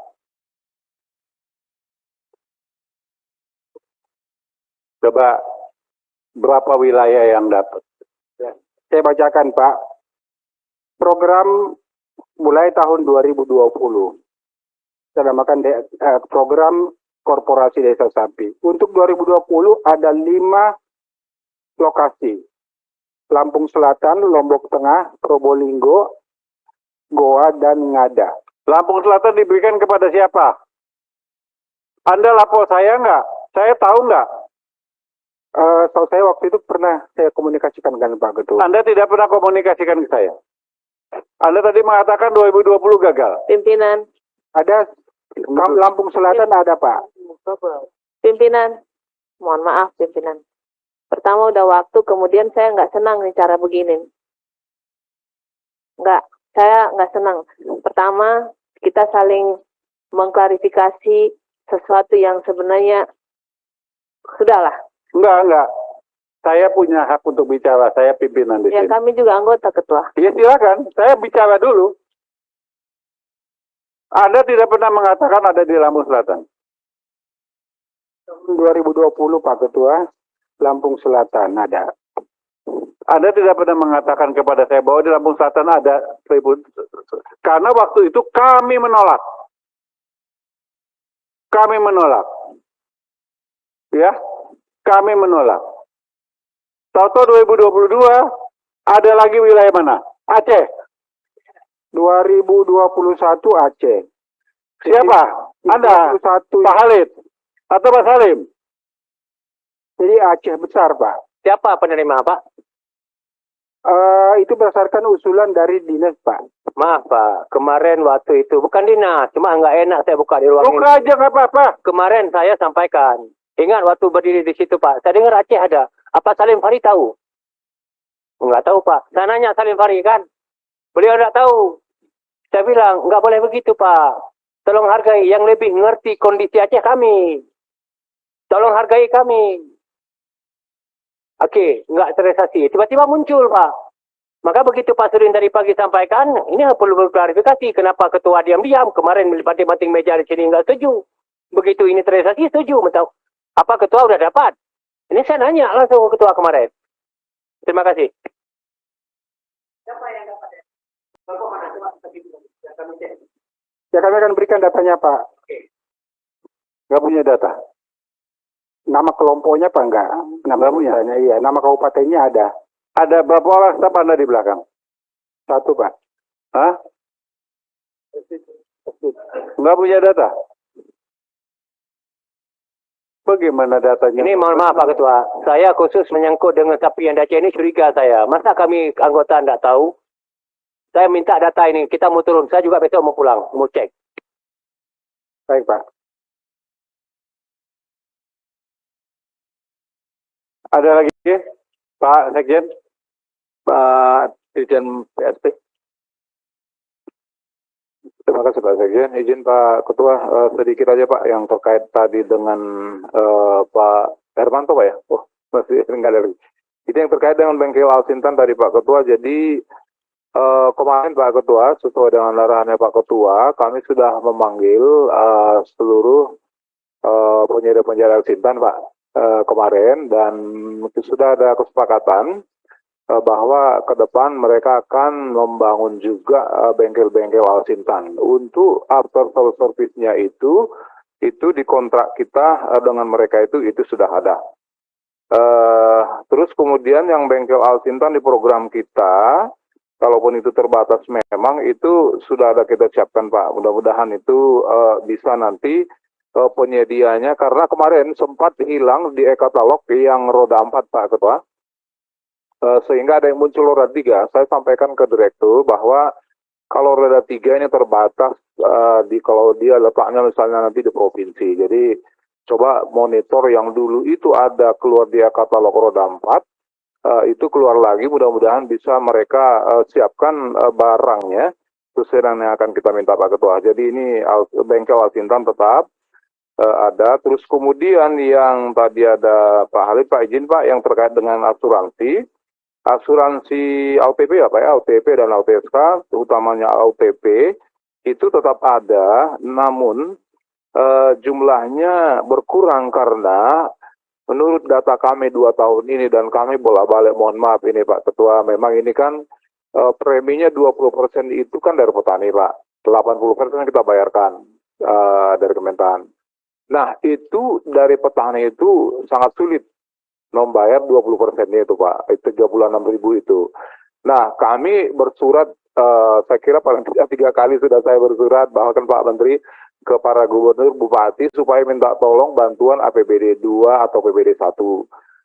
Nah akhirnya itu semua juga 2 tahun ini menurun, padahal kita rencanakan 1 juta, itu berkurang sehingga hari ini yang sudah masuk dari dinas itu sekitar 260-an ribu, dan kita kenakan sekarang sekitar 300 ribuan Pak Ketua atau Pak Halim Pak. Tapi itu ada anggaran yang AA di situ, nanti manakala itu ada dari daerah Pak, Pak Sekjen izin, kami juga ada sama Pak Menteri bahwa itu nanti akan kita minta supaya dibuka AA-nya Pak untuk yang asuransi itu Pak.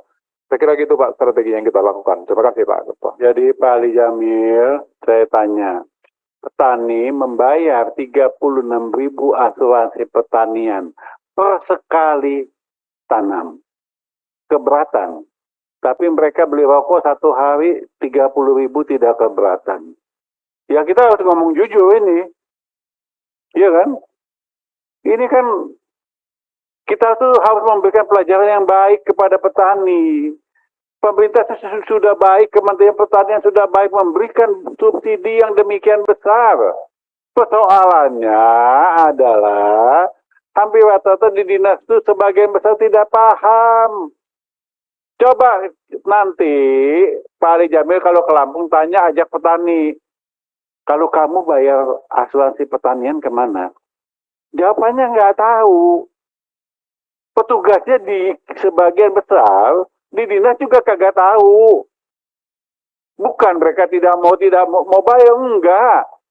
36.000 itu, kalau dibagi, ya, cuman berapa sih satu? Dibagi 100 hari deh dari 36.000. Iya kan? Ini kan nilai yang tidak seberapa. Itu loh. Kemudian tadi masalah bengkel Asintan, saya ingatkan kembali. Setiap penyedia harus punya perwakilan untuk after sales service. Jangan semua dibebankan APBN dong. Udah APBN-nya kecil, dibebankan sebuah mobil keliling-keliling. Mereka sementara mereka untung seenak-enaknya. Ya. Pak Ketua. Ada lagi sekian? Iya Pak. Terima kasih. Cukup.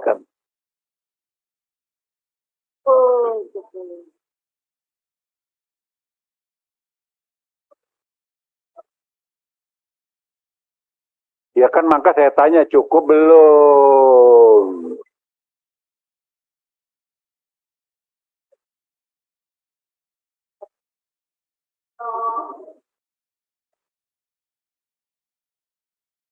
Ya, dari diskusi, masukan, catatan, lain-lain, ya. Sebelum kita mengakhiri rapat dengar pendapat sore ini, saya persilakan Ibu Doktor Ketua. Jangan lupa pakai dokter ya. Doktor membacakan kesimpulan rapat sore ini. Silakan Ibu Doktor. Jangan lupa pakai dokter ya, sekolahnya susah. Terima kasih Kakak. Baik Bapak Ibu, setelah rapat dengan begitu hebatnya, tapi yang jelas Bapak-Bapak Dirjen, Pak Sekjen, namanya juga mitra. Kalau ngomong saya begini, tadi yang kenceng-kenceng sudah, jadi saya ngomongnya pelan-pelan saja.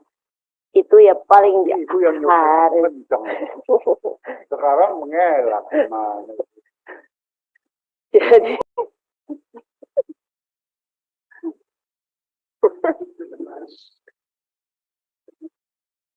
iya memang senyum itu bahagia. Jadi kalau ada program, namanya juga kita ini wakil rakyat dipilih oleh rakyat dan disumpah. Oleh karena itu ya kalau ada program paling tidak ya kulo nuwun lah sama yang pemangku dapil itu. Jangan sampai kemudian program yang di Aceh mana Pak Halid nggak Dia nggak tahu sama sekali. Ini kayaknya udah berkali-kali ya. Berkali-kali Pak Sekjen, jadi yang namanya mitra ya jangan gitulah. Itu, lalu kemudian yang lain mengingatkan, kemarin Ketua saya melaporkan ketika kita rapat dengan Bappenas, kita akan bicara tentang data. Data boleh tidak percaya atau boleh percaya atau tidak, tetapi dari data itulah kemudian kita menentukan intervensi program kita. Dari data itu. Oleh karena itu, kemarin Ketua, kita sepakat untuk bicara tentang data, itu dengan Bappenas, BPS bukan mitra kita, tapi nanti kita undang, tentu dengan teman-teman dari Kementerian Pertanian. Ketika kita bicara tentang impor kemarin waktu di Bappenas, dan itu menjadi salah satu poin kesimpulan kita. Nanti kita jadwalkan, mungkin setelah Lebaran ya, waktunya sudah nggak ada lagi. Kita akan masuk ke kesimpulan rapat kita kali ini. Bu Ketua ini ngomongnya panjang lebar sampai nanti jam 6 pas stok. Ya, memang betul. Saya tidak sabar untuk buka puasa bersama Ketua yang sudah disiapkan. Sudah setuju semua? Saya lapor Menko loh. Baik, saya bacakan, karena ini aturannya harus dibacakan. Poin pertama, Komisi 4 DPR RI mendengarkan penjelasan Kementerian Pertanian mengenai rincian rencana dan program kerja Kementerian Pertanian tahun 2023, pasca rapat kerja tanggal 27 Maret 2023 dengan fokus kegiatan peningkatan produksi, produktivitas, dan nilai tambah komoditas pertanian dan peternakan yang didukung dengan penguatan sarana prasarana pertanian, pengembangan perbenihan, hingga penguatan SDM pertanian.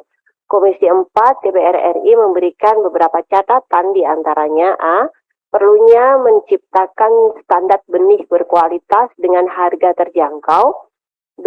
Pelaksanaan kegiatan vaksinasi PMK dinilai masih belum optimal dan perlunya sosialisasi mengenai penggunaan atau pemanfaatan IRTEK pada ternak sapi. C.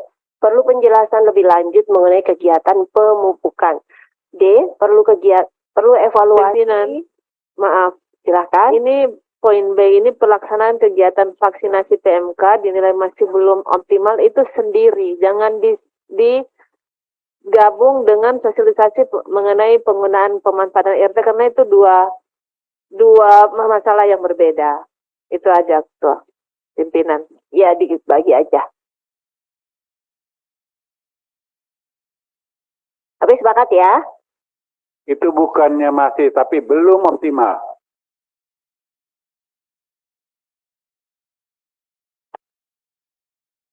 Oke, perlu evaluasi kegiatan upaya perlindungan tanaman pangan dari hama penyakit maupun organisme pengganggu tanaman. F. Mempertanyakan terkait peningkatan anggaran PENAS dan kegiatan pelaksanaan kegiatan petani magang. G. Kementerian Pertanian harus menyusun program kerja dalam rangka melakukan regenerasi kebun milik rakyat serta penyiapan kebun-kebun sumber bibit. Para anggota? Izin. Ya, silakan. Ke atas dulu, karena peternakan masuk dalam pertanian, menurut saya, dan peternakan itu tidak perlu lagi. Nilai tambah komoditas pertanian juga saja. Oh, peternakannya dihapus. Ya, dan peternakannya. Ya. Ya. Setuju. Poin 2. Komisi 4 DPR RI meminta Kementerian Pertanian untuk melakukan evaluasi kegiatan ini kegiatan 2 ya? Kegiatan-kegiatan atau satu aja? Kegiatan. Oh, 2 ya. Kegiatan-kegiatan berdasarkan masukan dan catatan yang disampaikan pada rapat hari ini. Selanjutnya, Komisi 4 DPR RI meminta agar seluruh rincian rencana dan program kerja yang sudah disetujui tidak mengalami perubahan selain melalui mekanisme rapat kerja maupun rapat dengar pendapat. Para anggota? Setuju. Poin 3, Komisi 4 DPR RI meminta Kementerian Pertanian agar menyerahkan data potensi lahan existing di masing-masing unit pelaksana teknis atau satuan kerja milik Badan Standarisasi Instrumen Pertanian dan Badan Penyuluh dan Pengembangan SDM Pertanian, baik yang sudah dimanfaatkan sebagai kebun percobaan maupun sebagai pertanian komersial. Selanjutnya, Komisi 4 DPR RI meminta agar data tersebut diserahkan dalam waktu 7 hari kerja setelah rapat dengar pendapat hari ini. Para anggota setuju? Setuju, Pak.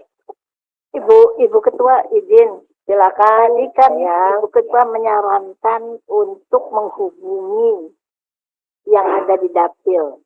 Nah, ini kan belum ada di kesimpulan ini. Oh, untuk Kulon Nuwun tadi. Maksudnya apa sih? Ya, itu Ketua, kalau semua program yang disampaikan ke dapil, pemangku dapil itu harus tahu. Dikomunikasikan dengan pemangku dapil. Itu udah sering ya, kita udah sering. Itu udah sering sih, udah masuk dalam poin-poin kesimpulan udah beberapa kali ya. Poin 4, makanya tadi saya mengingatkan, karena itu komitmen kita bersama-sama. Komisi 4 DPR RI meminta Kementerian Pertanian untuk menyerahkan data stok beras hasil panen di penggilingan seluruh wilayah Indonesia dan selanjutnya diserahkan kepada Komisi 4 DPR RI selambat-lambatnya akhir Mei 2023. Para anggota, Pak Sekjen. Jadi ini maksudnya gini, tadi Wandi mengatakan Januari, April, potensi produksi hampir 13 juta ton. Anda mengatakan 20 hari ini saya kasih waktu 30 hari. Paham? Setuju? Setuju, Pak. Izin, ya Ketua. Bu Ketua, boleh Pak yang tadi izin Pak Sekjen, yang tadi yang terkait dengan KP3 itu Pak, yang dengan teman-teman PI tadi, ya, atau arahan Pak Ketua tadi, boleh nggak kita masukkan gitu Pak? Masukkan. Iya. Komisi 4 meminta agar Berkoordinasi. Pupuk Ya. Indonesia Holding Company turut membantu pembiayaan. Ya, KP3, ya. KP3, Komisi Pengawasan Pupuk. ya, Pupuk. masukkan.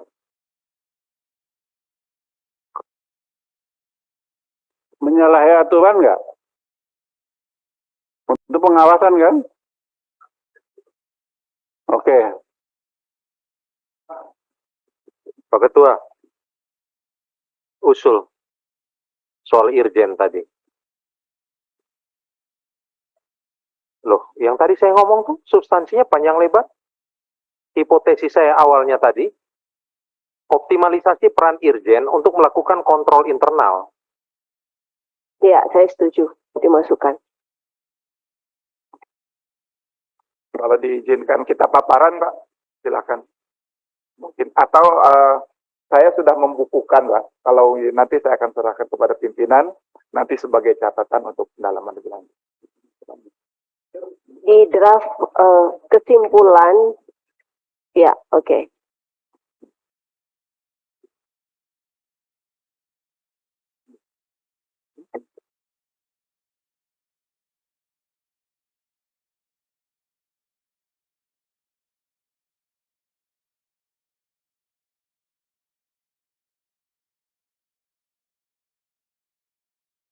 Untuk poin 5,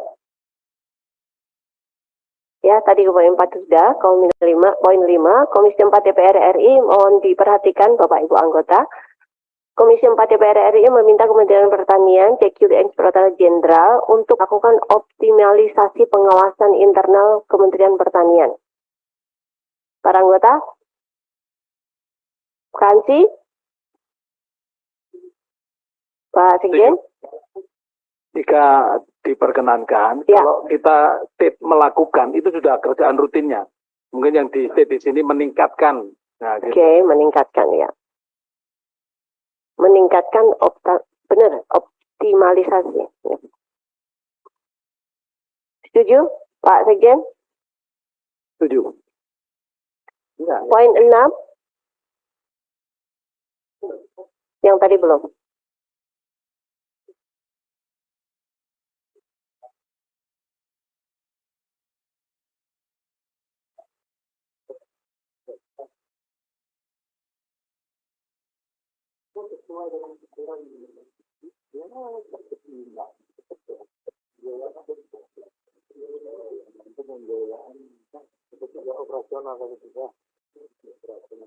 Komisi 4 untuk mengkoordinasikan. Pak Sekjen, izin Pak Pimpinan, Pak Bapak Ibu, para anggota, karena PI kan tidak ikut rapat ini, konteksnya dirubah begini gimana? Jadi yang Bapak minta adalah ke Kementerian Pertanian, maka konteksnya Kementerian Pertanian yang mengkoordinasikan kepada itu. Jadi kita nggak salah, orangnya nggak ada, tahu-tahu diperintahkan nggak enak. Iya. Terima kasih. Kementerian Pertanian. Ketua usul pembiayaannya tuh pembiayaan apa harus jelas itu.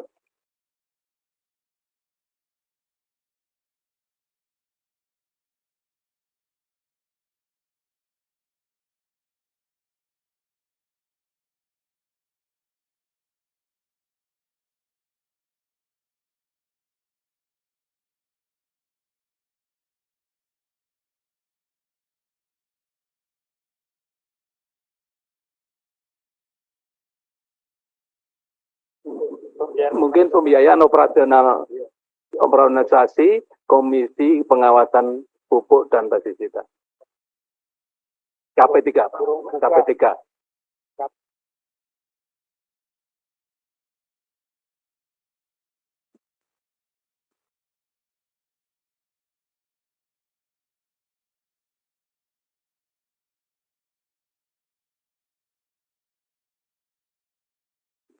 Baik, poin 6, Komisi 4 DPR RI meminta Kementerian Pertanian untuk berkoordinasi dengan PT Pupuk Indonesia terkait pembiayaan operasionalisasi Komisi Pengawasan Pupuk dan Pestisida, KP3.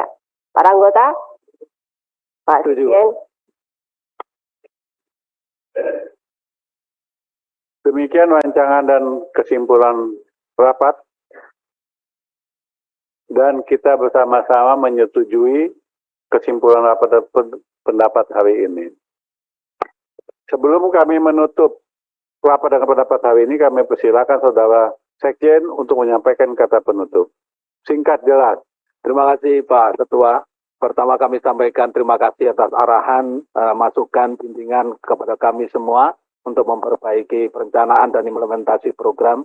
Yang kedua, kami mohon maaf apabila dalam diskusi, dalam menyampaikan pandangan ada yang tidak berkenan. Terima kasih. Assalamualaikum warahmatullahi wabarakatuh. Sebelum saya menutup rapat hari ini, tadi dikatakan Lampung Selatan mendapat bantuan 1.000 sapi. Saya minta Anda besok menyerahkan data detail. Siapa yang mengusulkan, siapa yang menerima, nama kelompok, nama seluruh anggota, nama dusun, desa, dan kecamatan. Akan saya usut. Karena hal itu pun pernah terjadi di tempatnya Pak Ali Jamil. Dibangun 3 embung. Dibilang Komisi 4. Nyatanya saya tidak tahu. Betul Pak Ali Jamil? Saya tidak tahu sama sekali ada 3 usulan dan sudah dibuat. Bawa-bawa nama saya. Maka saya minta paling lambat besok, datanya detail ada di meja saya. Ya, Anda minta sendiri dong. Oh gitu? Ah ya. Jadi Lampung dan Aceh, besok datanya sudah harus ada di Setkom diserahkan.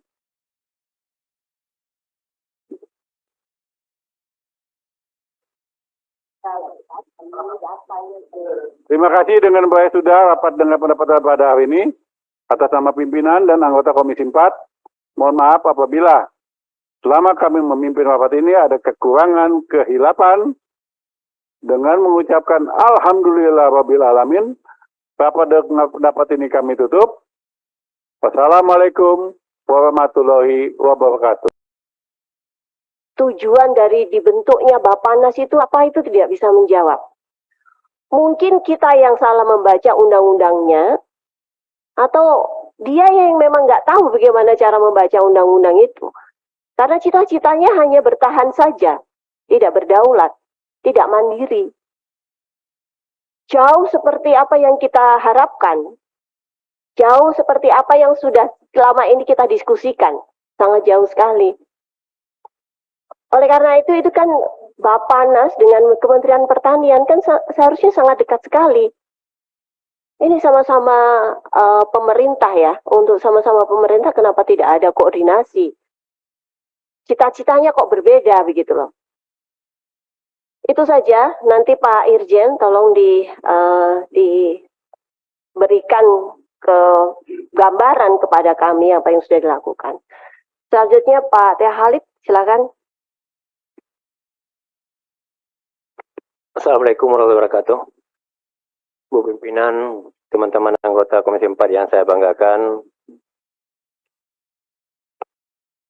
para Eselon 1 Kementerian Pertanian yang saya banggakan, izinkan Bu Ketua, saya menyampaikan beberapa pertanyaan tanggapan dari fraksi Partai Gerindra yang telah dikumpulkan ada 22 pertanyaan.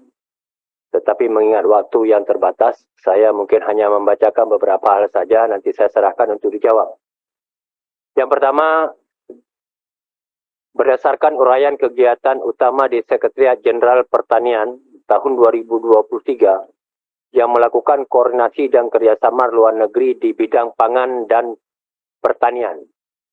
Maka lama ini Pak Sekjen, kami fraksi Partai Gerindra ingin mendengar penjelasan terhadap kegiatan kerjasama tersebut. Karena kita tidak ingin terulang seperti pengalaman kemarin, di saat kita mendapatkan sertifikat penghargaan surplus beras, seminggu kemudian kita malah impor beras. Apakah kerjasama seperti itu yang diinginkan di sini? Kami perlu penjelasan. Yang kedua, juga masih di Sekretariat Jenderal Pertanian terhadap pengembangan sistem pengelolaan data. Ini ada kegiatannya pengelolaan data dan pengembangan sistem informasi pertanian. Kami ingin mendengar penjelasannya karena kan hampir tiap rapat kita bermasalah dengan data. Tetapi kegiatannya ada anggaran tentang pengelolaan data. Kami ingin mendengar anggarannya ada, tetapi datanya tidak pernah sinkron gitu. Kemudian menyangkut dengan Pak Irjen, tadi beberapa teman telah Pak Ansi, Bu Ketua telah sampaikan. Saya sebenarnya ingin menyampaikan, kami fraksi Gerindra juga telah ingin menyampaikan hal yang sama. Saya tidak melanjutkan lagi, tapi ini mohon maaf Pak Irjen. Sebenarnya banyak hal sebelum sampai ke kita ini Pak Irjen dulu sebenarnya. Tetapi ini mohon untuk ke depan agar lebih optimal lah. Kemudian Pak Sekjen beserta teman-teman dari kementerian, kita mungkin berulang kali telah menyampaikan terhadap isu terkini tentang sempitnya lahan pertanian akibat beralih fungsi ke lahan pemukiman. Ini apa langkah-langkah apa? Kami juga ingin mendengar langkah-langkah apa saja yang ingin dilakukan, yang akan dilakukan dan sedang dilakukan oleh Kementerian Pertanian terhadap akibat beralihnya lahan pertanian menjadi lahan pemukiman. Kemudian Pak Horti, Pak Dirjen Horti, saya melihat bahwa ada kegiatan program model smart farming, itu 20 paket. Kami fraksi Gerindra ingin meminta penjelasan di mana saja rencana pelaksanaan itu. Dan apa dampak efeknya, karena anggarannya itu sampai 8 miliar per paket. Dan kegiatannya 20 paket. Kemana aja itu, tidak masuk pun skema aspirasi. Dan kemudian ini pada kesempatan ini izin saya sampaikan juga, banyak sekali kegiatan-kegiatan di dirjen lainnya yang tidak masuk skema aspirasi. Kami juga harus mendapat perhatian kita semua, penjelasan kepada kami terhadap kegiatan tersebut. Kemudian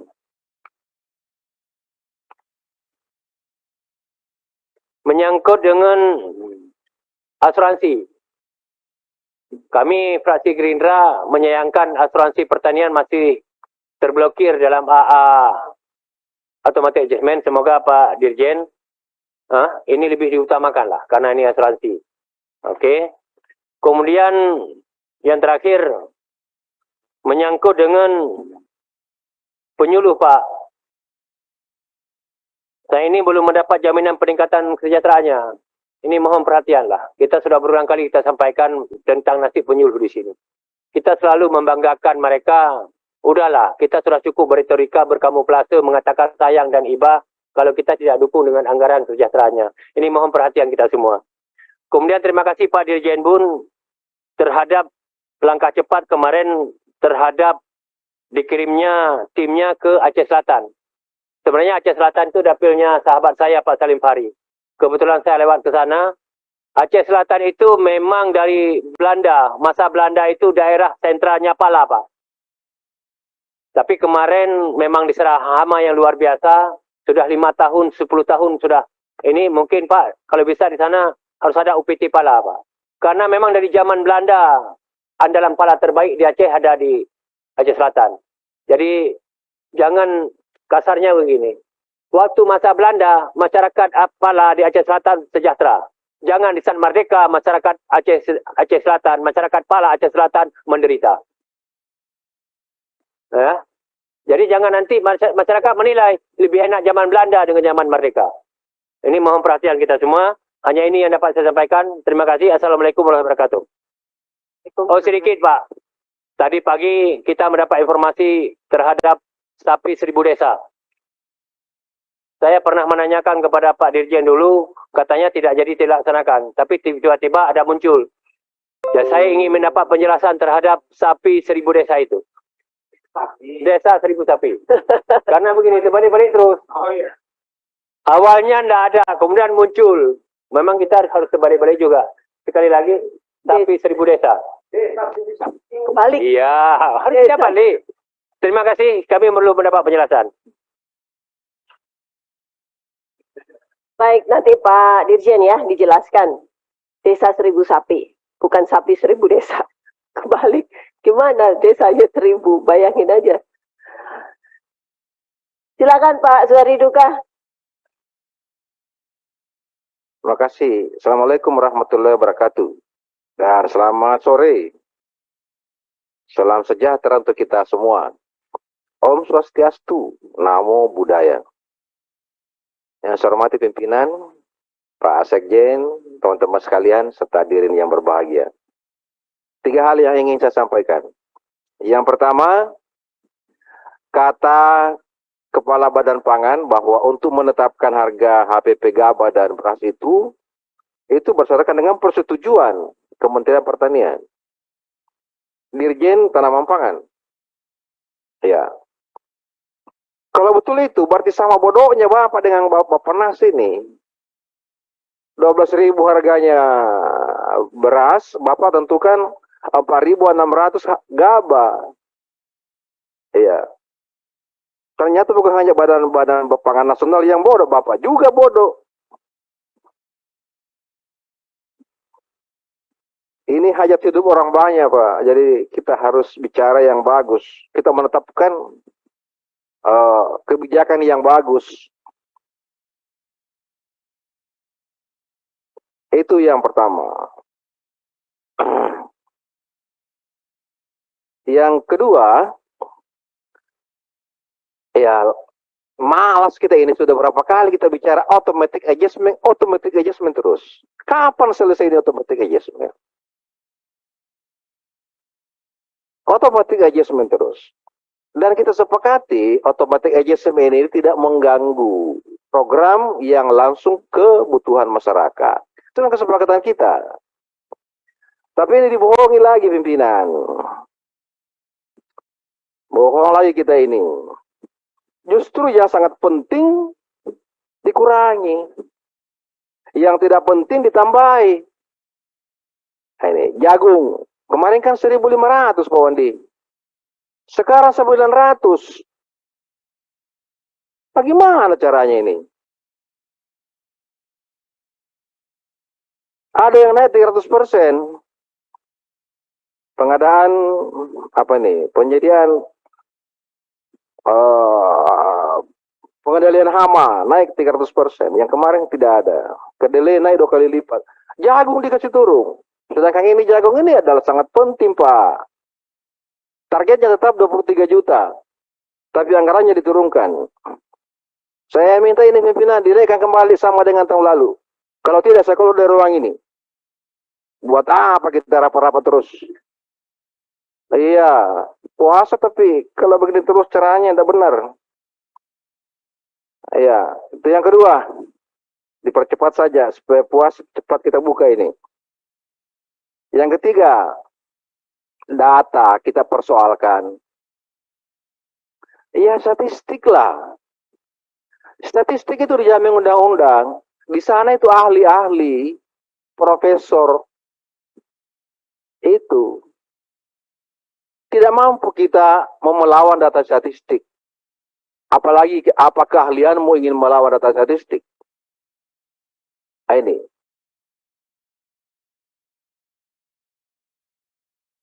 Indonesia, kita tahu, 18 juta, 180 juta wajib pilih. Siapa yang akan memilih partai ini, siapa yang memilih orang ini, hanya menyampil hanya 1.000 orang kita tahu. Kita tahu. 1.000 orang saja yang ditanya dengan sampel, random sampel itu oleh badan lembaga survei. 1.000 orang saja ditanya, kita tahu bahwa PDIP, mohon maaf ya PDIP, 23%. Demokrat, 9%. Iya. Bapak menang, saya kalah. Data survei, kita percaya ini, Pak. Iya. Statistik memang punya keahlian di situ. Tidak usah dibantah datanya. Bapak tidak punya kemampuan bantah datanya, apalagi keahliannya Bapak. Apa keahliannya Bapak? Mau bantah datanya statistik. Menteri Keuangan tidak mampu. Begitu cerdasnya Sri Mulyani, ya, data ekonomi makro selalu berpegang pada data statistik. Berapa pertumbuhan ekonomi? Sri Mulyani 2020 menetapkan 5,3% pertumbuhan ekonomi. Ya. Capaiannya hanya 2,1% data statistik. Sri Mulyani tidak pernah ingin membantah datanya. Berapa pertumbuhan ekonomi, berapa GDP, berapa angka kemiskinan. Baru kita di sini selalu bicara data, kemudian selalu pintar kita daripada data statistik. Saya kira ini pimpinan. Ya, Pak Wandi, saya minta Pak Wandi dijawab ini dulu. Kalau tidak dijawab, saya keluar dari ruang ini. Ya. Apakah kembali 1.500 ini atau tetap 900? Jawab dulu Pak Wandi, silakan. Wah, dijawab dulu.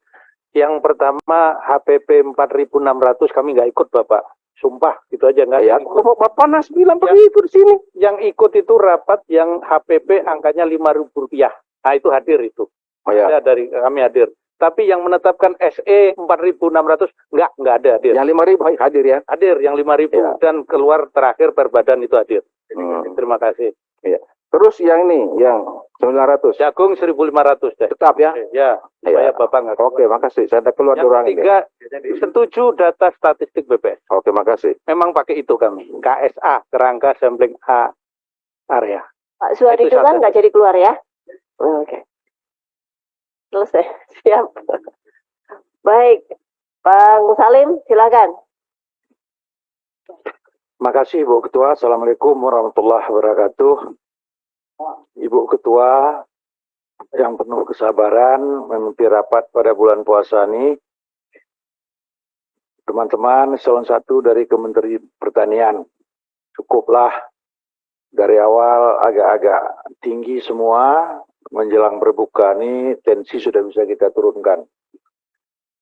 Tujuan kita Pak Sekjen tidak lain tidak bukan Pak Sekjen agar semuanya apa yang sudah kita sepakati awal hendaknya itu yang kita tindak lanjuti. Andaikan ada perubahan juga sesuai dengan sambutan ketua yang saya simak, dikoordinasikan kembali ke komisi. Tidak ada suatu permasalahan, tidak ada suatu perbedaan kalau duduk berdiskusi dengan pikiran yang tenang, saya kira insya Allah solusi akan bisa kita cari. Masalah BPSDM, tadi Kak Ansi sudah pertanyakan juga masalah yang keketewaan. Pak Ketua katakan, cuman saya bingung, Profesor nggak ada data, Pak Sudin punya data. di sini entah siapa yang paling hebat, entah siapa yang kurang paham. Faktanya Pak Sudin ada tadi ini rencananya mau 300 orang, 350. Tadi ada yang perlu kita simak, rekrutmennya bagaimana Pak? Kriteria orang berangkat itu yang bagaimana? Apakah dari Maluku Utara ada ikut? Itu yang kita maksud. Kami ini nggak banyak, 54. Kalau orang Lampung aja ikut, itu pun Bapak nggak benar. Ini andaikan contoh, maaf Pak Sudin. Maaf Pak Sudin, bukan saya. Pak Salim kalau ngomong to the point aja. Iya. Orang dari provinsi mana yang paling banyak, nggak usah sono sini bilang aja. Orang kampungnya dia yang paling banyak, itu aja udah. Nah, inilah yang perlu saya cari data ketua saya, nggak ada mengumpulkan data seperti ketua, akurat, otentik semua. Kalau saya memang nggak ada. Cuman, pamannya kalau dari Aceh berapa? Dari NTT berapa? Aceh kalau ada 2, tolong koordinasikan Pak Khalid dan saya. Kan itu yang perlu. Sama ini berkaitan dengan sapi tadi. Ternyata setelah ditanya di ruangan Setcom, Aceh ada. Nah, kita nggak tahu. Sumsel ada, Jawa Timur ada. Jawa Timur mungkin yang punya ibu pimpinan. Nah, itu umpama boleh. Cuman saya kan menyampaikan nggak tegang. Cuman ingatlah, kayak TP, berapa kali buat CPCL sampai hari ini tidak ada realisasi. Maksud saya nggak usah saya omongkan di sini. Kalau soal, ya ada bantuan jagung, buat CPCL-nya apa, sampai sekarang nggak ada. Bantuan bibit padi nggak ada. Apakah selalu Pak Wandi kita mesti berontak dulu? Ini yang orang berontak pun nggak dapat. Kan makanya saya itu lebih mau diam Pak Wandi. Cuman apa yang Bapak lakukan, apa yang Bapak perbuat, saya juga tidak pun seperti Pak Sudin, 1/10 Pak Sudin saya paham. Ada lagi hal-hal yang lain. Saya kira Pak Ketua, karena waktu juga sudah April Pak Ketua. Ya mau lebaran udah pastilah lebaran semua. Ada hal-hal tadi apa yang belum teken, apa nama-namanya, cepat-cepat aja diteken Ketua supaya kegiatan ini bisa berlangsung cepat kan. Ada bintek bisa cepat, ada yang dilelang, ada yang diklik bisa cepat. Cuman dilaporkan, saya kira Pak Ketua ini fair, bukan di depan Ketua. Asa jujur. Ini Pak Profesor kurang jujur tadi, makanya segala data ada untuk Pak Ketua. Ini syukur Pak Suwardi Duka tidak keluar dari sini Pak kan? Karena jawabannya ada argumen Pak. Kita ini kan sering nggak paham Pak. Ada petani milenial, yang mana milenial itu pun nggak tahu kita Pak. Tadi saya bukan mengada-ngada Pak Profesor, memang info yang tadi dari saya. Saya sempat nggak enak Bapak Sudin. Bapak katakan kan kur. Saya katakan untuk apa ngamuk-ngamuk? Kan bukan uang kementerian. Pak Profesor bilang memang uang kur itu yang kita bagi. Ternyata ada simpang siur. Saya kira Bu, ya kita ini nggak usah lagi tegang-tegang kali Bu. Yang perlu real saja. Patuh kita kepada pimpinan, patuh kita kepada ketua, saya kira clear semua. Asal jangan lain yang diomongkan, lain yang didata Bu. Yang lalu sudahlah Bu, mulai menit ini setelah saya bicara, mari kita perbaiki semua agar sinkron antara Kementerian Pertanian dengan Komisi 4 ini harus kita jaga. Terima kasih Bu. Baik, terima kasih Bang Salim. Ini teman-teman Golkar bajunya putih semua ya?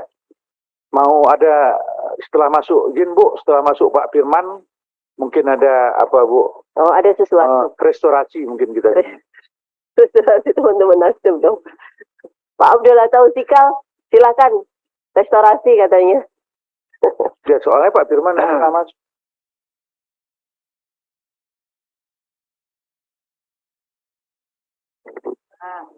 Yang saya hormati Bapak Ketua, pimpinan, rekan-rekan anggota Komisi 4, yang saya hormati Pak Sekjen, Eselon 1 di lingkungan Kementerian Pertanian beserta jajarannya. Assalamualaikum warahmatullahi wabarakatuh. Selamat sore, salam sejahtera untuk kita sekalian.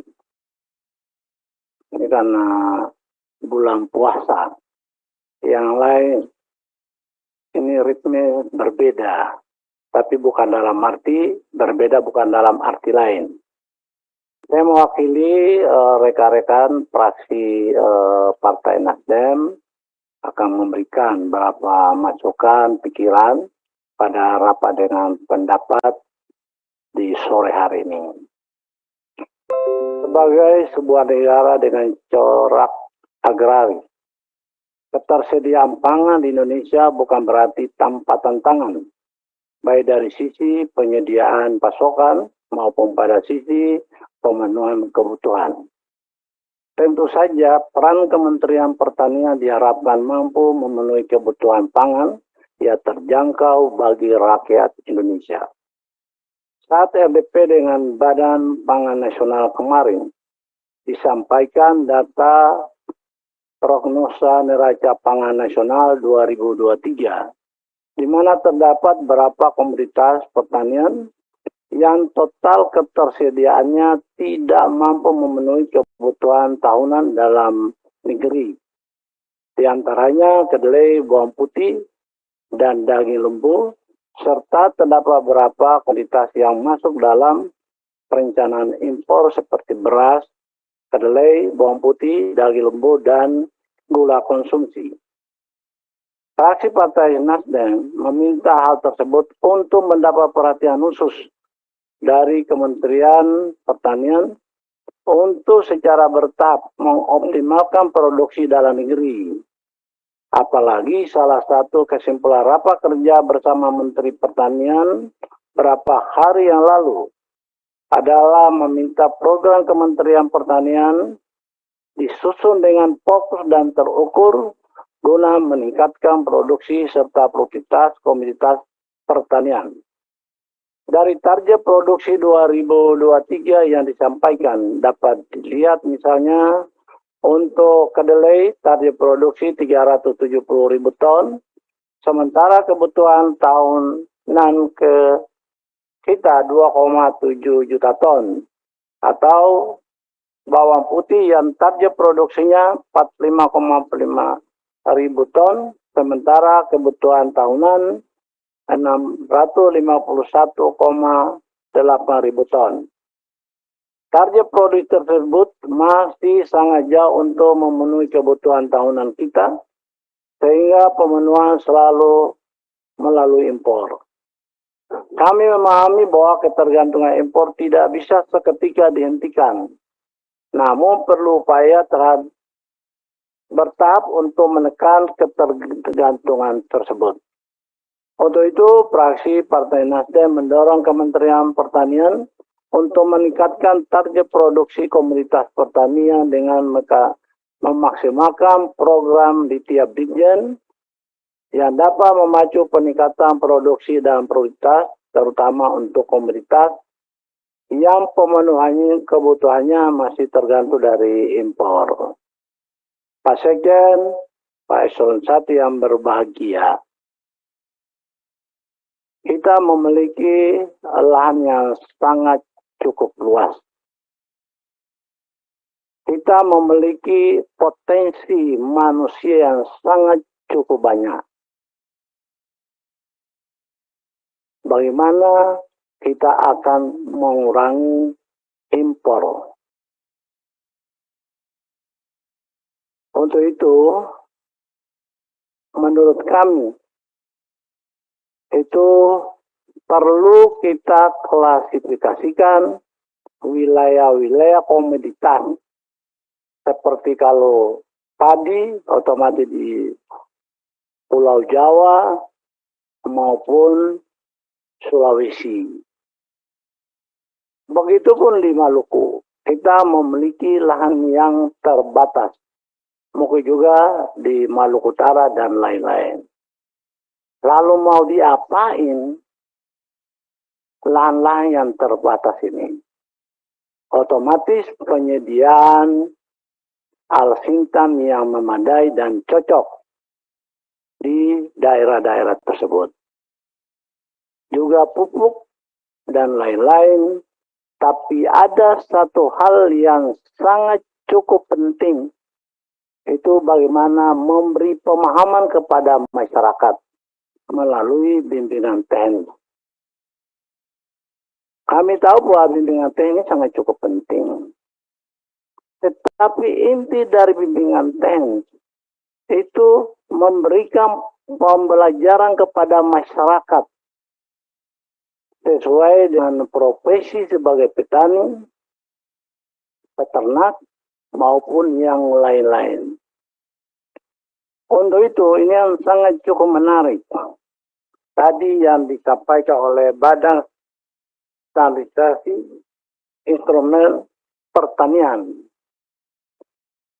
Terlihat di sini, tadi sampaikan bahwa ada 25 miliar produksi benih, bibit standar, dan bintek. Kalau bahasa saya, ya ini pengalaman kita selama 3 tahun nih. Ini kita nggak ngerti benihnya seperti apa. Ya, saya kira untuk jagung udah memenuhi semua, udah memenuhi. Cuma soal kualitas, ini kunci ada pada siapa yang ya mendapatkan kegiatan ini. Untuk itu kalau buat saya Pak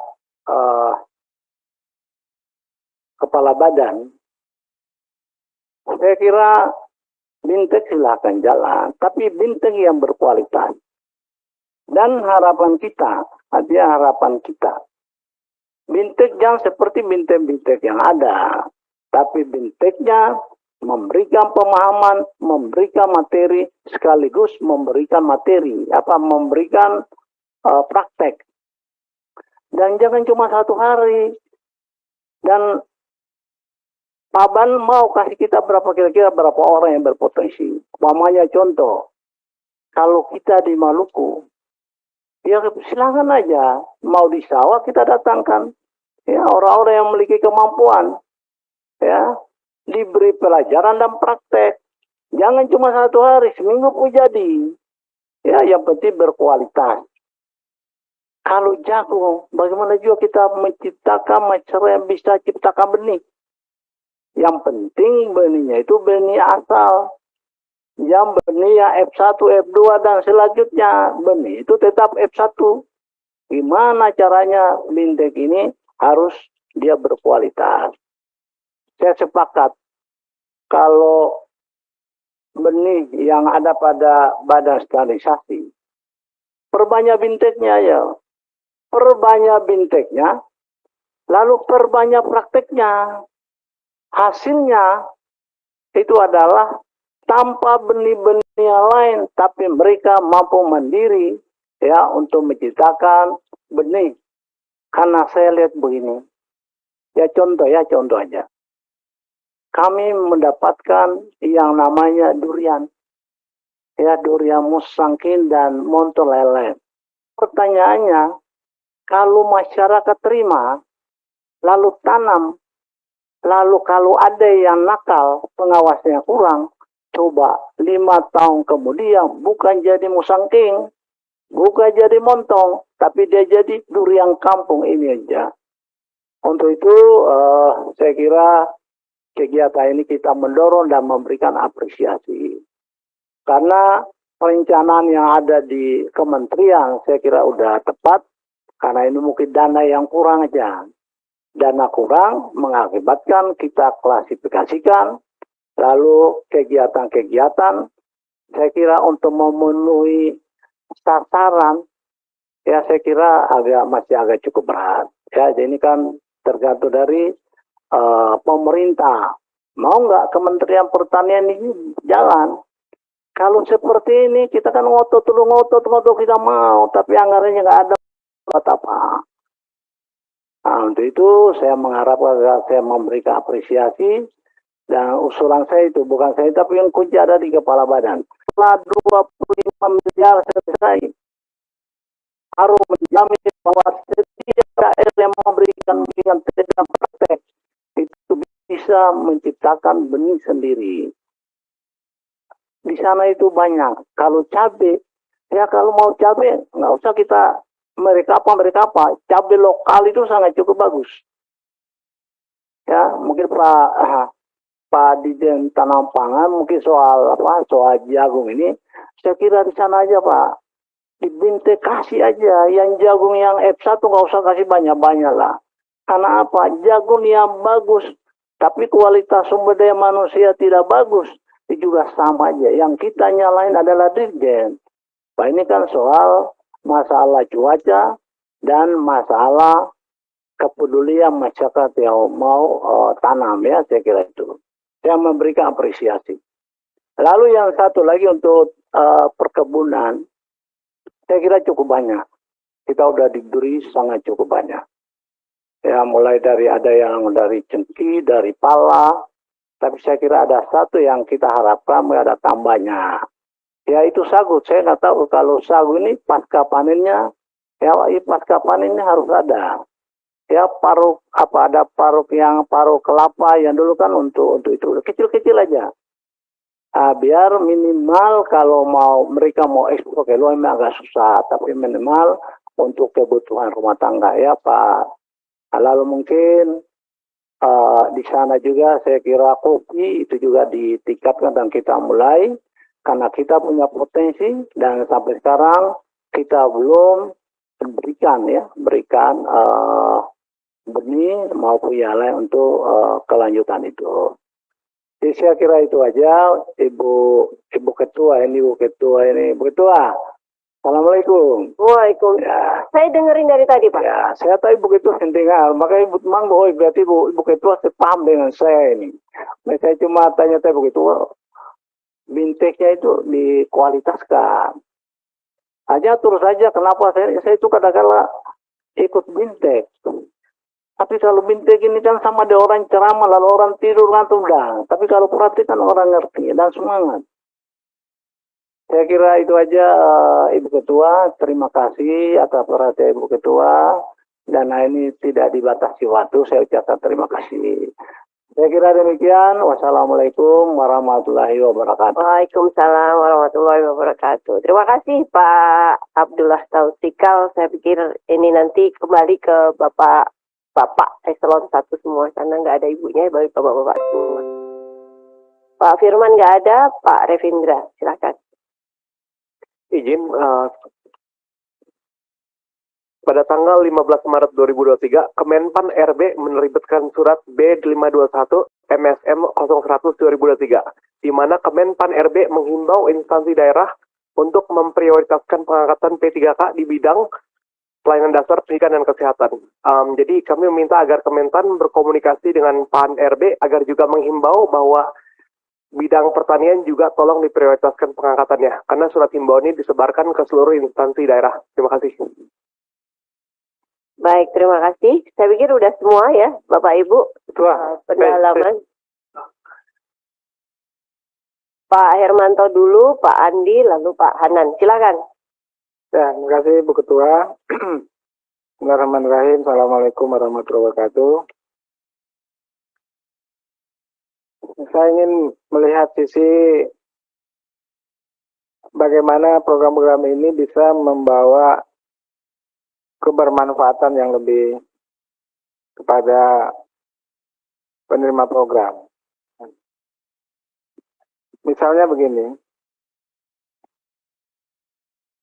program-program yang berbasis masyarakat, misalnya peternakan ini, kami minta supaya ke depannya itu adalah bantuan itu adalah jangan sampai ternak-ternak yang tidak memenuhi kriteria, tidak memenuhi standar. Jangan sampai misalnya peternak itu menerima apakah itu sapi dengan ukuran yang tidak sesuai dengan standar, ya, ataupun kambing, ya, yang diberi bantuan 25 ekor, tapi berapa hari kemudian sakit dan mati, ya, hanya sisa tinggal 5 ekor. Gitu. Ya. Kemudian juga dengan ayam. Ya. Ayam itu banyak sekali keluhannya. 500 ekor ya, per kelompok dibantu, tapi 500 ekornya juga mati. Nah, jadi ini menjadi pelajaran yang berharga buat kita, karena itu anggaran yang mestinya dalam perspektif pembangunan ekonomi, bantuan itu kan ada dampak pengelolaan ekonominya gitu. Oleh karena itu kita menganggap bahwa semua bantuan itu bukan hanya dalam perspektif oleh penerima itu sebagai bantuan yang untuk dihabisi, bukan. Ya. Ini juga harus diberikan pemahaman bahwa bantuan ini harus ditumbuh kembangkan. Tentu ini harus didukung dengan bantuan itu harus berkualitas. Ya. Kalau misalnya tadi seperti keresahannya tadi itu ya nggak bakalan dapat apa-apa petani peternak. Itu satu ya. Yang kedua terkait dengan Al-Sintan. Ya, jadi Al-Sintan ini kan sudah banyak di kita nih ya kan. Ada yang baru, ada yang mereknya aneka ragam, ya kan. Ada yang kualitasnya bisa dipakai berkali-kali, ada yang cuma sekali pakai. Ya. Nah, kemudian juga ada yang spare part-nya tidak tersedia gitu. Beberapa waktu lalu kita sudah ada gagasan tentang bengkel berjalan. Saya pikir ini harus kita tumbuh kembangkan untuk mengatasi ini supaya Al-Sintan yang sudah spare-nya tidak ada, ya kan? Kemudian juga teknisinya juga tidak ada di situ. Nah, ini sangat membantu gitu. Di beberapa tempat di Sumatera Barat itu Al-Sintan yang mestinya masih bisa dipakai gitu. Itu hanya karena satu komponen saja yang tidak bisa berfungsi, mereka nggak mau membetulinya gitu. Akhirnya barang itu ya tinggal bersitu aja gitu. Nah, saya minta juga ini supaya bengkel berjalan ini harus dirasasikan secara jelas gitu. Nah, kemudian juga terkait dengan soal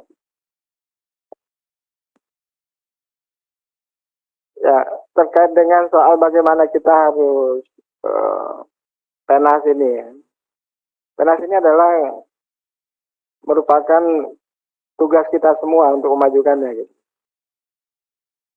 Karena di sini adalah kepentingan bagaimana temuan teknologi ya, yang dikerjakan oleh anak bangsa itu kita support ya kan sebagai sebuah upaya kita bersama. Nah, saya melihat ini adalah bentuk keberhasilan kita semua di sini. Oleh karena itu saya minta kementerian ini betul-betul serius di dalam PENAS ini sebagai sebuah upaya kita bersama gitu. Termasuk juga dukungan anggarannya. Saya pikir ini penting gitu. Itu saja Bu Ketua yang perlu saya sampaikan. Assalamualaikum warahmatullahi wabarakatuh. Waalaikumsalam. Pak Andi. Terima kasih pimpinan. Assalamualaikum warahmatullahi wabarakatuh. Pimpinan anggota Komisi 4, Sekjen dan para dirjen yang saya hormati, Pak Irjen. Saya singkat aja Bu Ketua. Ini yang menggeliti kita kemarin ya, rapat bersama dengan Bappenas, kemudian juga dengan Bulog. Ini kan agak lucu ya, karena dari target penyerapan dalam negeri itu kan 1,5 juta ton ya oleh Bulog. Terus Bappenas mengatakan 2,5 juta ton. Tiba-tiba muncul lagi angka 2 juta ton itu impor. Ini kan agak aneh memang ini.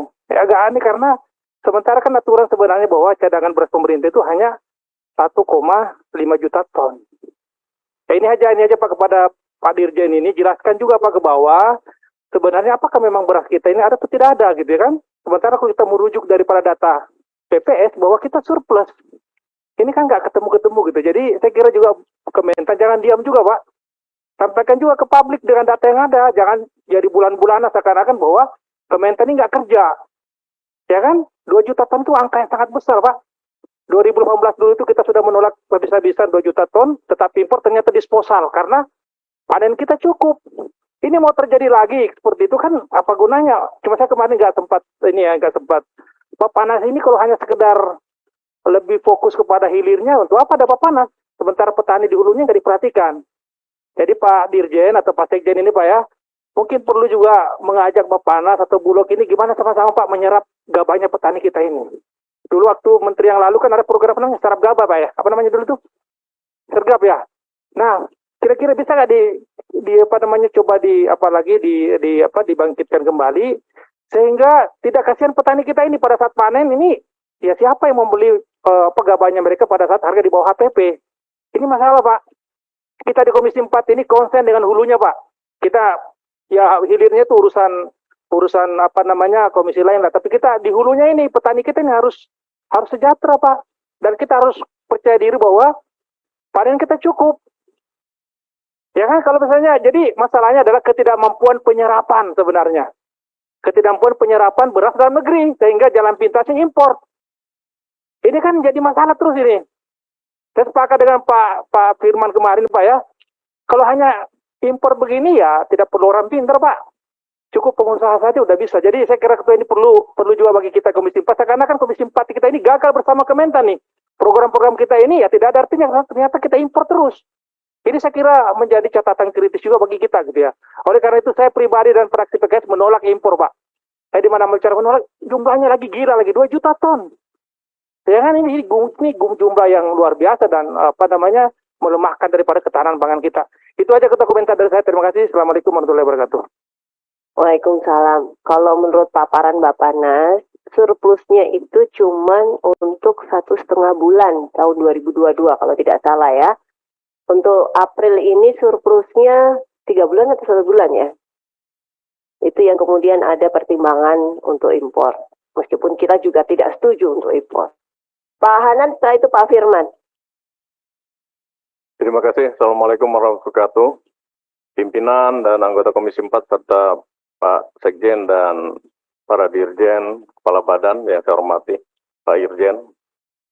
Pertama, terkait dengan PENAS, saya kira dijelaskan saja Pak Kepala Badan. Ini karena tidak mendapat penjelasan yang sejelas-jelasnya sehingga banyak pertanyaan. PENAS saja itu kan pekan. Kalau pekan itu 7 hari Pak kegiatan itu ya. Jadi harus dijelaskan dengan anggaran yang 15 miliar itu apa? Wajar apa tidak? Itu pekan. Saya sendiri mengadakan kegiatan PEDA, pekan daerah di tingkat daerah pada saat saya kepala dinas, hanya mengumpulkan 1.000 orang, anggarannya bisa sampai 2 miliar. Bayangkan ya. Jadi saya kira dijelaskan saja untuk apa saja anggaran itu, sehingga tidak ada pertanyaan-pertanyaan yang mencurigakan dari pimpinan tadi. Kemudian yang kedua, terkait dengan BSIP nih Pak, saya sangat memberikan apresiasi mulai operasionalnya BSIP ini, kemudian penyelamatan terhadap aset-aset yang selama ini sudah terbangun. Nah tentunya dengan keberadaan BSIP ini, harapan kita secepat-cepatnya bisa diketahui manfaatnya, baik oleh instansi yang lain maupun oleh masyarakat. Nah untuk itu, terkait dengan lahan-lahan, potensi lahan yang ada, kebun-kebun induk yang ada, nah ini tolong menjadi perhatian. Jadi jangan seolah-olah kita ini memproduksi benih untuk disebarkan ke masyarakat, Pak.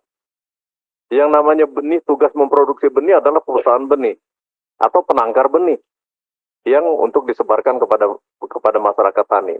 Sedangkan yang namanya BPTP, misalnya dulu BPTP namanya apanya Pak sekarang? BSIP ya. UPT-nya BSIP itu tugasnya saya kira bukan menghasilkan benih-benih yang untuk disebarkan, tetapi menghasilkan benih-benih yang benih pokok Pak. Kalau dikenal dengan benih pokok stokseed. Nah stokseed nanti disebarkan ke penangkar baru menghasilkan benih sebar atau extension seed. Nah, seperti itu. Nah saya kira ini harus polanya seperti itu. Jadi anggaran difokuskan untuk menghasilkan benih pokok, bukan benih sebar. Nah ini kalaupun terkait dengan tanaman pangan, baik jagung, kedelai, maupun padi. Nah kemudian, kegiatan-kegiatan BSIP ini saya harapkan untuk tahap tahun pertama ini operasionalnya BSIP kami harapkan lebih banyak ke memantapkan Pak sumber daya manusia baik yang akan menerima manfaat dari BSIP maupun sarana-sarana persiapannya. Kalau kita akan memproduksi benih dan akan kita sebarkan tahun ini Pak, itu perlu waktu Pak. Kalau kita tanam misalnya di musim gadu ini, ya mungkin di akhir tahun baru bisa tersebar benih ini. Oleh karena itu tahap pertama ini saya pikir perbanyak aja dulu Pak BIMTEK untuk penangkar benih, ya. Kemudian BIMTEK untuk kawan-kawan kita yang mengelola instalasi-instalasi. Nah sehingga kedepannya di tahun 2024 bisa lebih baik lagi operasional dari BSIP. Kemudian untuk yang lain-lainnya, termasuk Dirjen Peternakan, Pak Dirjen, fokus saya kira harus memberikan perhatian secara serius terkait dengan pembibitan, Pak, dengan indukan, Pak ya. Karena selama ini terus terang, contoh Pak, kalau Pak Sudin bicara Lampung, saya juga bicara Lampung. Di Lampung katanya sentra ternak, tetapi sentra sapi pedaging. Tapi kalau dilihat feedlotter bakalannya dari Australia. Nah, kadang-kadang saya bertanya, dikatakan swasembada yang mana yang berasal dari bakalan dalam negeri? Ini bakalannya dari luar, hampir sebagian besar dari luar negeri. Nah, oleh karena itu, kita harus mulai dari sekarang dan seterusnya. Kalau bicara swasembada daging, ya pembibitan. Bagaimana kita bisa menyiapkan bibit-bibit sapi, bibit kerbau, bibit kambing yang unggul. Saya kira ini kemudian Pak Sekjen ke depan dalam penyusunan perencanaan anggaran, dengan keterbatasan anggaran yang alokasikan ke Kementerian Pertanian, fokus ke hal-hal yang tidak mampu dibiayai oleh masyarakat. Seperti contohnya untuk Alsin, Pak. Alsin itu udah pas. Perbaikan infrastruktur, pembangunan infrastruktur sudah benar. Karena apa itu tidak mungkin dilakukan oleh masyarakat. Kemudian adanya teknologi baru maupun bibit-bibit yang unggul baru, itu saya kira tugas daripada pemerintah. Sedangkan untuk yang lain-lainnya ya, yang pelaku pembangunan pertanian, masyarakat tani tentunya mereka yang membiayai. Selagi kita masih terbatas anggaran yang dialokasikan ke Kementerian Pertanian. Demikian Bu. Assalamualaikum warahmatullahi wabarakatuh. Pak Firman, mohon maaf. Kok Pak Hermanto? Pak Firman. Baik, terima kasih Bu Pimpinan. Pimpinan yang saya hormati, sahabat-sahabat saya Komisi 4 yang saya hormati, para mitra kerja Eselon 1 Kementerian Pertanian yang saya hormati. Bu Ketua, saya mohon maaf ketika Ibu disertasi saya tidak hadir karena ada tugas di balik yang tidak bisa ditinggalkan. Namun kami telah mengucapkan selamat atas kumlotnya gelar doktornya. Bapak yang saya hormati, saya mungkin tidak akan membahas satu persatu dari direktorat atau di subsektor masing-masing. Saya ingin membangun sebuah semangat saja bahwa filosofi di dalam sebuah negara, sebuah keberhasilan dalam program pemerintah itu tergantung baik buruknya daripada pembuat kebijakan. Nah, kita ini adalah sama-sama pembuat kebijakan. DPR telah membuat berbagai undang-undang yang sangat fundamental. Dari mulai undang-undang pelindungan lahan pertanian berkelanjutan. Sampai sekarang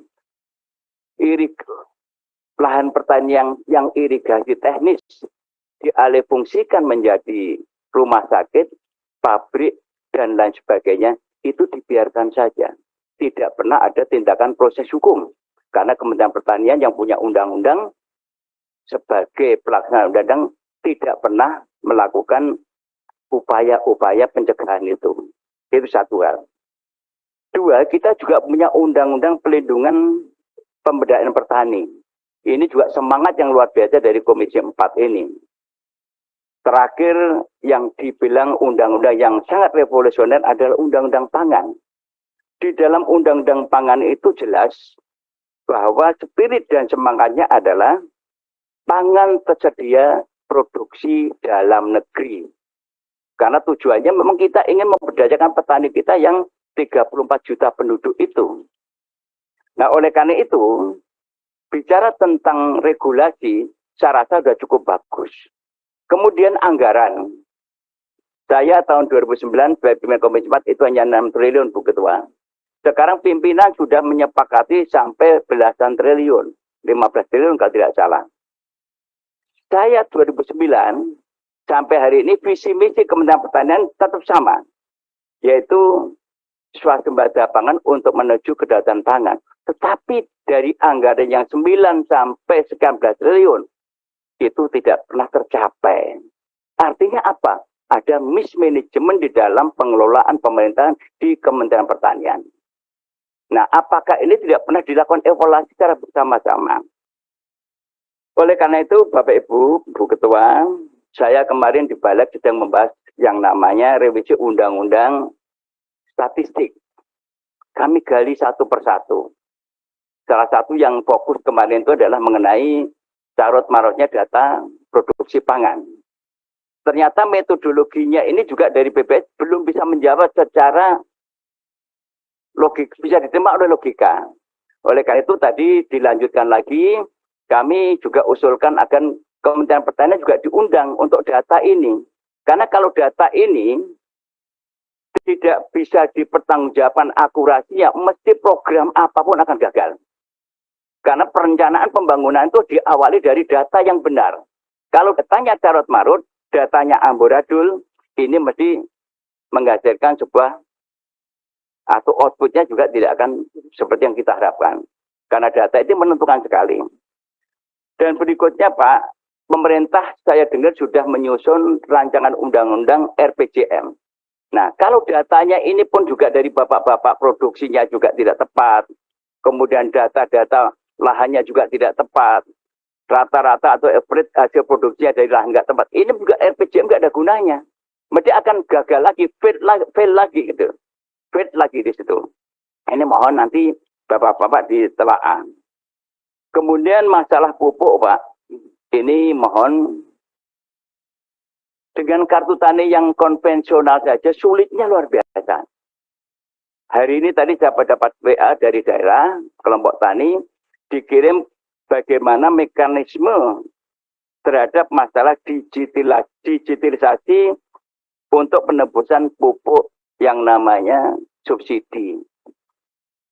Dengan konvensional saja tidak bisa, apalagi dengan digitalisasi. Nah, mohon ini, siapa yang bikin kebijakan, mohon dirubahlah mindset-nya. Jangan dianggap petani itu seperti kita-kita di Jakarta ini, yang setiap hari mainannya handphone, yang semuanya sudah menggunakan minimal adalah Apple yang 14. Ya. Kalau di sana itu Pak, petani itu handphonenya masih kecil-kecil Pak. Yang Nokia yang buatan Cina itu yang penting bisa dipakai telepon istri di rumah.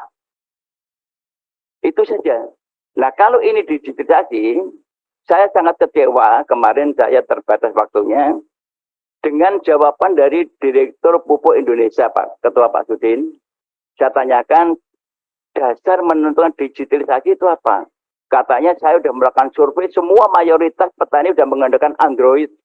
Saya bilang, Pak Direktur, ayolah turun ke desa-desa sama saya jamin keselamatannya. Jangan khawatir. Petani mana yang punya Android? Gak ada, Pak.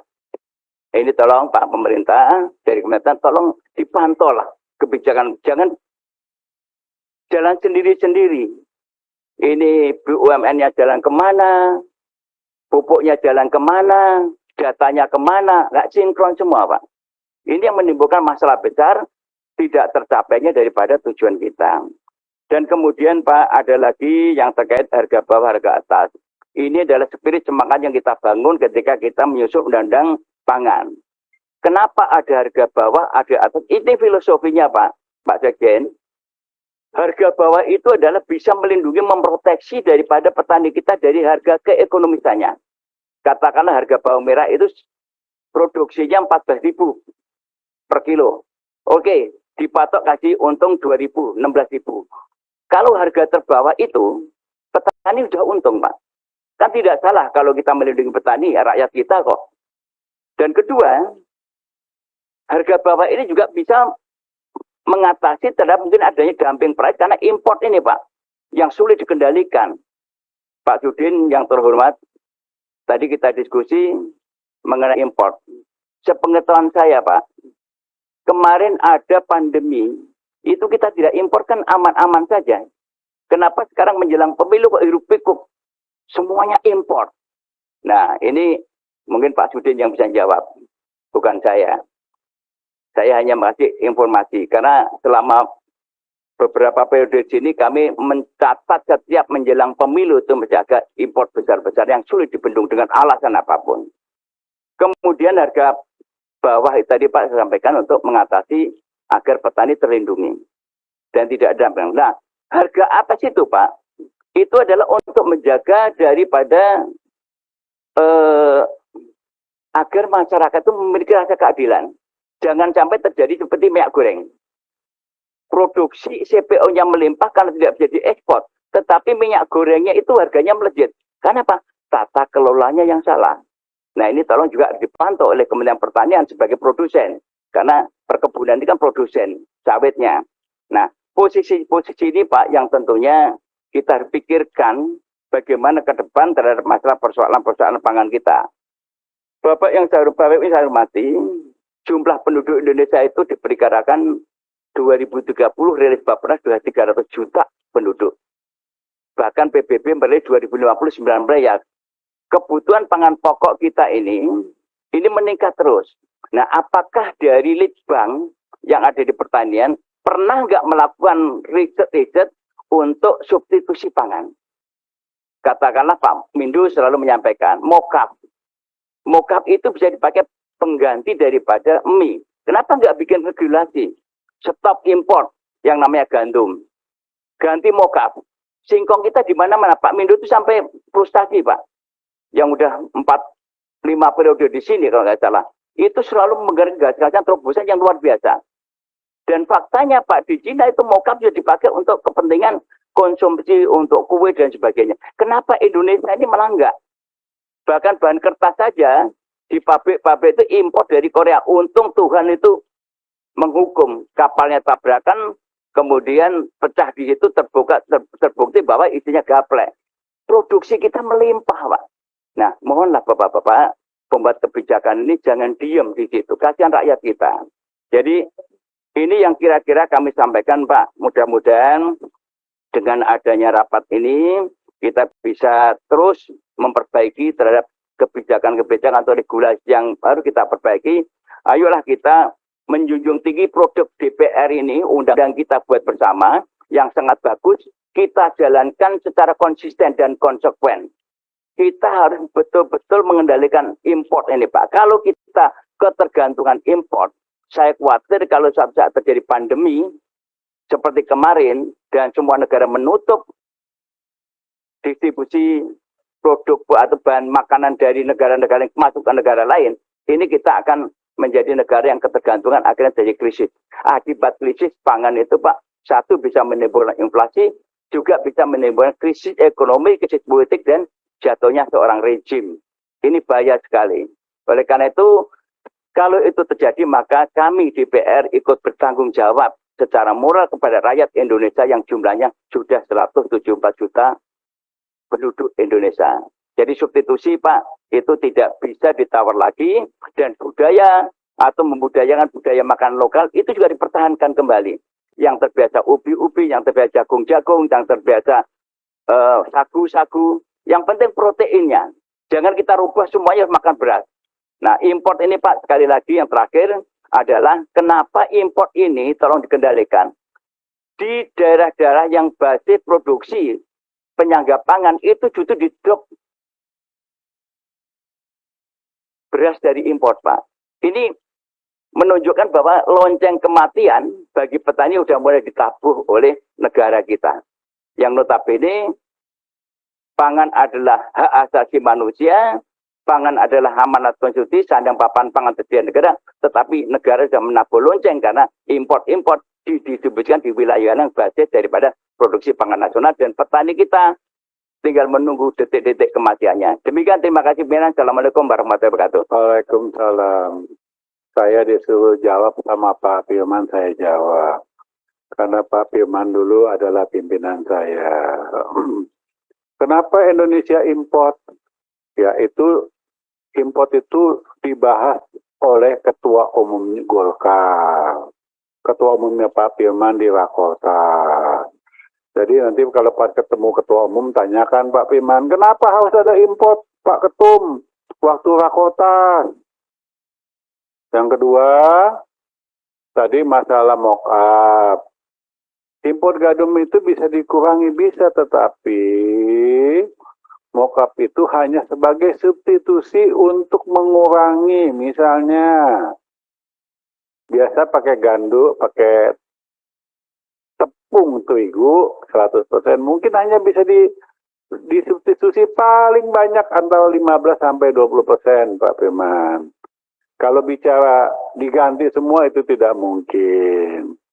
Yang ketiga, pembuatan mock-up itu lebih mahal dibandingkan pembuatan tepung tapioka, Pak Firman.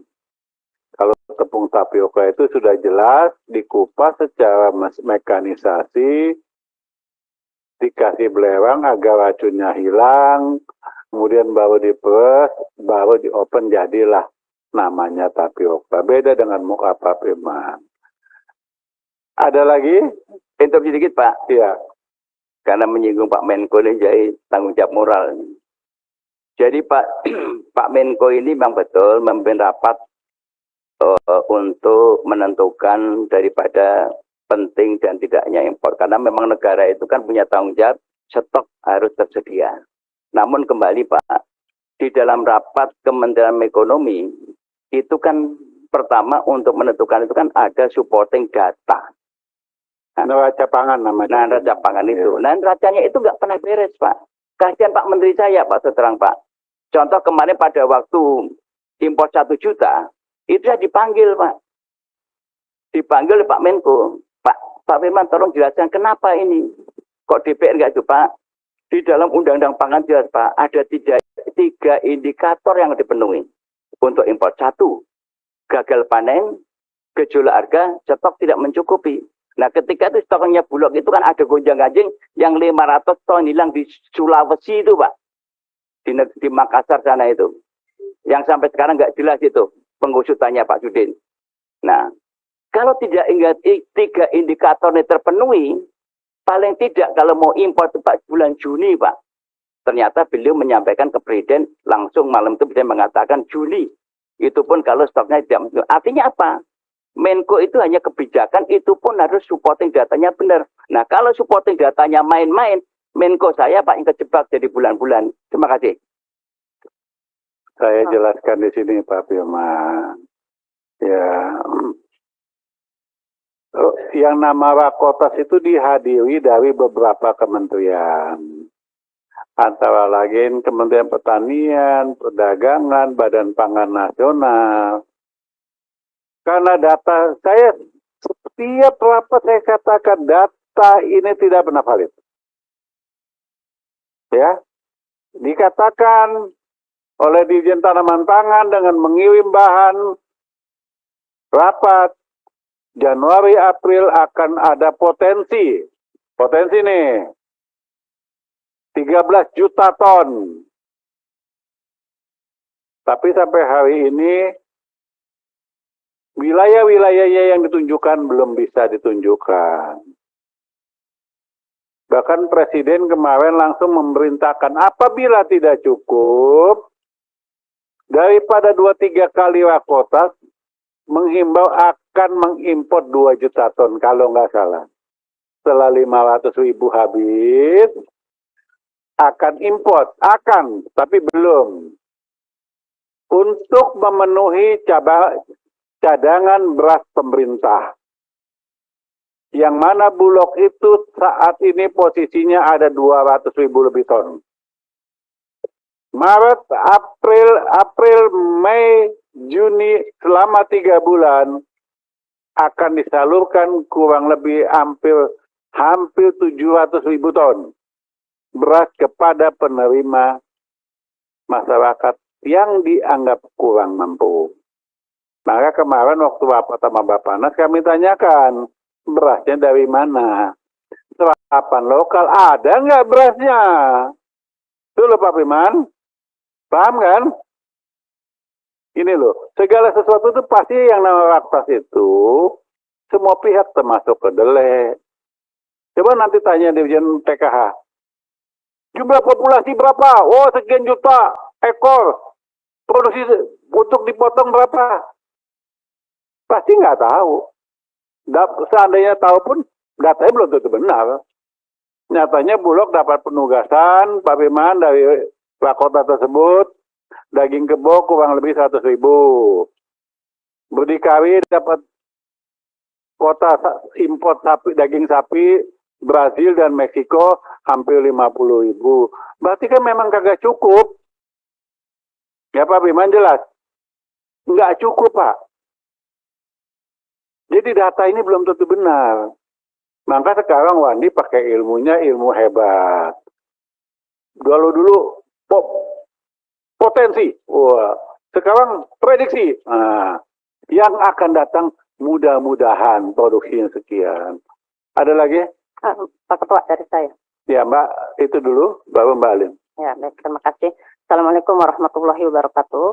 Ketua yang saya hormati beserta anggota, Pak Sekjen, beserta para dirjen dan jajaran.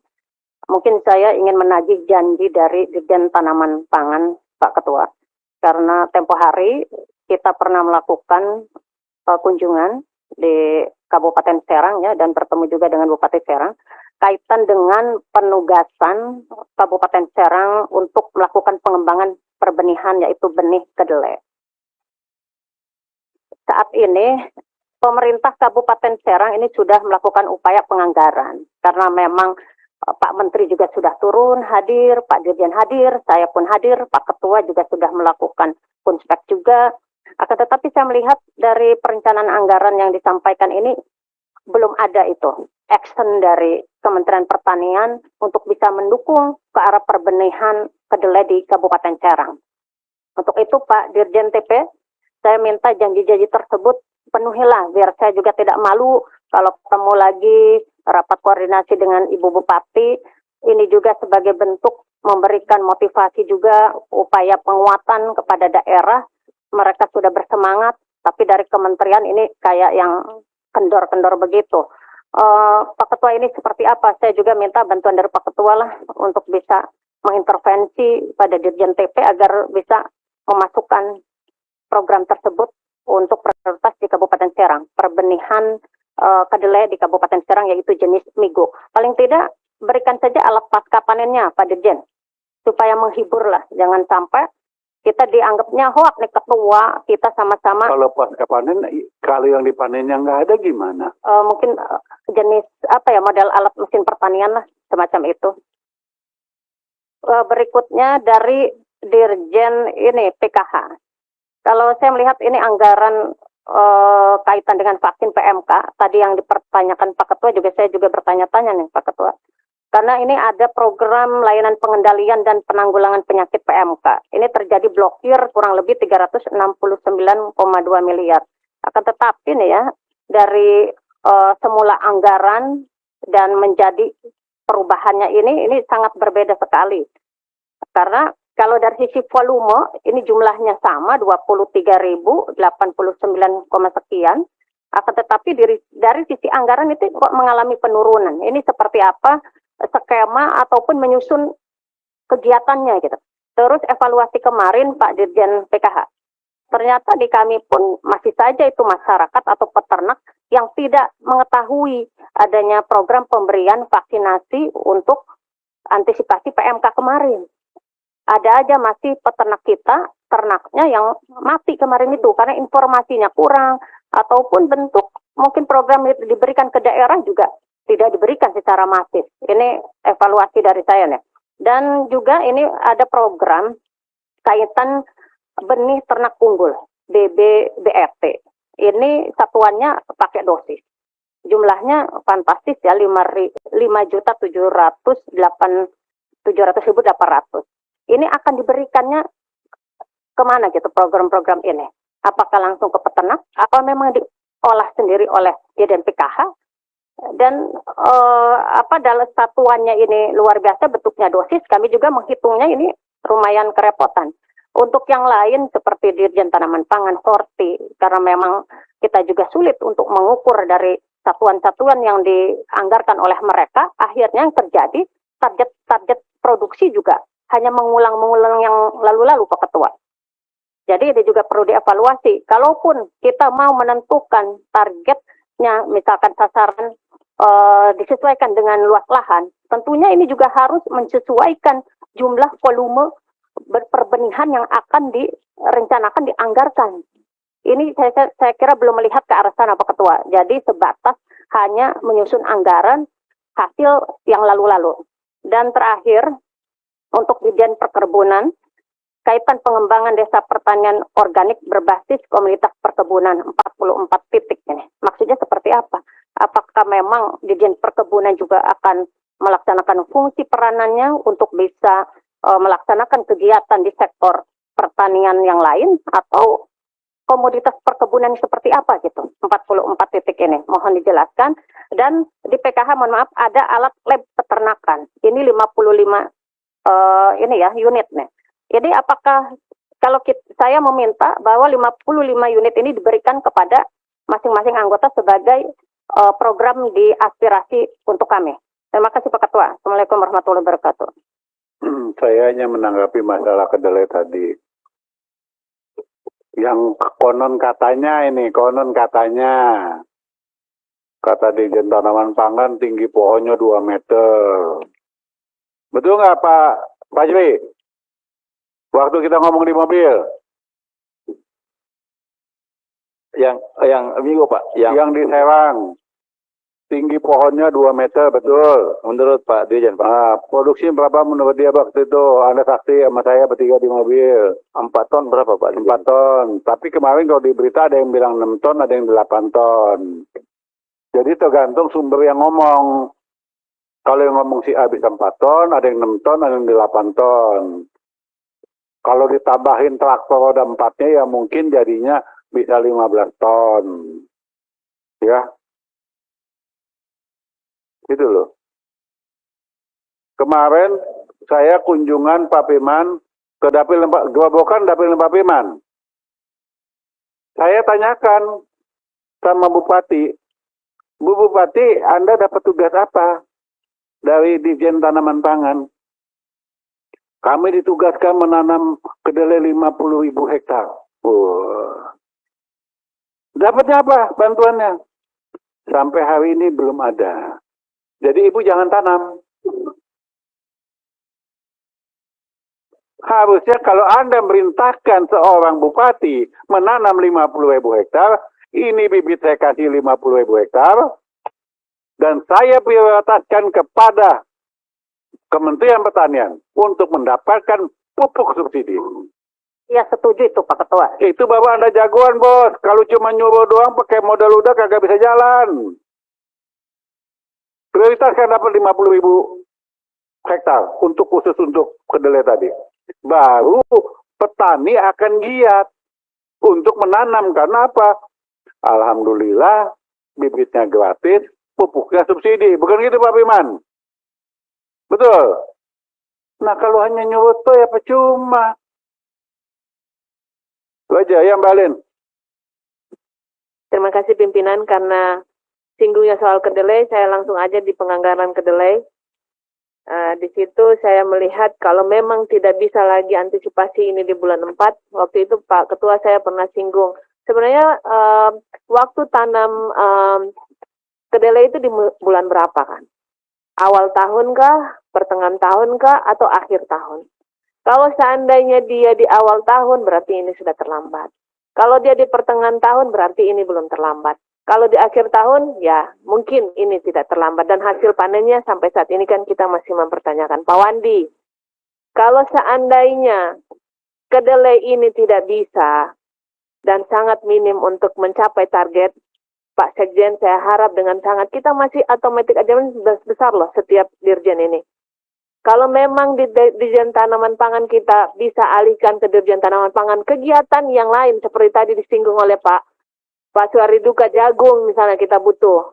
terus padi kita butuh, ya alihkan saja. Tapi memang ini betul-betul mendukung kinerja tanaman pangan dan khususnya untuk penghasil pangan. Dan tadi sudah disinggung sama Pak Firman, kedaulatan pangan itu terutama salah satunya adalah beras ya Pak Firman. Kemudian kalau memang itu disepakati, saya harap sih pimpinan ini disepakati karena pimpinan selalu menyinggung soal kedelai tersebut. Saya mau menyampaikan Pak Sekjen, mohon maaf, kami anggota DPR tidak bisa membahas Satuan 3. Data yang dipaparkan oleh Kementerian Pertanian, tolong dengan sangat Satuan 3-nya tidak usah dilampirkan. Itu sesuai dengan aturan. Saya sudah sempat singgung pada Raker dan RDP waktu lalu, dan ini yang kesekian kalinya. Ini Ketua, harus kita kekekan bersama karena jangan sampai kita melanggar aturan. Kemudian saya melihat tadi sempat disinggung oleh rekan-rekan saya yang lain, Pak Sekjen, Pak Ketua, saya mohon dengan sangat. Ini tadi sempat disinggung Pak Ansi tentang dukungan manajemen di beberapa eselon 1. Saya berharap prioritas anggaran, kalau memang kita betul-betul melihat kebutuhan penganggaran kita fokus kepada ketersediaan pangan, saya berharap agar bisa dilihat dan ditinjau kembali. Saya ingin menyampaikan kembali soal 1.000 sapi per desa. 1.000 desa 1.000 sapi. Memang itu masuk dalam sosial media dan itu disampaikan langsung Pak Dirjen, Pak Sekjen. Kalau saya masih ingat persis, kalau saya belum hilang ingatan, kegiatan tersebut telah ditiadakan. Jangan sampai quote by quote ada unsur permainan tersendiri dan ini menjadi pertanyaan yang besar buat semua pihak. Tunggu, saya perpanjang dulu tadi kita bilang 16.30 perpanjang dulu. Oh. Sampai jam 17.30. Baik, terima kasih Ketua.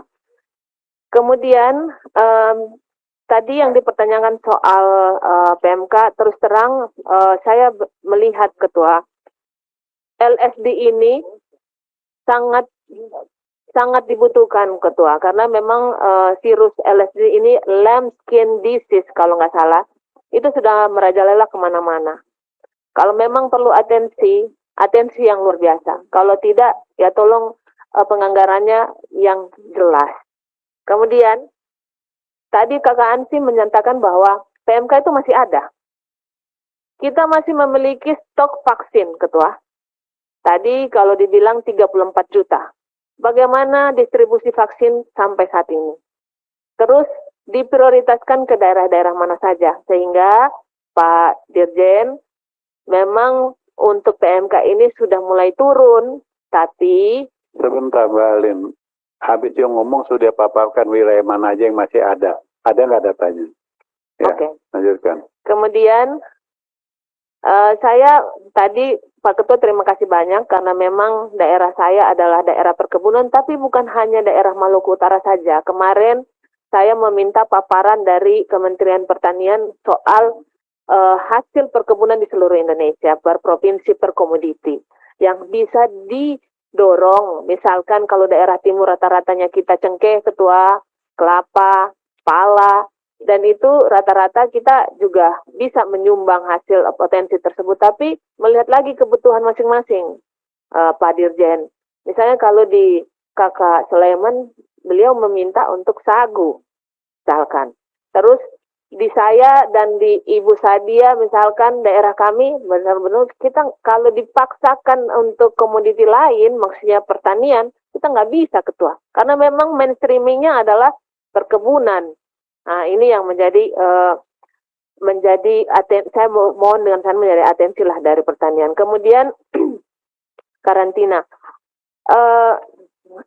Saya melihat kegiatan-kegiatan karantina juga memang baik, tapi mohon dengan sangat, karena sumber masuk PMK itu juga kan dari karantina. Terus sampai sekarang nih Ketua, kita kan belum mendapatkan lagi paparan report seperti yang kemarin. Nggak akan bakal. Oke, baik.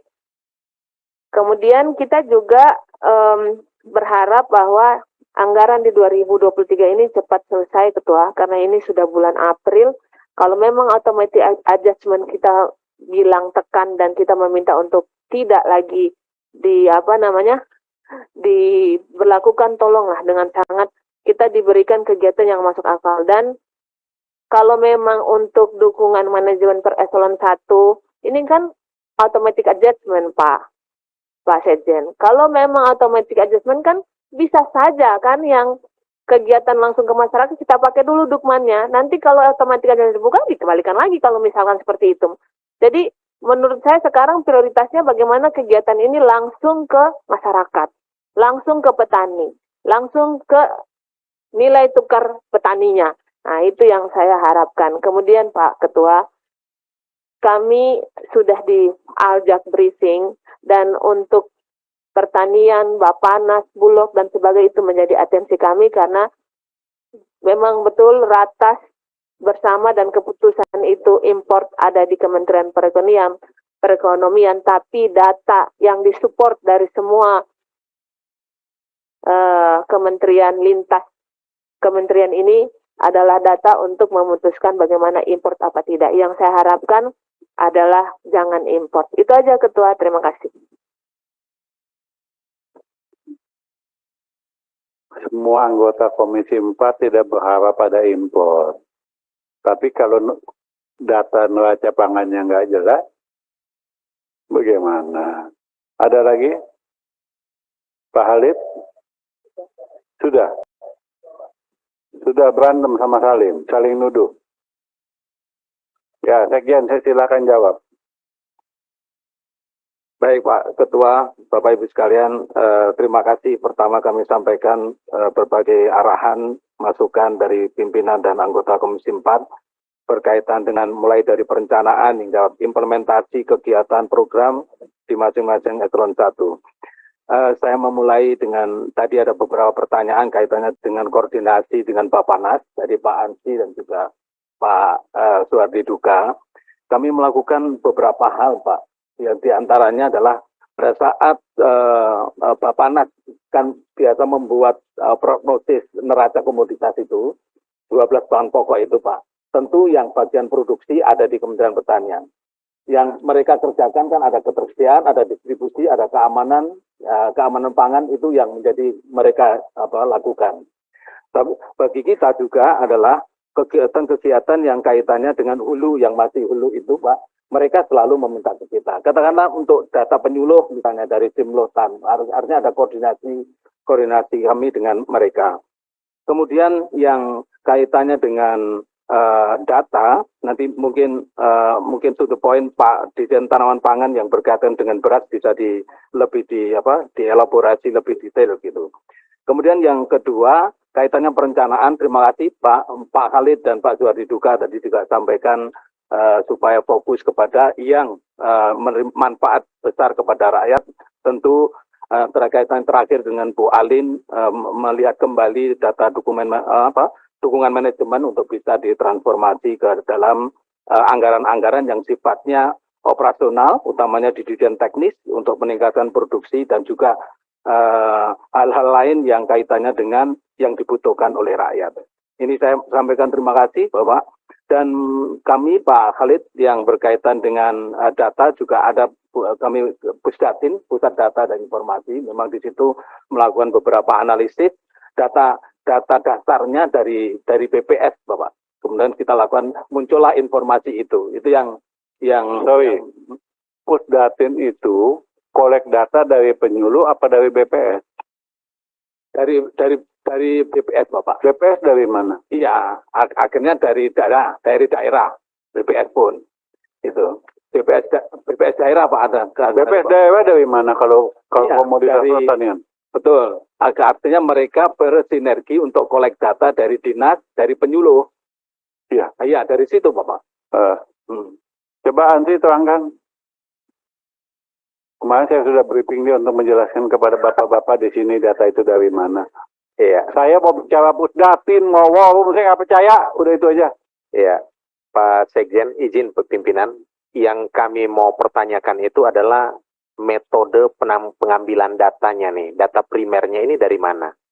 Apakah BPS yang sendiri melakukan proses pengambilan data, ataukah Kementerian Pertanian melalui perpanjangan tangannya dinas-dinas di daerah? Metodologinya nih seperti apa begitu Pak? Kalau tadi Pak Suhardi bicara soal untuk tahu elektabilitas terkait dengan partai-partai politik cukup ambil sampel, katakanlah 250, 1000 itu terlalu banyak. Itu kan berarti metodologinya harus benar. Nah, yang kami ingin tanyakan, ujung tombak Kementerian Pertanian atau dinas untuk mengambil data di lapangan nih siapa Pak? Kan begitu. Dan metodenya yang dipakai apa? Ataukah, karena yang kami dengar Pak, BPS ini mereka mengolah data bukan data primer Pak. Data yang juga diterima dari dinas, artinya data sekunder, kan begitu. Nah, jadi mungkin Pak Ketua, ini hal-hal seperti ini kita perlu buat, mungkin perlu ada agenda khusus ya yang bisa menjawab tentang model metodologi pengambilan data. Apakah di Kementerian Pertanian, apakah lewat mantri-mantri tani, apakah lewat penyuluh, atau bagaimana begitu kan Pak? Nah nanti kaitannya, tarikannya jauh lagi Pak. Kita berharap penyuluh bekerja, tetapi bagaimana misalnya dengan kompetensi penyuluh, bagaimana dengan kesejahteraan penyuluh, dan seterusnya begitu Pak. Kami saja kalau mau melakukan pengambilan, katakanlah sampel sistemnya ya, survei berarti sampel, itu kan researchernya itu kan perlu kita latih, kita persiapkan, sehingga kemudian pengambilan sampelnya itu kan tidak salah begitu. Nah kalau dikaitan dengan ini mungkin berarti bukan sampel ya Pak ya, apakah sistemnya sensus, terus bagaimana dengan yang istilahnya ubinan itu, dan seterusnya begitu Pak. Ini menjadi pertanyaan-pertanyaan kami yang terus-menerus berputar-putar di kepala kami, tapi kami belum bisa firm pengambilan datanya nih seperti apa begitu Pak. Demikian. Ya lanjut, izin Pak Ketua, Pak Ansi betul sekali ada metodologi terakhir kerangka sampling area itu yang digunakan oleh BPS. Yang pertama adalah untuk produktivitas, kita BPS yang melakukan, tentu di lapangannya mereka ada punya mantri statistik dan juga ada mantri tani dan juga di situ penyuluh. Nah, oleh karena itu pertama yang produktivitas itu sampling untuk ubinan itu sekitar 220.000 sampling untuk mengukur produktivitas untuk beras misalnya itu. Ubinan itu Pak Ansi, itu yang dilakukan oleh, itu yang kita pakai. Nah kemudian data luasannya itu berasal dari dinas. Nah itu yang ya tentu metodenya sekarang menggunakan satelit, citra satelit yang untuk mendelineasi berapa luasannya. Nah kalau ada data luasan dan juga produktivitas dari ubinan tadi, maka kita mendapatkan data produksi Pak Ansi. Itu yang kira-kira secara ringkas berkaitan dengan metode. Pimpinan, pimpinan. Iya. Kalau kita berangkat dari cara berpikir kita tidak percaya, susah untuk kita percaya. Oke, saya juga tidak percaya data Kementerian Pertanian. Sama Pak Ketua. Tapi saya percaya data statistik, karena itu yang saya katakan tadi, ini undang-undang, punya metodologi, punya sistem, dan punya orang sampai ke tingkat daerah, sampai ke kecamatan, itu data itu. Terus, kita tidak mau percaya data statistik, data apa lagi yang kita mau percaya? Apakah Anda lebih pintar daripada statistik? Metodologimu tidak jelas. Cara menghitungmu tidak jelas, tidak punya orang sampai ke tingkat daerah. Katakanlah Badan Pangan Nasional tidak punya sampai ke daerah, hanya di Jakarta. Terus mau menyajikan data. tidak menggunakan data statistik. Mana saya bisa percaya? Nah, ini. Jadi menurut saya, tidak usah kita ribut-ribut. Ambil data statistik. Karena kebijakan nasional juga menghitungnya mengambil dari kebijakan dari data statistik. Berapa pertumbuhan ekonomi kita? Walaupun Kementerian Keuangan mengatakan 5%, kalau statistik mengatakan hanya 2%, 2% itu yang menjadi kebijakan nasional. Iya. Berapa tingkat pengangguran? Walaupun Pak Presiden mengatakan minta tingkat pengangguran 5%, tapi statistik mengatakan 8%, ya 8%. Tak bisa. Karena memang dia punya perangkat, dia punya metodologi. Terus kamu bantah apa peran kamu, apa metodologimu, apa data bandingmu. Kok bisa bantah orang tapi lebih bagus kau punya data dong. Kok bisa katakan lebih bagus kau punya produk tapi lebih, apa namanya, produk tidak bagus tapi lebih bagus produkmu. Betul-betul lebih bagus. Tapi kalau tidak ada, kau hanya tidak percaya saja, bagaimana caranya? Jadi kita akan kehabisan waktu di sini untuk saling tidak percaya saja untuk mengenai masalah data. Begitu pimpinan, makasih. Secara de facto saya meragukan data BPS. Secara juga dialah yang mempunyai data yang melalui undang-undang. Ini saya tegaskan di sini. Contoh waktu bulan Desember, Pak Suhadi Duga kan ikut rapat. Tidak akan terjadi inflasi kalau kenaikan harga yang sekian. Nyatanya hari ini inflasi. Apa komoditasnya? Ya beras. Yang awalnya cuma 84 sampai 85, kemudian hari ini hampir 10.500. Pertanyakan nama BPS, Anda datanya dari mana? Tetap dari dinas. Apakah data dari dinas semua akurat? Saya tidak bicara di dinas itu nggak bagus, enggak. Iya kan? Contoh aja lah RDKK. Penyuluh suruh kolek RDKK. Kira-kira pendapat PSP gimana? Masalah RDKK. Pak Ali Jamil. Copy paste atau apa? RDKK yang dikolek oleh penyuluh di lapangan. Sebagian besar. Iya, izin Pak Ketua, itulah selalu maka kita cross check Pak dengan Dukcapil Pak. Jadi kita di simultan kita itu terus terang sebenarnya simultan itu memang ada juga yang diupdate beberapa tahun. Sehingga pada saat kita cross check Pak dengan Dukcapil, ya akan ketahuan memang yang mana nanti akan benar Pak Ketua. Terima kasih Pak Ketua. Ada lagi Sekjen, siapa lagi tadi mau menjawab? Silakan. Ketua, baik. Jangan bandingkan data statistik dengan RDKK. Saya juga tidak percaya RDKK. Ya. Tapi enggak, ini contohnya. Saya katakan Pak Sudi contohnya. RDKK itu, iya kan? Kan tidak ada pemutakhiran. Cuman copy paste kirim. Dan tidak dihitung seberapa banyak alih fungsi lahannya. Tetapi pupuk subsidinya tetap tidak turun.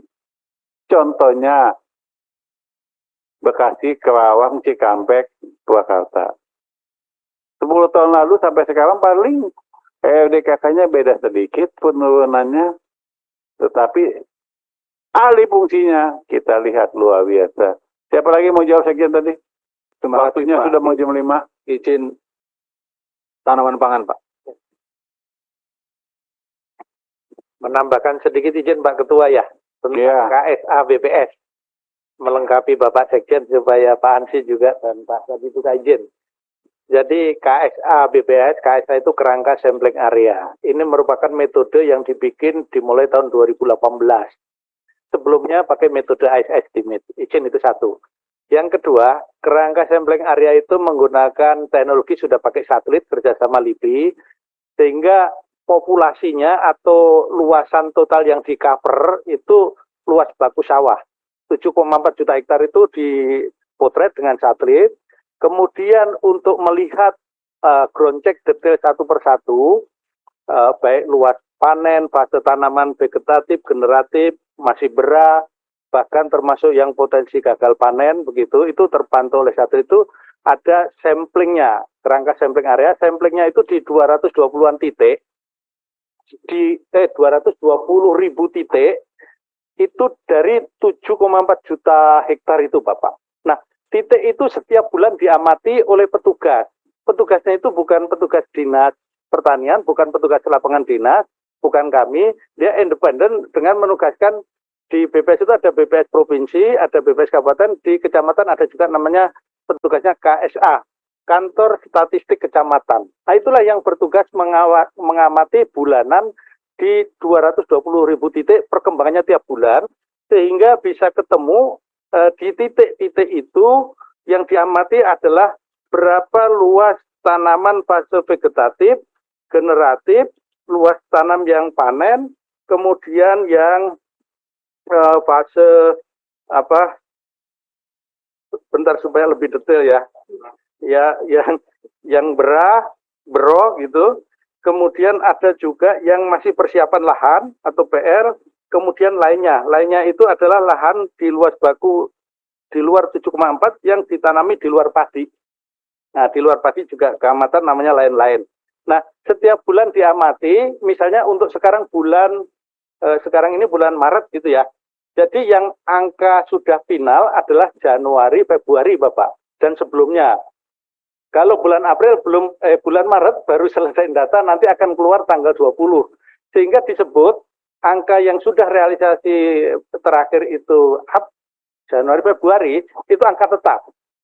Nah, untuk angka prediksi atau perkiraan Bapak tadi, Pak Ketua izin, itu Maret, April sampai Mei, itu namanya angka perkiraan berdasarkan potensi. Potensi itu apa?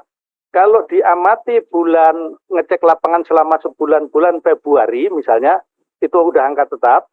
Di bulan Februari itu berarti angka tetap untuk bulan Februari, angka pantauan sampai selesai akhir bulan Februari, tetapi bisa memprediksi angka bulan Maret itu dari lihat yang sudah kuning-kuning atau generatif. Luasan yang kuning, padi itu generatif, itu untuk memprediksi panen Maret. Kemudian untuk bulan April pakai perakiraan itu dari kondisi pertanaman vegetatif yang hijau tapi sudah umur 50 hari, 60 hari, itu untuk memprediksi Maret, April. Sedangkan untuk melihat Mei, sehingga kami punya data sampai Mei itu angka perkiraan atau potensi tadi, itu dari vegetatif yang masih hijau umur 10 hari sampai 40 hari gitu. Itu vegetatif, itu nanti akan dipanen bulan April, Mei. Jadi itu masih perkiraan, jadi angka perkiraan nanti tiap bulan dirilis Bapak, itu berubah naik turun karena pergeseran waktu, pergeseran varietas, pergeseran apa, itu angkanya bisa fluktuasi sebelum angka tetap Bapak. Jadi kalau zaman dulu dikenal metode pakai yang lama itu ice estimate itu dikenal ARM 1, ARM 2, angka ramalan 1, ramalan 2, ramalan 3, angka sementara, angka tetap. Sekarang cuma angka 2 jenis Bapak. Di BPS metode KSA itu angka tetap dan angka potensi saja. Tapi potensi itu kalau sudah berjalan waktu, misalnya nanti tanggal 21 April, itu berarti bulan Maret yang lalu sudah angka tetap. Luas panennya. Baru luas panen Bapak. Nah, itu baru ngitung luasan yang dipanen. Nah, untuk menghitung produktivitas, karena ini prosesnya berjalan, sehingga pakai angka produktivitas yang lama, nanti akan diterbitkan angka produktivitas yang baru, selesai baru menjadi angka tetap. Sehingga untuk menghitung produksi setahun 2022 yang lalu, itu angka tetap baik produksi, produktivitas metode ubinan, itu diumumkan pada tanggal 1 Maret kemarin, itu final. Tapi angka-angka sebelumnya masih angka sementara. Nah, dari angka itu ketemu Bapak, memang 2022, Pak Adi Akmal tadi tanya, produksinya berapa 2022? Angkanya BPS, luas panennya 10,45 juta hektar, keluar berasnya 31,54.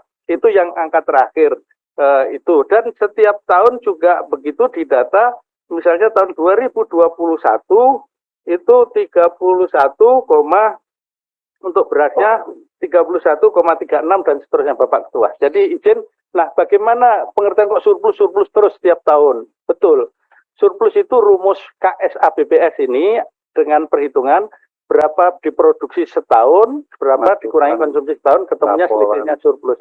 Nah begitu Bapak, yang dapat kami sampaikan sehingga untuk mengklarifikasi, sehingga kemarin ada statement di koran yang ditayangkan di sini, itu produksi bulan Februari turun 800.000 ton, itu ternyata salah membaca menganalisis tabel KSA BPS ini. Yang benar adalah itu tidak turun karena membandingkan angka sementara yang diprediksi lebih tinggi dibandingkan angka tetap Februari yang memang itu. Tetapi yang benar adalah dibandingkan kalau angka tetap dibandingkan angka tetap tahun lalu dong. Jadi naik. Nah kenapa kok bisa angka sementara diprediksi tinggi, angka tetapnya lebih rendah? Karena panennya Februari itu meluncur ke Maret. Sehingga diprediksi angka Maret lebih tinggi. Jadi berjalan terus Bapak. Dinamis moving antar bulan itu bisa terjadi. Sehingga kalau membandingkan supaya apple to apple ya, bulan Maret tahun ini dibanding bulan Februari angka tetap tahun ini dibanding Februari tahun lalu, Januari tahun ini dibanding tahun lalu, kumulatif Januari Februari tahun ini dibanding tahun lalu, dan angkanya memang lebih tinggi kondisi 2 bulan pertama ini Bapak Ketua. Itu angka BPS semua, kami satu data itu, demikian yang dapat kami laporkan. Terima kasih. Luar biasa, Wandi ini lebih pintar daripada kepala BPS kalau menerangkan. Ya, kita lihat aja nanti. Tadi kan dikatakan bulan Maret, Februari, nanti dilihatnya tanggal 20 Maret, iya kan? Dirilis oleh BPS. Anda itu nggak banjir di situ. Coba hitung, ada nggak 50 kabupaten kota di Indonesia banjir pada bulan Februari? Nggak ada kan Anda menjelaskan tadi? Bapak, saya tambahkan. Enggak, tadi kan nggak ada kan? Setelah saya bertanyakan lagi kan? Ya. Bapak ada mau menjawab kan? Siap, kalau diperkenankan. Ya silakan. Iya. Jangan ada tuh yang enak-enak, wah ini prediksi sekian, ini sekian, ini sekian, kasih, Bapak. 13 juta ton, bla bla bla. Tapi Anda tidak memikirkan hampir 50 kabupaten kota itu banjir dan gagal panen. Coba hitung. Iya. Yap, ini pakai angka yang BPS dirilis terakhir, itu bulan Februari, angka namanya judulnya potensi gagal panen 9.000 hektar Bapak. Jadi memang benar ada banjir, ada gagal panen, ada pusuh betul, ada yang terkena juga ada. Bulan Januari 22.000 hektar. Nah kami juga menghitung mendata totalnya 33.000 hektar begitu Bapak Ketua. Terima kasih. Laporan kami. Nah, kalau nggak saya tanya juga Anda nggak laporkan. Siap. Seolah-olah, wah landai-landai aja. Ya kita lihat aja nanti. Ya, Januari, Februari, Maret, April panennya hampir 13 juta ton. Nanti pada tanggal 20 Mei, iya dong. Tadi kan 20 hari setelah panen. Bulan berikutnya. Berarti tanggal 20 Mei kita mau tahu, ada nggak jumlahnya? Kalau nggak ada, berarti data Anda kan tidak valid. Bicara surplus. Perlu saya ingatkan lagi 2017. Anda pusatin. Anda membuat surplus 7 juta ton. Import 2 juta ton lebih. Perlu saya buka lagi. Lanjut Pak Sekjen. Terima kasih Pak Ketua, Dirjen pun. Terima kasih Pak Sekjen. Izin Pak Ketua, Bapak Ibu anggota Komisi 4, izinkan kami untuk memberikan penjelasan beberapa pertanyaan dari anggota. Yang pertama terkait pertanyaan Pak Ansi Lema, terkait bahwa program peremajaan menjadi suatu hal yang menjadi harus untuk di Direktorat Jenderal Perkebunan. Hasil kajian yang dilakukan oleh teman-teman di Direktorat Jenderal Perkebunan, dari seluruh lahan perkebunan kita, 20-30% hari ini itu adalah tanaman rusak Pak, dan tidak produktif, yang harus segera dilakukan peremajaan. Dari 29 juta lahan kita, ada sekitar 1,8 juta yang harus hari ini Pak, harus kita remajakan. Setelah kita narik, kita coba lihat contohnya di kelapa dalam lah. Itu sekitar 400.000 hari ini harus segera diremajakan. Berapa kebutuhan benihnya? Itu hitungan kita sekitar 40 juta batang. Kalau kita konversikan ke angka rupiah itu 3 triliun. Hari ini anggaran yang dikelola oleh Direktorat Jenderal Perkebunan itu adalah 1,1 triliun. Kalau dari 1,8 juta tadi yang kita hitung rusak, itu kebutuhan anggarannya 16,2 triliun. apa yang sudah dilakukan oleh Direktorat Jenderal Perkebunan dalam 3 tahun terakhir ini, di mana kita sudah membangun beberapa nursery di berbagai lokasi, dan tahun ini mudah-mudahan 47 nursery segera juga terbangun. Di Batang, hal yang mengembirakan, sudah bisa produksi sampai 1-2 juta batang kelapa per tahun. Dan tahun ini mudah-mudahan nursery modern kita yang ada di Cianjur untuk kopi, mudah-mudahan bisa produksi sampai 4 juta batang. Nah, dari anggaran yang tersedia, tahun ini kita tidak lebih dari 17 juta batang yang bisa kita siapkan. Dari berbagai komoditas tadi, ada sagu, ada kakao, dan lain sebagainya. Memang ini tidak tidak cukup untuk kita melakukan dalam beberapa tahun ke depan untuk mengganti tanaman kita yang sekitar 16,2 triliun tadi. Dari itu, teman-teman di Direktorat Jenderal Perkebunan terus melakukan upaya. Kita ada Undang-Undang Perkebunan. Kita coba melihat pasal 57, ada kemitraan usaha perkebunan. Hari ini kami di Direktorat Jenderal Perkebunan lagi mendorong program Bank Benih Perkebunan yang kami singkat Bank Benih Perkebunan. Sudah 2 putaran kami melakukan pertemuan dengan privat sektor yang harus memberi kewajiban di undang-undang terkait perkebunan. Aturannya sedang kami atur, Pak. Jadi ide awalnya misalnya 1% saja dari kapasitas perbenihan yang dikelola oleh perkebunan swasta itu disumbangkan pada Bank Benih Perkebunan. Platformnya lagi kami bangun. Mudah-mudahan dari 1%, hampir semua ini perusahaan-perusahaan perkebunan swasta sudah oke, Pak, untuk menyumbangkan 1% kapasitas benihnya per tahun untuk kita kelola secara gratis, dan kita akan distribusikan secara gratis kepada masyarakat. Dan mudah-mudahan dalam waktu dekat, Pak, kami juga sudah bertemu dengan Pak Deputi Pencegahan KPK untuk meminta corruption risk analisisnya terkait dengan kebijakan ini. Dan mudah-mudahan dalam waktu dekat beliau mengeluarkan review terhadap upaya kita dari Bank Benih Perkebunan. Yang kedua, di pasal 57 Undang-Undang Perkebunan, ada pasal yang mewajibkan para perkebunan swasta itu untuk memfasilitasi terbangunnya kebun masyarakat, 20% dari yang dikuasai. Nah, ini akan kita dorong, Pak. Kami sudah koordinasi dengan Deputi Pangan dan Agribisnis Kemenko Perekonomian untuk terus mendorong terbentuknya Badan Pengelola Dana Perkebunan, selain BPDPKS yang hari ini sudah berjalan. Mudah-mudahan dari segala usaha kita ini, Pak Hansil, kami mohon doanya, kalau memang dibutuhkan diskusi dengan teman-teman Bapak-Bapak dari Komisi 4, kami siap untuk diberi masukan. Mudah-mudahan ini kita bisa menghimpun, Pak, puluhan juta benih tiap tahunnya. Jadi misalnya, karena sawit sudah terpenuhi sebenarnya, karena sudah ada BPDPKS, jadi kalau ada perbenihan terkait dengan sawit, dia akan mengoperasikan, Pak, nanti. Apakah kebutuhan kita kelapa atau kakao. Nah, disinilah akan tumbuh, dia akan melakukan KSO dengan penangkar-penangkar mandiri kita. Dia akan meng-KSO-kan ke sana.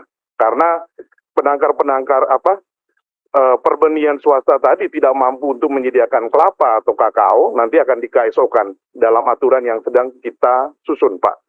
Jadi ini juga akan menggairahkan kembali penangkar-penangkar mandiri kita yang ada di daerah, Pak. Yang hari ini mulai juga agak mati karena kita tidak beri fasilitas dan lain sebagainya. Sekarang sudah kami semua ini, Pak, sudah kami akreditasi namanya ya, Pak Direktur ya, kemarin sudah sertifikasi penangkar-penangkar kita supaya benih yang dihasilkan itu semua kita jamin bersertifikat. Pak Andi, mohon maaf, itu mohon untuk dipaparkan lebih detail tentang alurnya ini, maksudnya seperti apa? Ya. Silakan supaya kan ini belum ya, baru mau akan didesain ya. Ya, kira-kira ya rencananya seperti apa? Ya. Silakan. Jadi mungkin hari ini kita belum bisa ini, Pak ya. Tapi beberapa kali putaran dengan privat sektor sudah kita lakukan dan sudah ada lampu hijau Pak yang diberikan ke kita karena memang di dalam undang-undang perkebunan disebutkan bahwa untuk membangun keberlanjutan perkebunan itu anggarannya, dananya itu bukan hanya APBN, boleh CSR, boleh juga investasi. Jadi sekarang kita mendorong CSR dan investasi itu Pak. Tapi kalau yang tadi terkait dengan kewajiban 20% oleh yang harus disiapkan oleh perusahaan perkebunan itu akan kita dorong Pak, bagaimana terbentuk badan pengelola dana perkebunan sehingga ke depan kita tidak lagi perkebunan ini tidak lagi ini dengan APBN, tidak sangat tergantung pada APBN karena yang posisi yang kita hadapi hari ini Pak 20-30% tanaman kita rusak dan kita tidak punya kemampuan anggaran untuk mengganti tadi itu apa yang diberi masukan oleh Bapak Ibu sekalian selama ini untuk membangun nursery itu hanya 10-20% yang bisa kita lakukan. Ya kita lihat hari ini kan kakao kita sudah luasannya sangat kecil, terus kelapa kita hampir di semua pesisir itu, pesisir pantai sudah tidak ada usaha untuk permajaan. Mudah-mudahan dengan usaha kita ini mendorong Babibun dan pada saatnya permentan terkait Babibun sudah keluar, nanti kami bisa menyampaikan kepada Bapak Ibu sekalian. Terus yang terkait dengan apa tadi sagu tahun 2022 dan tahun 2023 ini dukungan anggaran untuk penataan sagu masing-masing 900 hektar Pak. Karena itu tadi keterbatasan anggaran Pak, karena kita bagi-bagi karena kemampuan kita memang ya hanya bisa menyiapkan benih 17 juta pada tahun ini. Sehingga telah terlaksana 1.800 hektar yang diharapkan dapat menghasilkan sekitar 5.400 ton tepung sagu sampai akhir 2023 ini.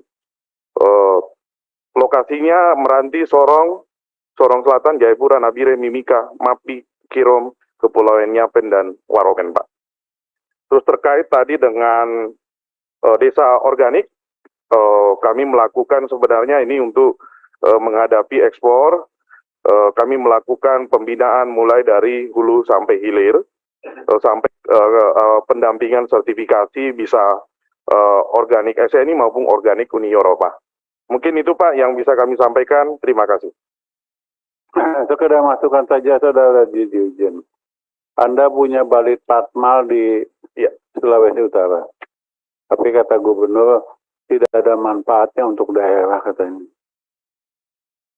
Tidak ada manfaatnya untuk daerah. Karena di sana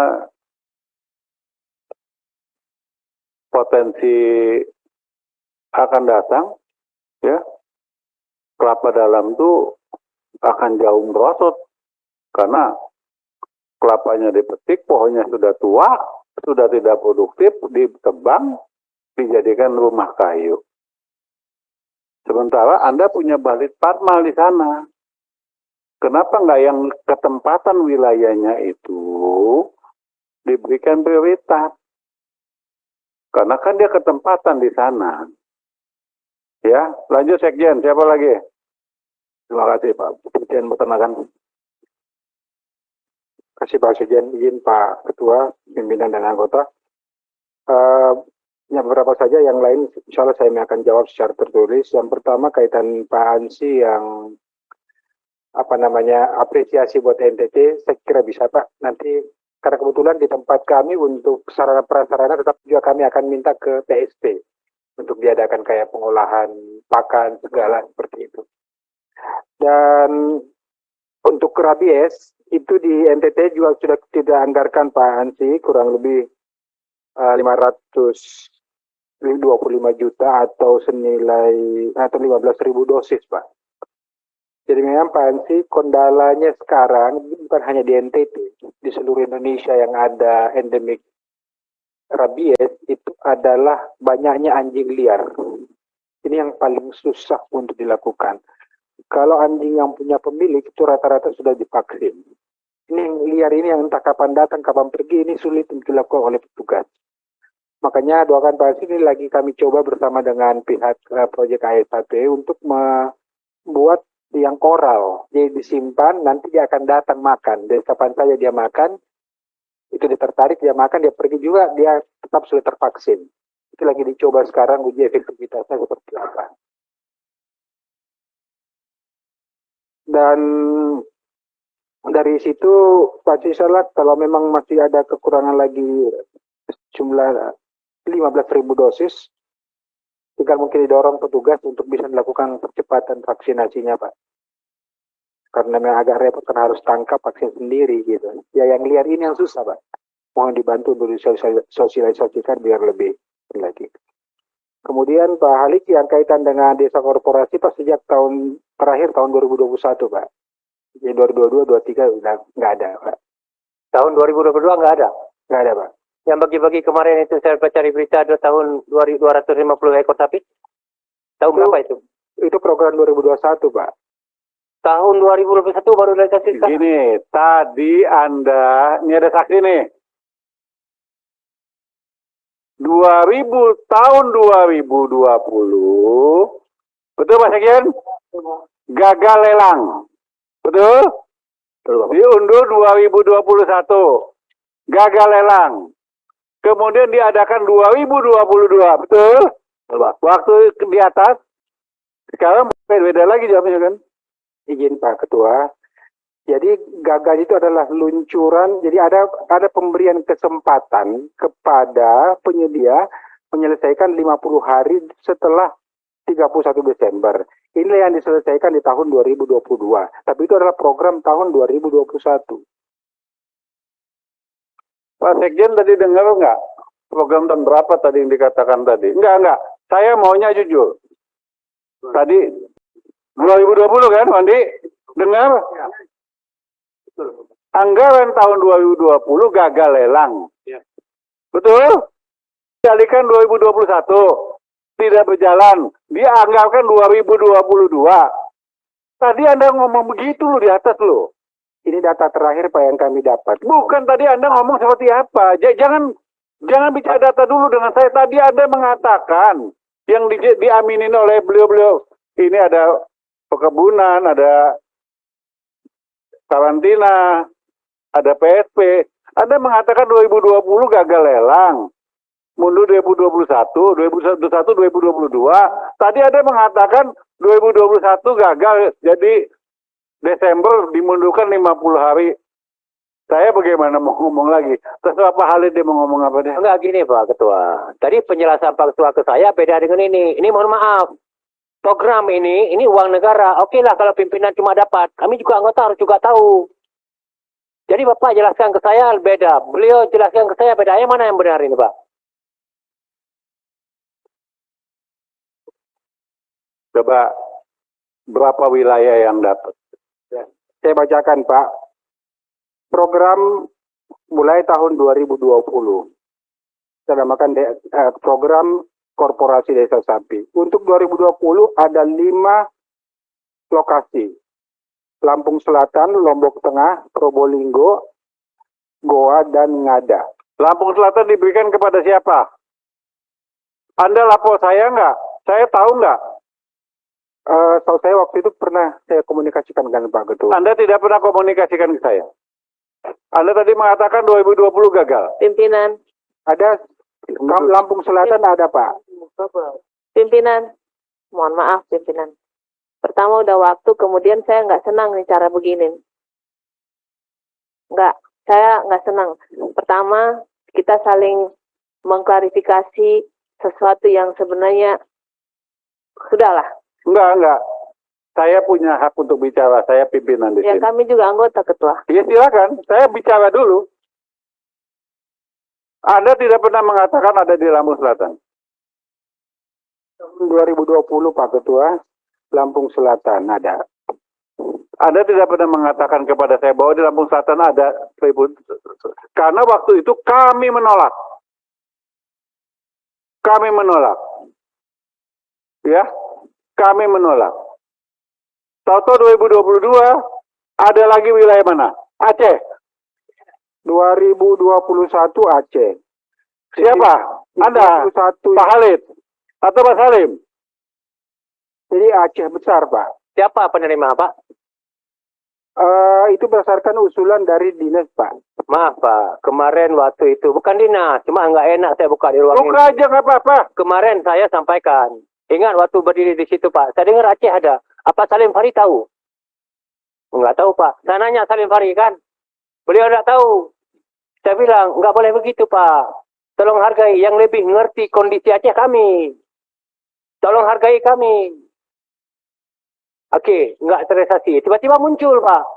Maka begitu Pak Surin tadi pagi sampaikan, ini perlu berklarifikasi. Kenapa ketua diam-diam kemarin banting-banting meja di sini nggak setuju. Begitu ini terrealisasi setuju. Apa ketua udah dapat? Ini saya nanya langsung ke ketua kemarin. Terima kasih. Siapa yang dapat ya?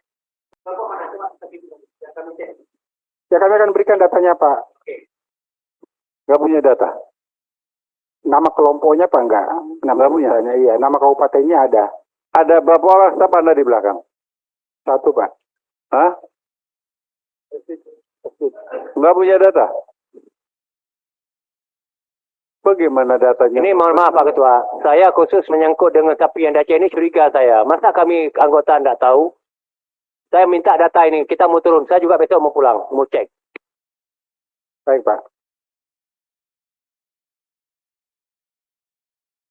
Ada lagi Pak Sekjen? Pak Dirjen PSP.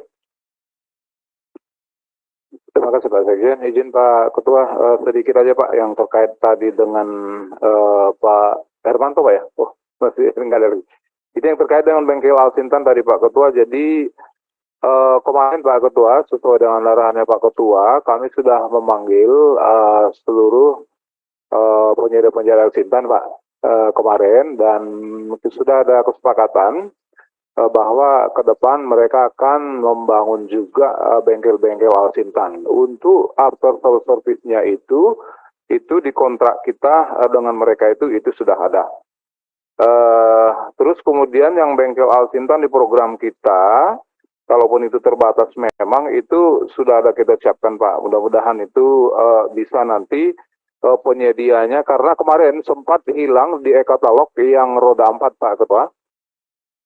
Sehingga ada yang muncul roda 3. Saya sampaikan ke direktur bahwa kalau roda 3 ini terbatas kalau dia letaknya misalnya nanti di provinsi. Jadi coba monitor yang dulu itu ada keluar di katalog roda 4, itu keluar lagi, mudah-mudahan bisa mereka siapkan barangnya sesuai dengan yang akan kita minta Pak Ketua. Jadi ini bengkel Alsintan tetap ada. Terus kemudian yang tadi ada Pak Halid, Pak izin Pak, yang terkait dengan asuransi OTP ya Pak ya, OTP dan LTSK, utamanya OTP itu tetap ada, namun jumlahnya berkurang karena menurut data kami 2 tahun ini, dan kami bolak-balik mohon maaf ini Pak Ketua, memang ini kan preminya 20% itu kan dari petani Pak, 80% kita bayarkan dari Kementan. Nah itu dari petani itu sangat sulit membayar 20%-nya itu Pak, itu 36.000 itu. Nah kami bersurat, saya kira paling tidak 3 kali sudah saya bersurat, bahkan Pak Menteri ke para gubernur, bupati supaya minta tolong bantuan APBD 2 atau APBD 1. Nah akhirnya itu semua juga 2 tahun ini menurun, padahal kita rencanakan 1 juta, itu berkurang sehingga hari ini yang sudah masuk dari dinas itu sekitar 260-an ribu, dan kita harapkan sekarang sekitar 300 ribuan Pak Ketua atau Pak Halid Pak. Tapi itu ada anggaran yang AA di situ, nanti manakala itu ada dari daerah Pak, Pak Sekjen izin kami juga ada sama Pak Menteri bahwa itu nanti akan kita minta supaya dibuka AA-nya Pak untuk yang asuransi itu Pak. Saya kira gitu Pak strategi yang kita lakukan. Terima kasih Pak Ketua. Jadi Pak Ali Jamil, saya tanya, petani membayar 36.000 asuransi pertanian per sekali tanam, keberatan. Tapi mereka beli rokok 1 hari 30.000 tidak keberatan. Ya kita harus ngomong jujur ini.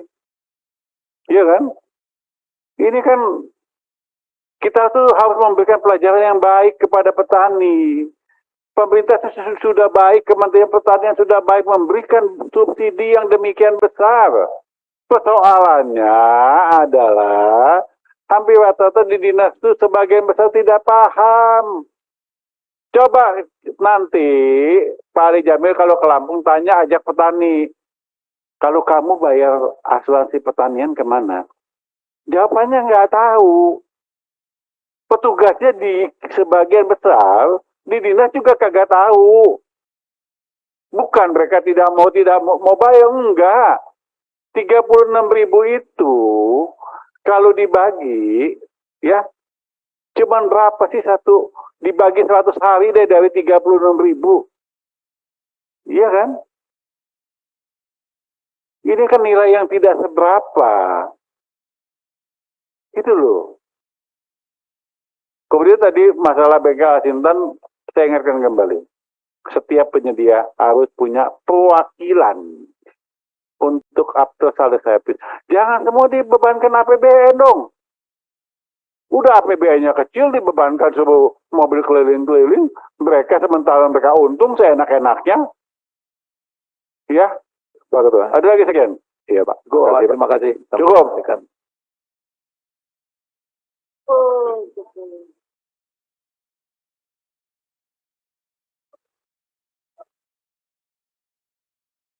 Ya kan maka saya tanya cukup belum?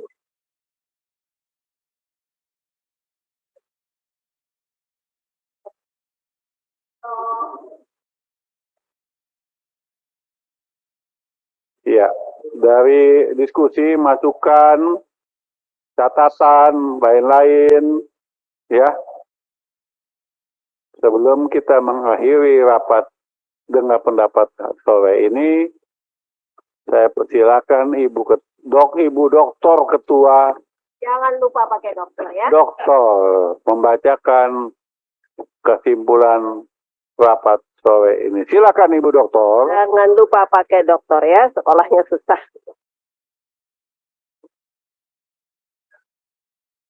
Terima kasih Kakak. Baik Bapak Ibu, setelah rapat dengan begitu hebatnya, tapi yang jelas Bapak-Bapak Dirjen, Pak Sekjen, namanya juga mitra.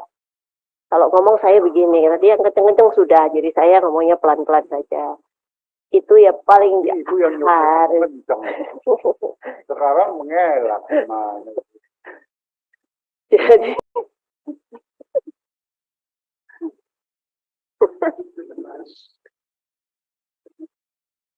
iya memang senyum itu bahagia. Jadi kalau ada program, namanya juga kita ini wakil rakyat dipilih oleh rakyat dan disumpah.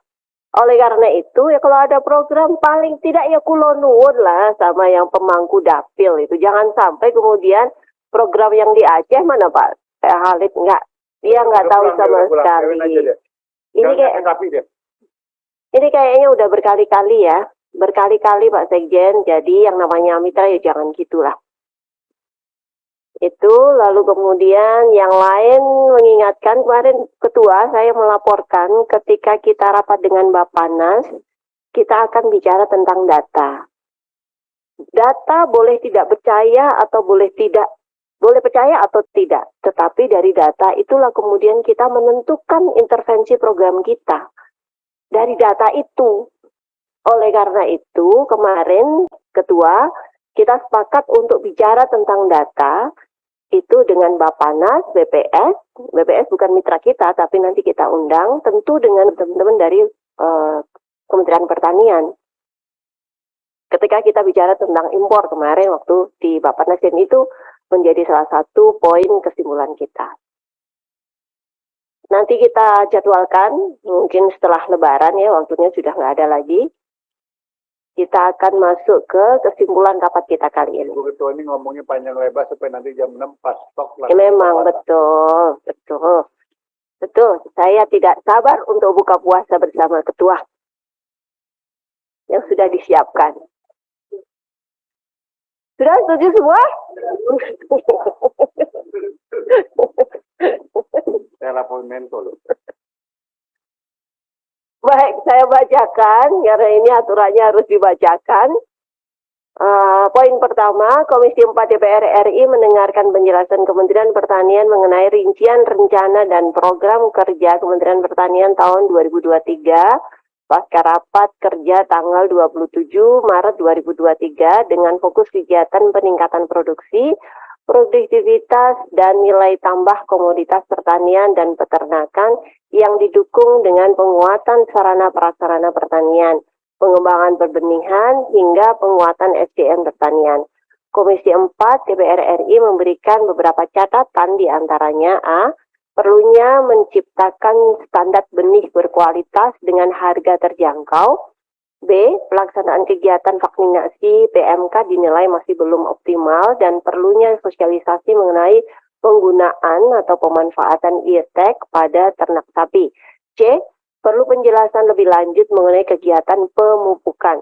D. Perlu evaluasi. Maaf, silakan. Ini poin B ini pelaksanaan kegiatan vaksinasi PMK dinilai masih belum optimal, itu sendiri. Jangan digabung dengan sosialisasi mengenai penggunaan pemanfaatan RT karena itu dua masalah yang berbeda. Itu aja tuh, pimpinan. Ya, dibagi aja. Tapi sepakat ya? Itu bukannya masih, tapi belum optimal.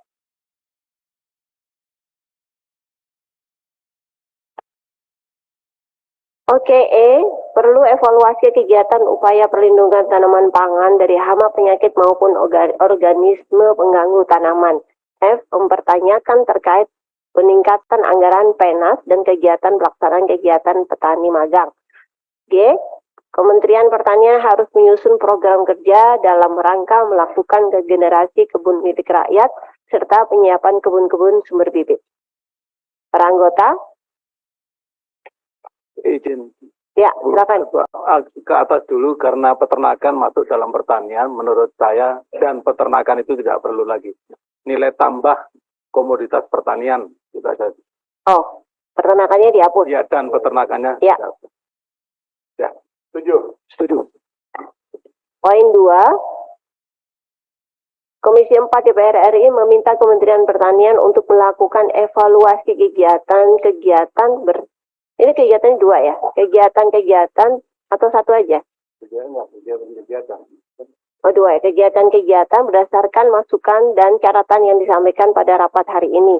Selanjutnya, Komisi 4 DPR RI meminta agar seluruh rincian rencana dan program kerja yang sudah disetujui tidak mengalami perubahan selain melalui mekanisme rapat kerja maupun rapat dengar pendapat. Para anggota? Setuju. Poin 3, Komisi 4 DPR RI meminta Kementerian Pertanian agar menyerahkan data potensi lahan existing di masing-masing unit pelaksana teknis atau satuan kerja milik Badan Standarisasi Instrumen Pertanian dan Badan Penyuluh dan Pengembangan SDM Pertanian, baik yang sudah dimanfaatkan sebagai kebun percobaan maupun sebagai pertanian komersial. Selanjutnya, Komisi 4 DPR RI meminta agar data tersebut diserahkan dalam waktu 7 hari kerja setelah rapat dengar pendapat hari ini. Para anggota? Para anggota setuju? Setuju. Ibu Ketua izin. Silakan. Tadi kan Ibu Ketua menyarankan untuk menghubungi yang ada di dapil. Nah, ini kan belum ada di kesimpulan ini. Oh, untuk Kulon Nuwun tadi. Maksudnya apa sih? Ya, itu Ketua, kalau semua program yang disampaikan ke dapil, pemangku dapil itu harus tahu. Dikomunikasikan dengan pemangku dapil. Itu udah sering ya? Kita udah sering. Itu udah sering sih, udah masuk dalam poin-poin kesimpulan udah beberapa kali ya. Poin 4, makanya tadi saya mengingatkan, karena itu komitmen kita bersama-sama.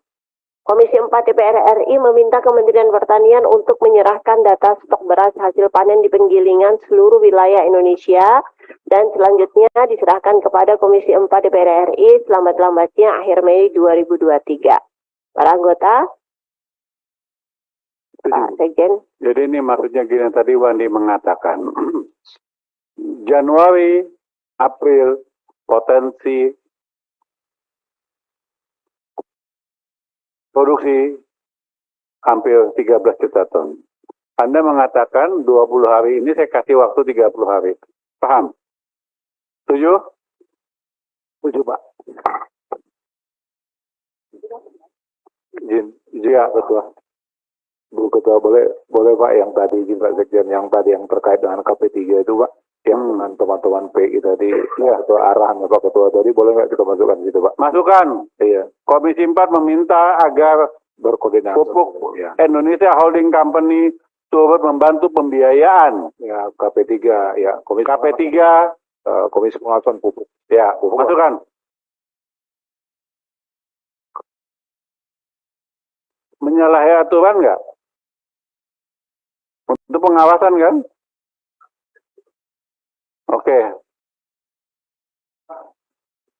Pak Ketua, usul soal Irjen tadi.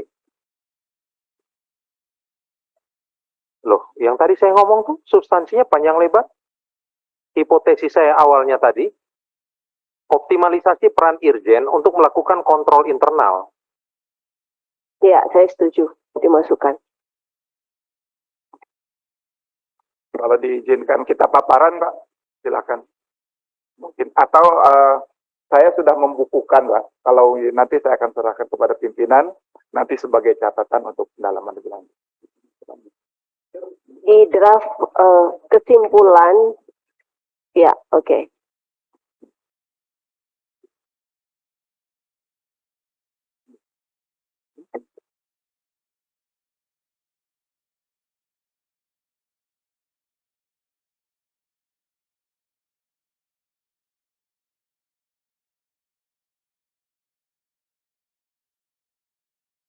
Untuk poin 5,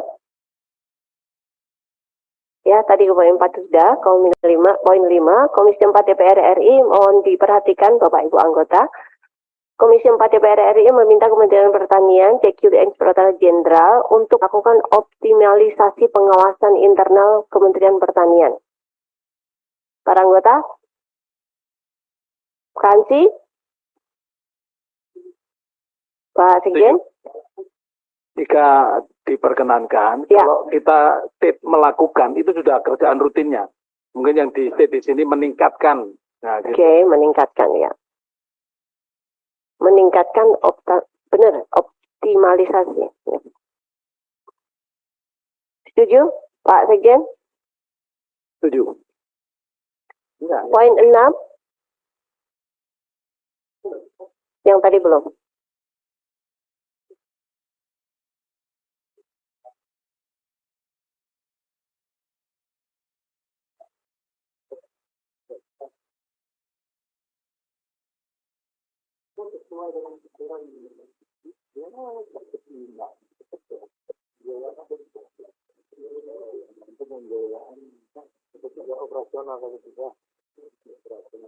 Komisi 4 untuk mengkoordinasikan.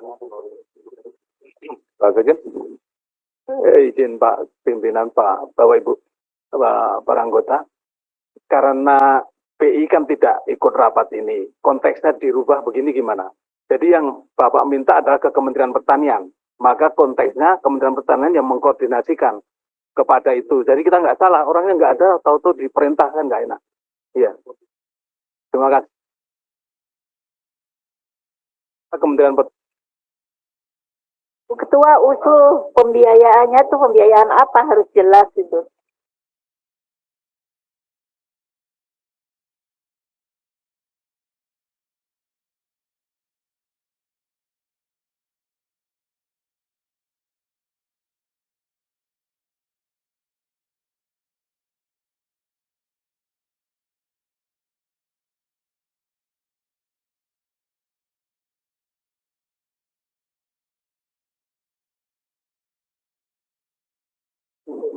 Mungkin pembiayaan operasional organisasi Komisi Pengawasan Pupuk dan Pestisida. KP3, Pak. KP3.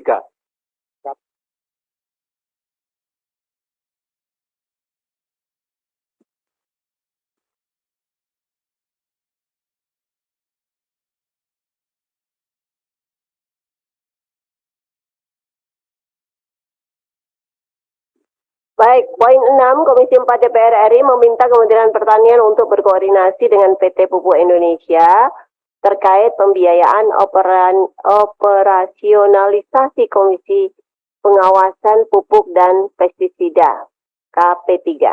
Para anggota? Pak Sekjen. Demikian rancangan dan kesimpulan rapat. Dan kita bersama-sama menyetujui kesimpulan rapat dan pendapat hari ini.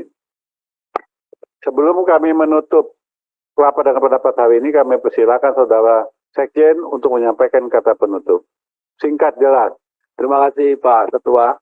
Pertama kami sampaikan terima kasih atas arahan, masukan, bimbingan kepada kami semua untuk memperbaiki perencanaan dan implementasi program.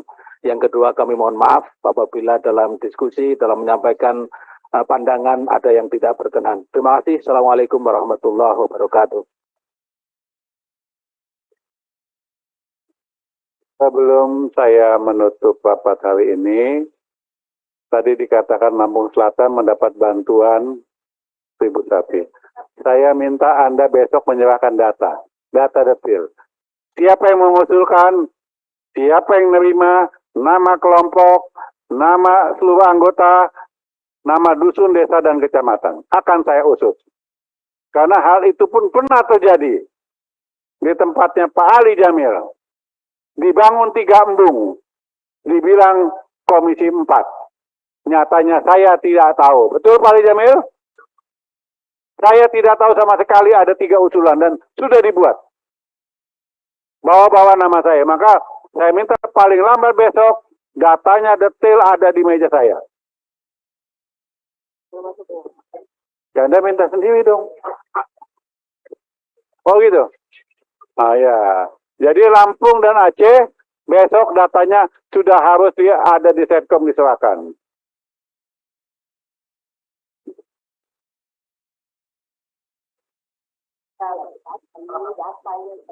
Terima kasih dengan baik sudah rapat dengan pendapat pada hari ini. Atas nama pimpinan dan anggota Komisi 4, mohon maaf apabila selama kami memimpin rapat ini ada kekurangan, kehilapan.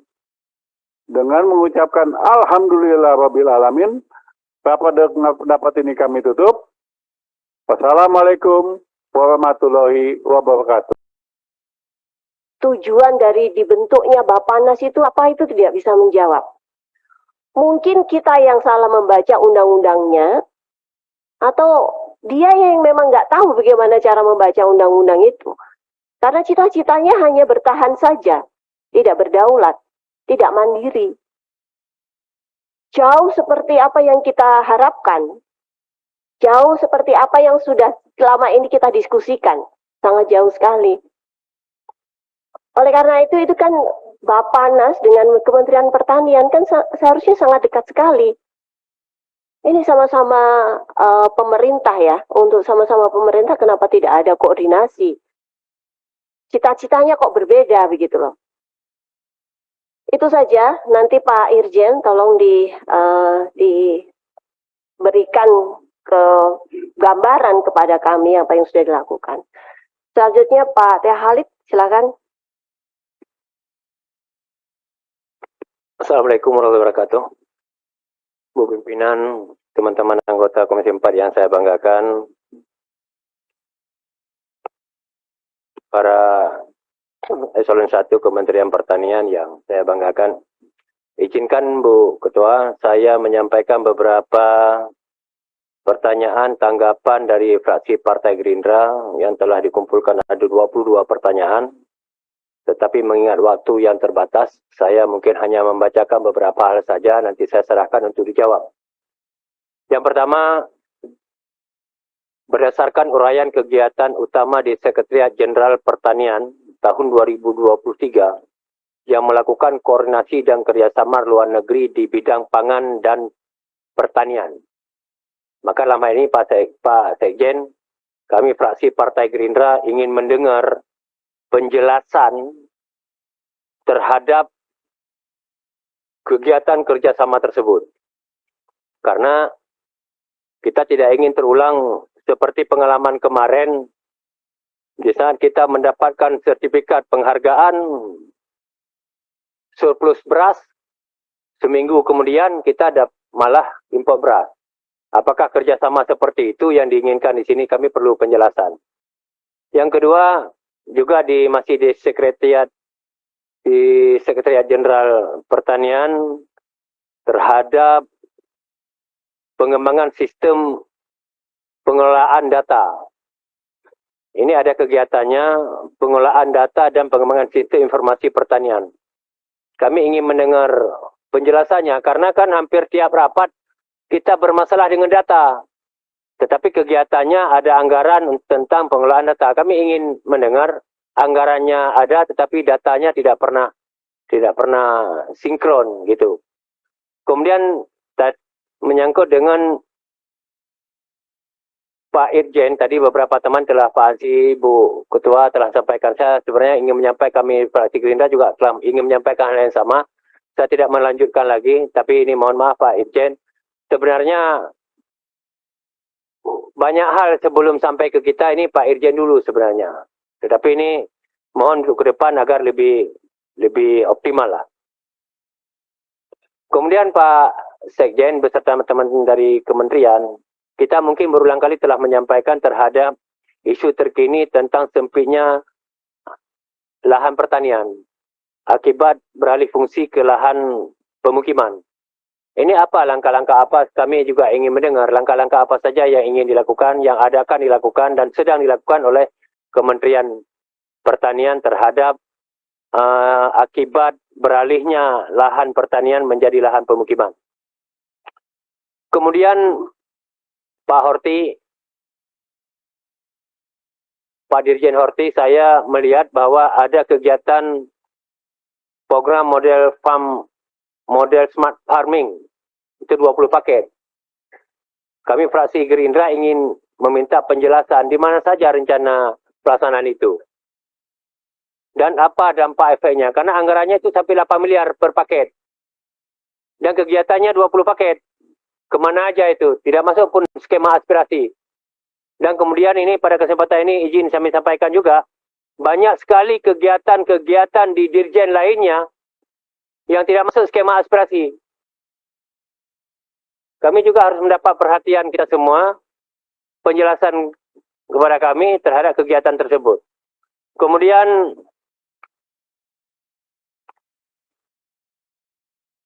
menyangkut dengan asuransi. Kami fraksi Gerindra menyayangkan asuransi pertanian masih terblokir dalam AA automatic adjustment. Semoga Pak Dirjen ini lebih diutamakan lah karena ini asuransi. Oke. Kemudian yang terakhir menyangkut dengan penyuluh Pak. Saya ini belum mendapat jaminan peningkatan kesejahteraannya.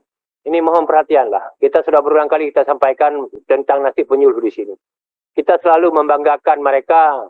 Udahlah, kita sudah cukup berretorika, berkamuflase, mengatakan sayang dan iba kalau kita tidak dukung dengan anggaran kesejahteraannya. Ini mohon perhatian kita semua. Kemudian terima kasih Pak Dirjen Bun terhadap langkah cepat kemarin terhadap dikirimnya timnya ke Aceh Selatan. Sebenarnya Aceh Selatan itu dapilnya sahabat saya Pak Salim Fahri. Kebetulan saya lewat ke sana. Aceh Selatan itu memang dari Belanda. Masa Belanda itu daerah sentralnya Pala, Pak. Tapi kemarin memang diserah hama yang luar biasa. Sudah 5 tahun, 10 tahun sudah. Ini mungkin Pak, kalau bisa di sana harus ada UPT Pala, Pak. Karena memang dari zaman Belanda, andalan pala terbaik di Aceh ada di Aceh Selatan. Jadi jangan kasarnya begini. Waktu masa Belanda, masyarakat pala di Aceh Selatan sejahtera. Jangan di saat merdeka, masyarakat Aceh Selatan, masyarakat pala Aceh Selatan menderita. Ya. Jadi jangan nanti masyarakat menilai lebih enak zaman Belanda dengan zaman merdeka. Ini mohon perhatian kita semua. Hanya ini yang dapat saya sampaikan. Terima kasih. Assalamualaikum warahmatullahi wabarakatuh. Oh sedikit Pak. Tadi pagi kita mendapat informasi terhadap sapi 1000 desa. Saya pernah menanyakan kepada Pak Dirjen dulu, katanya tidak jadi dilaksanakan. Tapi tiba-tiba ada muncul. Ya, saya ingin mendapat penjelasan terhadap sapi 1000 desa itu. Desa 1000 sapi.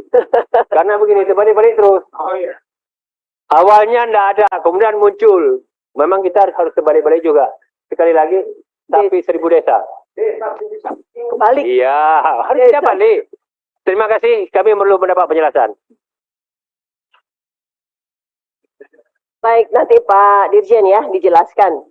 Desa 1000 sapi, bukan sapi 1000 desa. Kebalik, gimana desanya 1000? Bayangin aja. Silakan Pak Suhari Duka. Terima kasih. Assalamualaikum warahmatullahi wabarakatuh. Dan selamat sore. Salam sejahtera untuk kita semua. Om Swastiastu, Namo Buddhaya. Yang saya hormati pimpinan, Pak Sekjen, teman-teman sekalian, serta hadirin yang berbahagia. 3 hal yang ingin saya sampaikan. Yang pertama, kata Kepala Badan Pangan bahwa untuk menetapkan harga HPP gabah dan beras itu berdasarkan dengan persetujuan Kementerian Pertanian. Dirjen Tanaman Pangan. Ya. Kalau betul itu berarti sama bodohnya Bapak dengan Bappenas ini. 12.000 harganya beras, Bapak tentukan 4.600 gabah. Iya. Ternyata bukan hanya Badan Pangan Nasional yang bodoh, Bapak juga bodoh. Ini hajat hidup orang banyak, Pak. Jadi kita harus bicara yang bagus. Kita menetapkan kebijakan yang bagus. Itu yang pertama. Yang kedua, ya malas kita ini sudah berapa kali kita bicara automatic adjustment terus. Kapan selesai ini automatic adjustment? Automatic adjustment terus. Dan kita sepakati automatic adjustment ini tidak mengganggu program yang langsung kebutuhan masyarakat. Itu yang kesepakatan kita. Tapi ini dibohongi lagi pimpinan. Bohong lagi kita ini. Justru yang sangat penting dikurangi. Yang tidak penting ditambahi. Nah, ini jagung. Kemarin kan 1.500 Pak Wandi. Sekarang 900. Bagaimana caranya ini? Ada yang naik 300%. Pengadaan apa nih? Penyediaan pengendalian hama naik 300%. Yang kemarin tidak ada. Kedelai naik 2 kali lipat. Jagung dikasih turun. Sedangkan ini jagung ini adalah sangat penting, Pak. Targetnya tetap 23 juta. Tapi anggarannya diturunkan. Saya minta ini pimpinan dinaikkan kembali sama dengan tahun lalu. Kalau tidak, saya keluar dari ruang ini. Buat apa kita rapat-rapat terus? Iya, puasa tapi kalau begini terus caranya tidak benar. Iya, itu yang kedua. Dipercepat saja supaya puasa cepat kita buka ini. Yang ketiga, data kita persoalkan. Iya, statistik lah. Statistik itu dijamin undang-undang. Di sana itu ahli-ahli, profesor. Itu. Tidak mampu kita melawan data statistik. Apalagi apakah keahlianmu ingin melawan data statistik? Ini.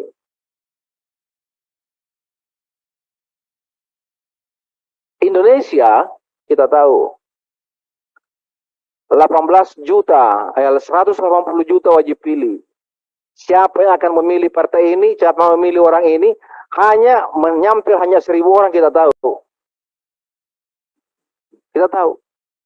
1.000 orang saja yang ditanya, dengan sampel, random sampel itu oleh badan lembaga survei, 1.000 orang saja ditanya, kita tahu bahwa PDIP, PDIP 23%, Demokrat 9%. Iya, Bapak menang, saya kalah.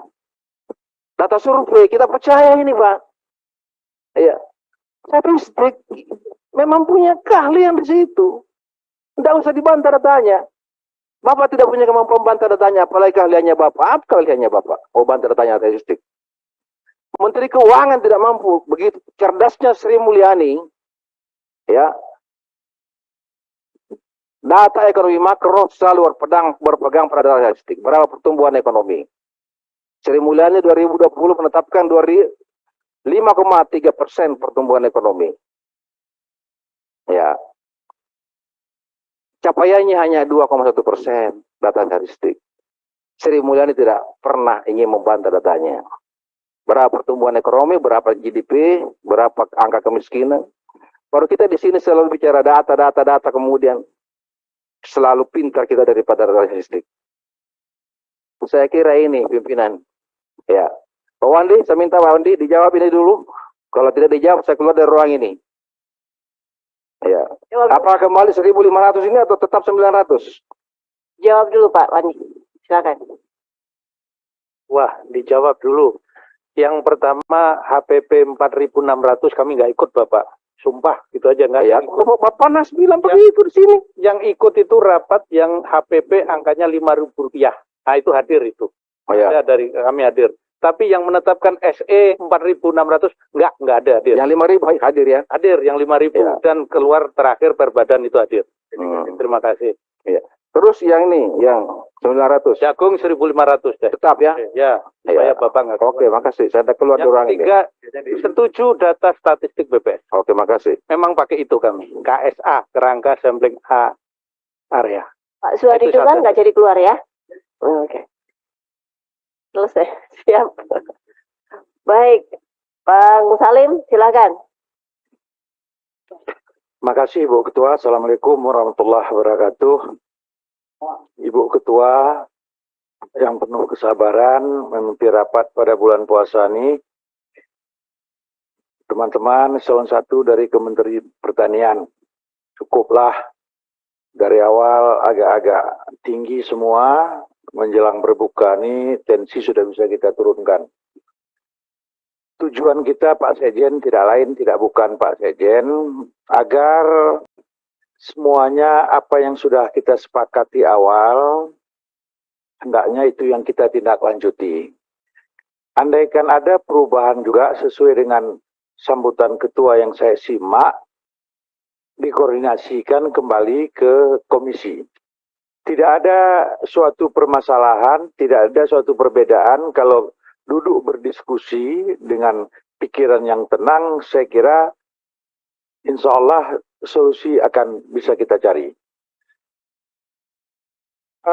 Masalah BPSDM, tadi Kak Ansi sudah pertanyakan juga masalah yang keketewaan.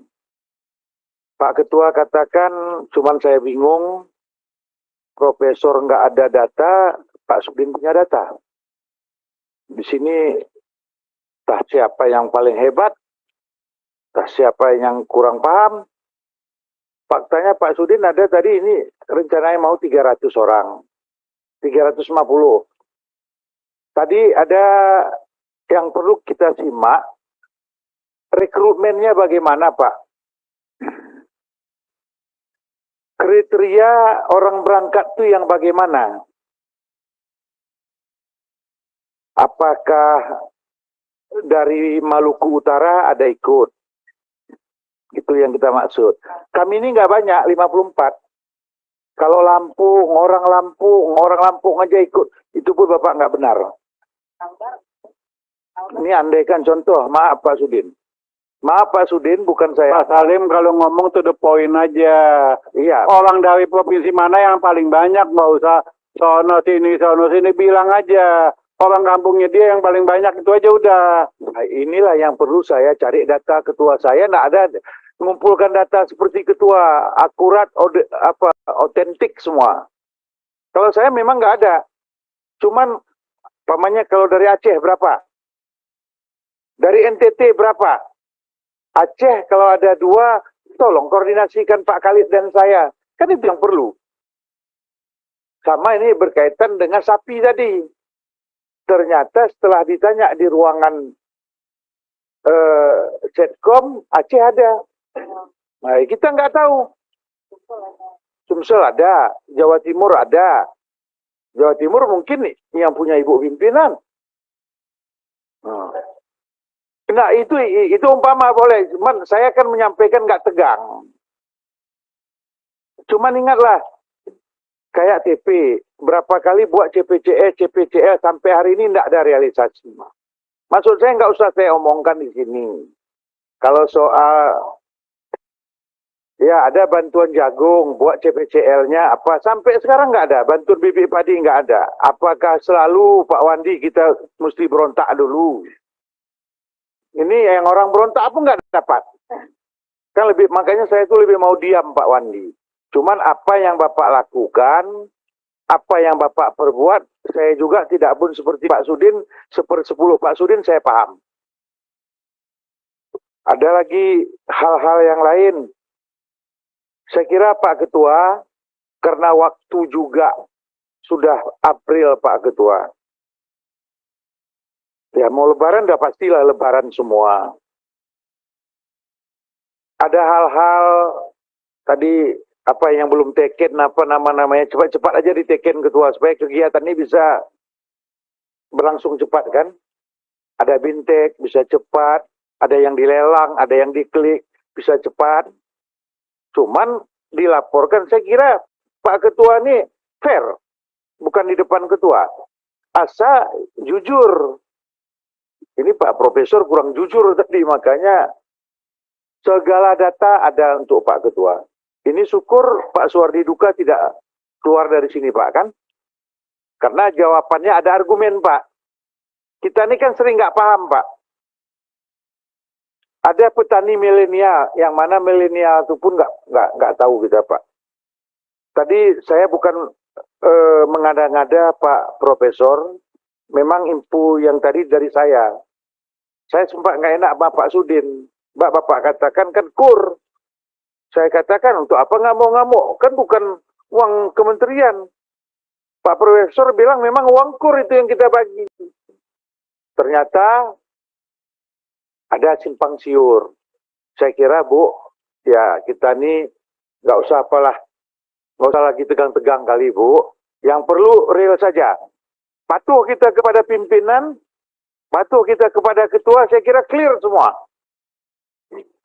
Asal jangan lain yang diomongkan, lain yang didata Bu. Yang lalu sudahlah Bu, mulai menit ini setelah saya bicara, mari kita perbaiki semua agar sinkron antara Kementerian Pertanian dengan Komisi 4 ini harus kita jaga. Terima kasih Bu. Baik, terima kasih Bang Salim. Ini teman-teman Golkar bajunya putih semua ya? Mau ada setelah masuk izin Bu, setelah masuk Pak Firman, mungkin ada apa Bu? Oh, ada sesuatu. Restorasi mungkin kita. Restorasi teman-teman Nasdem dong. Pak Abdullah Tausikal, silakan. Restorasi katanya. Ya soalnya Pak Firman ada masuk.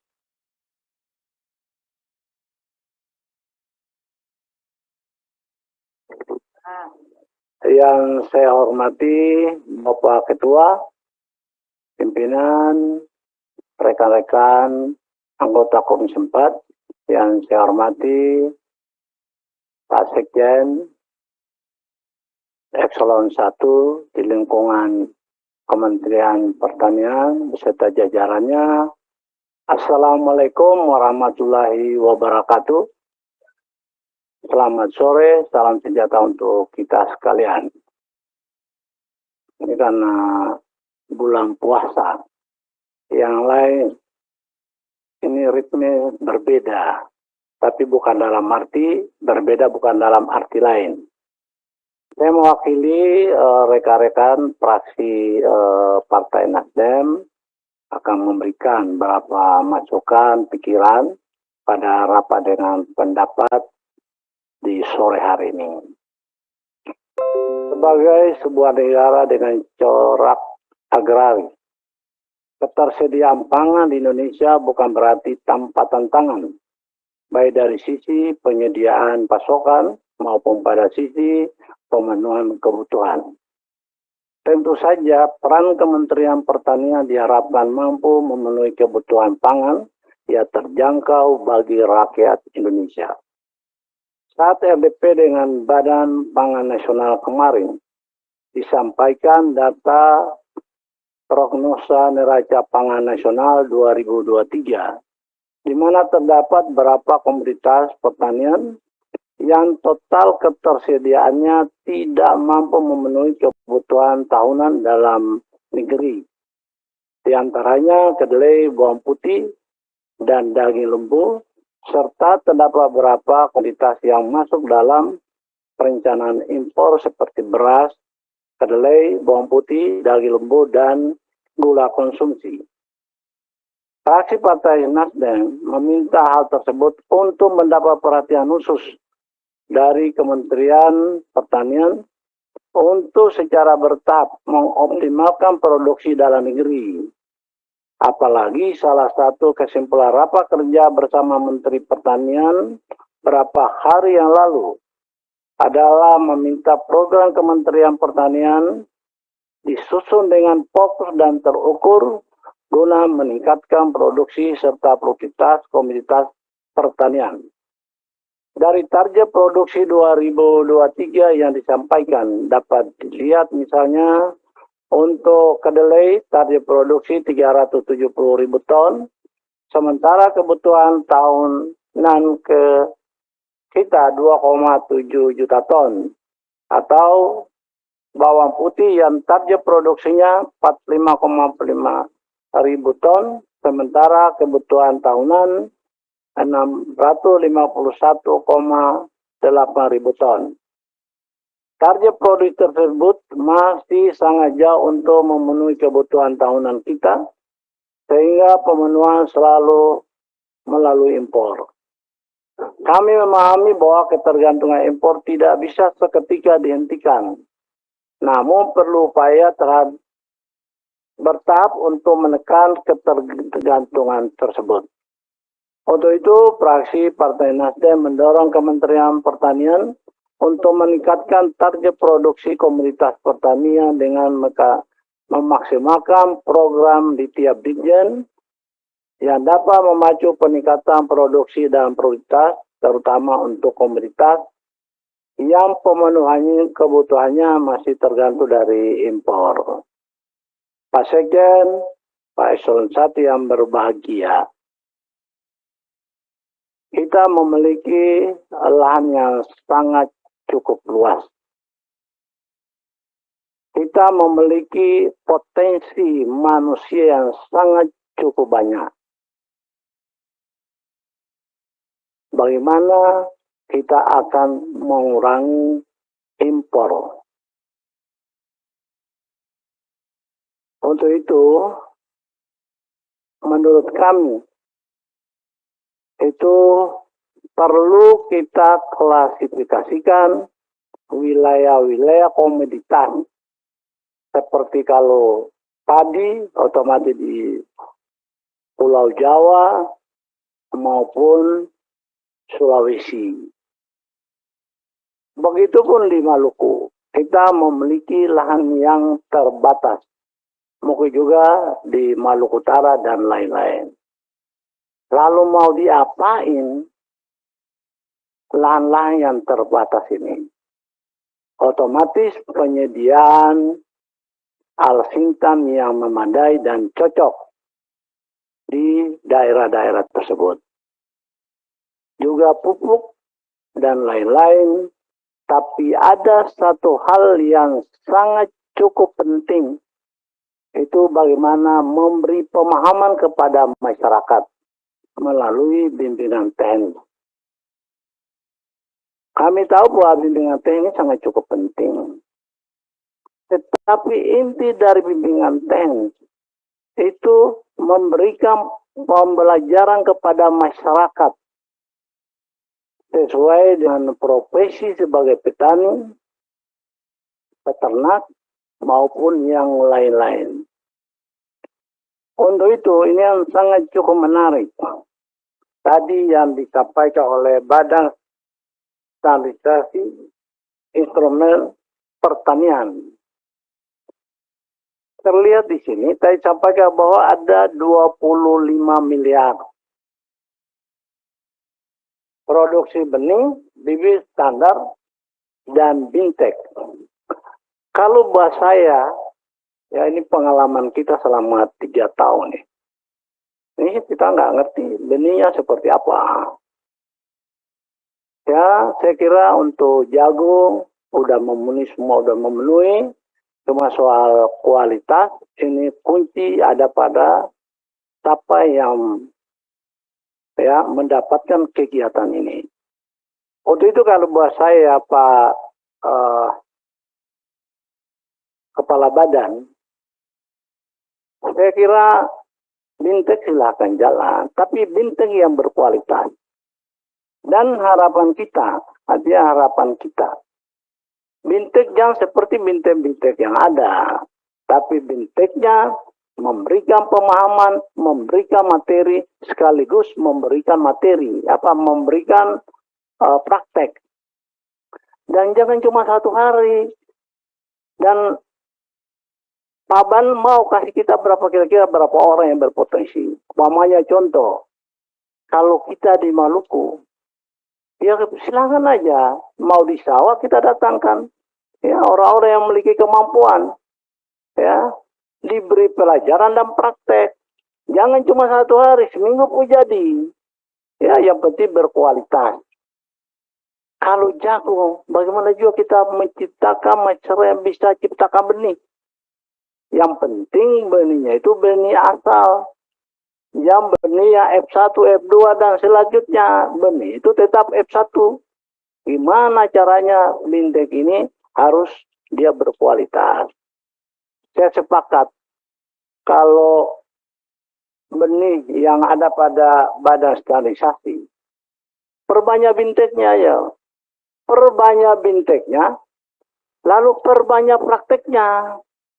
Hasilnya itu adalah tanpa benih-benih yang lain, tapi mereka mampu mandiri ya untuk menciptakan benih. Karena saya lihat begini, ya contoh aja.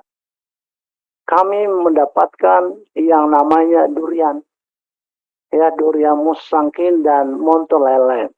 Pertanyaannya, kalau masyarakat terima, lalu tanam, lalu kalau ada yang nakal, pengawasnya kurang, coba 5 tahun kemudian bukan jadi musangking, bukan jadi montong, tapi dia jadi durian kampung ini aja.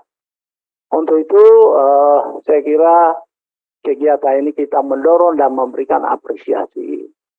Karena perencanaan yang ada di kementerian saya kira udah tepat, karena ini mungkin dana yang kurang aja. Dana kurang mengakibatkan kita klasifikasikan, lalu kegiatan-kegiatan saya kira untuk memenuhi sasaran, ya saya kira masih agak cukup berat. Ya, jadi ini kan tergantung dari pemerintah. Mau nggak Kementerian Pertanian ini jalan? Kalau seperti ini kita kan ngotot kita mau, tapi anggarannya nggak ada apa. Nah, untuk itu saya mengharapkan saya memberikan apresiasi, dan usulan saya itu bukan saya, tapi yang kunci ada di kepala badan. Setelah 25 miliar selesai, harus menjamin bahwa setiap daerah yang memberikan praktek itu bisa menciptakan benih sendiri.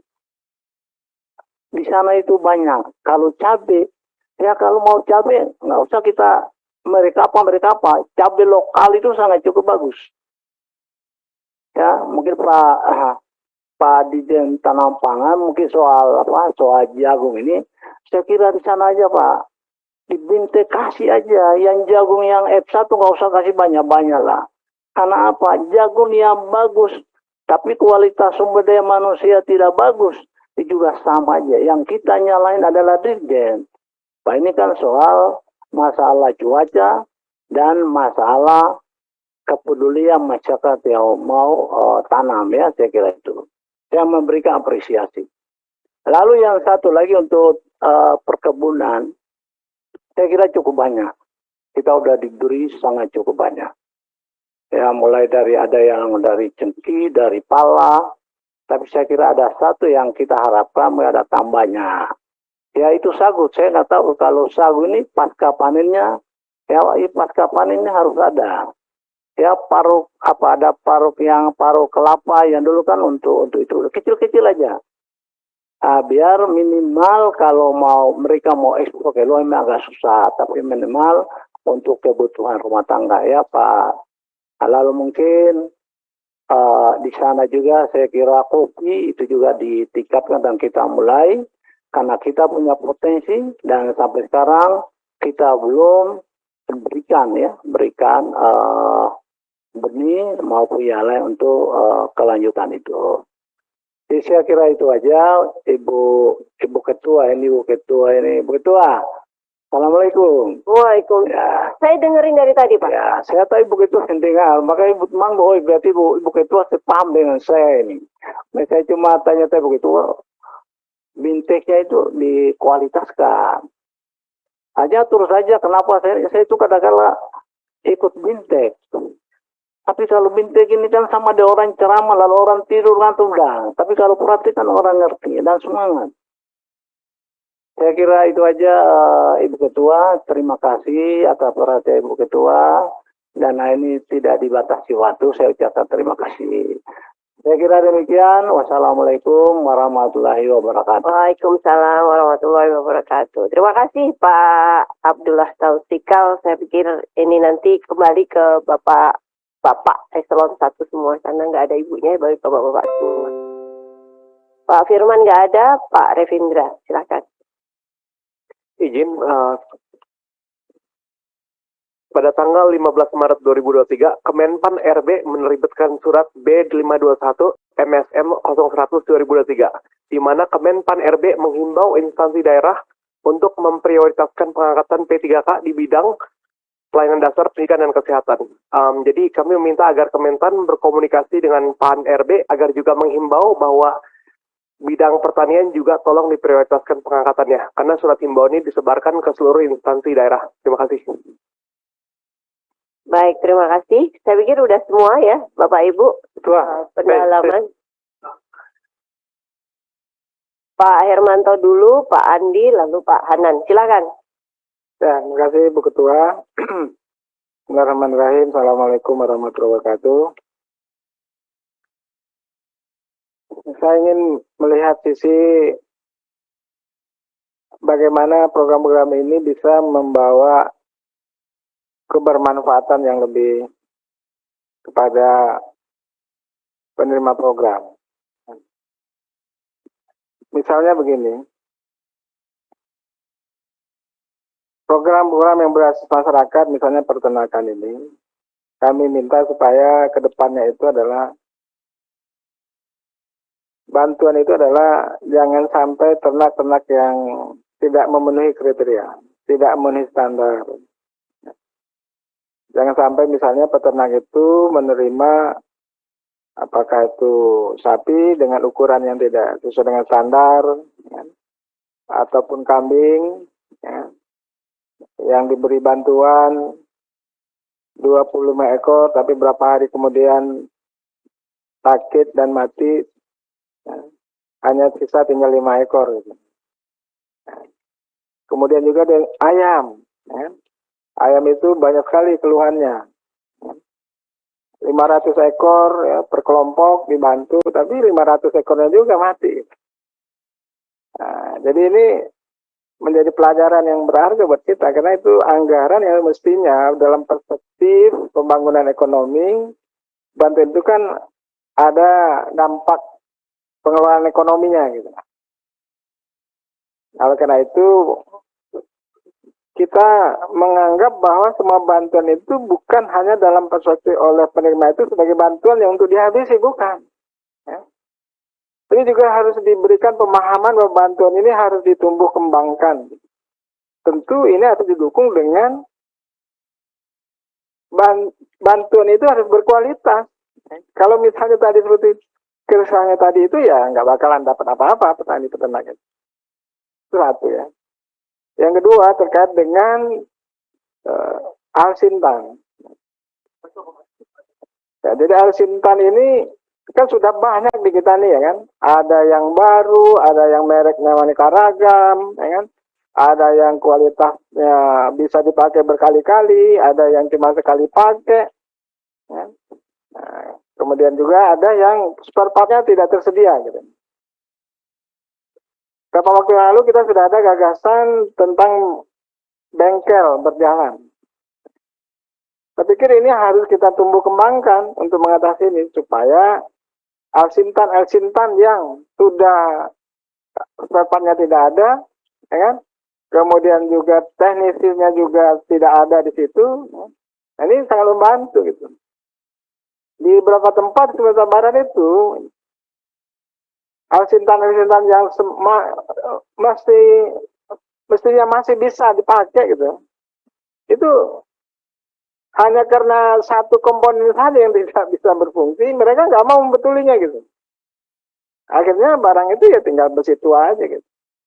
Nah, saya minta juga ini supaya bengkel berjalan ini harus dirasasikan secara jelas gitu. Nah, kemudian juga terkait dengan soal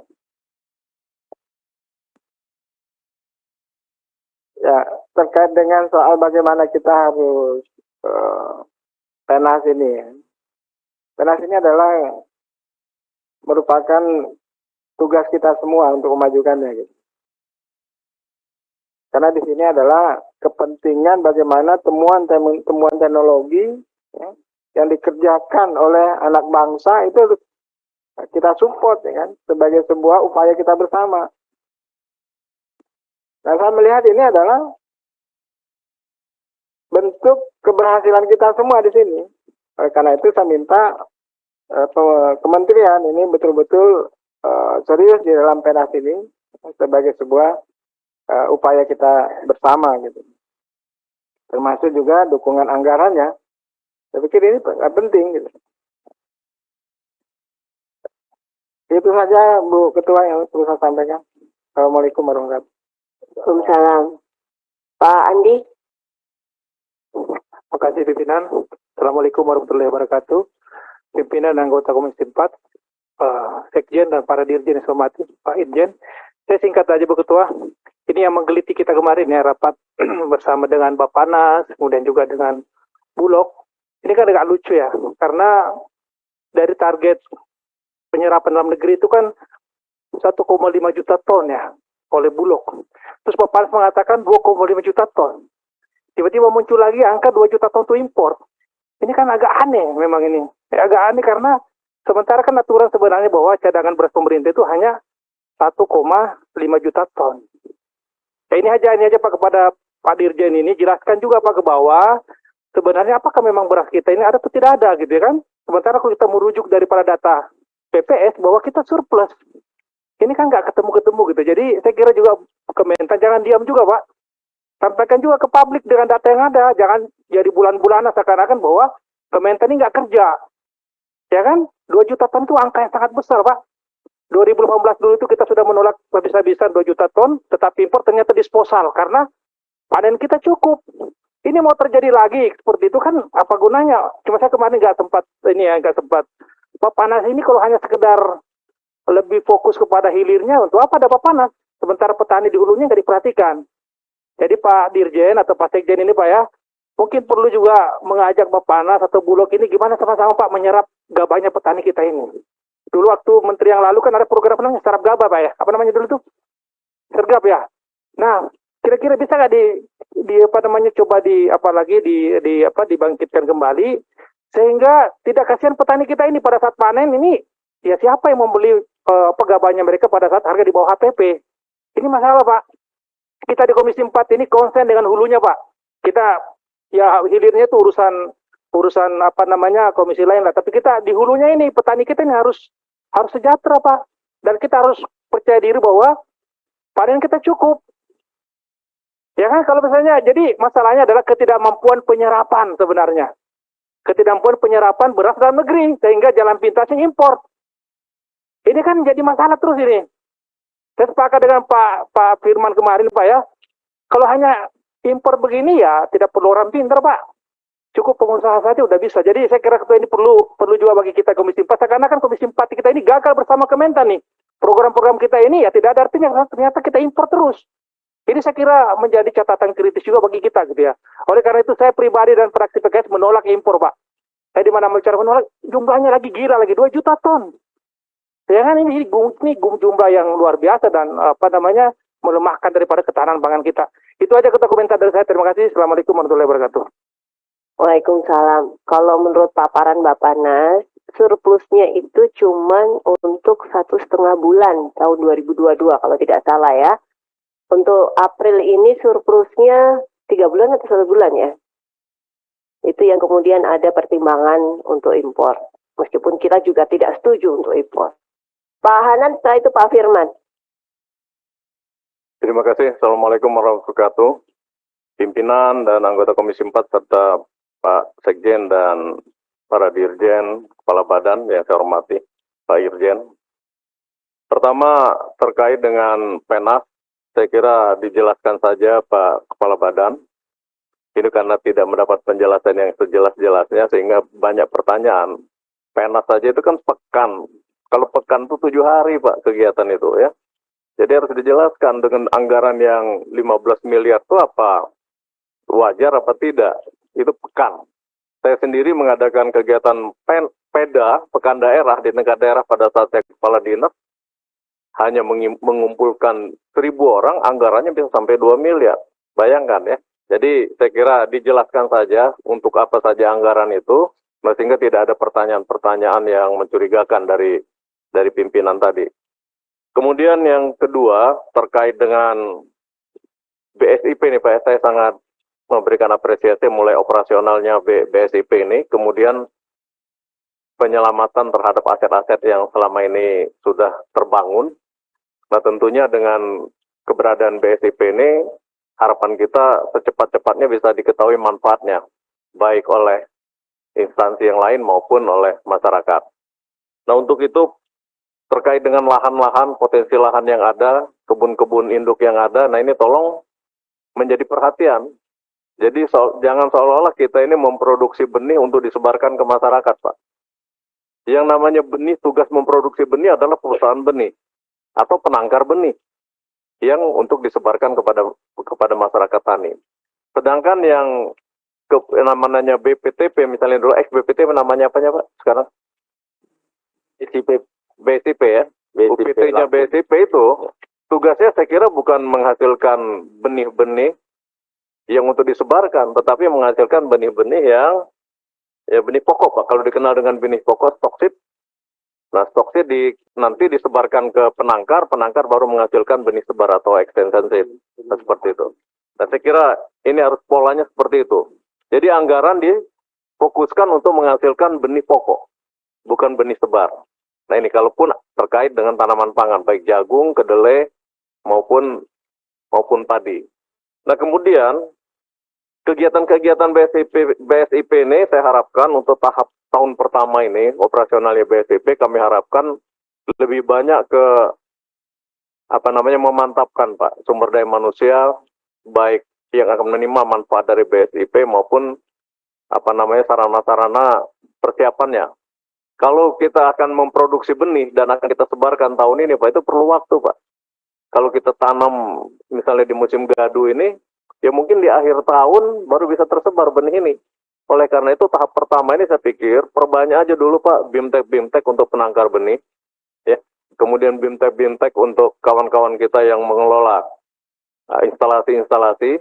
Nah sehingga kedepannya di tahun 2024 bisa lebih baik lagi operasional dari BSIP.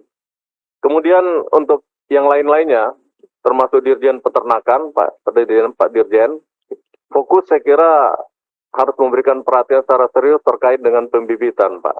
Dengan indukan, Pak ya. Karena selama ini terus terang, contoh Pak, kalau Pak Sudin bicara Lampung, saya juga bicara Lampung. Di Lampung katanya sentra ternak, tetapi sentra sapi pedaging. Tapi kalau dilihat feedlotter bakalannya dari Australia. Nah, kadang-kadang saya bertanya, dikatakan swasembada yang mana yang berasal dari bakalan dalam negeri? Ini bakalannya dari luar, hampir sebagian besar dari luar negeri.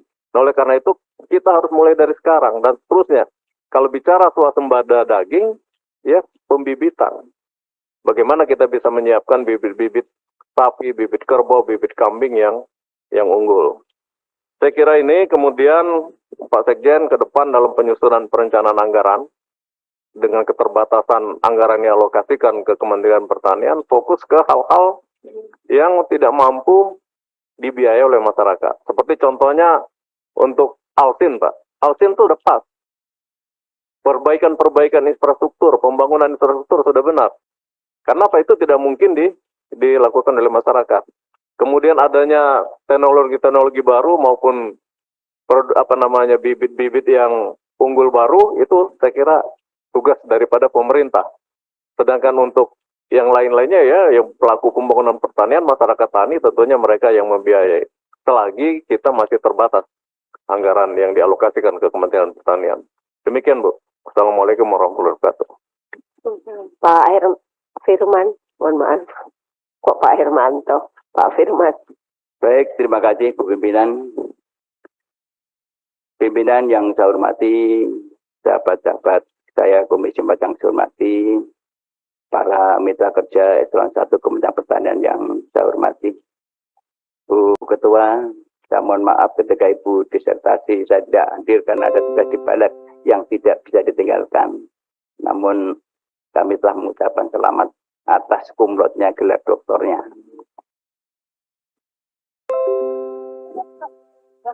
Bapak yang saya hormati, saya mungkin tidak akan membahas satu persatu dari direktorat atau di subsektor masing-masing. Saya ingin membangun sebuah semangat saja bahwa filosofi di dalam sebuah negara, sebuah keberhasilan dalam program pemerintah itu tergantung baik buruknya daripada pembuat kebijakan. Nah, kita ini adalah sama-sama pembuat kebijakan. DPR telah membuat berbagai undang-undang yang sangat fundamental. Dari mulai undang-undang pelindungan lahan pertanian berkelanjutan. Sampai sekarang lahan pertanian yang irigasi teknis dialihfungsikan menjadi rumah sakit, pabrik, dan lain sebagainya. Itu dibiarkan saja. Tidak pernah ada tindakan proses hukum. Karena Kementerian Pertanian yang punya undang-undang sebagai pelaksana undang-undang tidak pernah melakukan upaya-upaya pencegahan itu. Itu satu hal. Dua, kita juga punya undang-undang pelindungan pemberdayaan petani. Ini juga semangat yang luar biasa dari Komisi 4 ini. Terakhir yang dibilang undang-undang yang sangat revolusioner adalah undang-undang pangan. Di dalam undang-undang pangan itu jelas bahwa spirit dan semangatnya adalah pangan tersedia produksi dalam negeri. Karena tujuannya memang kita ingin memberdayakan petani kita yang 34 juta penduduk itu. Nah, oleh karena itu, bicara tentang regulasi, saya rasa sudah cukup bagus. Kemudian anggaran. Saya tahun 2009 sebagai pimpinan Komisi 4 itu hanya 6 triliun, Bu Ketua. Sekarang pimpinan sudah menyepakati sampai belasan triliun.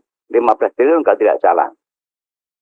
Saya 2009 sampai hari ini visi misi Kementerian Pertanian tetap sama. Yaitu swasembada pangan untuk menuju kedaulatan pangan. Tetapi dari anggaran yang 9 sampai sekian belas triliun, itu tidak pernah tercapai. Artinya apa? Ada mismanagement di dalam pengelolaan pemerintahan di Kementerian Pertanian. Nah, apakah ini tidak pernah dilakukan evaluasi secara bersama-sama? Oleh karena itu, Bapak Ibu, Bu Ketua, saya kemarin di Balik sedang membahas yang namanya revisi Undang-Undang Statistik. Kami gali satu persatu. Salah satu yang fokus kemarin itu adalah mengenai carut-marutnya data produksi pangan. Ternyata metodologinya ini juga dari BPS belum bisa menjawab secara logik, bisa diterima oleh logika. Oleh karena itu tadi dilanjutkan lagi, kami juga usulkan agar Kementerian Pertanian juga diundang untuk data ini. Karena kalau data ini tidak bisa dipertanggungjawabkan akurasinya, mesti program apapun akan gagal.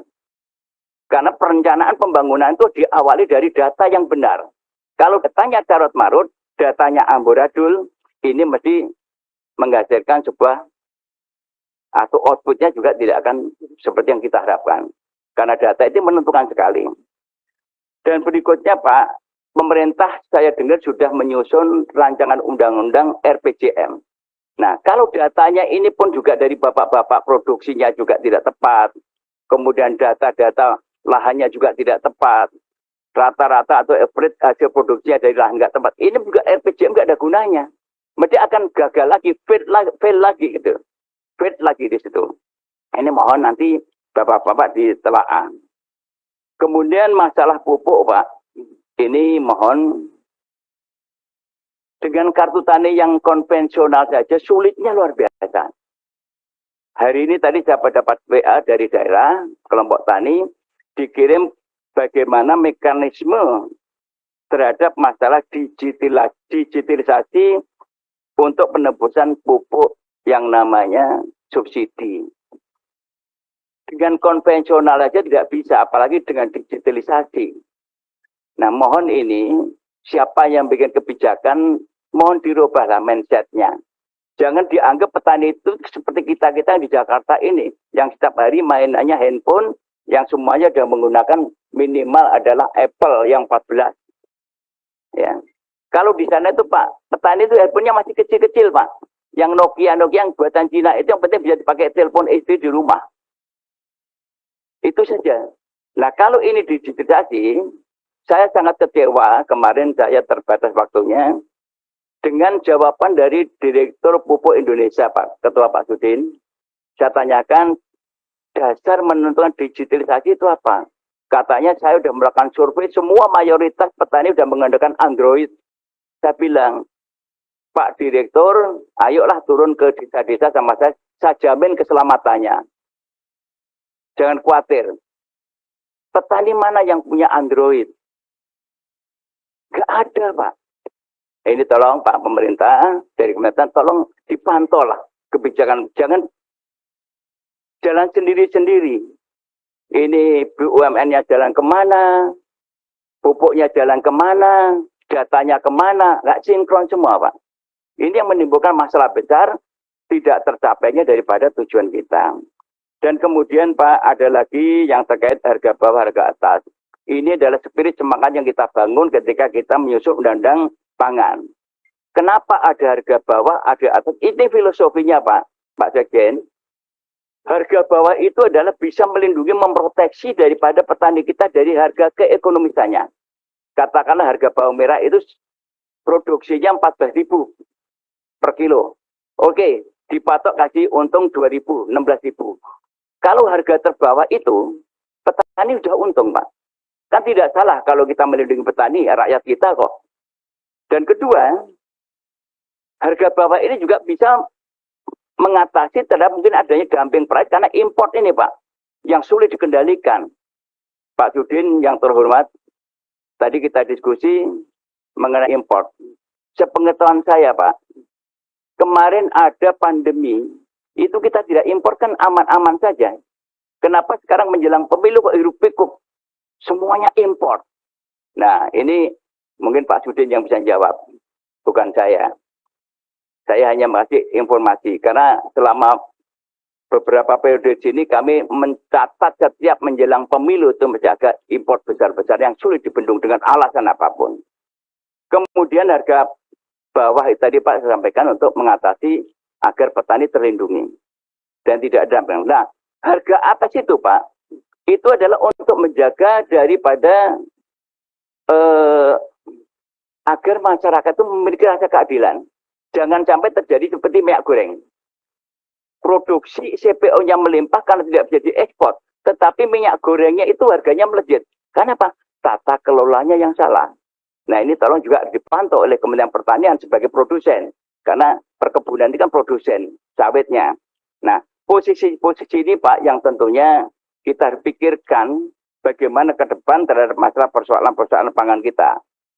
Bapak yang saya hormati, jumlah penduduk Indonesia itu diperkirakan 2030 rilis Bappenas sudah 300 juta penduduk.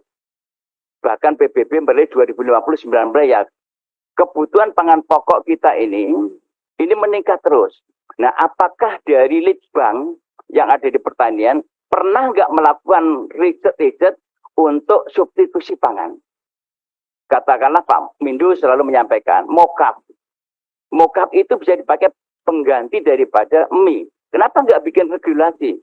Stop import yang namanya gandum. Ganti mokap.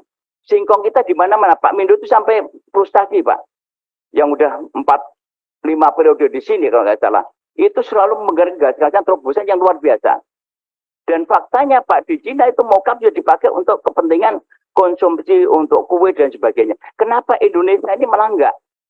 Bahkan bahan kertas saja di pabrik-pabrik itu impor dari Korea. Untung Tuhan itu menghukum, kapalnya tabrakan, kemudian pecah di situ, terbukti bahwa isinya gaplek. Produksi kita melimpah, Pak. Nah, mohonlah Bapak-bapak, pembuat kebijakan ini jangan diem di situ. Kasihan rakyat kita. Jadi, ini yang kira-kira kami sampaikan, Pak. Mudah-mudahan dengan adanya rapat ini, kita bisa terus memperbaiki terhadap kebijakan-kebijakan atau regulasi yang baru kita perbaiki. Ayolah kita menjunjung tinggi produk DPR ini, undang-undang kita buat bersama, yang sangat bagus, kita jalankan secara konsisten dan konsekuen. Kita harus betul-betul mengendalikan import ini, Pak. Kalau kita ketergantungan import, saya khawatir kalau saat terjadi pandemi, seperti kemarin, dan semua negara menutup distribusi produk atau bahan makanan dari negara-negara yang masuk ke negara lain, ini kita akan menjadi negara yang ketergantungan akhirnya jadi krisis. Akibat krisis pangan itu, Pak, satu bisa menimbulkan inflasi, juga bisa menimbulkan krisis ekonomi, krisis politik, dan jatuhnya seorang rejim. Ini bahaya sekali. Oleh karena itu, kalau itu terjadi, maka kami DPR ikut bertanggung jawab secara moral kepada rakyat Indonesia yang jumlahnya sudah 174 juta penduduk Indonesia. Jadi substitusi, Pak, itu tidak bisa ditawar lagi, dan budaya atau membudayakan budaya makan lokal itu juga dipertahankan kembali. Yang terbiasa ubi-ubi, yang terbiasa jagung-jagung, yang terbiasa sagu-sagu, yang penting proteinnya. Jangan kita rubah semuanya makan beras. Nah, import ini, Pak, sekali lagi yang terakhir adalah kenapa import ini tolong dikendalikan. Di daerah-daerah yang basis produksi penyangga pangan itu justru didrop beras dari import, Pak. Ini menunjukkan bahwa lonceng kematian bagi petani sudah mulai ditabuh oleh negara kita. Yang notabene pangan adalah hak asasi manusia, pangan adalah amanat konstitusi, sandang papan pangan tersedia negara, tetapi negara sudah menabuh lonceng karena import-import didistribusikan di wilayah yang basis daripada produksi pangan nasional, dan petani kita tinggal menunggu detik-detik kematiannya. Demikian, terima kasih. Assalamualaikum warahmatullahi wabarakatuh. Waalaikumsalam. Saya disuruh jawab sama Pak Firman, saya jawab. Karena Pak Firman dulu adalah pimpinan saya. Kenapa Indonesia import? Ya, itu import itu dibahas oleh Ketua Umum Golkar. Ketua Umumnya Pak Firman di Rakotas. Jadi nanti kalau pas ketemu Ketua Umum, tanyakan Pak Firman, kenapa harus ada import Pak Ketum waktu Rakotas? Yang kedua, tadi masalah mock-up. Import gandum itu bisa dikurangi, bisa, tetapi mock-up itu hanya sebagai substitusi untuk mengurangi. Misalnya, biasa pakai gandum, pakai tepung terigu 100%, mungkin hanya bisa disubstitusi paling banyak antara 15-20%, Pak Firman. Kalau bicara diganti semua itu tidak mungkin. Yang ketiga, pembuatan mock-up itu lebih mahal dibandingkan pembuatan tepung tapioka, Pak Firman. Kalau tepung tapioka itu sudah jelas dikupas secara mekanisasi, dikasih belerang agar racunnya hilang, kemudian baru diperes, baru diopen, jadilah namanya tapioka. Beda dengan mock-up, Pak Firman. Ada lagi? Interupsi sedikit, Pak. Iya. Karena menyinggung Pak Menko ini jadi tanggung jawab moral. Jadi Pak Menko ini memang betul memimpin rapat untuk menentukan daripada penting dan tidaknya impor. Karena memang negara itu kan punya tanggung jawab, stok harus tersedia.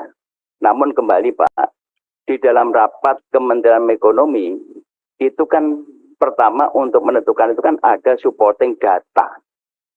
Neraca pangan namanya. Nah, neraca pangan itu. Nah, neracanya itu nggak pernah beres Pak. Kasihan Pak Menteri saya Pak, seterang Pak. Contoh kemarin pada waktu impor 1 juta, itu saya dipanggil Pak. Dipanggil oleh Pak Menko. Pak Firman tolong jelaskan kenapa ini. Kok DPR nggak itu Pak? Di dalam Undang-Undang Pangan jelas Pak, ada tiga indikator yang dipenuhi. Untuk impor 1, gagal panen, gejolak harga, stok tidak mencukupi. Nah ketika itu stoknya Bulog itu kan ada gonjang-ganjing yang 500 ton hilang di Sulawesi itu Pak. Di Makassar sana itu. Yang sampai sekarang nggak jelas itu pengusutannya Pak Judin. Nah, kalau tidak ingat 3 indikator ini terpenuhi, paling tidak kalau mau impor itu Pak bulan Juni Pak. Ternyata beliau menyampaikan ke Presiden langsung malam itu Presiden mengatakan Juli. Itu pun kalau stoknya tidak mencukupi. Artinya apa? Menko itu hanya kebijakan, itu pun harus supporting datanya benar. Nah kalau supporting datanya main-main, Menko saya Pak yang kejebak jadi bulan-bulan. Terima kasih. Saya jelaskan di sini Pak Firman. Ya, yang nama Rakotas itu dihadiri dari beberapa kementerian. Antara lain Kementerian Pertanian, Perdagangan, Badan Pangan Nasional. Karena data saya, setiap rapat saya katakan data ini tidak pernah valid. Ya, dikatakan oleh Dirjen Tanaman Pangan dengan mengirim bahan rapat Januari April akan ada potensi 13 juta ton. Tapi sampai hari ini wilayah-wilayahnya yang ditunjukkan belum bisa ditunjukkan. Bahkan Presiden kemarin langsung memerintahkan apabila tidak cukup, daripada 2-3 kali Rakotas, menghimbau akan mengimpor 2 juta ton kalau nggak salah. Setelah 500.000 habis, akan import, tapi belum. Untuk memenuhi cadangan beras pemerintah. Yang mana Bulog itu saat ini posisinya ada 200.000 lebih ton. Maret, April, Mei, Juni selama 3 bulan akan disalurkan kurang lebih hampir 700.000 ton beras kepada penerima masyarakat yang dianggap kurang mampu. Maka kemarin waktu rapat sama Bappenas kami tanyakan, berasnya dari mana? Serapan lokal ada nggak berasnya? Itu loh Pak Firman, paham kan? Ini loh, segala sesuatu itu pasti yang nama Rakotas itu, semua pihak termasuk kedelai. Coba nanti tanya Dirjen PKH, jumlah populasi berapa? Oh sekian juta ekor. Produksi untuk dipotong berapa? Pasti nggak tahu. Seandainya tahu pun datanya belum tentu benar. Nyatanya Bulog dapat penugasan Pak Firman dari Rakotas tersebut, daging kebo kurang lebih 100.000. Berdikari dapat kuota import daging sapi Brazil dan Meksiko hampir 50.000. Berarti kan memang kagak cukup. Ya Pak Firman jelas. Nggak cukup Pak. Jadi data ini belum tentu benar.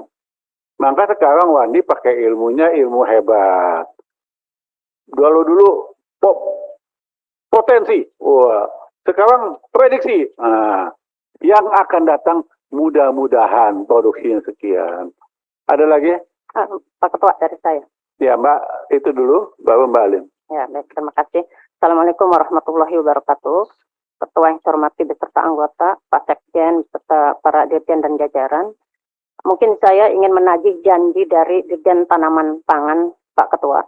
Karena tempo hari kita pernah melakukan kunjungan di Kabupaten Serang ya, dan bertemu juga dengan Bupati Serang.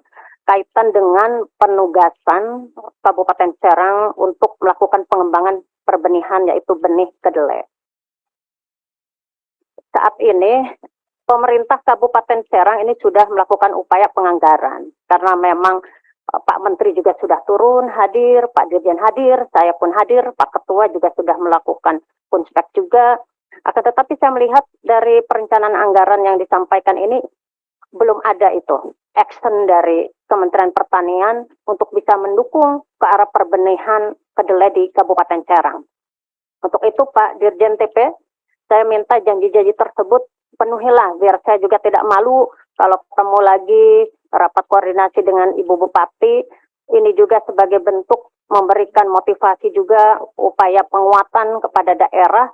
Mereka sudah bersemangat, tapi dari kementerian ini kayak yang kendor-kendor begitu.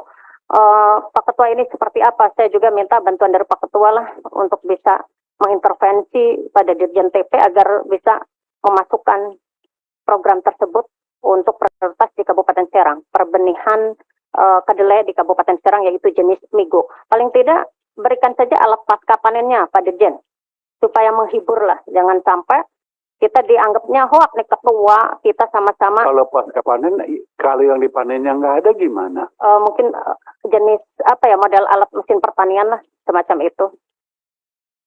Berikutnya dari Dirjen ini PKH. Kalau saya melihat ini anggaran kaitan dengan vaksin PMK, tadi yang dipertanyakan Pak Ketua juga saya juga bertanya-tanya nih Pak Ketua. Karena ini ada program layanan pengendalian dan penanggulangan penyakit PMK. Ini terjadi blokir kurang lebih 369,2 miliar. Akan tetapi nih ya, dari semula anggaran dan menjadi perubahannya ini sangat berbeda sekali. Karena kalau dari sisi volume, ini jumlahnya sama, 23.089, sekian. Akan tetapi dari sisi anggaran itu kok mengalami penurunan. Ini seperti apa skema ataupun menyusun kegiatannya gitu. Terus evaluasi kemarin Pak Dirjen PKH. Ternyata di kami pun masih saja itu masyarakat atau peternak yang tidak mengetahui adanya program pemberian vaksinasi untuk antisipasi PMK kemarin. Ada aja masih peternak kita, ternaknya yang mati kemarin itu karena informasinya kurang ataupun bentuk mungkin program itu diberikan ke daerah juga tidak diberikan secara masif. Ini evaluasi dari saya nih. Dan juga ini ada program kaitan benih ternak unggul BRT. Ini satuannya pakai dosis. Jumlahnya fantastis ya, 5.700.800. Ini akan diberikannya kemana gitu program-program ini? Apakah langsung ke peternak? Apa memang diolah sendiri oleh Dirjen PKH? Dan dalam satuannya ini luar biasa bentuknya dosis. Kami juga menghitungnya ini lumayan kerepotan. Untuk yang lain seperti Dirjen Tanaman Pangan, Horti, karena memang kita juga sulit untuk mengukur dari satuan-satuan yang dianggarkan oleh mereka, akhirnya yang terjadi target produksi juga hanya mengulang-mengulang yang lalu-lalu Pak Ketua. Jadi ini juga perlu dievaluasi. Kalaupun kita mau menentukan targetnya, misalkan sasaran disesuaikan dengan luas lahan, tentunya ini juga harus menyesuaikan jumlah volume perbenihan yang akan direncanakan, dianggarkan. Ini saya kira belum melihat ke arah sana Pak Ketua. Jadi sebatas hanya menyusun anggaran hasil yang lalu-lalu. Dan terakhir, untuk Dirjen Perkebunan, kaitan pengembangan desa pertanian organik berbasis komunitas perkebunan 44 titik ini. Maksudnya seperti apa? Apakah memang Dirjen Perkebunan juga akan melaksanakan fungsi peranannya untuk bisa melaksanakan kegiatan di sektor pertanian yang lain atau komoditas perkebunan seperti apa gitu? 44 titik ini. Mohon dijelaskan. Dan di PKH mohon maaf ada alat lab peternakan. Ini 55 unitnya. Jadi apakah kalau saya meminta bahwa 55 unit ini diberikan kepada masing-masing anggota sebagai program di aspirasi untuk kami. Terima kasih Pak Ketua. Assalamualaikum warahmatullahi wabarakatuh. Saya hanya menanggapi masalah kedelai tadi. Yang konon katanya Kata Dirjen Tanaman Pangan tinggi pohonnya 2 meter. Betul nggak Pak Fajri? Waktu kita ngomong di mobil. Yang minggu Pak, Yang di Serang. Tinggi pohonnya 2 meter, betul. Menurut Pak Dirjen Pak. Nah, produksi berapa menurut dia waktu itu? Anda saksi sama saya bertiga di mobil. 4 ton berapa Pak? 4 ton. Tapi kemarin kalau di berita ada yang bilang 6 ton, ada yang 8 ton. Jadi tergantung sumber yang ngomong. Kalau yang ngomong si A bisa 4 ton, ada yang 6 ton, ada yang 8 ton. Kalau ditambahin traktor roda 4-nya ya mungkin jadinya bisa 15 ton. Ya. Gitu loh. Kemarin saya kunjungan Pak Piman ke Dapil Gerobokan Dapil Pak Piman.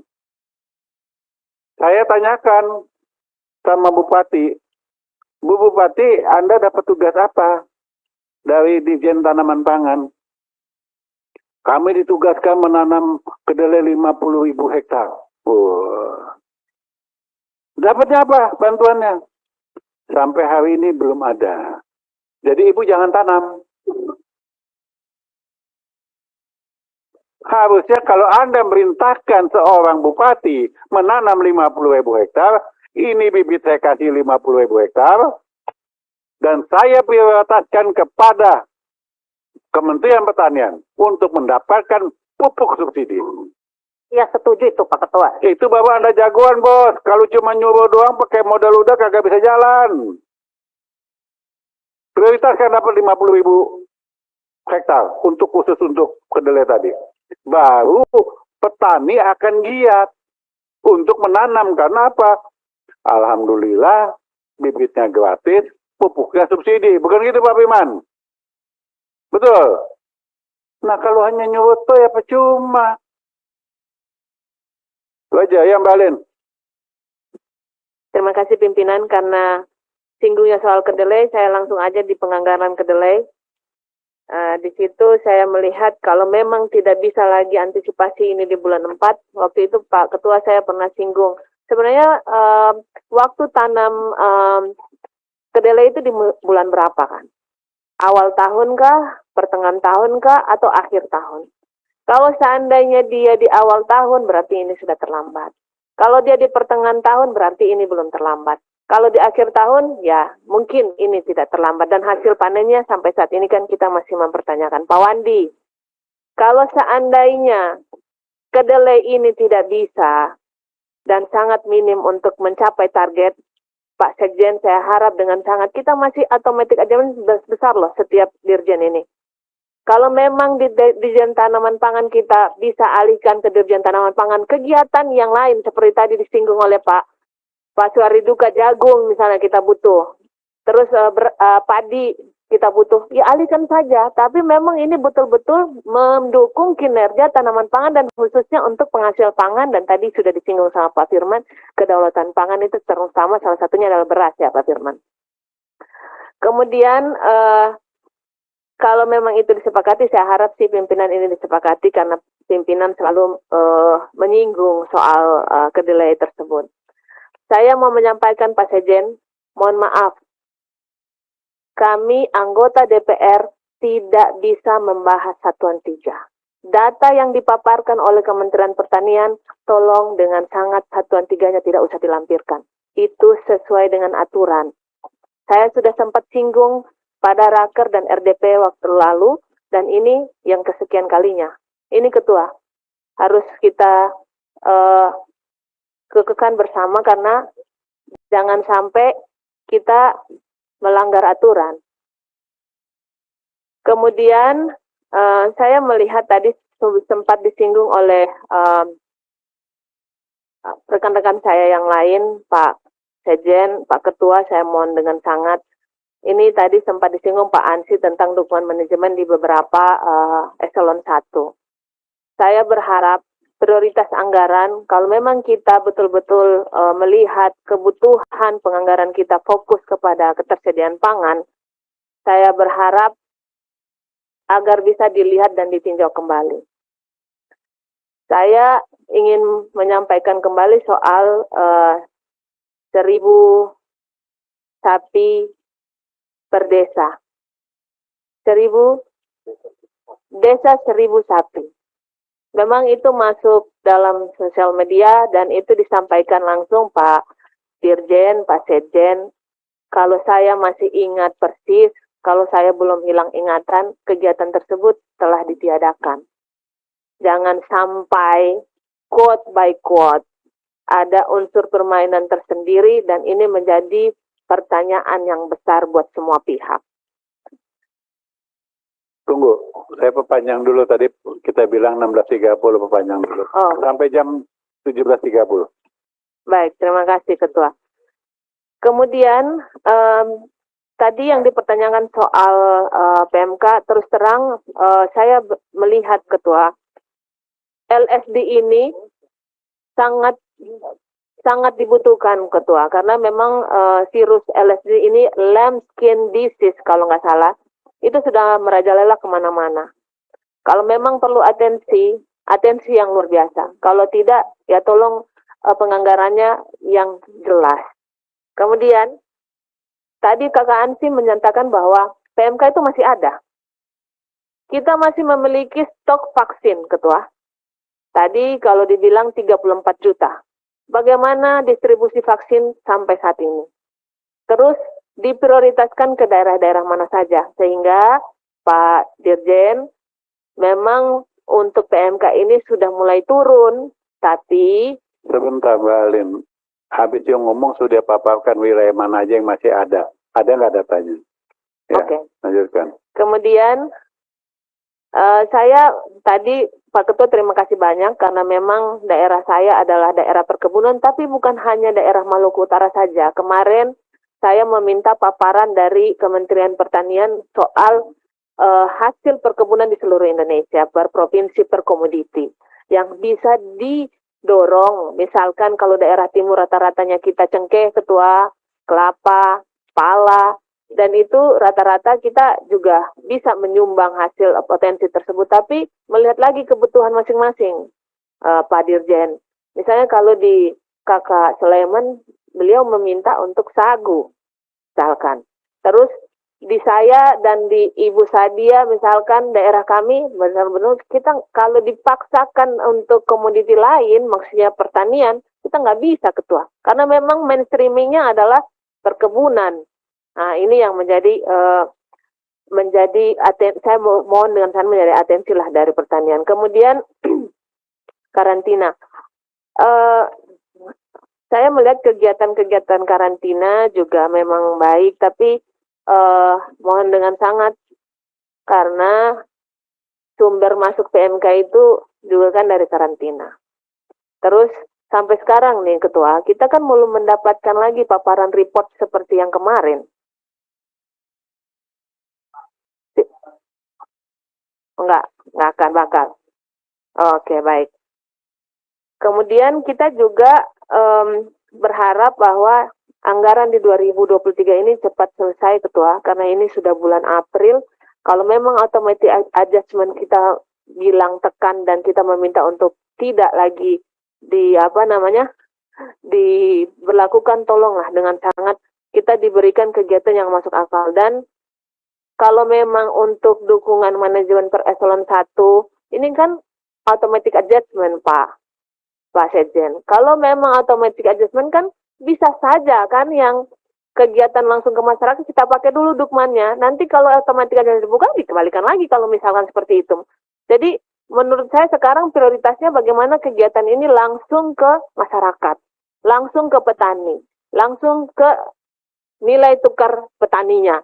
Nah itu yang saya harapkan. Kemudian Pak Ketua, kami sudah di Aljak briefing, dan untuk pertanian, Bapanas, Bulog, dan sebagainya itu menjadi atensi kami, karena memang betul ratas bersama dan keputusan itu import ada di Kementerian Perekonomian, tapi data yang disupport dari semua kementerian lintas kementerian ini adalah data untuk memutuskan bagaimana import apa tidak. Yang saya harapkan adalah jangan import. Itu aja Ketua, terima kasih. semua anggota Komisi 4 tidak berharap pada impor. Tapi kalau data neraca pangannya nggak jelas, bagaimana? Ada lagi? Pak Halid? Sudah? Sudah berantem sama Salim, saling nuduh. Ya, Sekjen, saya silakan jawab. Baik Pak Ketua, Bapak Ibu sekalian, terima kasih. Pertama kami sampaikan berbagai arahan, masukan dari pimpinan dan anggota Komisi 4 berkaitan dengan mulai dari perencanaan hingga implementasi kegiatan program di masing-masing eselon 1. Saya memulai dengan, tadi ada beberapa pertanyaan kaitannya dengan koordinasi dengan Bappenas, dari Pak Ansi dan juga Pak Suhardi Duga. Kami melakukan beberapa hal Pak, yang diantaranya adalah pada saat Bappenas kan biasa membuat prognosis neraca komoditas itu, 12 bahan pokok itu Pak. Tentu yang bagian produksi ada di Kementerian Pertanian. Yang mereka kerjakan kan ada ketersediaan, ada distribusi, ada keamanan, keamanan pangan itu yang menjadi mereka lakukan. Tapi bagi kita juga adalah kegiatan-kegiatan yang kaitannya dengan hulu, yang masih hulu itu Pak, mereka selalu meminta ke kita. Katakanlah untuk data penyuluh misalnya dari tim Lotan, artinya ada koordinasi kami dengan mereka. Kemudian yang kaitannya dengan data, nanti mungkin to the point Pak Dirjen Tanaman Pangan yang berkaitan dengan beras bisa dielaborasi lebih detail gitu. Kemudian yang kedua, kaitannya perencanaan, terima kasih Pak Khalid dan Pak Suhardi Duga tadi juga sampaikan supaya fokus kepada yang manfaat besar kepada rakyat. Tentu terkaitan terakhir dengan Bu Alin melihat kembali data dukungan manajemen untuk bisa ditransformasi ke dalam anggaran-anggaran yang sifatnya operasional, utamanya di dirjen teknis untuk meningkatkan produksi dan juga hal-hal lain yang kaitannya dengan yang dibutuhkan oleh rakyat. Ini saya sampaikan terima kasih Bapak. Dan kami Pak Khalid yang berkaitan dengan data juga ada kami Pusdatin, Pusat Data dan Informasi, memang di situ melakukan beberapa analisis data dasarnya dari BPS Bapak. Kemudian kita lakukan muncullah informasi itu yang sorry. Pusdatin itu kolek data dari penyuluh apa dari BPS? Dari BPS Bapak. BPS dari mana? Iya, akhirnya dari daerah BPS pun itu. BPS daerah Pak ada. BPS daerah dari mana kalau iya, komoditas pertanian? Betul. Artinya mereka bersinergi untuk kolek data dari dinas, dari penyuluh. Iya. Iya, dari situ Bapak. Coba Ansi terangkan. Kemarin saya sudah briefing dia untuk menjelaskan kepada bapak-bapak di sini data itu dari mana. Iya. Saya mau bicara Pusdatin, saya nggak percaya. Udah itu aja. Iya. Pak Sekjen, izin pimpinan.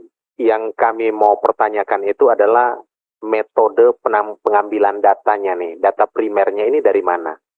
Apakah BPS yang sendiri melakukan proses pengambilan data?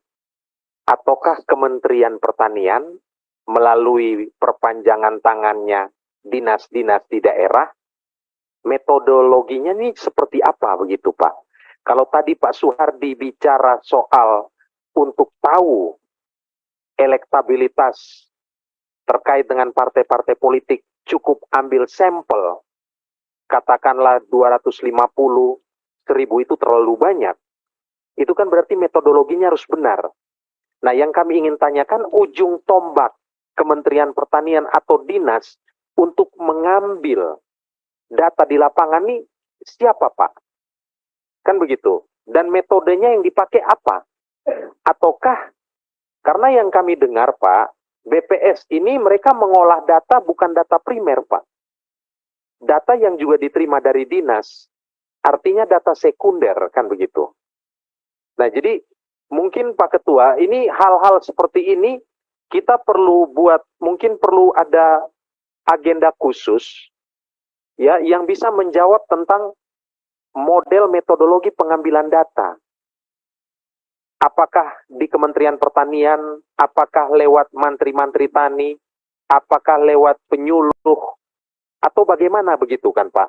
Nah, nanti kaitannya, tarikannya jauh lagi, Pak. Kita berharap penyuluh bekerja, tetapi bagaimana misalnya dengan kompetensi penyuluh, bagaimana dengan kesejahteraan penyuluh, dan seterusnya begitu, Pak.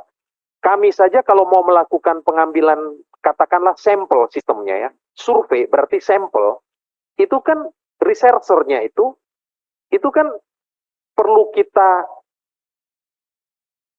latih, kita persiapkan, sehingga kemudian pengambilan sampelnya itu kan tidak salah begitu. Nah, kalau dikaitan dengan ini mungkin berarti bukan sampel ya Pak ya. Apakah sistemnya sensus? Terus bagaimana dengan yang istilahnya ubinan itu dan seterusnya begitu Pak. Ini menjadi pertanyaan-pertanyaan kami yang terus-menerus berputar-putar di kepala kami, tapi kami belum bisa firm pengambilan datanya nih seperti apa begitu Pak.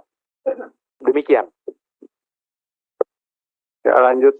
Izin Pak Ketua, Pak Ansi, betul sekali ada metodologi terakhir kerangka sampling area itu yang digunakan oleh BPS.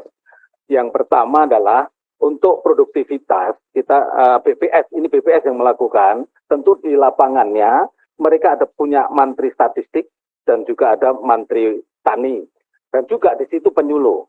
Nah, oleh karena itu, pertama yang produktivitas itu sampling untuk ubinan itu sekitar 220.000 sampling untuk mengukur produktivitas untuk beras misalnya itu. Ubinan itu Pak Ansi, itu yang dilakukan oleh, itu yang kita pakai. Nah kemudian data luasannya itu berasal dari dinas. Nah itu yang iya tentu metodenya sekarang menggunakan satelit. Citra satelit yang untuk mendelineasi berapa luasannya. Nah, kalau ada data luasan dan juga produktivitas dari ubinan tadi, maka kita mendapatkan data produksi, Pak Ansi. Itu yang kira-kira secara ringkas berkaitan dengan metode. Pimpinan, saya sedikit pimpinan. Iya. Kalau kita berangkat dari cara berpikir kita tidak percaya, susah untuk kita percaya. Oke, saya juga tidak percaya data Kementerian Pertanian. Sama Pak Ketua. Tapi saya percaya data statistik, karena itu yang saya katakan tadi, lindung undang-undang, punya metodologi, punya sistem, dan punya orang sampai ke tingkat daerah, sampai ke kecamatan, itu data itu. Terus kita tidak mau percaya data statistik, data apa lagi yang kita mau percaya? Apakah Anda lebih pintar daripada statistik? Metodologimu tidak jelas, cara menghitungmu tidak jelas, tidak punya orang sampai ke tingkat daerah. Katakanlah Badan Pangan Nasional tidak punya sampai ke daerah, hanya di Jakarta, terus mau menyajikan data, tidak menggunakan data statistik. Mana saya bisa percaya? Nah, ini. Jadi menurut saya, tidak usah kita ribut-ribut. Ambil data statistik. Karena kebijakan nasional juga menghitungnya mengambil dari kebijakan dari data statistik. Berapa pertumbuhan ekonomi kita? Walaupun Kementerian Keuangan mengatakan 5%, kalau statistik mengatakan hanya 2%, 2% itu yang menjadi kebijakan nasional. Iya. Berapa tingkat pengangguran? Walaupun Pak Presiden mengatakan minta tingkat pengangguran 5%, tapi statistik mengatakan 8%, ya 8%. Tak bisa. Karena memang dia punya perangkat, dia punya metodologi. Terus kamu bantah apa perang kamu, apa metodologimu, apa data bandingmu. Kok bisa bantah orang tapi lebih bagus kau punya data dong. Kok bisa katakan lebih bagus kau punya produk tapi lebih, produk tidak bagus tapi lebih bagus produkmu. Betul-betul lebih bagus. Tapi kalau tidak ada, kau hanya tidak percaya saja, bagaimana caranya? Jadi kita akan kehabisan waktu di sini untuk saling tidak percaya saja untuk mengenai masalah data. Begitu pimpinan, makasih. Secara de facto saya meragukan data BPS. Secara juga dialah yang mempunyai data yang melalui undang-undang. Ini saya tegaskan di sini. Contoh waktu bulan Desember, Pak Suhadi Duga kan ikut rapat. Tidak akan terjadi inflasi kalau kenaikan harga sekian. Nyatanya hari ini inflasi. Apa komoditasnya? Ya beras. Yang awalnya cuma 84 sampai 85, kemudian hari ini hampir 10.500. Pertanyakan nama BPS, Anda datanya dari mana? Tetap dari dinas. Apakah data dari dinas semua akurat? Saya tidak bicara di dinas itu nggak bagus, enggak. Iya kan? Contoh aja lah RDKK. Penyuluh suruh kolek RDKK. Kira-kira pendapat PSP gimana? Masalah RDKK. Pak Ali Jamil. Copy paste atau apa? RDKK yang dikolek oleh penyuluh di lapangan. Sebagian besar. Iya, izin Pak Ketua. Itulah selalu maka kita cross check Pak dengan Dukcapil Pak. Jadi kita di simultan kita itu terus terang sebenarnya simultan itu memang ada juga yang diupdate beberapa tahun. Sehingga pada saat kita cross check Pak dengan Dukcapil, ya akan ketahuan memang yang mana nanti akan benar Pak Ketua. Terima kasih Pak Ketua. Ada lagi Sekjen, siapa lagi tadi mau menjawab? Silakan. Wah, baik. Jangan bandingkan data statistik dengan RDKK. Saya juga tidak percaya RDKK. Ya. Tapi enggak, ini contohnya. Saya katakan Pak Sudi contohnya. RDKK itu, iya kan? Kan tidak ada pemutahiran. Cuman copy paste kirim. Dan tidak dihitung seberapa banyak alih fungsi lahannya. Tetapi pupuk subsidinya tetap tidak turun. Contohnya Bekasi, Kerawang, Cikampek, Purwakarta. 10 tahun lalu sampai sekarang paling RDKK-nya beda sedikit penurunannya. Tetapi alih fungsinya kita lihat luar biasa. Siapa lagi mau jawab Sekjen tadi? Waktunya sudah mau jam 5. Izin tanaman pangan, Pak. Menambahkan sedikit izin Pak Ketua ya, tentang KSA BPS. Melengkapi Bapak Sekjen supaya Pak Ansi juga dan Pak Sadi itu izin. Jadi KSA BPS, KSA itu kerangka sampling area. Ini merupakan metode yang dibikin dimulai tahun 2018. Sebelumnya pakai metode ice estimate. Izin itu satu. Yang kedua, kerangka sampling area itu menggunakan teknologi sudah pakai satelit kerjasama LIBI, sehingga populasinya atau luasan total yang di cover itu luas baku sawah. 7,4 juta hektar itu dipotret dengan satelit. Kemudian untuk melihat ground check detail satu persatu, baik luas panen, fase tanaman vegetatif, generatif, masih berah, bahkan termasuk yang potensi gagal panen, begitu, itu terpantau oleh satu itu ada samplingnya, kerangka sampling area, samplingnya itu di 220-an titik, di 220.000 titik, itu dari 7,4 juta hektar itu Bapak. Nah, titik itu setiap bulan diamati oleh petugas. Petugasnya itu bukan petugas dinas pertanian, bukan petugas lapangan dinas, bukan kami, dia independen dengan menugaskan. Di BPS itu ada BPS provinsi, ada BPS kabupaten, di kecamatan ada juga namanya petugasnya KSA, Kantor Statistik Kecamatan. Nah itulah yang bertugas mengamati bulanan di 220.000 titik, perkembangannya tiap bulan, sehingga bisa ketemu di titik-titik itu yang diamati adalah berapa luas tanaman fase vegetatif, generatif, luas tanam yang panen, kemudian yang fase bentar supaya lebih detail ya yang bero gitu, kemudian ada juga yang masih persiapan lahan atau PR, kemudian lainnya itu adalah lahan di luas baku di luar 7,4 yang ditanami di luar padi. Nah di luar padi juga keamatan namanya lain-lain. Nah setiap bulan diamati, misalnya untuk sekarang ini bulan Maret gitu ya. Jadi yang angka sudah final adalah Januari, Februari Bapak, dan sebelumnya. Kalau bulan April bulan Maret baru selesai data, nanti akan keluar tanggal 20. Sehingga disebut angka yang sudah realisasi terakhir itu Januari Februari itu angka tetap.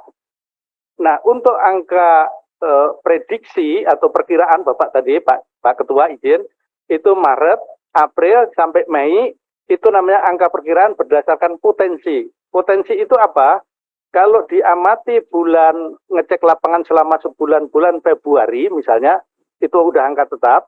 Di bulan Februari itu berarti angka tetap untuk bulan Februari, angka tempatan sampai selesai akhir bulan Februari, tetapi bisa memprediksi angka bulan Maret itu dari lihat yang sudah kuning-kuning atau generatif. Luasan yang kuning, padi itu generatif, itu untuk memprediksi panen Maret. Kemudian untuk bulan April pakai perakiraan itu dari kondisi pertanaman vegetatif yang hijau tapi sudah umur 50 hari, 60 hari, itu untuk memprediksi Maret, April.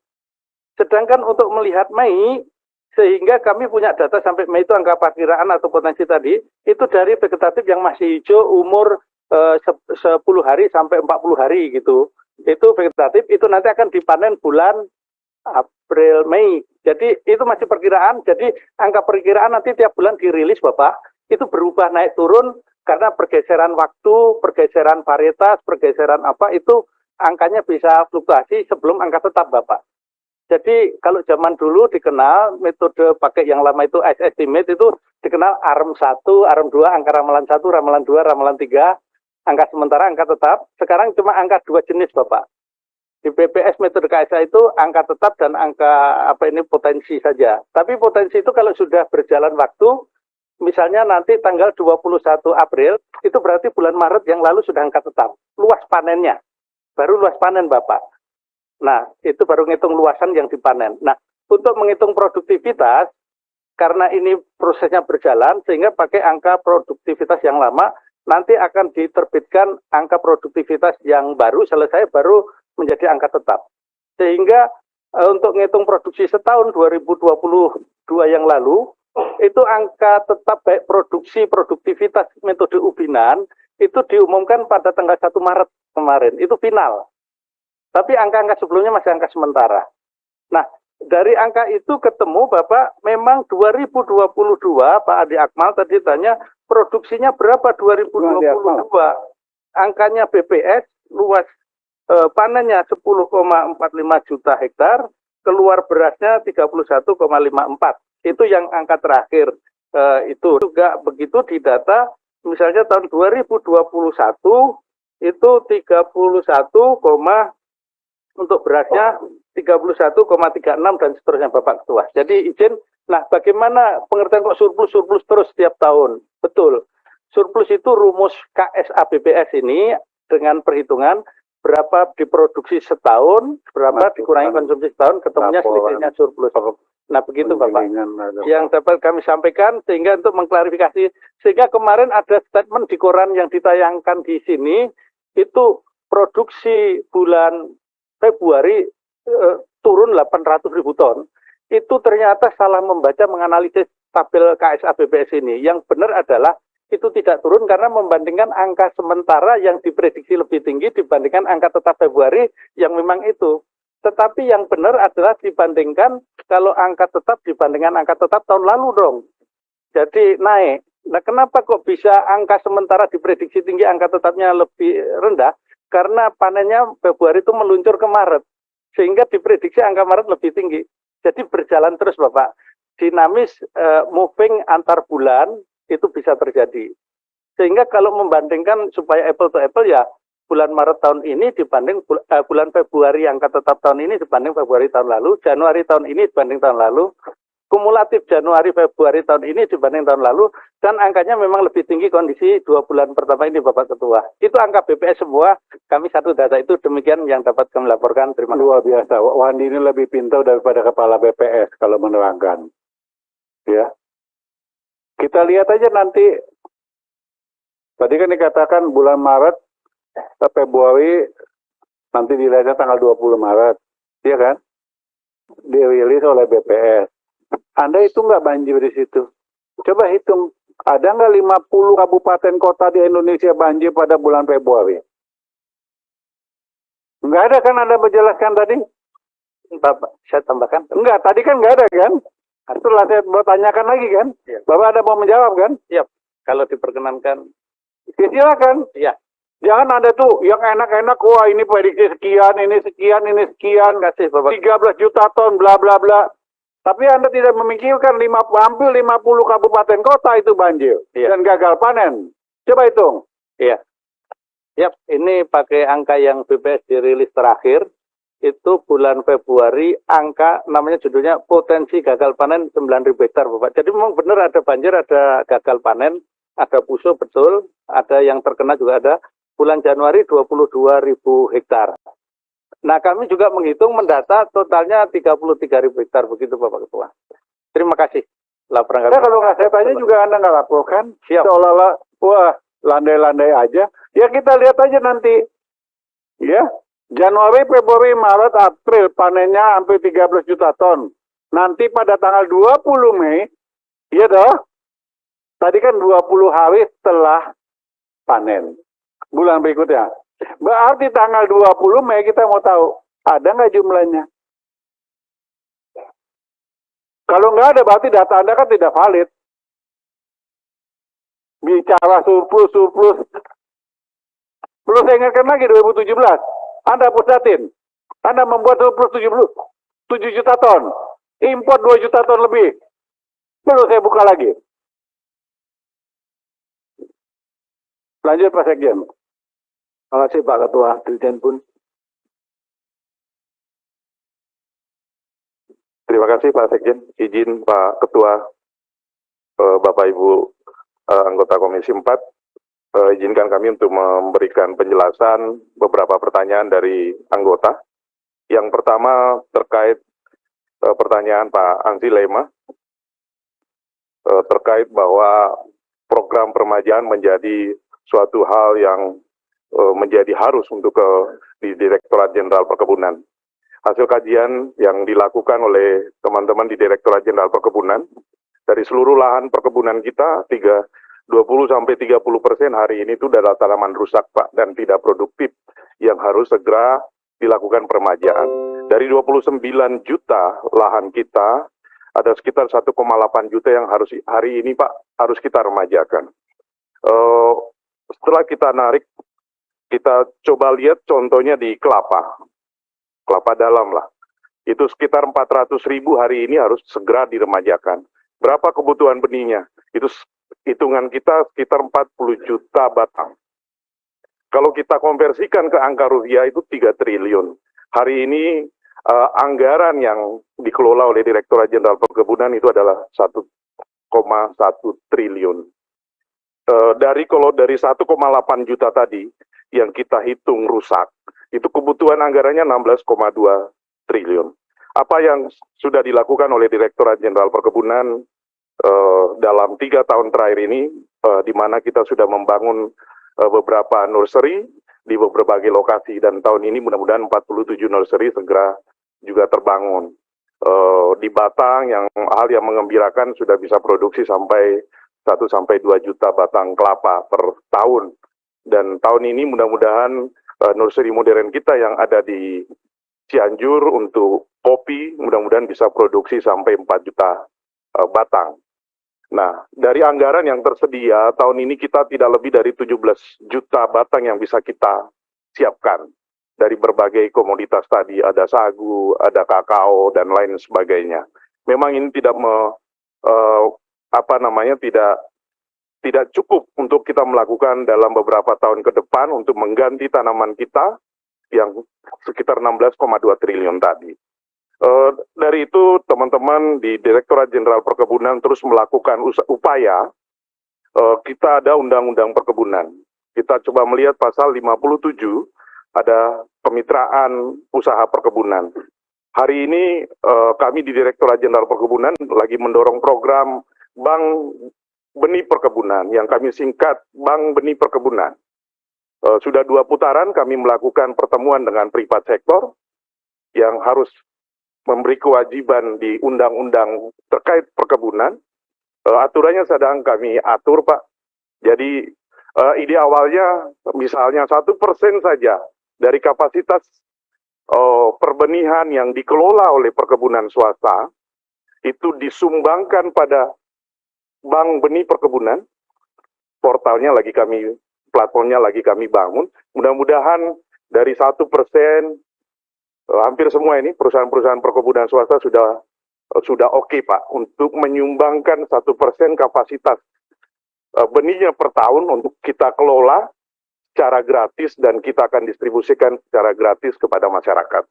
Dan mudah-mudahan dalam waktu dekat Pak kami juga sudah ketemu dengan Pak Deputi Pencegahan KPK untuk meminta corruption risk analisisnya terkait dengan kebijakan ini. Dan mudah-mudahan dalam waktu dekat beliau mengeluarkan review terhadap upaya kita dari Bank Benih Perkebunan. Yang kedua, di pasal 57 Undang-Undang Perkebunan, ada pasal yang mewajibkan para perkebunan swasta itu untuk memfasilitasi terbangunnya kebun masyarakat, 20% dari yang dikuasai. Nah ini akan kita dorong Pak, kami sudah koordinasi dengan Deputi Pangan dan Agribisnis Kemenko Perekonomian untuk terus mendorong terbentuknya Badan Pengelola Dana Perkebunan selain BPDPKS yang hari ini sudah berjalan. Mudah-mudahan dari segala usaha kita ini Pak Ansil, kami mohon doanya kalau memang dibutuhkan diskusi dengan teman-teman Bapak-Bapak dari Komisi 4, kami siap untuk diberi masukan. Mudah-mudahan ini kita bisa menghimpun Pak puluhan juta benih tiap tahunnya. Jadi misalnya karena sawit sudah terpenuhi sebenarnya, karena sudah ada BPDPKS, jadi kalau ada perbenihan terkait dengan sawit, dia akan mengoperasikan Pak nanti, apakah kebutuhan kita kelapa atau kakao. Nah disinilah akan tumbuh, dia akan melakukan KSO dengan penangkar-penangkar mandiri kita. Dia akan meng-KSO-kan ke sana. Karena penangkar-penangkar perbenihan swasta tadi tidak mampu untuk menyediakan kelapa atau kakao, nanti akan di-KSO-kan dalam aturan yang sedang kita susun, Pak. Jadi ini juga akan menggairahkan kembali penangkar-penangkar mandiri kita yang ada di daerah, Pak. Yang hari ini mulai juga agak mati karena kita tidak beri fasilitas dan lain sebagainya. Sekarang sudah kami semua ini Pak, sudah kami akreditasi namanya ya Pak Direktur ya, kemarin sudah sertifikasi penangkar-penangkar kita supaya benih yang dihasilkan itu semua kita jamin bersertifikat. Pak Andi, mohon maaf, itu mohon untuk paparkan lebih detail tentang alurnya ini maksudnya seperti apa? Iya. Supaya kan ini belum ya, baru mau akan didesain ya. Ya kira-kira ya rencananya seperti apa? Ya. Silakan. Jadi mungkin hari ini kita belum bisa ini Pak ya, tapi beberapa kali putaran dengan privat sektor sudah kita lakukan dan sudah ada lampu hijau Pak yang diberikan ke kita karena memang di dalam Undang-Undang Perkebunan disebutkan bahwa untuk membangun keberlanjutan perkebunan itu anggarannya, dananya itu bukan hanya APBN. Boleh CSR, boleh juga investasi. Jadi sekarang kita mendorong CSR dan investasi itu Pak. Tapi kalau yang tadi terkait dengan kewajiban 20% yang harus disiapkan oleh perusahaan perkebunan itu akan kita dorong Pak. Bagaimana terbentuk Badan Pengelola Dana Perkebunan sehingga ke depan kita tidak lagi perkebunan ini tidak lagi ini dengan APBN, tidak sangat tergantung pada APBN karena yang posisi yang kita hadapi hari ini Pak 20-30% tanaman kita rusak dan kita tidak punya kemampuan anggaran untuk mengganti tadi itu apa yang diberi masukan oleh Bapak Ibu sekalian selama ini untuk membangun nursery itu hanya 10-20% yang bisa kita lakukan. Ya kita lihat hari ini kan kakao kita sudah luasannya sangat kecil, terus kelapa kita hampir di semua pesisir itu, pesisir pantai sudah tidak ada usaha untuk permajaan. Mudah-mudahan dengan usaha kita ini mendorong Babibun dan pada saatnya permentan terkait Babibun sudah keluar, nanti kami bisa menyampaikan kepada Bapak Ibu sekalian. Terus yang terkait dengan sagu tahun 2022 dan tahun 2023 ini dukungan anggaran untuk penataan sagu masing-masing 900 hektar, Pak. Karena itu tadi keterbatasan anggaran, Pak, karena kita bagi-bagi, karena kemampuan kita memang ya hanya bisa menyiapkan benih di 17 juta pada tahun ini. Sehingga telah terlaksana 1.800 hektar yang diharapkan dapat menghasilkan sekitar 5.400 ton tepung sagu sampai akhir 2023 ini. Lokasinya Meranti, Sorong Selatan, Jayapura, Nabire, Mimika, Mapi, Kirom, Kepulauan Nyapen, dan Waroken, Pak.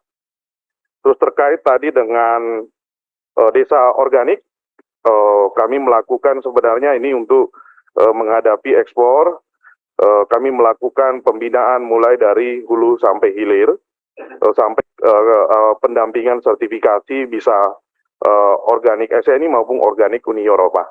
Mungkin itu, Pak, yang bisa kami sampaikan. Terima kasih. Sekedar masukan saja, Saudara Dirjen. Anda punya balit patmal di Sulawesi Utara. Tapi kata gubernur, tidak ada manfaatnya untuk daerah, katanya. Tidak ada manfaatnya untuk daerah. Karena di sana potensi akan datang, ya, kelapa dalam itu akan jauh merosot. Karena kelapanya dipetik, pohonnya sudah tua, sudah tidak produktif, ditebang, dijadikan rumah kayu. Sementara Anda punya balit patmal di sana. Kenapa nggak yang ketempatan wilayahnya itu diberikan prioritas? Karena kan dia ketempatan di sana. Ya, lanjut Sekjen, siapa lagi? Terima kasih Pak Dirjen Peternakan. Terima kasih Pak Sekjen, izin Pak Ketua, pimpinan dan anggota. Ya beberapa saja, yang lain insya Allah saya akan jawab secara tertulis. Yang pertama kaitan Pak Ansi yang apresiasi buat NTT, saya kira bisa Pak. Nanti karena kebetulan di tempat kami untuk sarana prasarana tetap juga kami akan minta ke TSP untuk diadakan kayak pengolahan pakan segala seperti itu. Dan untuk rabies itu di NTT juga sudah tidak anggarkan Pak Ansi, kurang lebih 525 juta atau senilai atau 15.000 dosis, Pak. Jadi memang Pak Ansi, kendalanya sekarang bukan hanya di NTT, di seluruh Indonesia yang ada endemik rabies itu adalah banyaknya anjing liar. Ini yang paling susah untuk dilakukan. Kalau anjing yang punya pemilik itu rata-rata sudah divaksin. Ini yang liar ini yang entah kapan datang, kapan pergi, ini sulit untuk dilakukan oleh petugas. Makanya doakan Pak Ansi, ini lagi kami coba bersama dengan pihak proyek ASAP untuk membuat yang koral. Jadi disimpan, nanti dia akan datang makan. Dari kapan saja dia makan, itu dia tertarik, dia makan, dia pergi juga, dia tetap sudah tervaksin. Itu lagi dicoba sekarang, uji efektivitasnya seperti apa. Dan dari situ pasti salah kalau memang masih ada kekurangan lagi jumlah 15.000 dosis, tinggal mungkin didorong petugas untuk bisa melakukan percepatan vaksinasinya, Pak. Karena memang agak repot karena harus tangkap vaksin sendiri gitu. Ya yang liar ini yang susah, Pak. Mohon dibantu untuk disosialisasikan biar lebih lagi. Kemudian Pak Halik yang kaitan dengan desa korporasi Pak sejak tahun terakhir tahun 2021 Pak. Jadi 2022, 2023 udah nggak ada Pak. Tahun 2022 nggak ada? Nggak ada Pak. Yang bagi-bagi kemarin itu saya cari berita ada tahun 250 ekor sapi. Tahun berapa itu? Itu program 2021 Pak. Tahun 2021 baru dikasih. Gini, tadi Anda, ini ada saksi nih. 2000 2020, betul Pak Sekjen? Gagal lelang, betul? Diundur 2021, gagal lelang. Kemudian diadakan 2022, betul? Waktu di atas, sekarang beda lagi jawabnya kan? Izin Pak Ketua. Jadi gagal itu adalah luncuran, jadi ada pemberian kesempatan kepada penyedia menyelesaikan 50 hari setelah 31 Desember. Inilah yang diselesaikan di tahun 2022. Tapi itu adalah program tahun 2021. Pak Sekjen tadi dengar nggak? Program tahun berapa tadi yang dikatakan tadi? Enggak. Saya maunya jujur. Tadi 2020 kan, Wandi? Dengar? Anggaran tahun 2020 gagal lelang. Betul? Dialihkan 2021. Tidak berjalan. Dianggarkan 2022. Tadi Anda ngomong begitu loh di atas loh. Ini data terakhir Pak yang kami dapat. Bukan tadi Anda ngomong seperti apa. Jangan bicara data dulu dengan saya. Tadi Anda mengatakan yang diaminin oleh beliau-beliau. Ini ada perkebunan, ada karantina, ada PSP. Anda mengatakan 2020 gagal lelang. Mundur 2021, 2022. Tadi Anda mengatakan 2021 gagal. Jadi Desember dimundurkan 50 hari. Saya bagaimana mau ngomong lagi? Terserah Pak Halid dia mau ngomong apa deh. Enggak gini Pak Ketua. Tadi penjelasan Pak Ketua ke saya beda dengan ini. Ini mohon maaf. Program ini uang negara. Oke lah kalau pimpinan cuma dapat. Kami juga anggota harus juga tahu. Jadi Bapak jelaskan ke saya beda. Beliau jelaskan ke saya beda. Yang mana yang benar ini Pak?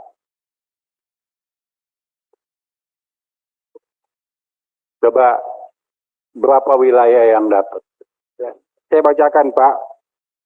Program mulai tahun 2020. Kita namakan program Korporasi Desa Sapi. Untuk 2020 ada 5 lokasi. Lampung Selatan, Lombok Tengah, Probolinggo, Goa, dan Ngada. Lampung Selatan diberikan kepada siapa? Anda lapor saya nggak? Saya tahu nggak? Saya waktu itu pernah saya komunikasikan dengan Pak Ketua. Anda tidak pernah komunikasikan ke saya. Anda tadi mengatakan 2020 gagal. Pimpinan. Ada Lampung Selatan ada Pak. Pimpinan. Mohon maaf pimpinan. Pertama udah waktu, kemudian saya nggak senang nih cara begini. Saya nggak senang. Pertama, kita saling mengklarifikasi sesuatu yang sebenarnya sudahlah. Enggak. Saya punya hak untuk bicara. Saya pimpinan di sini. Kami juga anggota Ketua. Ya silakan. Saya bicara dulu. Anda tidak pernah mengatakan ada di Lampung Selatan. 2020 Pak Ketua, Lampung Selatan ada. Anda tidak pernah mengatakan kepada saya bahwa di Lampung Selatan ada 1000. Karena waktu itu kami menolak. Ya, kami menolak. Tahu-tahu 2022 ada lagi wilayah mana? Aceh.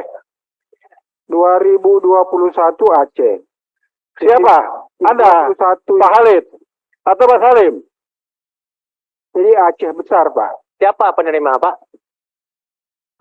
Itu berdasarkan usulan dari dinas Pak. Maaf Pak, kemarin waktu itu bukan dinas, cuma nggak enak saya buka di ruang ini. Buka aja nggak apa-apa. Kemarin saya sampaikan. Ingat waktu berdiri di situ Pak, saya dengar Aceh ada. Apa Salim Fari tahu? Enggak tahu Pak. Saya nanya Salim Fari kan. Beliau enggak tahu. Saya bilang, enggak boleh begitu Pak. Tolong hargai yang lebih ngerti kondisi Aceh kami. Tolong hargai kami. Oke, enggak terrealisasi. Tiba-tiba muncul Pak. Maka begitu Pak Surin tadi pagi sampaikan, ini perlu berklarifikasi. Kenapa ketua diam-diam? Kemarin banting-banting meja di sini enggak setuju. Begitu ini terrealisasi, setuju. Apa ketua udah dapat? Ini saya nanya langsung ke ketua kemarin. Terima kasih. Siapa yang dapat ya? Ya kami akan berikan datanya Pak. Nggak punya data. Nama kelompoknya Pak enggak? Nama punyanya iya. Nama kabupatennya ada. Ada berapa orang staf Anda di belakang? 1 Pak. Hah? Nggak punya data? Bagaimana datanya? Ini mohon maaf Pak Ketua, saya khusus menyangkut dengan sapi yang Aceh ini curiga saya. Masa kami anggota tidak tahu? Saya minta data ini, kita mau turun. Saya juga besok mau pulang, mau cek. Baik Pak. Ada lagi Pak Sekjen? Pak Dirjen PSP. Terima kasih Pak Sekjen. Izin Pak Ketua sedikit aja Pak yang terkait tadi dengan Pak Hermanto Pak ya. Oh masih nggak ada lagi. Itu yang terkait dengan bengkel Al Sintan tadi Pak Ketua. Jadi Kemarin Pak Ketua, sesuai dengan arahannya Pak Ketua, kami sudah memanggil seluruh penyedia-penyedia Sintan Pak kemarin, dan sudah ada kesepakatan bahwa ke depan mereka akan membangun juga bengkel-bengkel Alsintan. Untuk after service-nya itu di kontrak kita dengan mereka itu sudah ada. Terus kemudian yang bengkel Alsintan di program kita, kalaupun itu terbatas memang itu sudah ada kita siapkan Pak. Mudah-mudahan itu bisa nanti penyedianya, karena kemarin sempat hilang di e-katalog yang roda 4 Pak Ketua. Sehingga ada yang muncul roda 3. Saya sampaikan ke direktur bahwa kalau roda 3 ini terbatas kalau dia letaknya misalnya nanti di provinsi. Jadi coba monitor yang dulu itu ada keluar di e-katalog roda 4. Itu keluar lagi, mudah-mudahan bisa mereka siapkan barangnya sesuai dengan yang akan kita minta Pak Ketua. Jadi ini bengkel Alsintan tetap ada. Terus kemudian yang tadi ada Pak Halid, Pak izin Pak, yang terkait dengan asuransi OTP ya Pak ya, OTP dan OTSK, utamanya OTP itu tetap ada, namun jumlahnya berkurang karena menurut data kami 2 tahun ini, dan kami bolak-balik mohon maaf ini Pak Ketua, memang ini kan preminya 20% itu kan dari petani Pak, 80% kita bayarkan dari Kementan. Nah itu dari petani itu sangat sulit membayar 20%-nya itu Pak, itu 36.000 itu. Nah kami bersurat, saya kira paling tidak 3 kali sudah saya bersurat, bahkan Pak Menteri, ke para gubernur, bupati supaya minta tolong bantuan APBD 2 atau APBD 1. Nah akhirnya itu semua juga 2 tahun ini menurun, padahal kita rencanakan 1 juta, itu berkurang sehingga hari ini yang sudah masuk dari dinas itu sekitar 260-an ribu, dan kita genapkan sekarang sekitar 300 ribuan Pak Ketua atau Pak Halid Pak.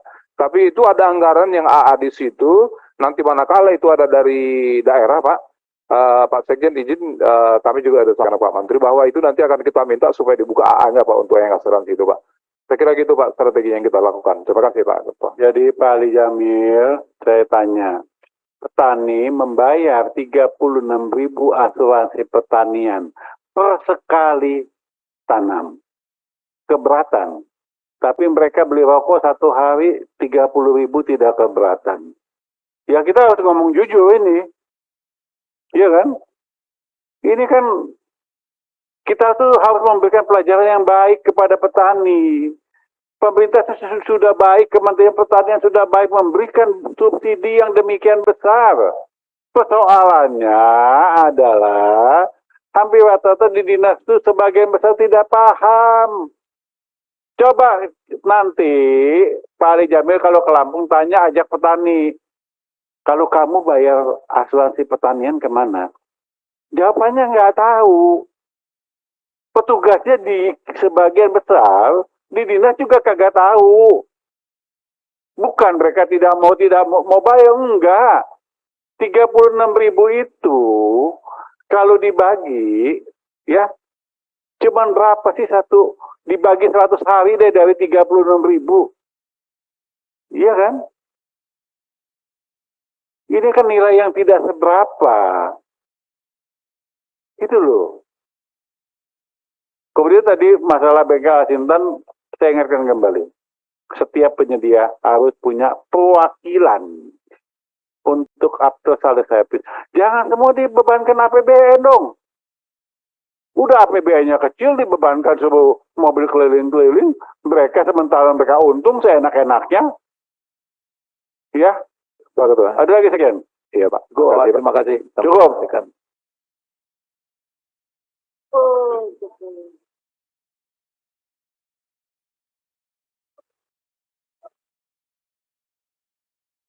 Ya kan maka saya tanya cukup belum?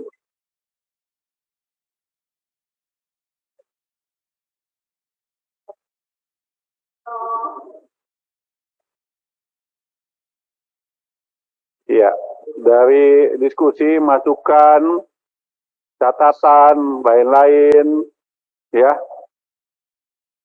Sebelum kita mengakhiri rapat dengar pendapat sore ini, Saya persilakan Ibu Doktor Ketua Jangan lupa pakai dokter ya. Dokter membacakan kesimpulan rapat sore ini. Silakan Ibu Doktor. Jangan lupa pakai dokter ya, sekolahnya susah.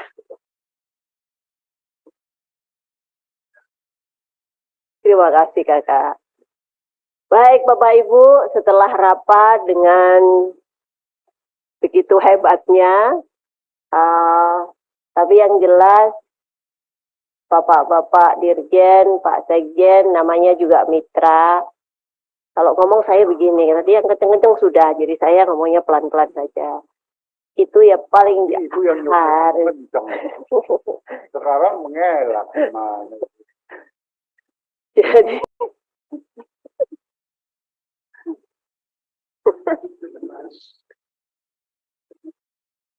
iya memang senyum itu bahagia. Jadi kalau ada program, namanya juga kita ini wakil rakyat dipilih oleh rakyat dan disumpah. Oleh karena itu ya kalau ada program paling tidak ya kulo nuwun lah sama yang pemangku dapil itu. Jangan sampai kemudian program yang di Aceh mana Pak Halid enggak, dia nggak tahu sama sekali. Ini kayaknya udah berkali-kali ya. Berkali-kali Pak Sekjen, jadi yang namanya mitra ya jangan gitulah. Itu lalu kemudian yang lain mengingatkan kemarin Ketua saya melaporkan ketika kita rapat dengan Bappenas, kita akan bicara tentang data. Data boleh tidak percaya atau boleh percaya atau tidak, tetapi dari data itulah kemudian kita menentukan intervensi program kita. Dari data itu. Oleh karena itu, kemarin Ketua, kita sepakat untuk bicara tentang data, itu dengan Bappenas, BPS bukan mitra kita, tapi nanti kita undang, tentu dengan teman-teman dari Kementerian Pertanian. Ketika kita bicara tentang impor kemarin, waktu di Bappenas, dan itu menjadi salah satu poin kesimpulan kita. Nanti kita jadwalkan, mungkin setelah Lebaran ya, waktunya sudah nggak ada lagi. Kita akan masuk ke kesimpulan rapat kita kali ini. Ibu Ketua ini ngomongnya panjang lebar sampai nanti jam 6 pas stok lah. Ya, memang betul. Saya tidak sabar untuk buka puasa bersama Ketua yang sudah disiapkan. Sudah setuju semua? Saya lapor Menko loh. Baik, saya bacakan, karena ini aturannya harus dibacakan. Poin pertama, Komisi 4 DPR RI mendengarkan penjelasan Kementerian Pertanian mengenai rincian rencana dan program kerja Kementerian Pertanian tahun 2023, pasca rapat kerja tanggal 27 Maret 2023 dengan fokus kegiatan peningkatan produksi, produktivitas, dan nilai tambah komoditas pertanian dan peternakan yang didukung dengan penguatan sarana-prasarana pertanian, pengembangan perbenihan, hingga penguatan SDM pertanian. Komisi 4 DPR RI memberikan beberapa catatan, di antaranya A. Perlunya menciptakan standar benih berkualitas dengan harga terjangkau. B. Pelaksanaan kegiatan vaksinasi PMK dinilai masih belum optimal dan perlunya sosialisasi mengenai penggunaan atau pemanfaatan IRTEK pada ternak sapi. C.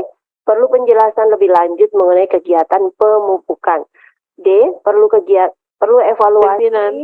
Maaf, silahkan. Ini poin B ini pelaksanaan kegiatan vaksinasi PMK dinilai masih belum optimal, itu sendiri. Jangan digabung dengan sosialisasi mengenai penggunaan pemanfaatan IRT, karena itu dua masalah yang berbeda.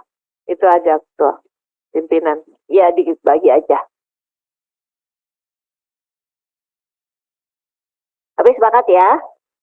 Itu bukannya masih, tapi belum optimal.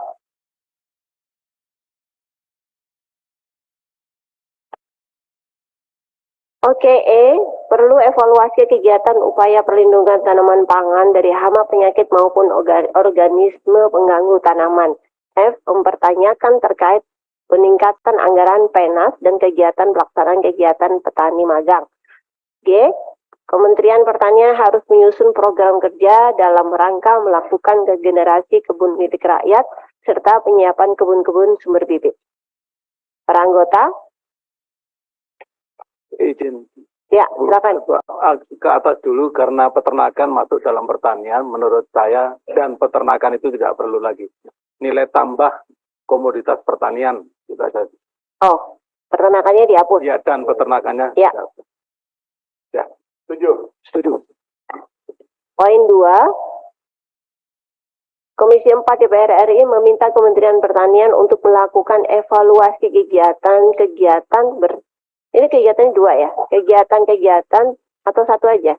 Kegiatan. Oh 2 ya, kegiatan-kegiatan berdasarkan masukan dan catatan yang disampaikan pada rapat hari ini. Selanjutnya, Komisi 4 DPR RI meminta agar seluruh rincian rencana dan program kerja yang sudah disetujui tidak mengalami perubahan selain melalui mekanisme rapat kerja maupun rapat dengar pendapat. Para anggota? Setuju.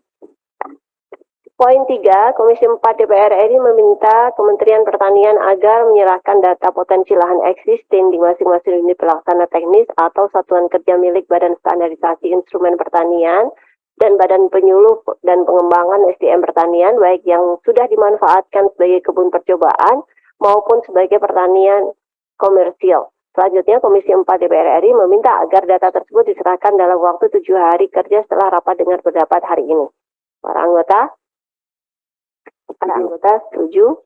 Setuju. Ibu Ketua izin. Silakan. Tadi kan Ibu Ketua menyarankan untuk menghubungi yang ada di dapil. Nah ini kan belum ada di kesimpulan ini. Oh, untuk Kulon Nuwun tadi. Maksudnya apa sih? Ya, itu Ketua, kalau semua program yang disampaikan ke dapil, pemangku dapil itu harus tahu. Dikomunikasikan dengan pemangku dapil. Itu udah sering ya? Kita udah sering.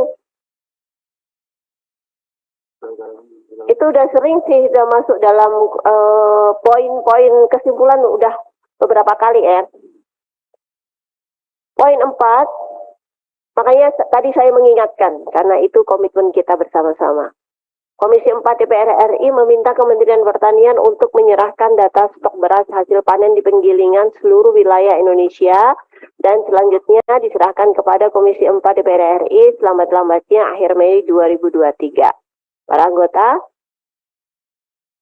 Pak Sekjen. Jadi ini maksudnya gini, tadi Wandi mengatakan Januari, April, potensi produksi hampir 13 juta ton. Anda mengatakan 20 hari ini saya kasih waktu 30 hari. Paham? Setuju? Setuju, Pak. Izin, ya, Ketua. Bu Ketua, boleh Pak yang tadi, izin Pak Sekjen, yang tadi yang terkait dengan KP3 itu Pak, yang dengan teman-teman PI tadi, ya, atau arahan Pak Ketua tadi, boleh nggak kita masukkan gitu Pak? Masukkan. Iya. Komisi 4 meminta agar berkoordinasi. Pupuk ya. Indonesia Holding Company turut membantu pembiayaan. Ya, KP3, ya. KP3, Komisi Pengawasan Pupuk. Ya, pupuk. Masukkan.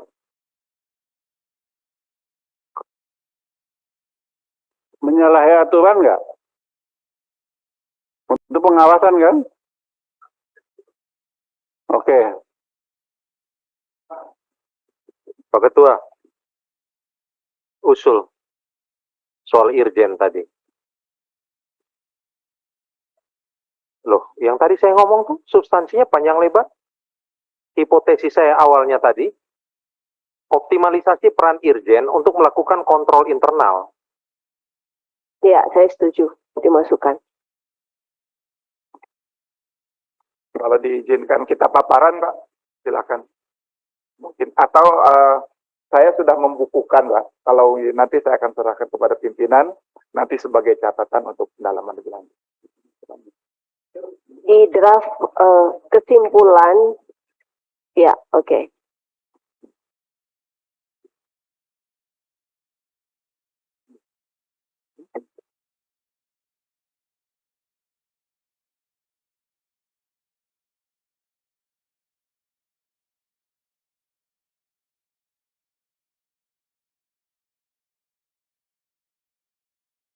Untuk poin 5,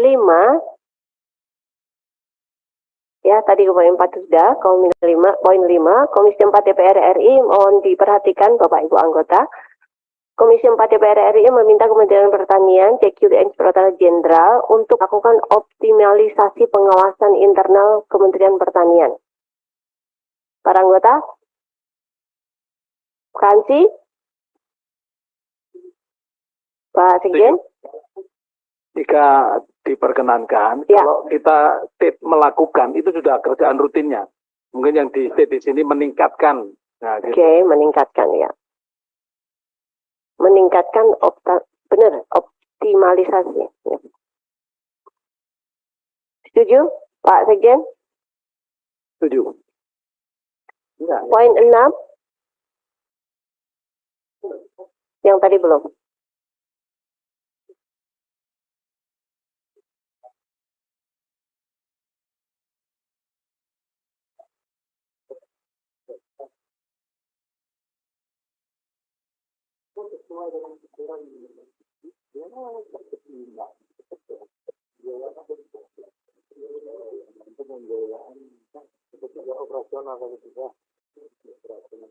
Komisi 4 untuk mengkoordinasikan. Pak Sekjen, izin Pak Pimpinan, Pak Bapak Ibu, para anggota, karena PI kan tidak ikut rapat ini, konteksnya dirubah begini gimana? Jadi yang Bapak minta adalah ke Kementerian Pertanian, maka konteksnya Kementerian Pertanian yang mengkoordinasikan kepada itu. Jadi kita nggak salah, orangnya nggak ada, tahu-tahu diperintahkan nggak enak. Iya. Terima kasih. Kementerian Ketua usul pembiayaannya tuh pembiayaan apa harus jelas itu.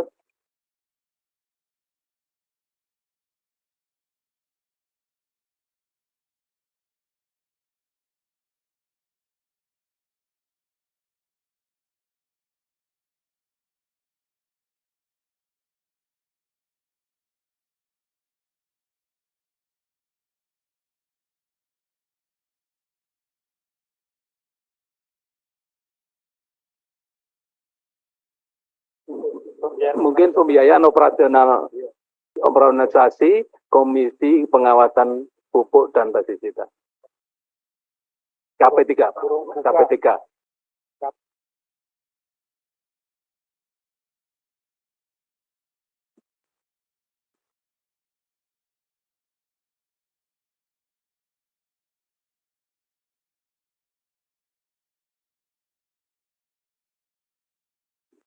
Baik, poin 6, Komisi 4 DPR RI meminta Kementerian Pertanian untuk berkoordinasi dengan PT Pupuk Indonesia terkait pembiayaan operasionalisasi Komisi Pengawasan Pupuk dan Pestisida, KP3. Para anggota? Pak Sekjen. Demikian rancangan dan kesimpulan rapat. Dan kita bersama-sama menyetujui kesimpulan rapat dan pendapat hari ini. Sebelum kami menutup rapat dan pendapat hari ini, kami persilakan Saudara Sekjen untuk menyampaikan kata penutup. Singkat, jelas. Terima kasih Pak Ketua. Pertama kami sampaikan terima kasih atas arahan, masukan, bimbingan kepada kami semua untuk memperbaiki perencanaan dan implementasi program. Yang kedua, kami mohon maaf apabila dalam diskusi, dalam menyampaikan pandangan ada yang tidak berkenan. Terima kasih. Assalamualaikum warahmatullahi wabarakatuh. Sebelum saya menutup rapat hari ini, tadi dikatakan Lampung Selatan mendapat bantuan 1.000 sapi. Saya minta Anda besok menyerahkan data detail. Siapa yang mengusulkan, siapa yang menerima, nama kelompok, nama seluruh anggota, nama dusun, desa, dan kecamatan. Akan saya usut. Karena hal itu pun pernah terjadi di tempatnya Pak Ali Jamil. Dibangun 3 embung. Dibilang Komisi 4. Nyatanya saya tidak tahu. Betul Pak Ali Jamil? Saya tidak tahu sama sekali ada 3 usulan dan sudah dibuat. Bawa-bawa nama saya. Maka saya minta paling lambat besok Datanya detail ada di meja saya. Ya, Anda minta sendiri dong. Oh gitu. Ah ya. Jadi Lampung dan Aceh besok datanya sudah harus ada di Setcom diserahkan.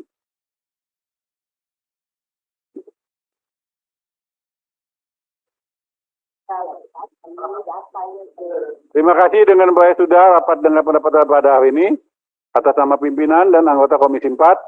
Mohon maaf apabila selama kami memimpin rapat ini ada kekurangan, kehilapan. Dengan mengucapkan Alhamdulillah Rabbil Alamin, rapat ini kami tutup. Wassalamualaikum warahmatullahi wabarakatuh. Tujuan dari dibentuknya Bapanas itu apa, itu tidak bisa menjawab. Mungkin kita yang salah membaca undang-undangnya, atau dia yang memang nggak tahu bagaimana cara membaca undang-undang itu. Karena cita-citanya hanya bertahan saja, tidak berdaulat, tidak mandiri. Jauh seperti apa yang kita harapkan, jauh seperti apa yang sudah selama ini kita diskusikan, sangat jauh sekali. Oleh karena itu kan Bapanas dengan Kementerian Pertanian kan seharusnya sangat dekat sekali. Ini sama-sama pemerintah ya, untuk sama-sama pemerintah kenapa tidak ada koordinasi? Cita-citanya kok berbeda begitu loh. Itu saja, nanti Pak Irjen tolong diberikan gambaran kepada kami apa yang sudah dilakukan. Selanjutnya Pak Teh Halid, silakan. Assalamualaikum warahmatullahi wabarakatuh. Bu Pimpinan, teman-teman anggota Komisi 4 yang saya banggakan,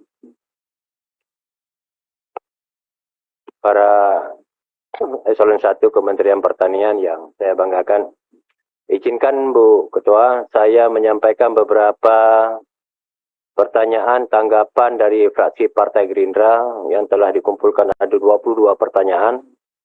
Tetapi mengingat waktu yang terbatas, saya mungkin hanya membacakan beberapa hal saja, nanti saya serahkan untuk dijawab. Yang pertama, berdasarkan uraian kegiatan utama di Sekretariat Jenderal Pertanian tahun 2023, yang melakukan koordinasi dan kerjasama luar negeri di bidang pangan dan pertanian. Maka lama ini Pak Sekjen, kami fraksi Partai Gerindra ingin mendengar penjelasan terhadap kegiatan kerjasama tersebut. Karena kita tidak ingin terulang seperti pengalaman kemarin, di saat kita mendapatkan sertifikat penghargaan surplus beras, seminggu kemudian kita ada malah impor beras. Apakah kerjasama seperti itu yang diinginkan di sini? Kami perlu penjelasan. Yang kedua, juga masih di Sekretariat Jenderal Pertanian terhadap pengembangan sistem pengelolaan data. Ini ada kegiatannya pengelolaan data dan pengembangan sistem informasi pertanian. Kami ingin mendengar penjelasannya karena kan hampir tiap rapat kita bermasalah dengan data. Tetapi kegiatannya ada anggaran tentang pengelolaan data. Kami ingin mendengar anggarannya ada, tetapi datanya tidak pernah sinkron gitu. Kemudian menyangkut dengan Pak Irjen, tadi beberapa teman telah Pak Ansi, Bu Ketua telah sampaikan. Saya sebenarnya ingin menyampaikan, kami fraksi Gerindra juga telah ingin menyampaikan hal yang sama. Saya tidak melanjutkan lagi, tapi ini mohon maaf Pak Irjen. Sebenarnya banyak hal sebelum sampai ke kita ini Pak Irjen dulu sebenarnya. Tetapi ini mohon untuk ke depan agar lebih optimal lah.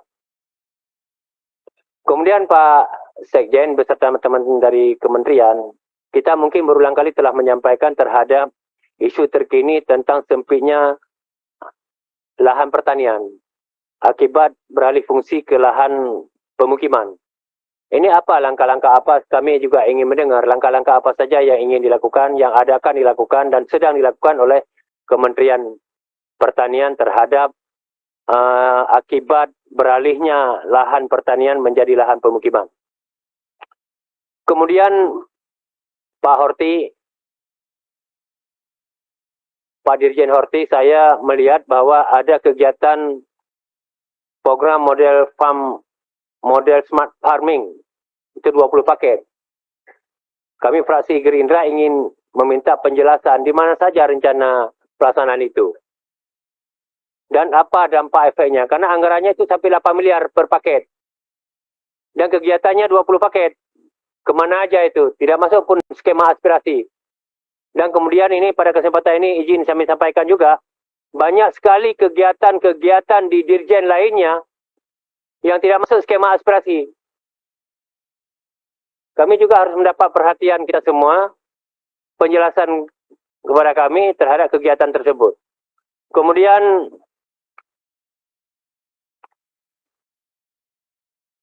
menyangkut dengan asuransi. Kami fraksi Gerindra menyayangkan asuransi pertanian masih terblokir dalam AA automatic adjustment. Semoga Pak Dirjen ini lebih diutamakan lah, karena ini asuransi. Oke. Kemudian yang terakhir menyangkut dengan penyuluh, Pak. Saya ini belum mendapat jaminan peningkatan kesejahteraannya. Ini mohon perhatian lah. Kita sudah berulang kali kita sampaikan tentang nasib penyuluh di sini. Kita selalu membanggakan mereka. Udahlah, kita sudah cukup berretorika, berkamuflase, mengatakan sayang dan iba kalau kita tidak dukung dengan anggaran kesejahteraannya. Ini mohon perhatian kita semua. Kemudian terima kasih Pak Dirjen Bun terhadap langkah cepat kemarin terhadap dikirimnya timnya ke Aceh Selatan. Sebenarnya Aceh Selatan itu dapilnya sahabat saya Pak Salim Fahri. Kebetulan saya lewat ke sana. Aceh Selatan itu memang dari Belanda. Masa Belanda itu daerah sentralnya Pala, Pak. Tapi kemarin memang diserah hama yang luar biasa. Sudah 5 tahun, 10 tahun sudah. Ini mungkin Pak, kalau bisa di sana harus ada UPT Pala, Pak. Karena memang dari zaman Belanda, andalan pala terbaik di Aceh ada di Aceh Selatan. Jadi jangan kasarnya begini. Waktu masa Belanda, masyarakat pala di Aceh Selatan sejahtera. Jangan di San Merdeka, masyarakat Aceh Selatan, masyarakat pala Aceh Selatan menderita. Ya. Jadi jangan nanti masyarakat menilai lebih enak zaman Belanda dengan zaman Merdeka. Ini mohon perhatian kita semua. Hanya ini yang dapat saya sampaikan. Terima kasih. Assalamualaikum warahmatullahi wabarakatuh. Oh sedikit Pak. Tadi pagi kita mendapat informasi terhadap sapi 1000 desa. Saya pernah menanyakan kepada Pak Dirjen dulu, katanya tidak jadi dilaksanakan. Tapi tiba-tiba ada muncul. Ya, saya ingin mendapat penjelasan terhadap sapi 1000 desa itu. Desa 1000 sapi. Karena begini, terbalik-balik terus. Oh iya. Awalnya tidak ada, kemudian muncul. Memang kita harus terbalik-balik juga. Sekali lagi, sapi 1000 desa. Balik. Iya, harusnya balik. Terima kasih, kami perlu mendapat penjelasan. Baik, nanti Pak Dirjen ya dijelaskan. Desa 1000 sapi, bukan sapi 1000 desa. Kebalik, gimana desanya 1000? Bayangin aja. Silakan Pak Suhari Duka. Terima kasih. Assalamualaikum warahmatullahi wabarakatuh. Dan selamat sore. Salam sejahtera untuk kita semua. Om Swastiastu, Namo Buddhaya. Yang saya hormati pimpinan, Pak Sekjen, teman-teman sekalian, serta hadirin yang berbahagia. 3 hal yang ingin saya sampaikan.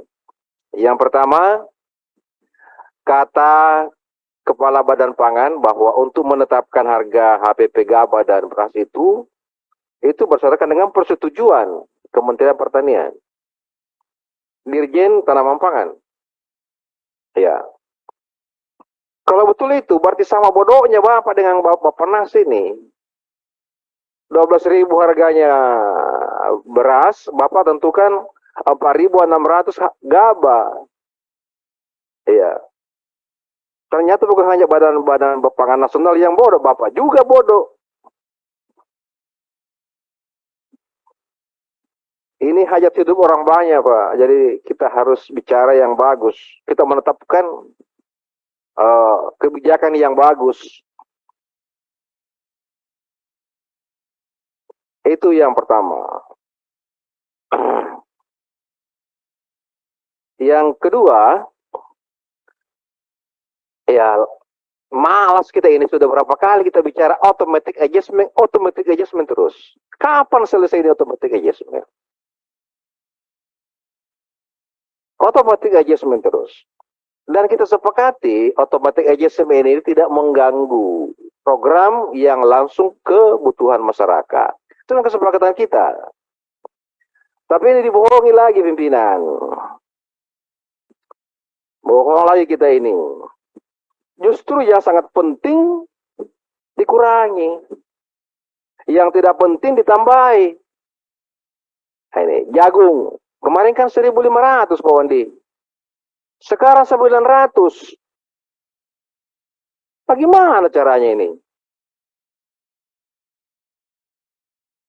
Ada yang naik 300%. Pengadaan apa nih? Penyediaan pengendalian hama naik 300%. Yang kemarin tidak ada. Kedelai naik 2 kali lipat. Jagung dikasih turun. Sedangkan ini jagung ini adalah sangat penting, Pak. Targetnya tetap 23 juta. Tapi anggarannya diturunkan. Saya minta ini pimpinan dinaikkan kembali sama dengan tahun lalu. Kalau tidak, saya keluar dari ruang ini.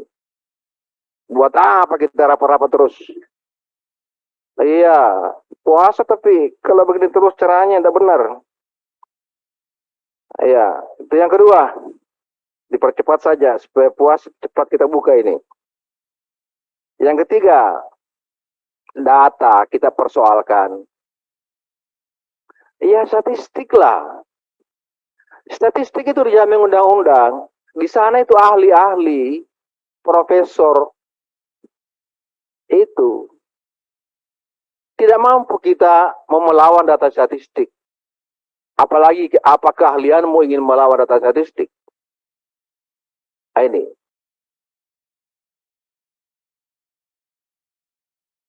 Indonesia, kita tahu, 18 juta, 180 juta wajib pilih. Siapa yang akan memilih partai ini, siapa yang memilih orang ini, hanya menyampil hanya 1.000 orang kita tahu. Kita tahu. 1.000 orang saja yang ditanya dengan sampel random sampel itu oleh badan lembaga survei. 1.000 orang saja ditanya kita tahu bahwa PDIP, mau maaf ya PDIP 23%, Demokrat 9%. Iya, Bapak menang, saya kalah. Data survei kita percaya ini Pak. Iya, statistik memang punya keahlian di situ. Tidak usah dibantah datanya. Bapak tidak punya kemampuan bantah datanya, apalagi keahliannya Bapak. Apa keahliannya Bapak? Oh, bantah datanya statistik. Menteri Keuangan tidak mampu, begitu cerdasnya Sri Mulyani, ya. Data ekonomi makro selalu berpegang pada data statistik. Berapa pertumbuhan ekonomi? Sri Mulyani 2020 menetapkan 5,3% pertumbuhan ekonomi. Ya. Capaiannya hanya 2,1% data statistik. Sri Mulyani tidak pernah ingin membantah datanya. Berapa pertumbuhan ekonomi, berapa GDP, berapa angka kemiskinan. Baru kita di sini selalu bicara data, kemudian selalu pintar kita daripada data statistik. Saya kira ini pimpinan. Ya, Pak Wandi, saya minta Pak Wandi dijawab ini dulu. Kalau tidak dijawab, saya keluar dari ruang ini.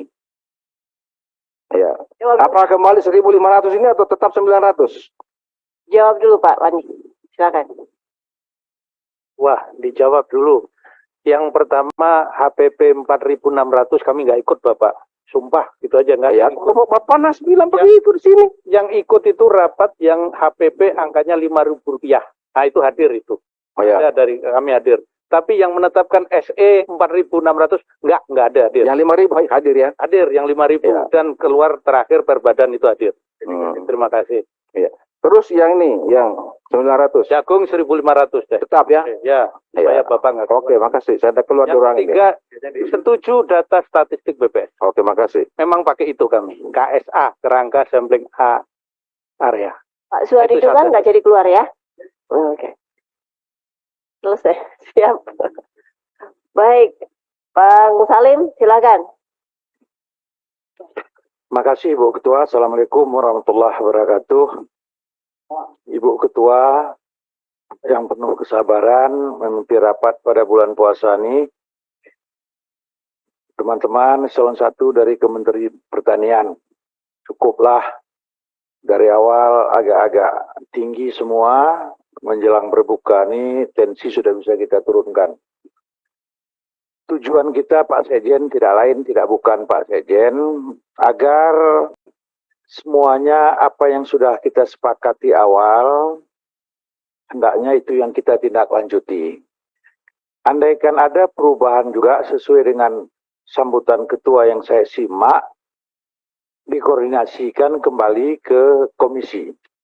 Tidak ada suatu permasalahan, tidak ada suatu perbedaan kalau duduk berdiskusi dengan pikiran yang tenang, saya kira insya Allah solusi akan bisa kita cari.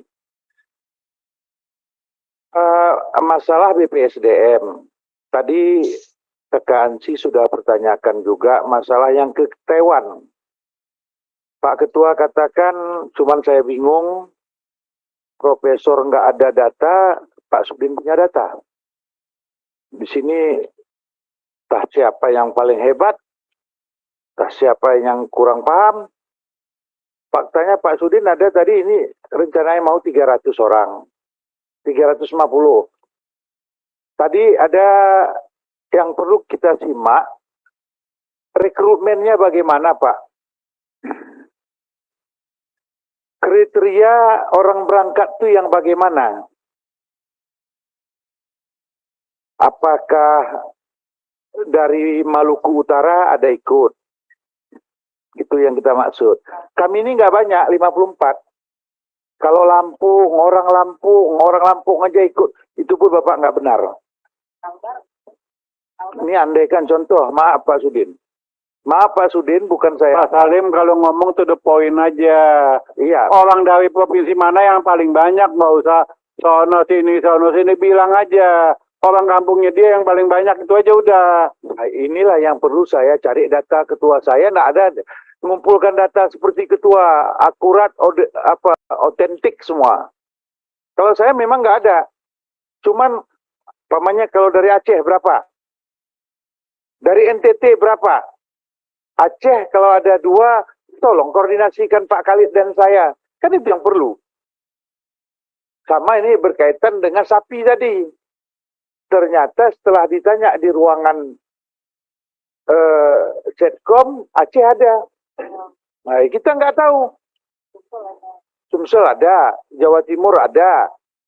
Jawa Timur mungkin yang punya ibu pimpinan. Nah, itu umpama boleh. Cuman saya kan menyampaikan nggak tegang. Cuman ingatlah, kayak TP, berapa kali buat CPCL sampai hari ini nggak ada realisasi. Maksud saya nggak usah saya omongkan di sini. Kalau soal ya ada bantuan jagung, buat CPCL-nya apa, sampai sekarang nggak ada. Bantuan bibit padi nggak ada. Apakah selalu Pak Wandi kita mesti berontak dulu? Ini yang orang berontak pun nggak dapat. Kan makanya saya tuh lebih mau diam Pak Wandi.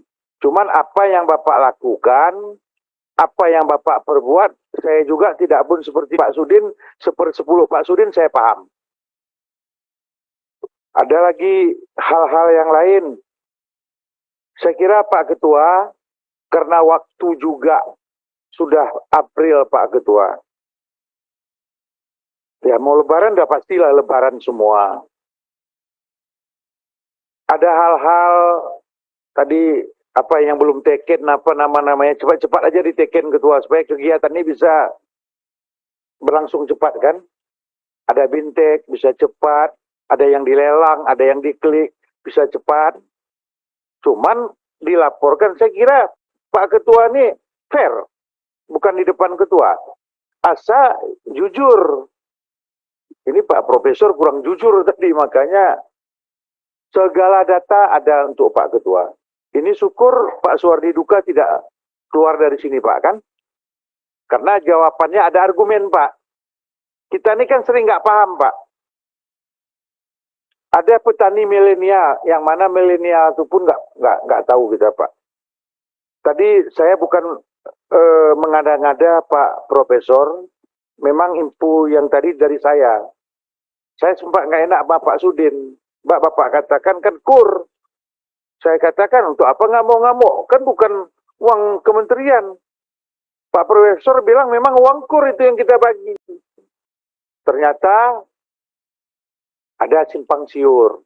Saya kira Bu, ya kita nih nggak usah apalah. Nggak usah lagi tegang-tegang kali Bu. Yang perlu real saja.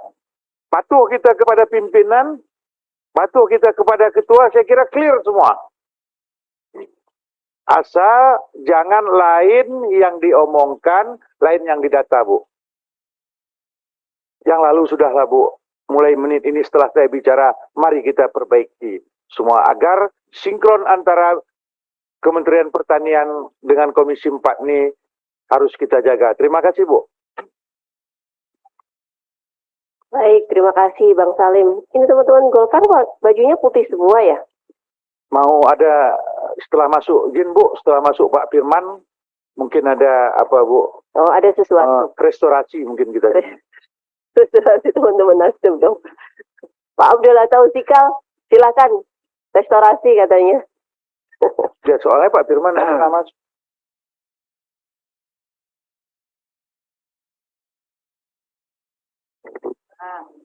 Yang saya hormati Bapak Ketua, pimpinan, rekan-rekan, anggota Komisi 4, yang saya hormati Pak Sekjen, Eselon 1 di lingkungan Kementerian Pertanian beserta jajarannya. Assalamualaikum warahmatullahi wabarakatuh. Selamat sore, salam sejahtera untuk kita sekalian. Ini karena bulan puasa, yang lain ini ritme berbeda, tapi bukan dalam arti berbeda, bukan dalam arti lain. Saya mewakili rekan-rekan fraksi Partai Nasdem akan memberikan beberapa masukan pikiran pada rapat dengan pendapat di sore hari ini. Sebagai sebuah negara dengan corak agraris, ketersediaan pangan di Indonesia bukan berarti tanpa tantangan, baik dari sisi penyediaan pasokan maupun pada sisi pemenuhan kebutuhan. Tentu saja peran Kementerian Pertanian diharapkan mampu memenuhi kebutuhan pangan yang terjangkau bagi rakyat Indonesia. Saat RDP dengan Badan Pangan Nasional kemarin, disampaikan data prognosa neraca pangan nasional 2023, di mana terdapat beberapa komoditas pertanian yang total ketersediaannya tidak mampu memenuhi kebutuhan tahunan dalam negeri. Di antaranya kedelai, bawang putih, dan daging lembu, serta terdapat beberapa komoditas yang masuk dalam perencanaan impor seperti beras, kedelai, bawang putih, daging lembu, dan gula konsumsi. Fraksi Partai Nasdem meminta hal tersebut untuk mendapat perhatian khusus dari Kementerian Pertanian untuk secara bertahap mengoptimalkan produksi dalam negeri. Apalagi salah satu kesimpulan rapat kerja bersama Menteri Pertanian beberapa hari yang lalu adalah meminta program Kementerian Pertanian disusun dengan fokus dan terukur guna meningkatkan produksi serta produktivitas komoditas pertanian. Dari target produksi 2023 yang disampaikan dapat dilihat misalnya untuk kedelai target produksi 370.000 ton, sementara kebutuhan tahunan kita 2,7 juta ton, atau bawang putih yang target produksinya 45,5 ribu ton, sementara kebutuhan tahunan 651,8 ribu ton. Target produksi tersebut masih sangat jauh untuk memenuhi kebutuhan tahunan kita, sehingga pemenuhan selalu melalui impor. Kami memahami bahwa ketergantungan impor tidak bisa seketika dihentikan. Namun perlu upaya bertahap untuk menekan ketergantungan tersebut. Untuk itu, fraksi Partai Nasdem mendorong Kementerian Pertanian untuk meningkatkan target produksi komoditas pertanian dengan memaksimalkan program di tiap dirjen yang dapat memacu peningkatan produksi dan prioritas, terutama untuk komoditas yang pemenuhannya kebutuhannya masih tergantung dari impor. Pak Sekjen, Pak Eselon 1 yang berbahagia, kita memiliki lahan yang sangat cukup luas. Kita memiliki potensi manusia yang sangat cukup banyak. Bagaimana kita akan mengurangi impor? Untuk itu, menurut kami, itu perlu kita klasifikasikan wilayah-wilayah komoditas. Seperti kalau padi, otomatis di Pulau Jawa maupun Sulawesi. Begitupun di Maluku, kita memiliki lahan yang terbatas. Mungkin juga di Maluku Utara dan lain-lain. Lalu mau diapain lahan-lahan yang terbatas ini? Otomatis penyediaan alsintan yang memadai dan cocok di daerah-daerah tersebut. Juga pupuk dan lain-lain. Tapi ada satu hal yang sangat cukup penting. Itu bagaimana memberi pemahaman kepada masyarakat melalui bimbingan teknis. Kami tahu bahwa bimbingan teknis sangat cukup penting. Tetapi inti dari bimbingan teknis itu memberikan pembelajaran kepada masyarakat sesuai dengan profesi sebagai petani, peternak, maupun yang lain-lain. Untuk itu, ini yang sangat cukup menarik. Tadi yang disampaikan oleh Badan Standarisasi Instrumen Pertanian. Terlihat di sini, saya sampaikan bahwa ada 25 miliar produksi benih, bibit standar, dan bintek. Kalau buat saya, ya ini pengalaman kita selama 3 tahun nih. Ini kita nggak ngerti benihnya seperti apa. Ya, saya kira untuk jagung udah memenuhi semua, udah memenuhi. Cuma soal kualitas, ini kunci ada pada siapa yang ya mendapatkan kegiatan ini. Untuk itu kalau buat saya Pak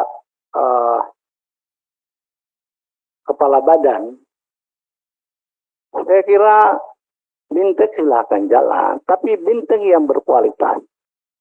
Dan harapan kita, artinya harapan kita, bintek jangan seperti bintek-bintek yang ada, tapi binteknya memberikan pemahaman, memberikan materi, sekaligus memberikan materi, memberikan praktek.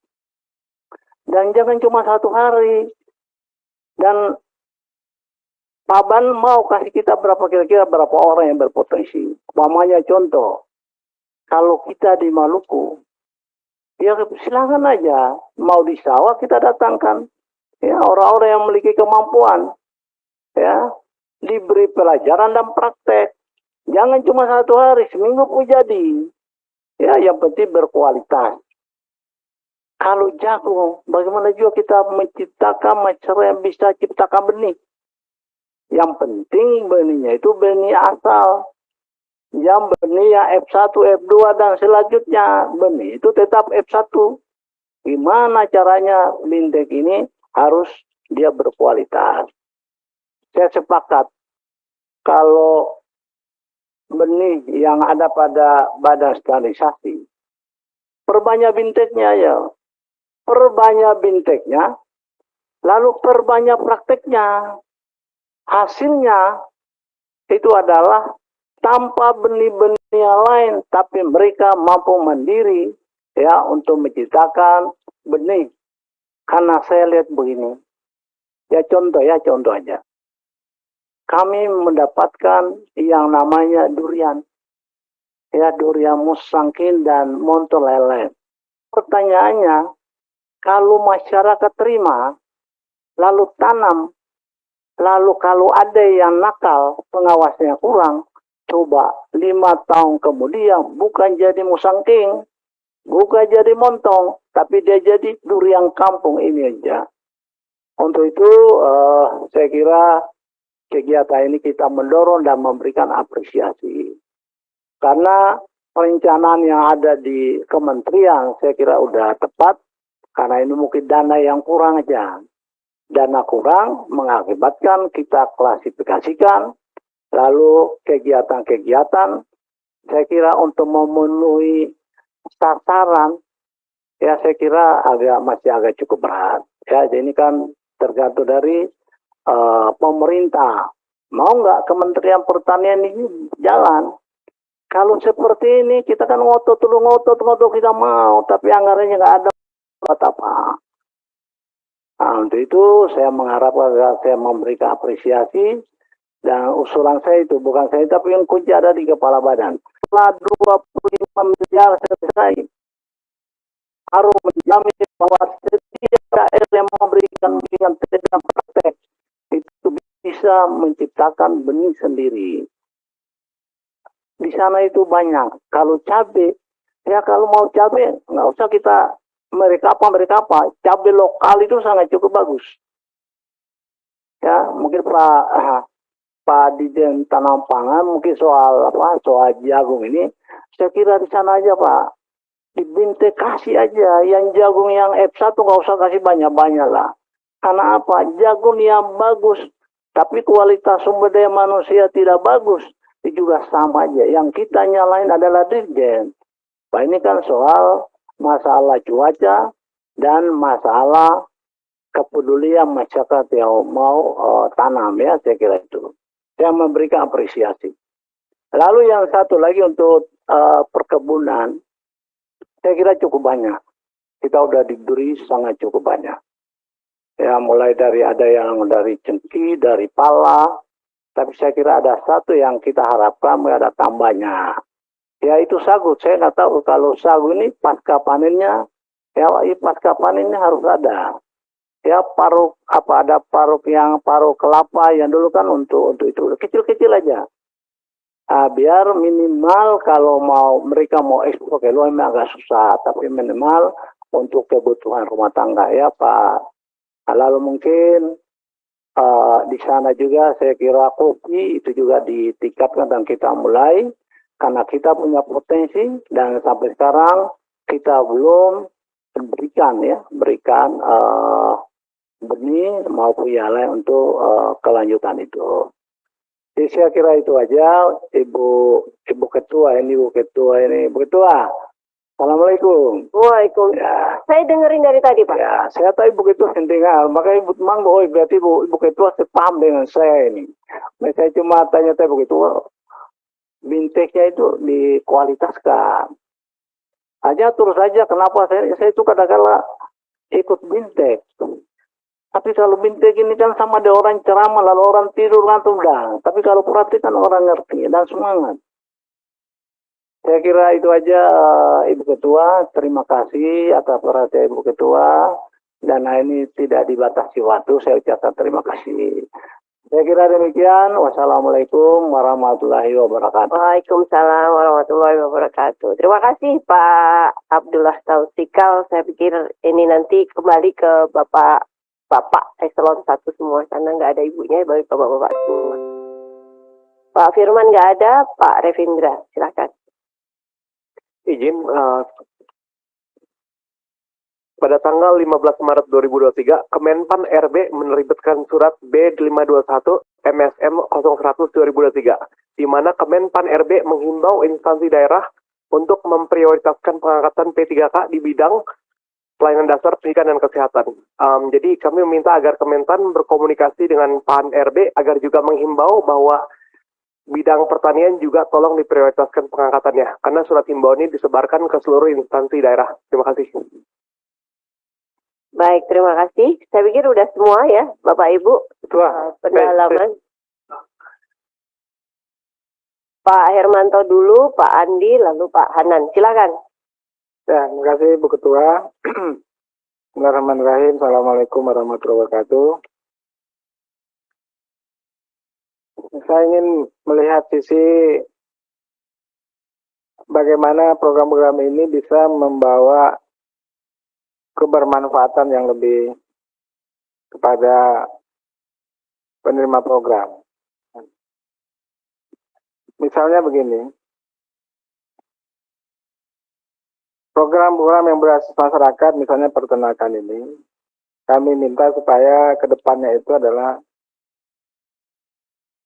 bantuan itu adalah jangan sampai ternak-ternak yang tidak memenuhi kriteria, tidak memenuhi standar. Jangan sampai misalnya peternak itu menerima apakah itu sapi dengan ukuran yang tidak sesuai dengan standar, ya, ataupun kambing, ya, yang diberi bantuan 25 ekor, tapi berapa hari kemudian sakit dan mati, ya, hanya sisa tinggal 5 ekor. Gitu. Ya. Kemudian juga dengan ayam. Ya. Ayam itu banyak sekali keluhannya. 500 ekor ya, per kelompok dibantu, tapi 500 ekornya juga mati. Nah, jadi ini menjadi pelajaran yang berharga buat kita, karena itu anggaran yang mestinya dalam perspektif pembangunan ekonomi, bantuan itu kan ada dampak pengelolaan ekonominya gitu. Oleh karena itu kita menganggap bahwa semua bantuan itu bukan hanya dalam perspektif oleh penerima itu sebagai bantuan yang untuk dihabisi, bukan. Ya. Ini juga harus diberikan pemahaman bahwa bantuan ini harus ditumbuh kembangkan. Tentu ini harus didukung dengan bantuan itu harus berkualitas. Kalau misalnya tadi seperti keresahannya tadi itu ya nggak bakalan dapat apa-apa petani peternak itu. Itu satu ya. Yang kedua terkait dengan Al-Sintan. Ya, jadi Al-Sintan ini kan sudah banyak di kita nih ya kan. Ada yang baru, ada yang merek namanya ragam, ya kan. Ada yang kualitasnya bisa dipakai berkali-kali, ada yang cuma sekali pakai. Ya. Nah, kemudian juga ada yang spare part-nya tidak tersedia gitu. Beberapa waktu lalu kita sudah ada gagasan tentang bengkel berjalan. Saya pikir ini harus kita tumbuh kembangkan untuk mengatasi ini supaya Al-Sintan yang sudah spare-nya tidak ada, ya kan? Kemudian juga teknisnya juga tidak ada di situ. Nah, ini sangat membantu gitu. Di beberapa tempat di Sumatera Barat itu Al-Sintan yang mestinya masih bisa dipakai gitu. Itu hanya karena satu komponen saja yang tidak bisa berfungsi, mereka nggak mau membetulinya gitu. Akhirnya barang itu ya tinggal bersitu aja gitu. Nah, saya minta juga ini supaya bengkel berjalan ini harus dirasasikan secara jelas gitu. Nah, kemudian juga terkait dengan soal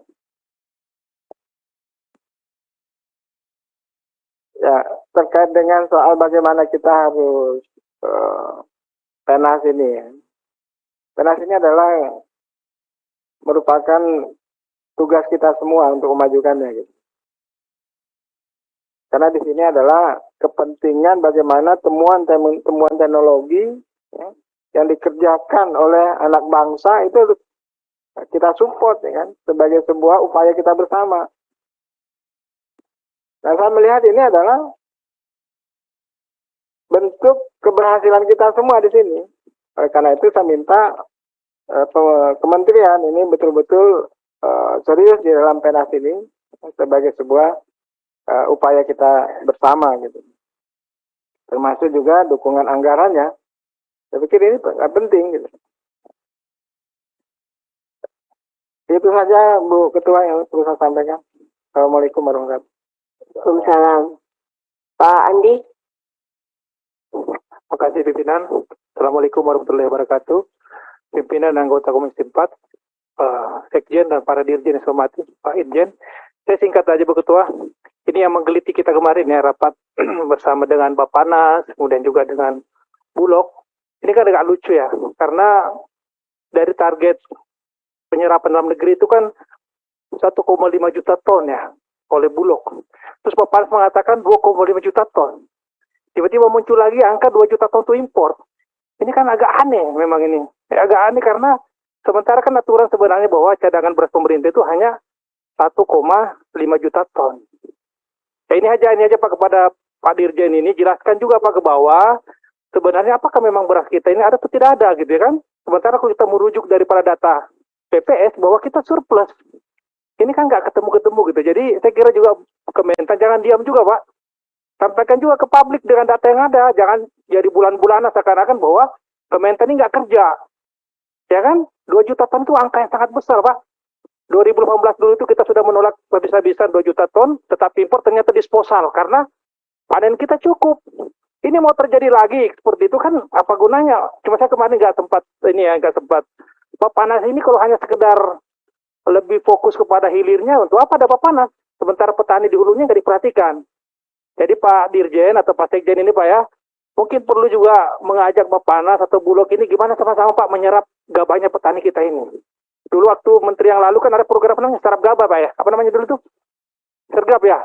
Nah, kira-kira bisa nggak coba dibangkitkan kembali sehingga tidak kasihan petani kita ini pada saat panen ini, ya siapa yang membeli gabahnya mereka pada saat harga di bawah HPP. Ini masalah Pak. Kita di Komisi 4 ini konsen dengan hulunya Pak. Kita ya hilirnya itu urusan komisi lain lah. Tapi kita di hulunya ini petani kita ini harus sejahtera Pak. Dan kita harus percaya diri bahwa panen kita cukup. Ya kan kalau misalnya jadi masalahnya adalah ketidakmampuan penyerapan sebenarnya.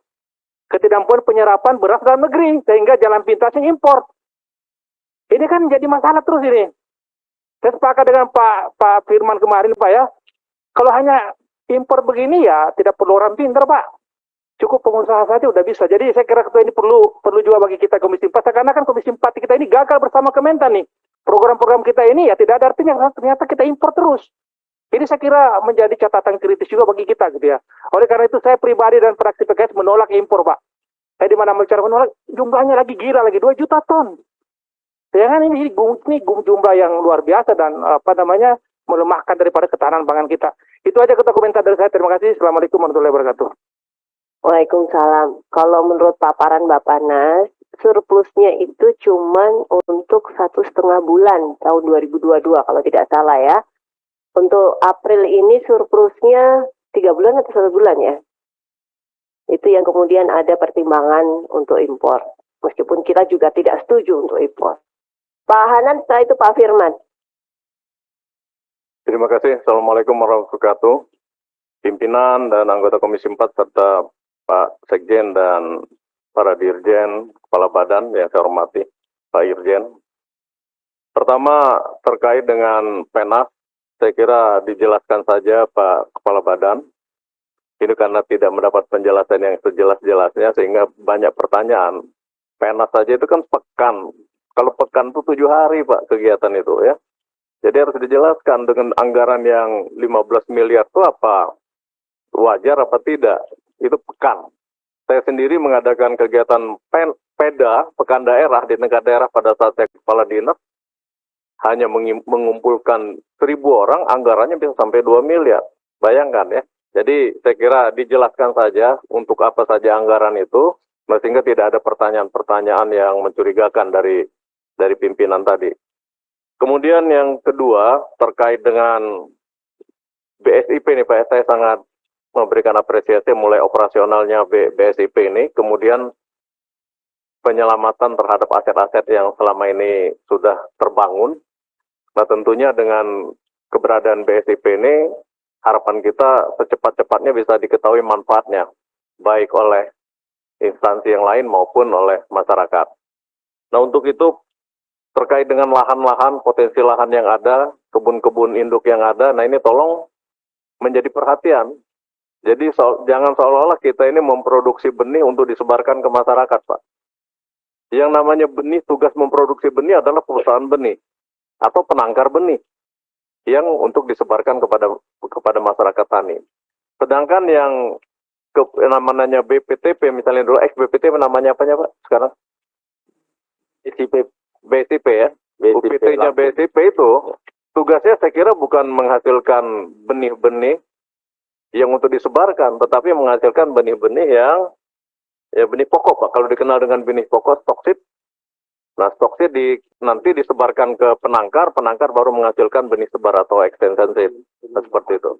Nah, saya kira ini harus polanya seperti itu. Jadi anggaran difokuskan untuk menghasilkan benih pokok, bukan benih sebar. Nah, ini kalaupun terkait dengan tanaman pangan, baik jagung, kedelai, maupun padi. Nah, kemudian kegiatan-kegiatan BSIP ini saya harapkan untuk tahap tahun pertama ini, operasionalnya BSIP, kami harapkan lebih banyak ke memantapkan Pak sumber daya manusia, baik yang akan menerima manfaat dari BSIP maupun sarana-sarana persiapannya. Kalau kita akan memproduksi benih dan akan kita sebarkan tahun ini, Pak, itu perlu waktu, Pak. Kalau kita tanam misalnya di musim gadu ini, ya mungkin di akhir tahun baru bisa tersebar benih ini. Oleh karena itu tahap pertama ini saya pikir perbanyak aja dulu Pak BIMTEK untuk penangkar benih, ya. Kemudian BIMTEK untuk kawan-kawan kita yang mengelola instalasi-instalasi. Nah, sehingga kedepannya di tahun 2024 bisa lebih baik lagi operasional dari BSIP. Kemudian untuk yang lain-lainnya, termasuk Dirjen Peternakan, Pak Dirjen, fokus saya kira harus memberikan perhatian secara serius terkait dengan pembibitan, Pak. Dengan indukan, Pak ya. Karena selama ini terus terang, contoh Pak, kalau Pak Sudin bicara Lampung, saya juga bicara Lampung. Di Lampung katanya sentra ternak, tetapi sentra sapi pedaging. Tapi kalau dilihat feedlotter bakalannya dari Australia. Nah, kadang-kadang saya bertanya, dikatakan swasembada yang mana yang berasal dari bakalan dalam negeri? Ini bakalannya dari luar, hampir sebagian besar dari luar negeri. Nah, oleh karena itu, kita harus mulai dari sekarang dan seterusnya. Kalau bicara swasembada daging, ya pembibitan. Bagaimana kita bisa menyiapkan bibit-bibit sapi, bibit kerbau, bibit kambing yang unggul. Saya kira ini kemudian Pak Sekjen ke depan dalam penyusunan perencanaan anggaran, dengan keterbatasan anggaran yang alokasikan ke Kementerian Pertanian, fokus ke hal-hal yang tidak mampu dibiayai oleh masyarakat. Seperti contohnya untuk Alsin, Pak. Alsin itu udah pas. Perbaikan infrastruktur, pembangunan infrastruktur sudah benar. Karena apa itu tidak mungkin dilakukan oleh masyarakat. Kemudian adanya teknologi baru maupun bibit-bibit yang unggul baru, itu saya kira tugas daripada pemerintah. Sedangkan untuk yang lain-lainnya ya, yang pelaku pembangunan pertanian, masyarakat tani tentunya mereka yang membiayai. Selagi kita masih terbatas anggaran yang dialokasikan ke Kementerian Pertanian. Demikian Bu. Assalamualaikum warahmatullahi wabarakatuh. Pak Firman, mohon maaf. Kok Pak Hermanto? Pak Firman. Baik, terima kasih Bu Pimpinan. Pimpinan yang saya hormati, sahabat-sahabat saya Komisi 4 yang saya hormati, para mitra kerja Eselon 1 Kementerian Pertanian yang saya hormati. Bu Ketua, saya mohon maaf ketika Ibu disertasi saya tidak hadir karena ada tugas di balik yang tidak bisa ditinggalkan. Namun kami telah mengucapkan selamat atas kumlotnya gelar doktornya.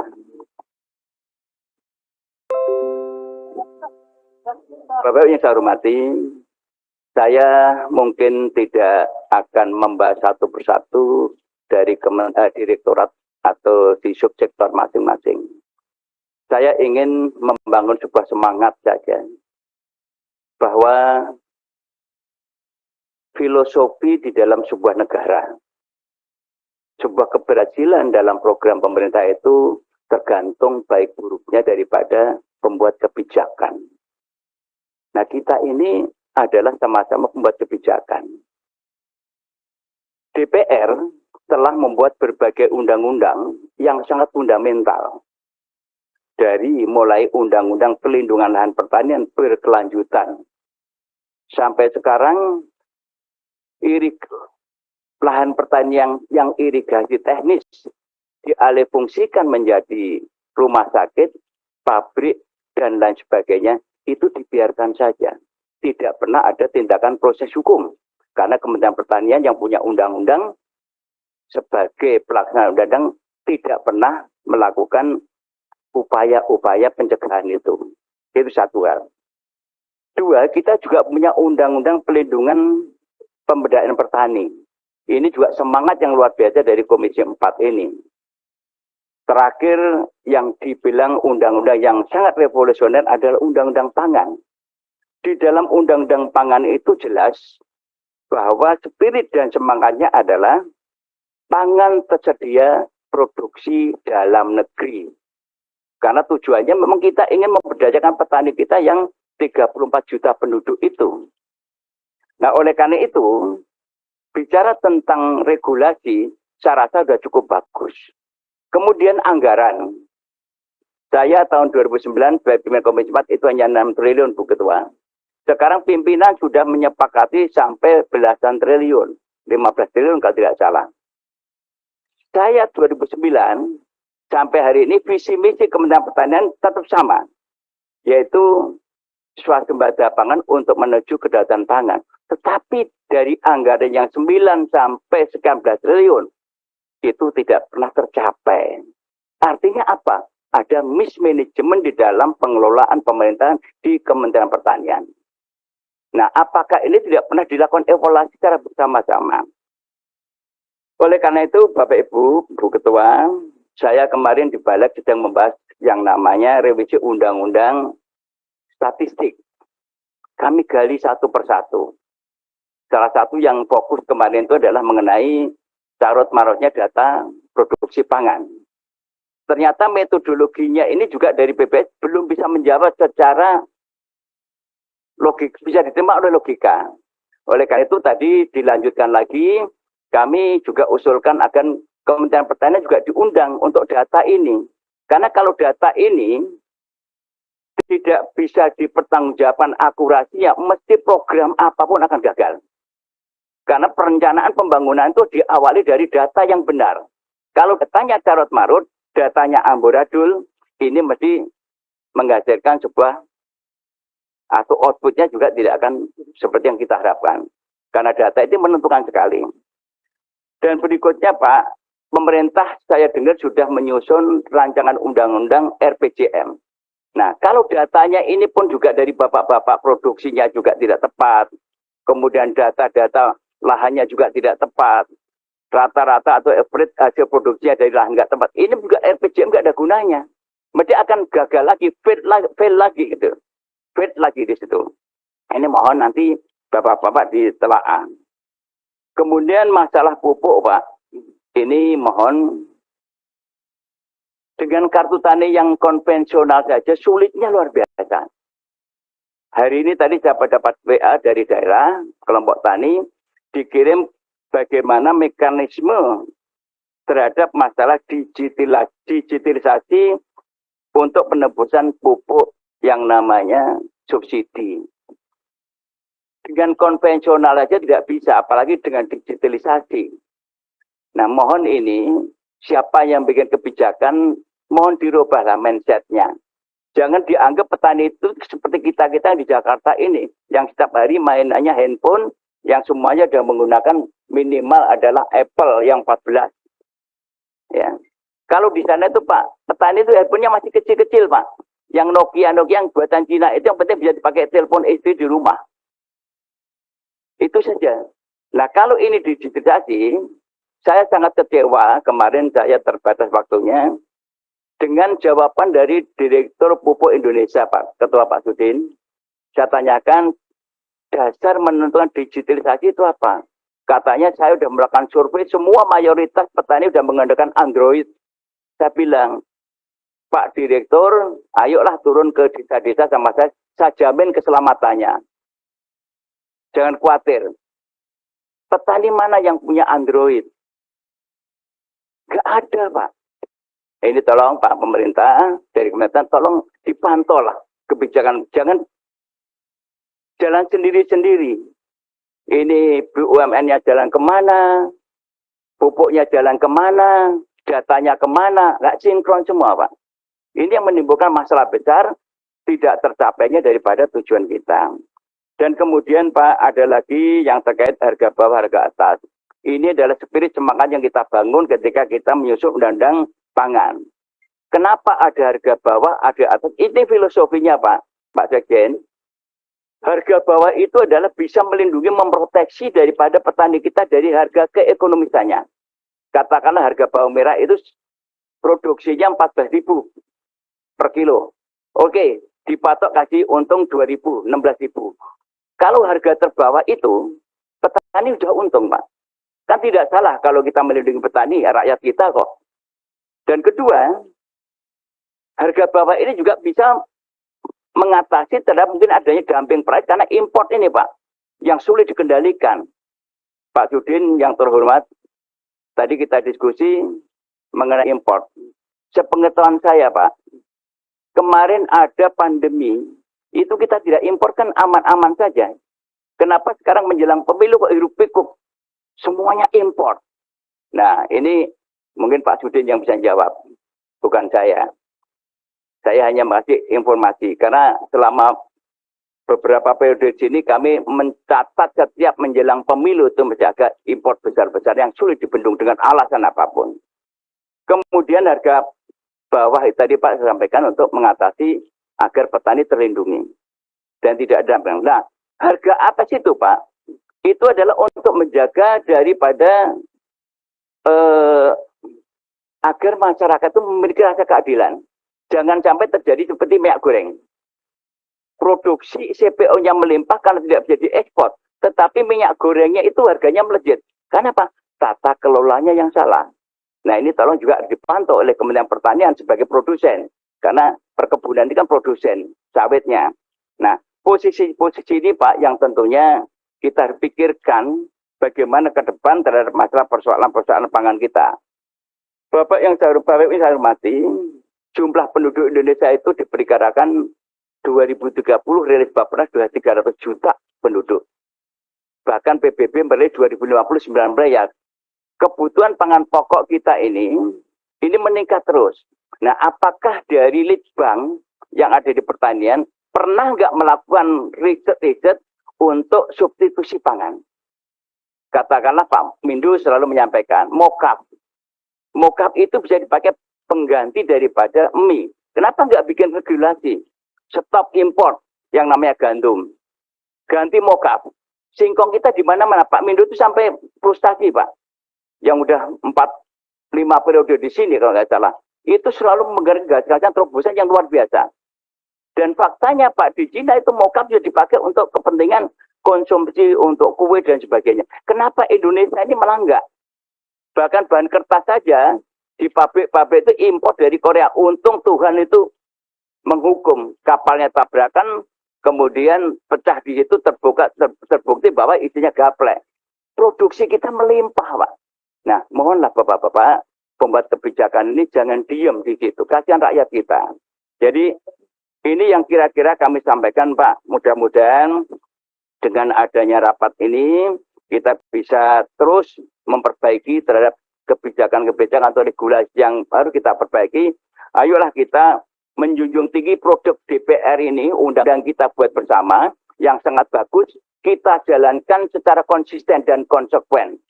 Kita harus betul-betul mengendalikan import ini, Pak. Kalau kita ketergantungan import, saya khawatir kalau suatu saat terjadi pandemi, seperti kemarin, dan semua negara menutup distribusi produk atau bahan makanan dari negara-negara yang masuk ke negara lain, ini kita akan menjadi negara yang ketergantungan akhirnya jadi krisis. Akibat krisis pangan itu, Pak, satu bisa menimbulkan inflasi, juga bisa menimbulkan krisis ekonomi, krisis politik, dan jatuhnya seorang rejim. Ini bahaya sekali. Oleh karena itu, Kalau itu terjadi, maka kami DPR ikut bertanggung jawab secara moral kepada rakyat Indonesia yang jumlahnya sudah 174 juta penduduk Indonesia. Jadi substitusi Pak, itu tidak bisa ditawar lagi, dan budaya atau membudayakan budaya makan lokal itu juga dipertahankan kembali. Yang terbiasa ubi-ubi, yang terbiasa jagung-jagung, yang terbiasa sagu-sagu, yang penting proteinnya. Jangan kita rubah semuanya makan beras. Nah, import ini Pak, sekali lagi yang terakhir adalah kenapa import ini tolong dikendalikan. Di daerah-daerah yang basis produksi penyangga pangan itu justru didrop beras dari import Pak. Ini menunjukkan bahwa lonceng kematian bagi petani sudah mulai ditabuh oleh negara kita. Yang notabene pangan adalah hak asasi manusia, pangan adalah amanat konstitusi, sandang papan pangan tersedia negara, tetapi negara sudah menabuh lonceng karena import-import didistribusikan di wilayah yang basis daripada produksi pangan nasional, dan petani kita tinggal menunggu detik-detik kematiannya. Demikian, terima kasih. Assalamualaikum warahmatullahi wabarakatuh. Waalaikumsalam.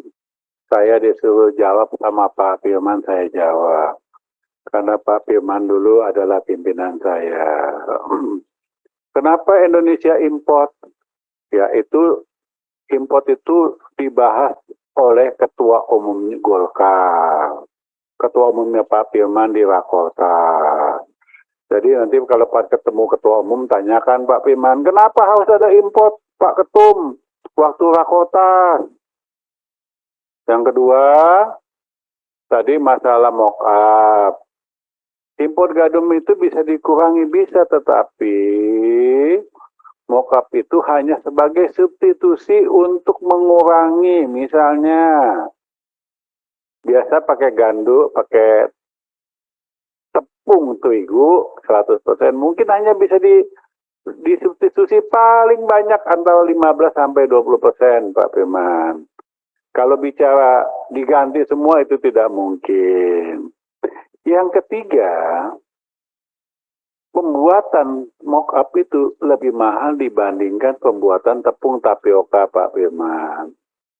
Kalau tepung tapioka itu sudah jelas dikupas secara mekanisasi, dikasih belerang agar racunnya hilang, kemudian baru diperes, baru di-open, jadilah namanya tapioka. Beda dengan mock-up Pak Firman. Ada lagi? Interupsi sedikit Pak. Iya. Karena menyinggung Pak Menko ini jadi tanggung jawab moral. Jadi Pak Menko ini memang betul memimpin rapat untuk menentukan daripada penting dan tidaknya impor. Karena memang negara itu kan punya tanggung jawab, stok harus tersedia. Namun kembali Pak, di dalam rapat Kementerian Ekonomi, itu kan pertama untuk menentukan itu kan ada supporting data. Neraca pangan namanya. Nah, neraca pangan itu. Nah, neracanya itu nggak pernah beres, Pak. Kasihan Pak Menteri saya, Pak, seterang Pak. Contoh kemarin pada waktu impor 1 juta, itu saya dipanggil, Pak. Dipanggil oleh Pak Menko. Pak Firman, tolong jelaskan kenapa ini. Kok DPR nggak itu, Pak? Di dalam Undang-Undang Pangan jelas, Pak, ada tiga indikator yang dipenuhi untuk impor. 1, gagal panen, gejolak harga, stok tidak mencukupi. Nah, ketika itu stoknya Bulog itu kan ada gonjang-ganjing yang 500 ton hilang di Sulawesi itu, Pak. Di Makassar sana itu. Yang sampai sekarang nggak jelas itu pengusutannya Pak Sudin. Nah, kalau tidak ingat 3 indikator ini terpenuhi, paling tidak kalau mau impor itu Pak bulan Juni, Pak. Ternyata beliau menyampaikan ke Presiden langsung malam itu Presiden mengatakan Juli. Itu pun kalau stoknya tidak. Artinya apa? Menko itu hanya kebijakan, itu pun harus supporting datanya benar. Nah, kalau supporting datanya main-main, Menko saya Pak yang kejebak jadi bulan-bulan. Terima kasih. Saya jelaskan di sini Pak Firman. Ya, yang nama Rakortas itu dihadiri dari beberapa kementerian. Antara lain Kementerian Pertanian, Perdagangan, Badan Pangan Nasional. Karena data saya, setiap rapat saya katakan data ini tidak pernah valid. Ya, dikatakan oleh Dirjen Tanaman Pangan dengan mengirim bahan rapat Januari April akan ada potensi nih 13 juta ton.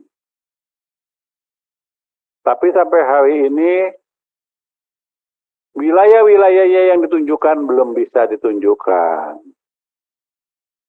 Bahkan Presiden kemarin langsung memerintahkan apabila tidak cukup, daripada 2-3 kali Wakotas, menghimbau akan mengimpor 2 juta ton kalau nggak salah.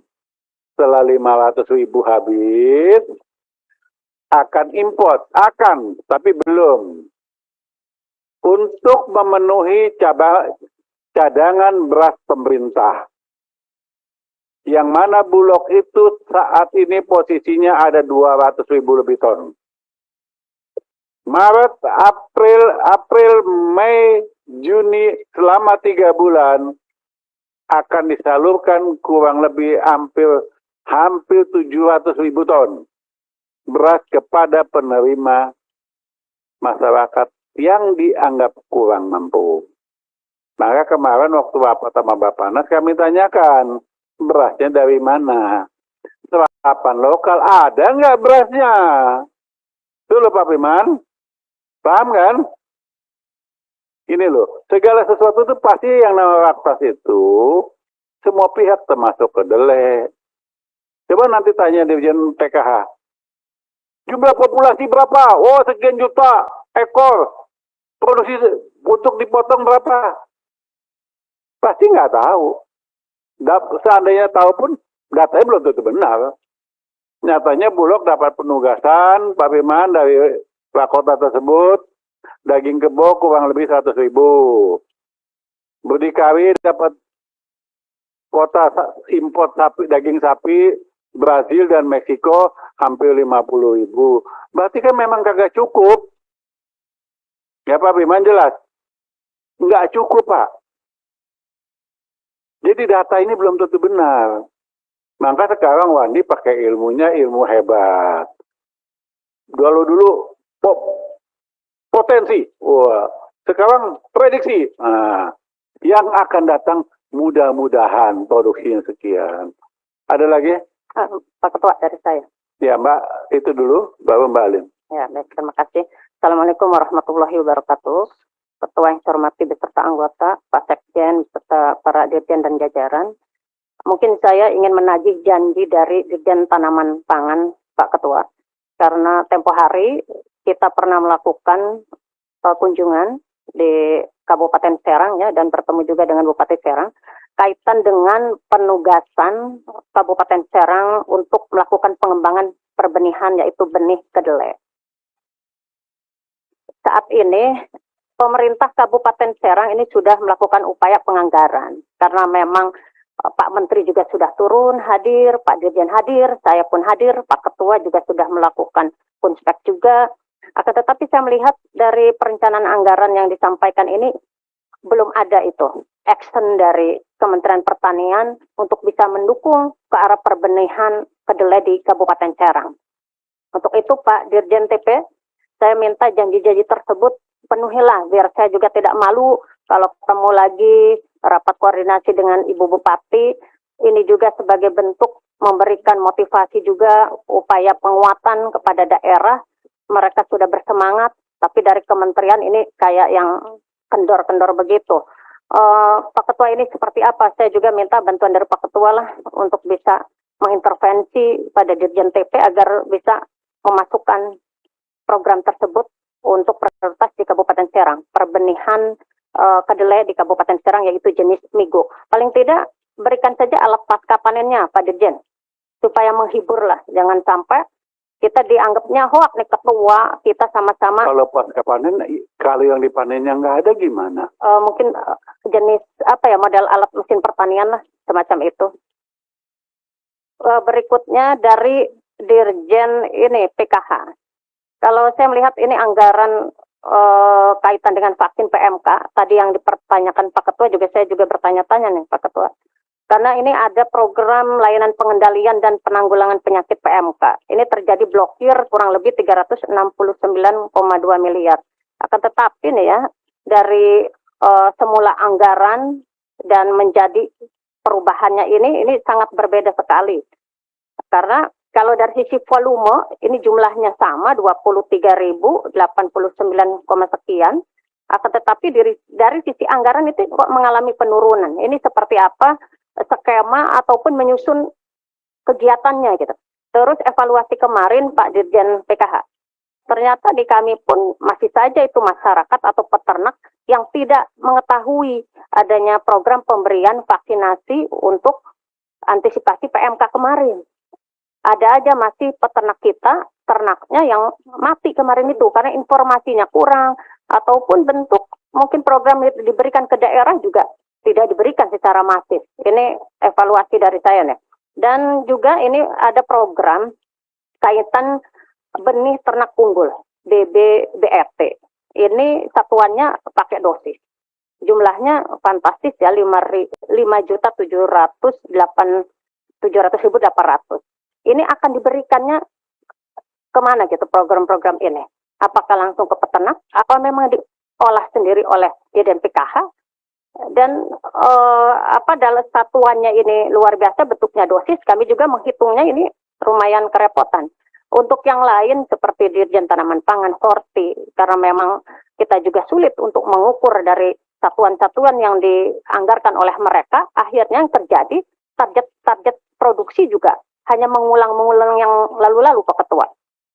Jadi ini juga perlu dievaluasi. Kalaupun kita mau menentukan targetnya, misalkan sasaran disesuaikan dengan luas lahan, tentunya ini juga harus menyesuaikan jumlah volume perbenihan yang akan direncanakan, dianggarkan. Ini saya kira belum melihat ke arah sana Pak Ketua. Jadi sebatas hanya menyusun anggaran hasil yang lalu-lalu.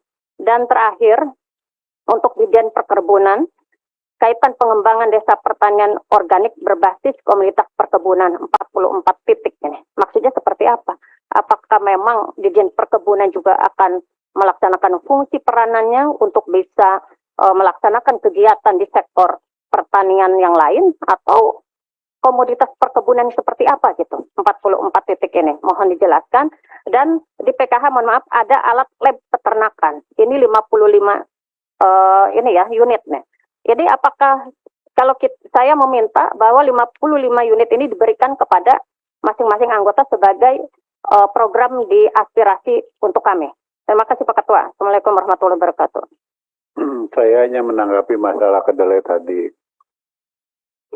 Yang konon katanya kata Dirjen Tanaman Pangan tinggi pohonnya 2 meter. Betul nggak Pak Jri? Waktu kita ngomong di mobil. Yang minggu Pak, yang di Serang. Tinggi pohonnya 2 meter, betul. Menurut Pak Dirjen, Pak. Nah, produksi berapa menurut dia waktu itu? Anda saksi sama saya bertiga di mobil. 4 ton berapa Pak? 4 ton. Tapi kemarin kalau di berita ada yang bilang 6 ton, ada yang 8 ton. Jadi tergantung sumber yang ngomong. Kalau yang ngomong si A bisa 4 ton, ada yang 6 ton, ada yang 8 ton. Kalau ditambahin traktor roda 4-nya ya mungkin jadinya bisa 15 ton. Ya. Gitu loh. Kemarin saya kunjungan Pak Piman ke Dapil Gerobokan Dapil Pak Piman. Saya tanyakan sama Bupati, Bu Bupati, Anda dapat tugas apa dari Dirjen Tanaman Pangan? Kami ditugaskan menanam kedelai 50.000 hektar. Dapatnya apa bantuannya? Sampai hari ini belum ada. Jadi Ibu jangan tanam. Harusnya kalau Anda merintahkan seorang bupati menanam 50.000 hektar, ini bibit saya kasih 50.000 hektar, dan saya prioritaskan kepada Kementerian Pertanian untuk mendapatkan pupuk subsidi. Ya setuju itu Pak Ketua. Itu Bapak Anda jagoan bos. Kalau cuma nyuruh doang pakai modal udah kagak bisa jalan. Prioritaskan dapat 50.000 hektar untuk khusus untuk kedelai tadi. Baru petani akan giat untuk menanam. Karena apa? Alhamdulillah bibitnya gratis, pupuknya subsidi. Bukan gitu Pak Piman? Betul? Nah kalau hanya nyoto ya percuma. Itu aja ya Mbak Alin. Terima kasih pimpinan karena singgungnya soal kedelai, saya langsung aja di penganggaran kedelai. Di situ saya melihat kalau memang tidak bisa lagi antisipasi ini di bulan 4, waktu itu Pak Ketua saya pernah singgung. Sebenarnya waktu tanam kedelai itu di bulan berapa kan? Awal tahun kah, pertengahan tahun kah, atau akhir tahun? Kalau seandainya dia di awal tahun berarti ini sudah terlambat. Kalau dia di pertengahan tahun berarti ini belum terlambat. Kalau di akhir tahun, ya mungkin ini tidak terlambat. Dan hasil panennya sampai saat ini kan kita masih mempertanyakan. Pak Wandi, kalau seandainya kedelai ini tidak bisa dan sangat minim untuk mencapai target, Pak Sekjen, saya harap dengan sangat, kita masih automatic adjustment besar loh setiap dirjen ini. Kalau memang di Dirjen Tanaman Pangan kita bisa alihkan ke Dirjen Tanaman Pangan, kegiatan yang lain seperti tadi disinggung oleh Pak Suariduka, jagung misalnya kita butuh, terus padi kita butuh, ya alihkan saja. Tapi memang ini betul-betul mendukung kinerja tanaman pangan dan khususnya untuk penghasil pangan, dan tadi sudah disinggung sama Pak Firman, kedaulatan pangan itu terutama salah satunya adalah beras ya Pak Firman. Kemudian kalau memang itu disepakati, saya harap sih pimpinan ini disepakati karena pimpinan selalu menyinggung soal kedelai tersebut. Saya mau menyampaikan Pak Sekjen, mohon maaf, kami anggota DPR tidak bisa membahas satuan 3. Data yang dipaparkan oleh Kementerian Pertanian, tolong dengan sangat satuan 3-nya tidak usah dilampirkan. Itu sesuai dengan aturan. Saya sudah sempat singgung pada Raker dan RDP waktu lalu, dan ini yang kesekian kalinya. Ini Ketua, harus kita